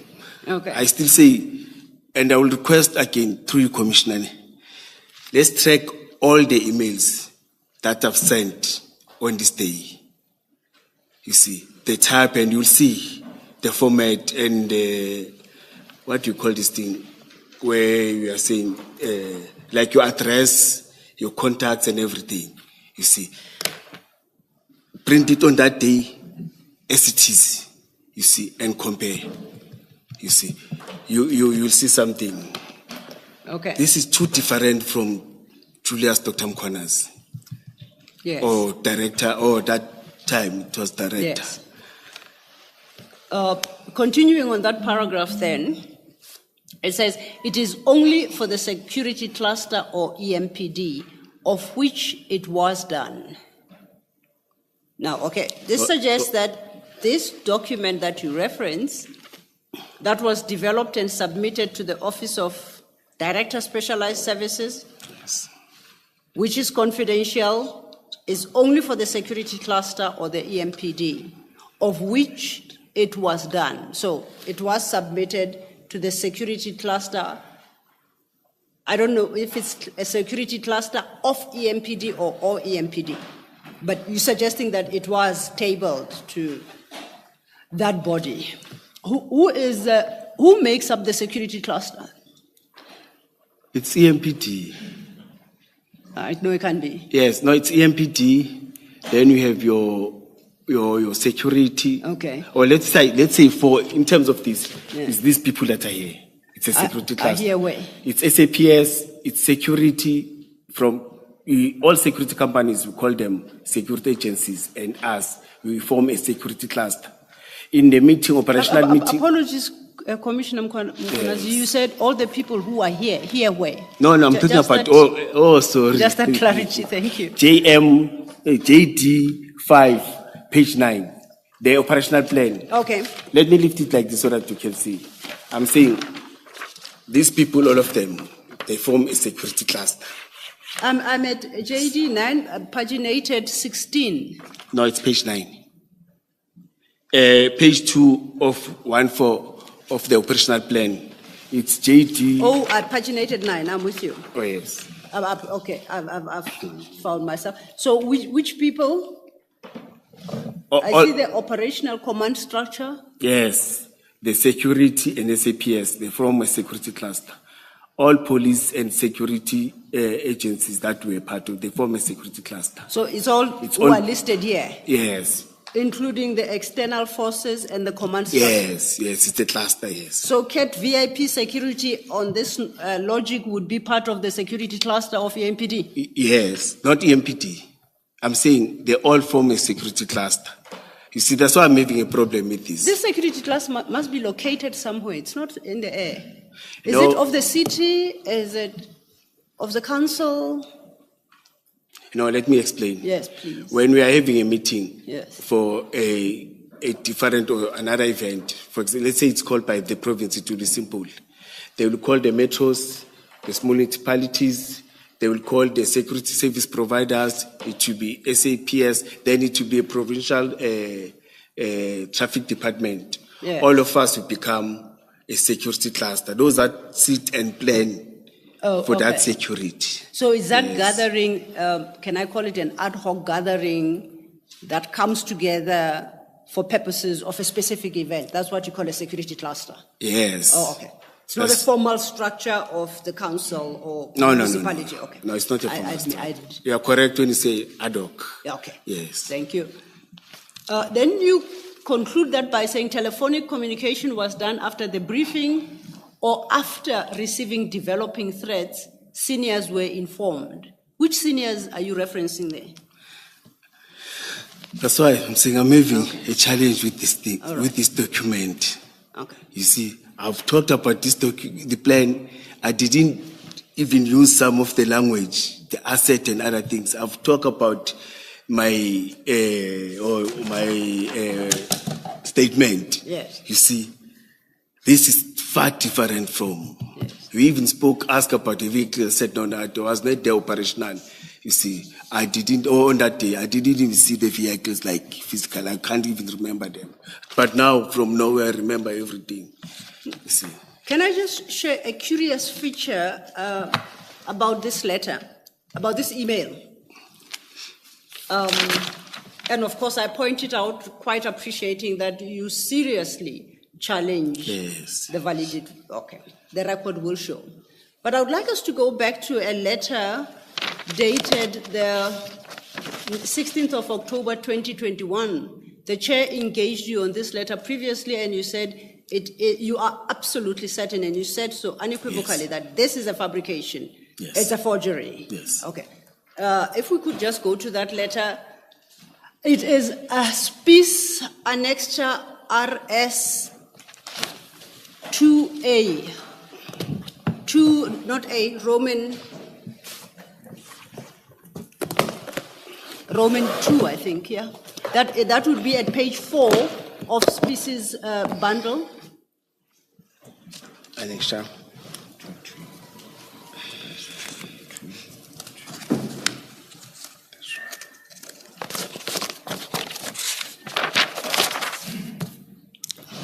Okay, you remember that letter? Yes, the same letter. Okay, let's go to the bottom part of it where it lists the vehicles. It says, these are the following, page 4 of Spice's bundle. It lists, okay, those numbers. Please, the document you have, does it look like the one on the screen? Is it redacted? Or does it have actual registration numbers? No, it's a 7 registration numbers. Okay, good. Yes. We won't call them out. It's redacted for a purpose, not to publicize unnecessarily certain detail, okay? But you and I have the version that has got the actual numbers. Yes. I was going to ask you to read them out, but then I won't. But I want you to compare. Please keep your email open, page 1110, and we look at this Spice RS 2 Roman 2. JM email, eh? Say that again, sir. You remember the email? Oh, yes. Yes, I got it. that email. Now, you see at the top of that email at page 110, it starts off with CAT VIP protection and asset management, followed by 8 VIP protectors were deployed to assist. And I think that accords with the number appearing at page 2 of your operational plan, and that is paginated 9. You remember that table you took Commissioner Baloyi to, where you reference CAT VIP and Kayalami Security. Yes. And I see there it has reflected 8, the number 8 of CAT VIP. Yes. So they correlate there. Yes. But let's go further. You say 2 vehicles assisted for escort. BMW sedan with the following registration number, the first one. Do you see that? When you say you said, and I'm saying I'm contesting this, because I never discussed the number of personnel, the number of vehicles that CAT is going to deploy. It's a commitment that they make operational when they're planning, not with me. Okay, let's just. I don't want to misquote you. So you never discussed a number. Yes, no. So we don't. up until the state of the city occasion started, you had no clue how many people CAT VIP was deploying on the day? No, I know because of the plan. Because of the Yes. plan that I signed. But I'm saying I never discussed. Yeah, it's like I'm the one who discussed and commit. No. It says 8 VIP protectors were deployed to assist. But Says nothing about discussion. No, it's my, it came as my email. Oh, okay, I see what you mean. Yes, So, yes.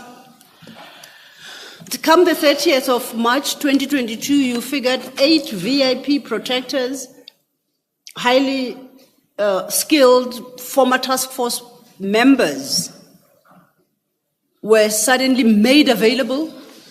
I'm trying to understand. You knew on the date of the plan, based on your version, that there would be 8. You knew. It's here. It's Based on the plan that I got. yes. No. The plan that you supported. Yes, Yes. on the plan that I got. It's- Not to say I'm the one who. And look, provided. where in these documents is it suggesting you are No, what? this document, Yes. according to it, it is me who wrote this. Yes. That means I know. Well, it has got to be you because if you look at page 109, I took you through this. The second paragraph says, we requested CAT VIP protection unit to assist. And I said, who is we? You and who? And you didn't hesitate and very comfortably that, no, we means I. Yes, but when we were going through, I started to doubt it and said, But then no. it's a detail you didn't like, not No. so much that you, the royal, we addressed the letter. I'm trying to understand. No, through you, Commissioner. I even read SADAF. I don't write SADAF. I even corrected myself when I say it's SANDAF. There I don't make mistake. Okay. I don't want to say I hated SADAF. I know SANDAF. I won't make that mistake. That's why I said SADAF. You see. Okay, I take the point. So actually, I'm making you now compare two documents, the authenticity of which you challenge. Yes. Both of them. Yes. Because I just want you to have regard to item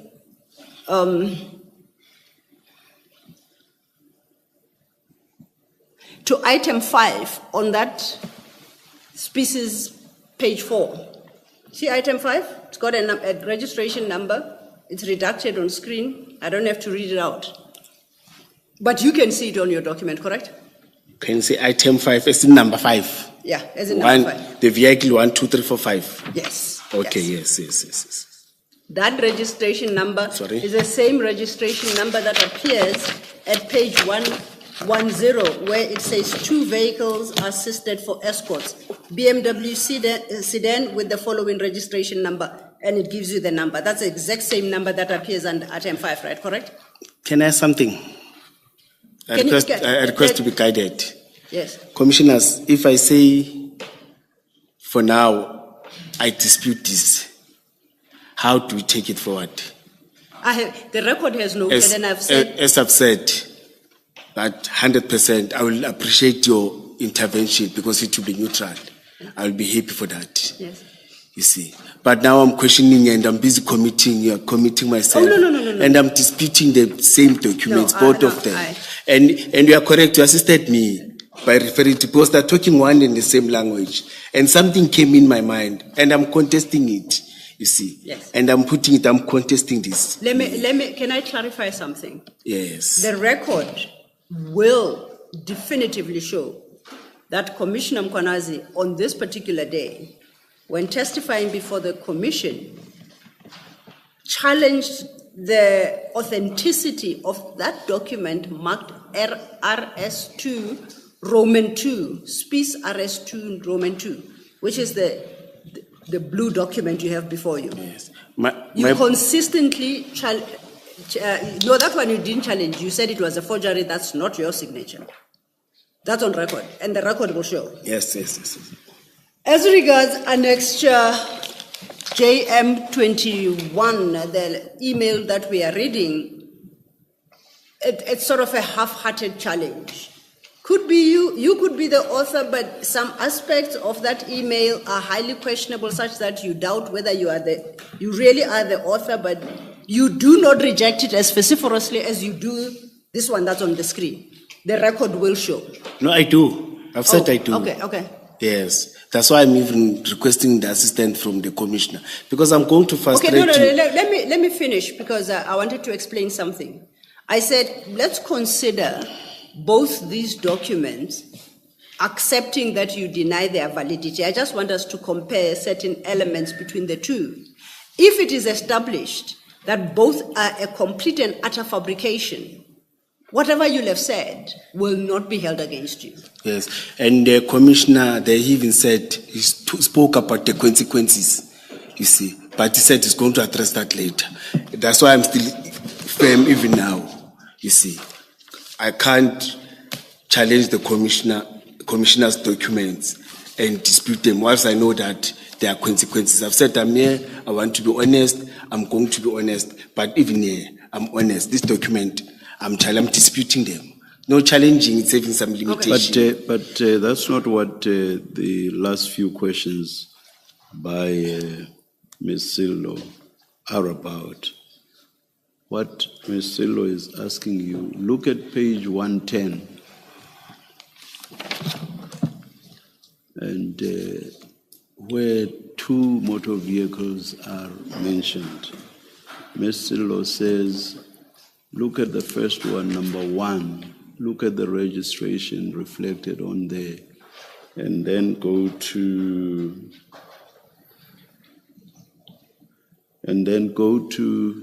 number 5 of RS2, small Roman 2, Yes. the letter that you are disputing. All that Ms. Sillo is asking you is whether you do see that the registration reflected there, make of the car reflected there, that is on both documents, is the same. It's as simple as that. Oh, I get you, yes, Commissioner. So Yes. you agree? I see, yes. Thank you so much, Chair. I see. And in the same vein, please then look at the vehicle registration number at item 6 and compare with the second vehicle at page 1110. Once again, it's the same registration number. Yes, it's the same So, registration yeah, so, number, yes. See, That's all. I said you should try to be very brief. We would have saved a lot of time. At least, but Commissioner, you are simplifying it for me. That's why I keep on saying at least you are. Because I don't want to hang myself about something that I'm doubting. But now you have simplified. Answer the question, yes or no? Thank you. No, I appreciate, and perhaps the fault is mine. As the day wears on and my exhaustion sets in, I become less articulate. So I do apologize, Commissioner Mkhwanazi. Commissioner Khumalo, you had questions. Thank you. This is what I'm going to put to you, Commissioner Mkhwanazi. If you did send this email on page 109, if you did, Yes, yes. and if the contents of this email are correct, then the operational plan you have presented to us cannot be correct because it was compiled on the 28th of March 2022. So if, according to the email, you received the threat on the 29th, and then you contacted Cat Protection Services on the 29th, and then you made that emergency arrangement, there is no way this detail would be contained in an operational plan compiled on the 28th of March. Yes. Commissioners, when you go to Jameson Civic Center, there are cameras there. You see, I think if I'm not at work, if you can check the dates of the planning and everything, you will see Cat, you will see people that were in that meeting. You see, from outer perimeter, inner perimeter, they are visible. When I say Cat was there, he was there. You see, let me assure you on that. Something that you'll be able to see on the video. You see, let me assure you on that. And I trust the compiler, Lieutenant Colonel Klimba. She's a very disciplined somebody. She's not close to me. She's not close to anyone. When we task her, she does the work. You can even contact her and communicate between her and IPT to confirm that. Please do that. I'm not I don't have influence at IPT and what, but please do that and confirm that plan. you will say this commissioner is talking truth. You see, because I was not even there when I took the plan from her. But please do that. And just one last point. There are consequences when people come to this commission and they don't tell the truth. So I just want you to be aware of that. And we are saying it for the second time, Commissioner. Yes.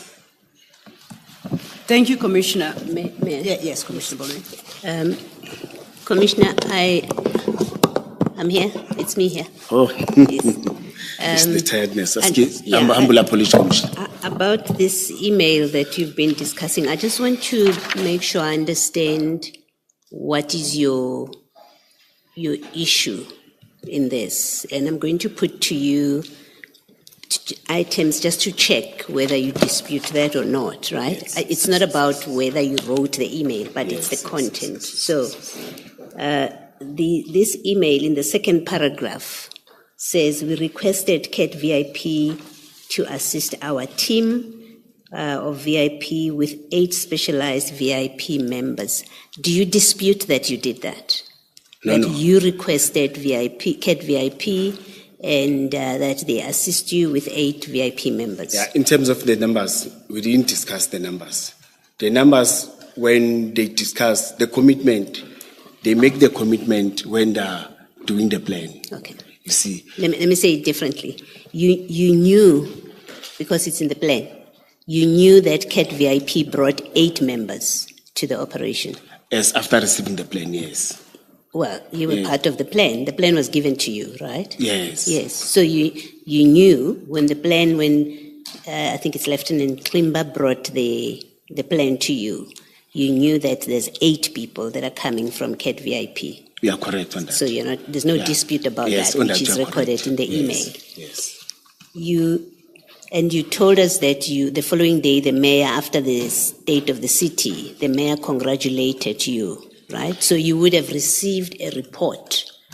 If you didn't see it on the night itself, you did receive a report about this operation or the deployment of CAT VIP.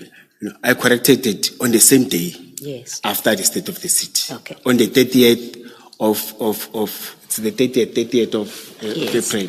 So you Because knew. I remember when there was a husband, Yeah. it was the same day. Okay. So After I just want to everything. establish, Oh, yes. to understand what it is that is a problem in this email, right? Which is, in fact, that which matters.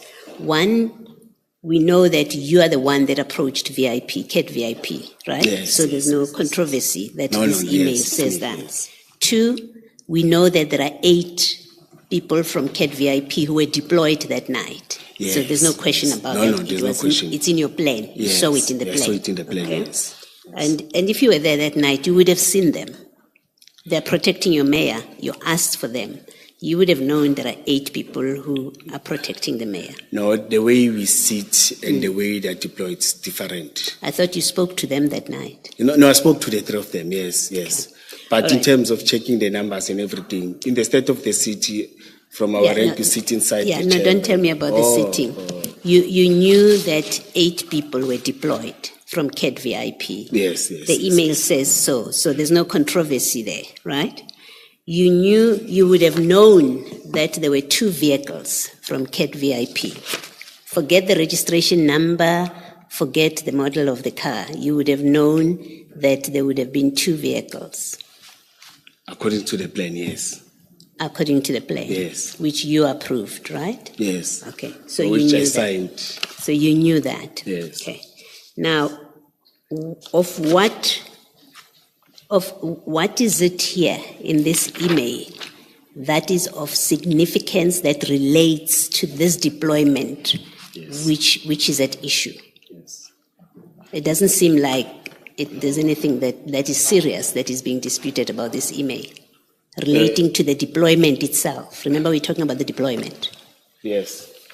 Now, in terms of deployment, I don't have a challenge. You accept what Yes, is I in said here. in terms of the content and in terms of for example, I've said. How they write. You say you don't write Yes, that way. Okay, yes, that's fine. And such big paragraph. That's I'm a fine. person who can write 2 paragraph and include You've said that. everything. Yes. Okay, you've said Then, that. I've been speaking about VIP protection since from the morning. Yes. I never spoke about asset management. Okay, that's something fine. new to me. Okay, remember it's me who's trying to clarify, so allow me to ask my question and to humble stop you apologies. because I I'm trying thought- to clear in my head. Yes. So we've established the things that are not controversial, that were in fact what happened on the night. There was that deployment, right? Now, look at page 109 that we are looking at now. There is an email there from Ivan Duplessis on the 11th of April, 2022, and this one is addressed to you. It says, Brigadier Mkhwanazi, the Municipal Police Commissioner Mapia requested me to convey the following message. Please take the below response and correspond on an EMPD memorandum and sign. Did you receive that email? It's addressed to you, and it is addressed on the 11th of April. I don't remember this. You don't remember? Yes. Okay, you're not denying. Maybe you did, but you just don't remember. But the good thing, when we check, it's going to be in the same That's fine. trail, yes. Okay. Yes, it's going to assist me on that. Okay. Now, we know that you submitted a plan to Commissioner Spies. Commissioner? You still with me? I'm not. It's something that is it's coming Okay, in between Ivan and Rebel you can pack I. it and then Yes. you will discuss it with Ms. Selo. I'm just trying to clear my questions. We know that you submitted a plan. Yes. You gave it to Commissioner Spies. That's why we have this discussion about this is a yes. fake plan and it's not a plan. You submitted that. Yes, it's correct. When he said, Mr. Mzolo said, you must give the plan to Rivers, but I submitted. It's correct. Is correct. When the investigation was happening. Remember, you were asked, Spies is conducting an investigation, and you were asked to respond to these issues. No, a person was conducting Erasmus. In Erasmus, yes. Did you submit a plan to Erasmus? No. I submit the Deputy Chief of Police, Goodman Mzolo, said I must submit it to Rivers Peace. And I physically went there and submitted the plan to him. Okay. And this was because you were being asked questions about this, right? No, there was an investigation now. No, at that time, there were no challenges. You see, that's why I submitted willingly. Okay. I think there were investigations. As I've said to you that there was this thing of media and what, but internal that time it was quiet and normal, and I didn't suspect anything. I thought you said Erasmus was conducting an investigation. No, Erasmus came to me. Yes, around, because he was conducting an investigation. Yes, the other 2023. Yes. Yes, but it was after I submitted everything to Rivers Peace. Okay. You see, yes. All right. So are you saying you never responded to questions about the deployment on the night? Is your evidence that my PA said, asked the question, I want information about this deployment. Remember that email you were discussing with Ms. Selo? So Chief Mapia says, I want answers. He says to Mzolo. Are you saying to us you never responded to that? Commissioners, can you assist me by taking through it? Ne? You'll correct me if I'm confused. Ivan Duplessis send an email it's the first one. It's on the second to Kilebogele Tipa. Forget that one. That's in 2023. We have been discussing with you Chief Mapia's email of the day after. I'm going to 2022, Commissioner. Yes. No, I'm saying don't talk about 2023. It has nothing to do with what we are discussing. Yes. I'm going to your email, which says 11 April 2022. Yes. Yes, I've said to you, when Mr. Mzolo say I'm responding, Mr. Mzolo doesn't just say send email. He will call me physically. No. I don't get I've it. asked you. Oh.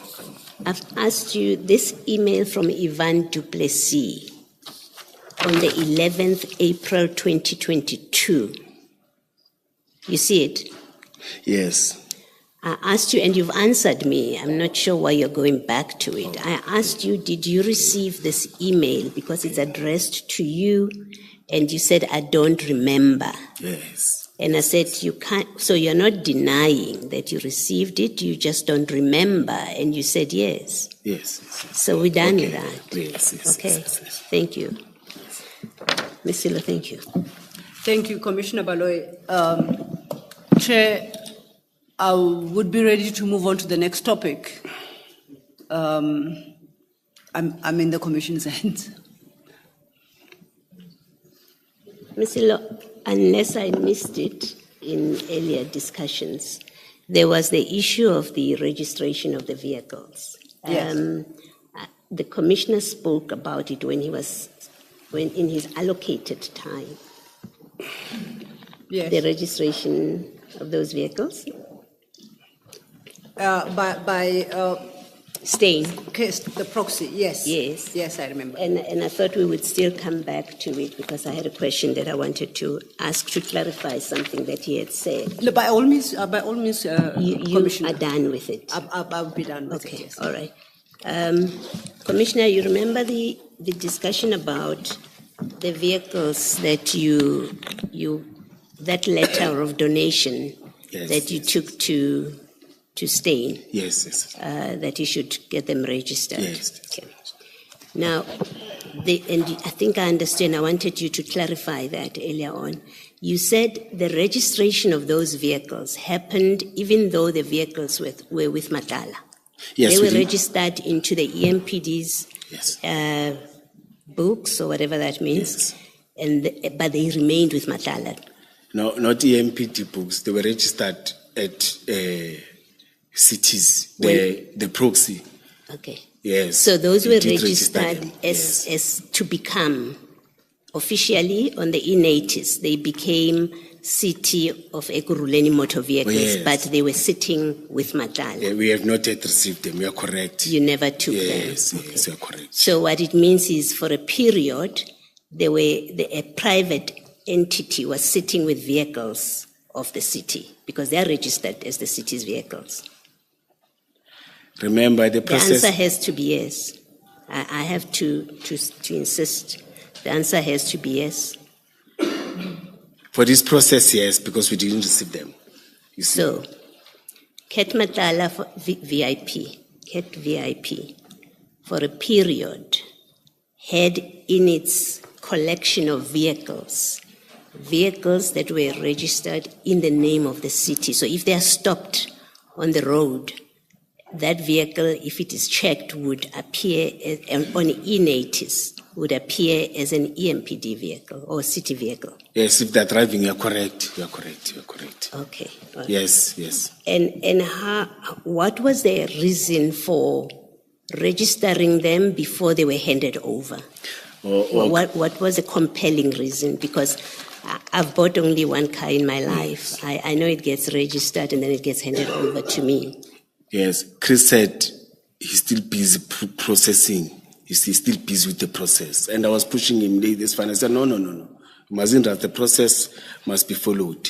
You see, he knows the processes and everything. He was still busy. My question is, why were these vehicles not handed over to the municipality, and then when they are under the control of the municipality, when you know what's happening with them, where are they going, what are they being driven for, who's using them, why couldn't that be done, and then registration happens when they are under the control of the municipality?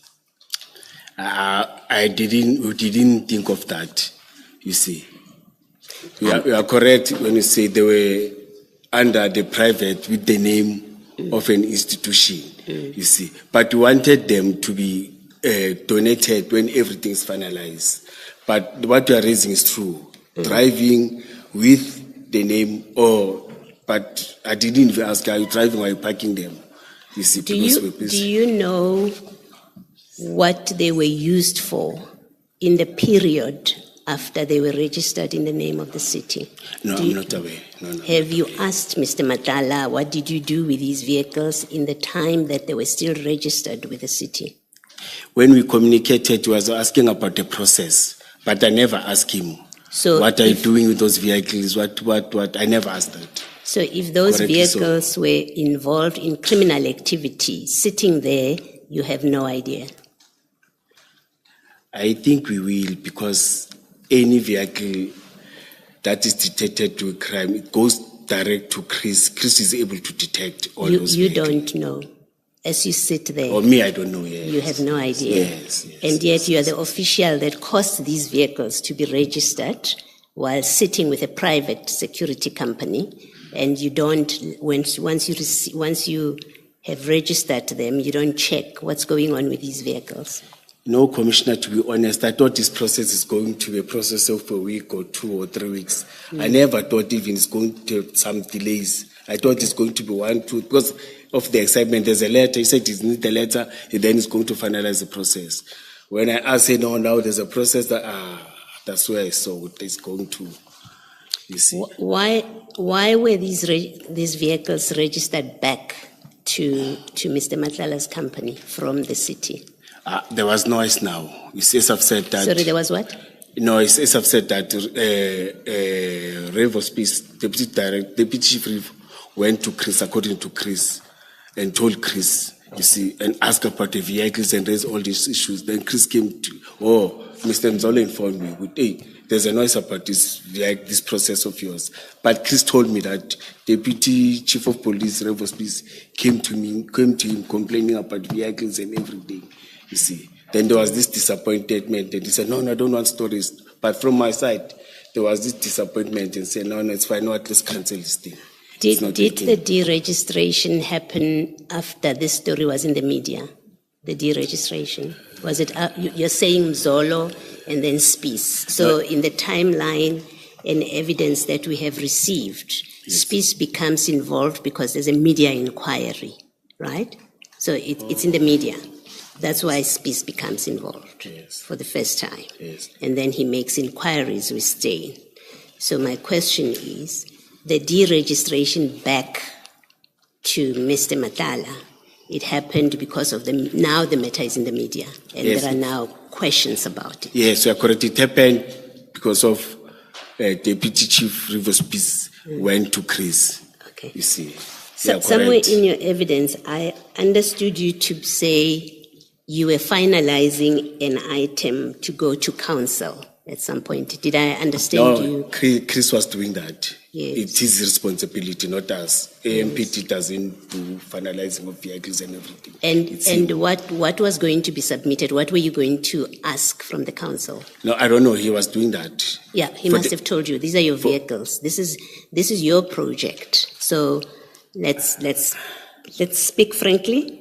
This is your project. He's just the proxy. And that's why you went to him to say, you are the proxy, help with the registration. So you remain interested in this. And when he says, I have to go to council, firstly, you said to us, he said to you a letter of, I think you call it commitment or something? Intention to commit. Yes. To commit, yes. He said to you, that's okay. Just give me that letter of commitment and I will do it. Now he says to you, I'm preparing an item to go to council. And remember in your statement, you say, they told you this is how it was always done. It was done with a letter of commitment. Even Mapia has done it. Now Chris turns on you and says, I'm preparing an item to council. You did ask him why. If he told you that, you did ask him, and what did he say to you? Not an item. He said there's a process, you see. To go to council? Yes. Then he came back and told me that, no. Now we are cancelling. There's a noise. Revo came to me and... I'm asking you this question. When he says to you, it must go to council, after first telling you that a letter of commitment is fine, I'll do it with a letter of commitment. And we know he did that because these vehicles were registered to the municipality at some point. When he says to you, I'm now preparing an item for council, you must have asked him, why now? Why are we involving council? What do we want from council? You must have asked him, and my question is, what did he say to you he wants from council? Why is this going to council? No, to be honest, Commissioner, I didn't ask because I know that he specialized. I was told that, no, in terms of these processes, he knows these processes better. I didn't even want to put pressure on that. You see, I didn't do that, honestly, so I didn't. Okay. Yes. And you did not do any formal process to take those cars now out of the name of the EMPD. No approvals internally, no reports, nothing. Because remember, these cars belong to the municipality now. They are sitting with somebody, but they belong to the municipality. Now, when you give them back to their owner by deregistering them from the name of the council, there were no reports to council, or to the municipality, actually, let me say, to the city. Remember, they were not yet processed to council. He was busy with that process. I think that's why it didn't, you see. But I was called. Yes. And asked, why did you deregister the vehicle that you were supposed, because we were told the vehicle did. I said, no, but Revo Speed, Deputy Commissioner Revo Speed, sorry, I mean to say, tiredness, see, raised the issues of the car and everything. And to be honest, I was starting to be aware that all the character, or the way they were raising about Nhlanhla and social media, and you see, then I think that's why again that I didn't want to resist, you see. Sorry, I said, no, it's fine, you see, because I wanted peace and stability on my side too.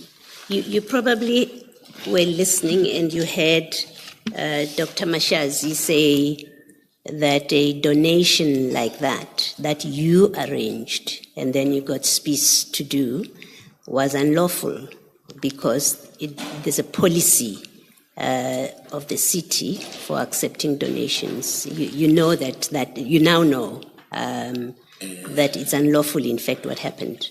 No, I didn't listen. I was having pressure for documentation and everything. Yes, I remember that you were consulting. Let me put it to you. Dr. Mkhwanazi said, this donation was not done in accordance, this thing that's called a donation, was not done in accordance with the policy on donations, and therefore it's irregular and unlawful. Do you know that it is irregular and unlawful, what you did? No, I think Chris was going to tell me because if there was a legislation or there was a policy that does that. For the fact that he said a letter. So you disagree? You disagree with the city manager who says the authority lies with her, and if you don't do it in accordance with policy, you've acted irregularly and unlawful. You don't agree with her? No, I don't disagree. You don't disagree? Yes, I didn't know. I don't disagree. I didn't know. All right, thank you. Yes, I didn't know. Ms. Silla, now you can close. Thank you, Commissioner Baloyi. Just one very brief point, Commissioner. At the time you were introduced to Mr. Van Wyk and Mr. Nhlanhla, what was your mandate in terms of your position? What fell within the purview of your functions? I pray that it's not a very long list. May you repeat the question for your me? Mandate, your mandate, or what were your functions? What were your functions at the time you were introduced to Mr. Van Wyk and Mr. Nhlanhla? The director of operations, specialized services. Yes. Directing operations operationally. Yes, in terms of crime prevention, in terms of let me say crime prevention per se, your crowd management and traffic law enforcement, all those things. All right. Maybe let me be direct. Did health fall under, was health issues relating to the health of EMPD members, did that fall within your mandate? No, health doesn't fall within the mandate of EMPD. That's why I said let him go and present to the seniors and CSMT. Didn't fall within my mandate. Let me not talk about the EMPD. Let me talk about my mandate. Didn't fall under my mandate. All right, thank you. Yes. But do you know then why this was brought to your attention by the members that did so? Do you know why they did not go to the people, the relevant people? They were reporting to the same decision, or the same division, or they were reporting to my division. And I usually interacted with members and everything. See, that's how they introduced and said, no, go and see. And can you tell me then why you went to meet Mr. Van Wyk with regard to this issue? Why did once your members reported it to you, why did you not tell the relevant people that there's such and such a person who have been told can provide this service to the municipality? Why was it you that went to Mr. Van Wyk? Oh. In fact, yes. In fact, my question actually relates to both. You are the one that goes and meets Mr. Nhlanhla. You are the one that goes and meets Mr. Van Wyk. Yes. But let's just focus on Mr. Van Wyk. Yes. No, Why did you go there? Why did you not tell? Once you are told by your members, why don't you tell the people whose function it was to deal with matters of this nature, so that if they saw a need, they would then be the ones that went to meet Mr. Van Wyk? Why was it your business to go and meet Mr. Van Wyk? Why done, Commissioner? Why was it your business to go and meet Mr. Van Wyk? Yes. First of all, when the members presented it, they presented it as they didn't have so much information, but they were specific in terms of it's going to assist us in terms of operation, it's going to assist us when we are involved in shootings, in terms of first response and what. It was on a perspective of Exactly my benefiting. point. Exactly my point. You then go to the relevant people Yes. under whom matters of that nature fall, or under whose mandate matters of that nature fall. You go to them and you say all of what you've just described now. You say that to them. And if they see a need to then meet Mr. Van Wyk, it would be up to them to do so. Why did you not simply go to those people and say to them, my members say this? It's a simple question. Yes, when I went to him, that's when I told him, because he clarified. No. That's when We I are not at the stage when you go to him and meet him. I'm saying, why did you not simply go to the people whose mandate it was to deal with matters of this nature? Why did you not do that? And why was it your business to go to Mr. Van Wyk? By that because time, it would be them, once you detail all of the things that your members detail to you, it would be for those whose mandate this was to then consider whether it was worth their while to go meet Mr. Van. Why did you not do that? Why did you not go to these relevant people? and even now, Commissioner, I can tell, I don't even know the person who left that mandate within. Please repeat that. Even if I can tell you now, I don't even know the specific person who have done that mandate within. No. Come on, please be because serious. it's something that has to do Commissioner, with insurance. It's something that has to do with operation tactical. Commissioner, It involves different. Commissioner, please. You cannot seriously say you do not know who the people are. You are within the metro. You work for the metro. And this is a matter that relates to the health. I'll use health broadly, because even if you've been shot, that in a sense still relates to your health.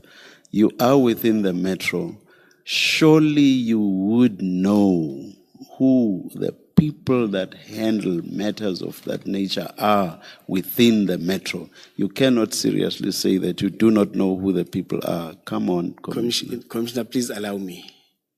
I've said it earlier on that it involves different departments.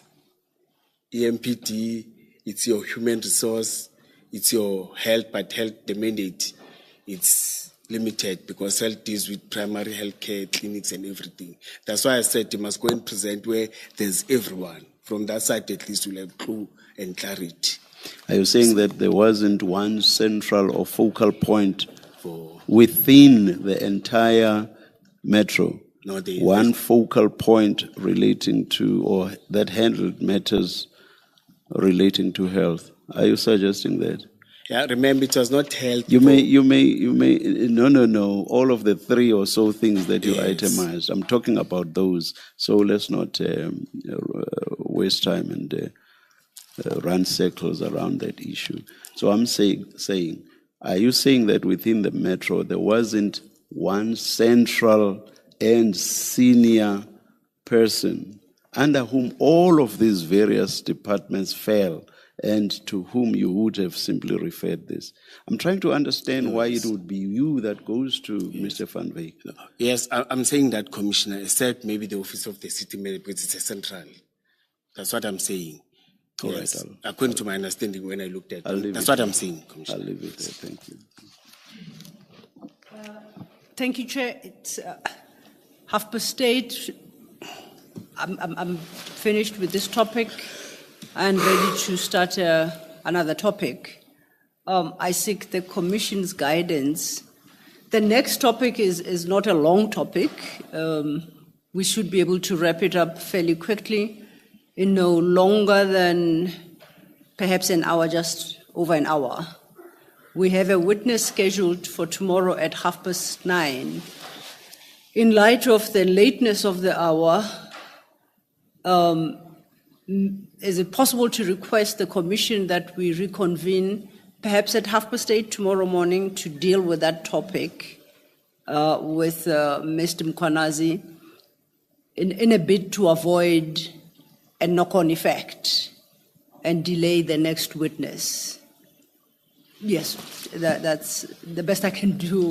But he is not done. Mr. Mkhwanazi, Commissioner Mkhwanazi's own statement is still quite extensive and covers other areas. Yes.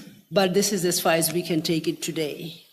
But I was suggesting that there's another important aspect we can deal with very quickly tomorrow morning. If we say start at 8:30, then we can perhaps consider a plan, or the Commission could advise about a plan of how to deal with the rest of his statement after For tomorrow. now, perhaps let's just Yes. adjourn until 8:30 tomorrow. 8:30. We'll see when we are close to 9:30 what should happen. Let's adjourn. Thank you, Chair.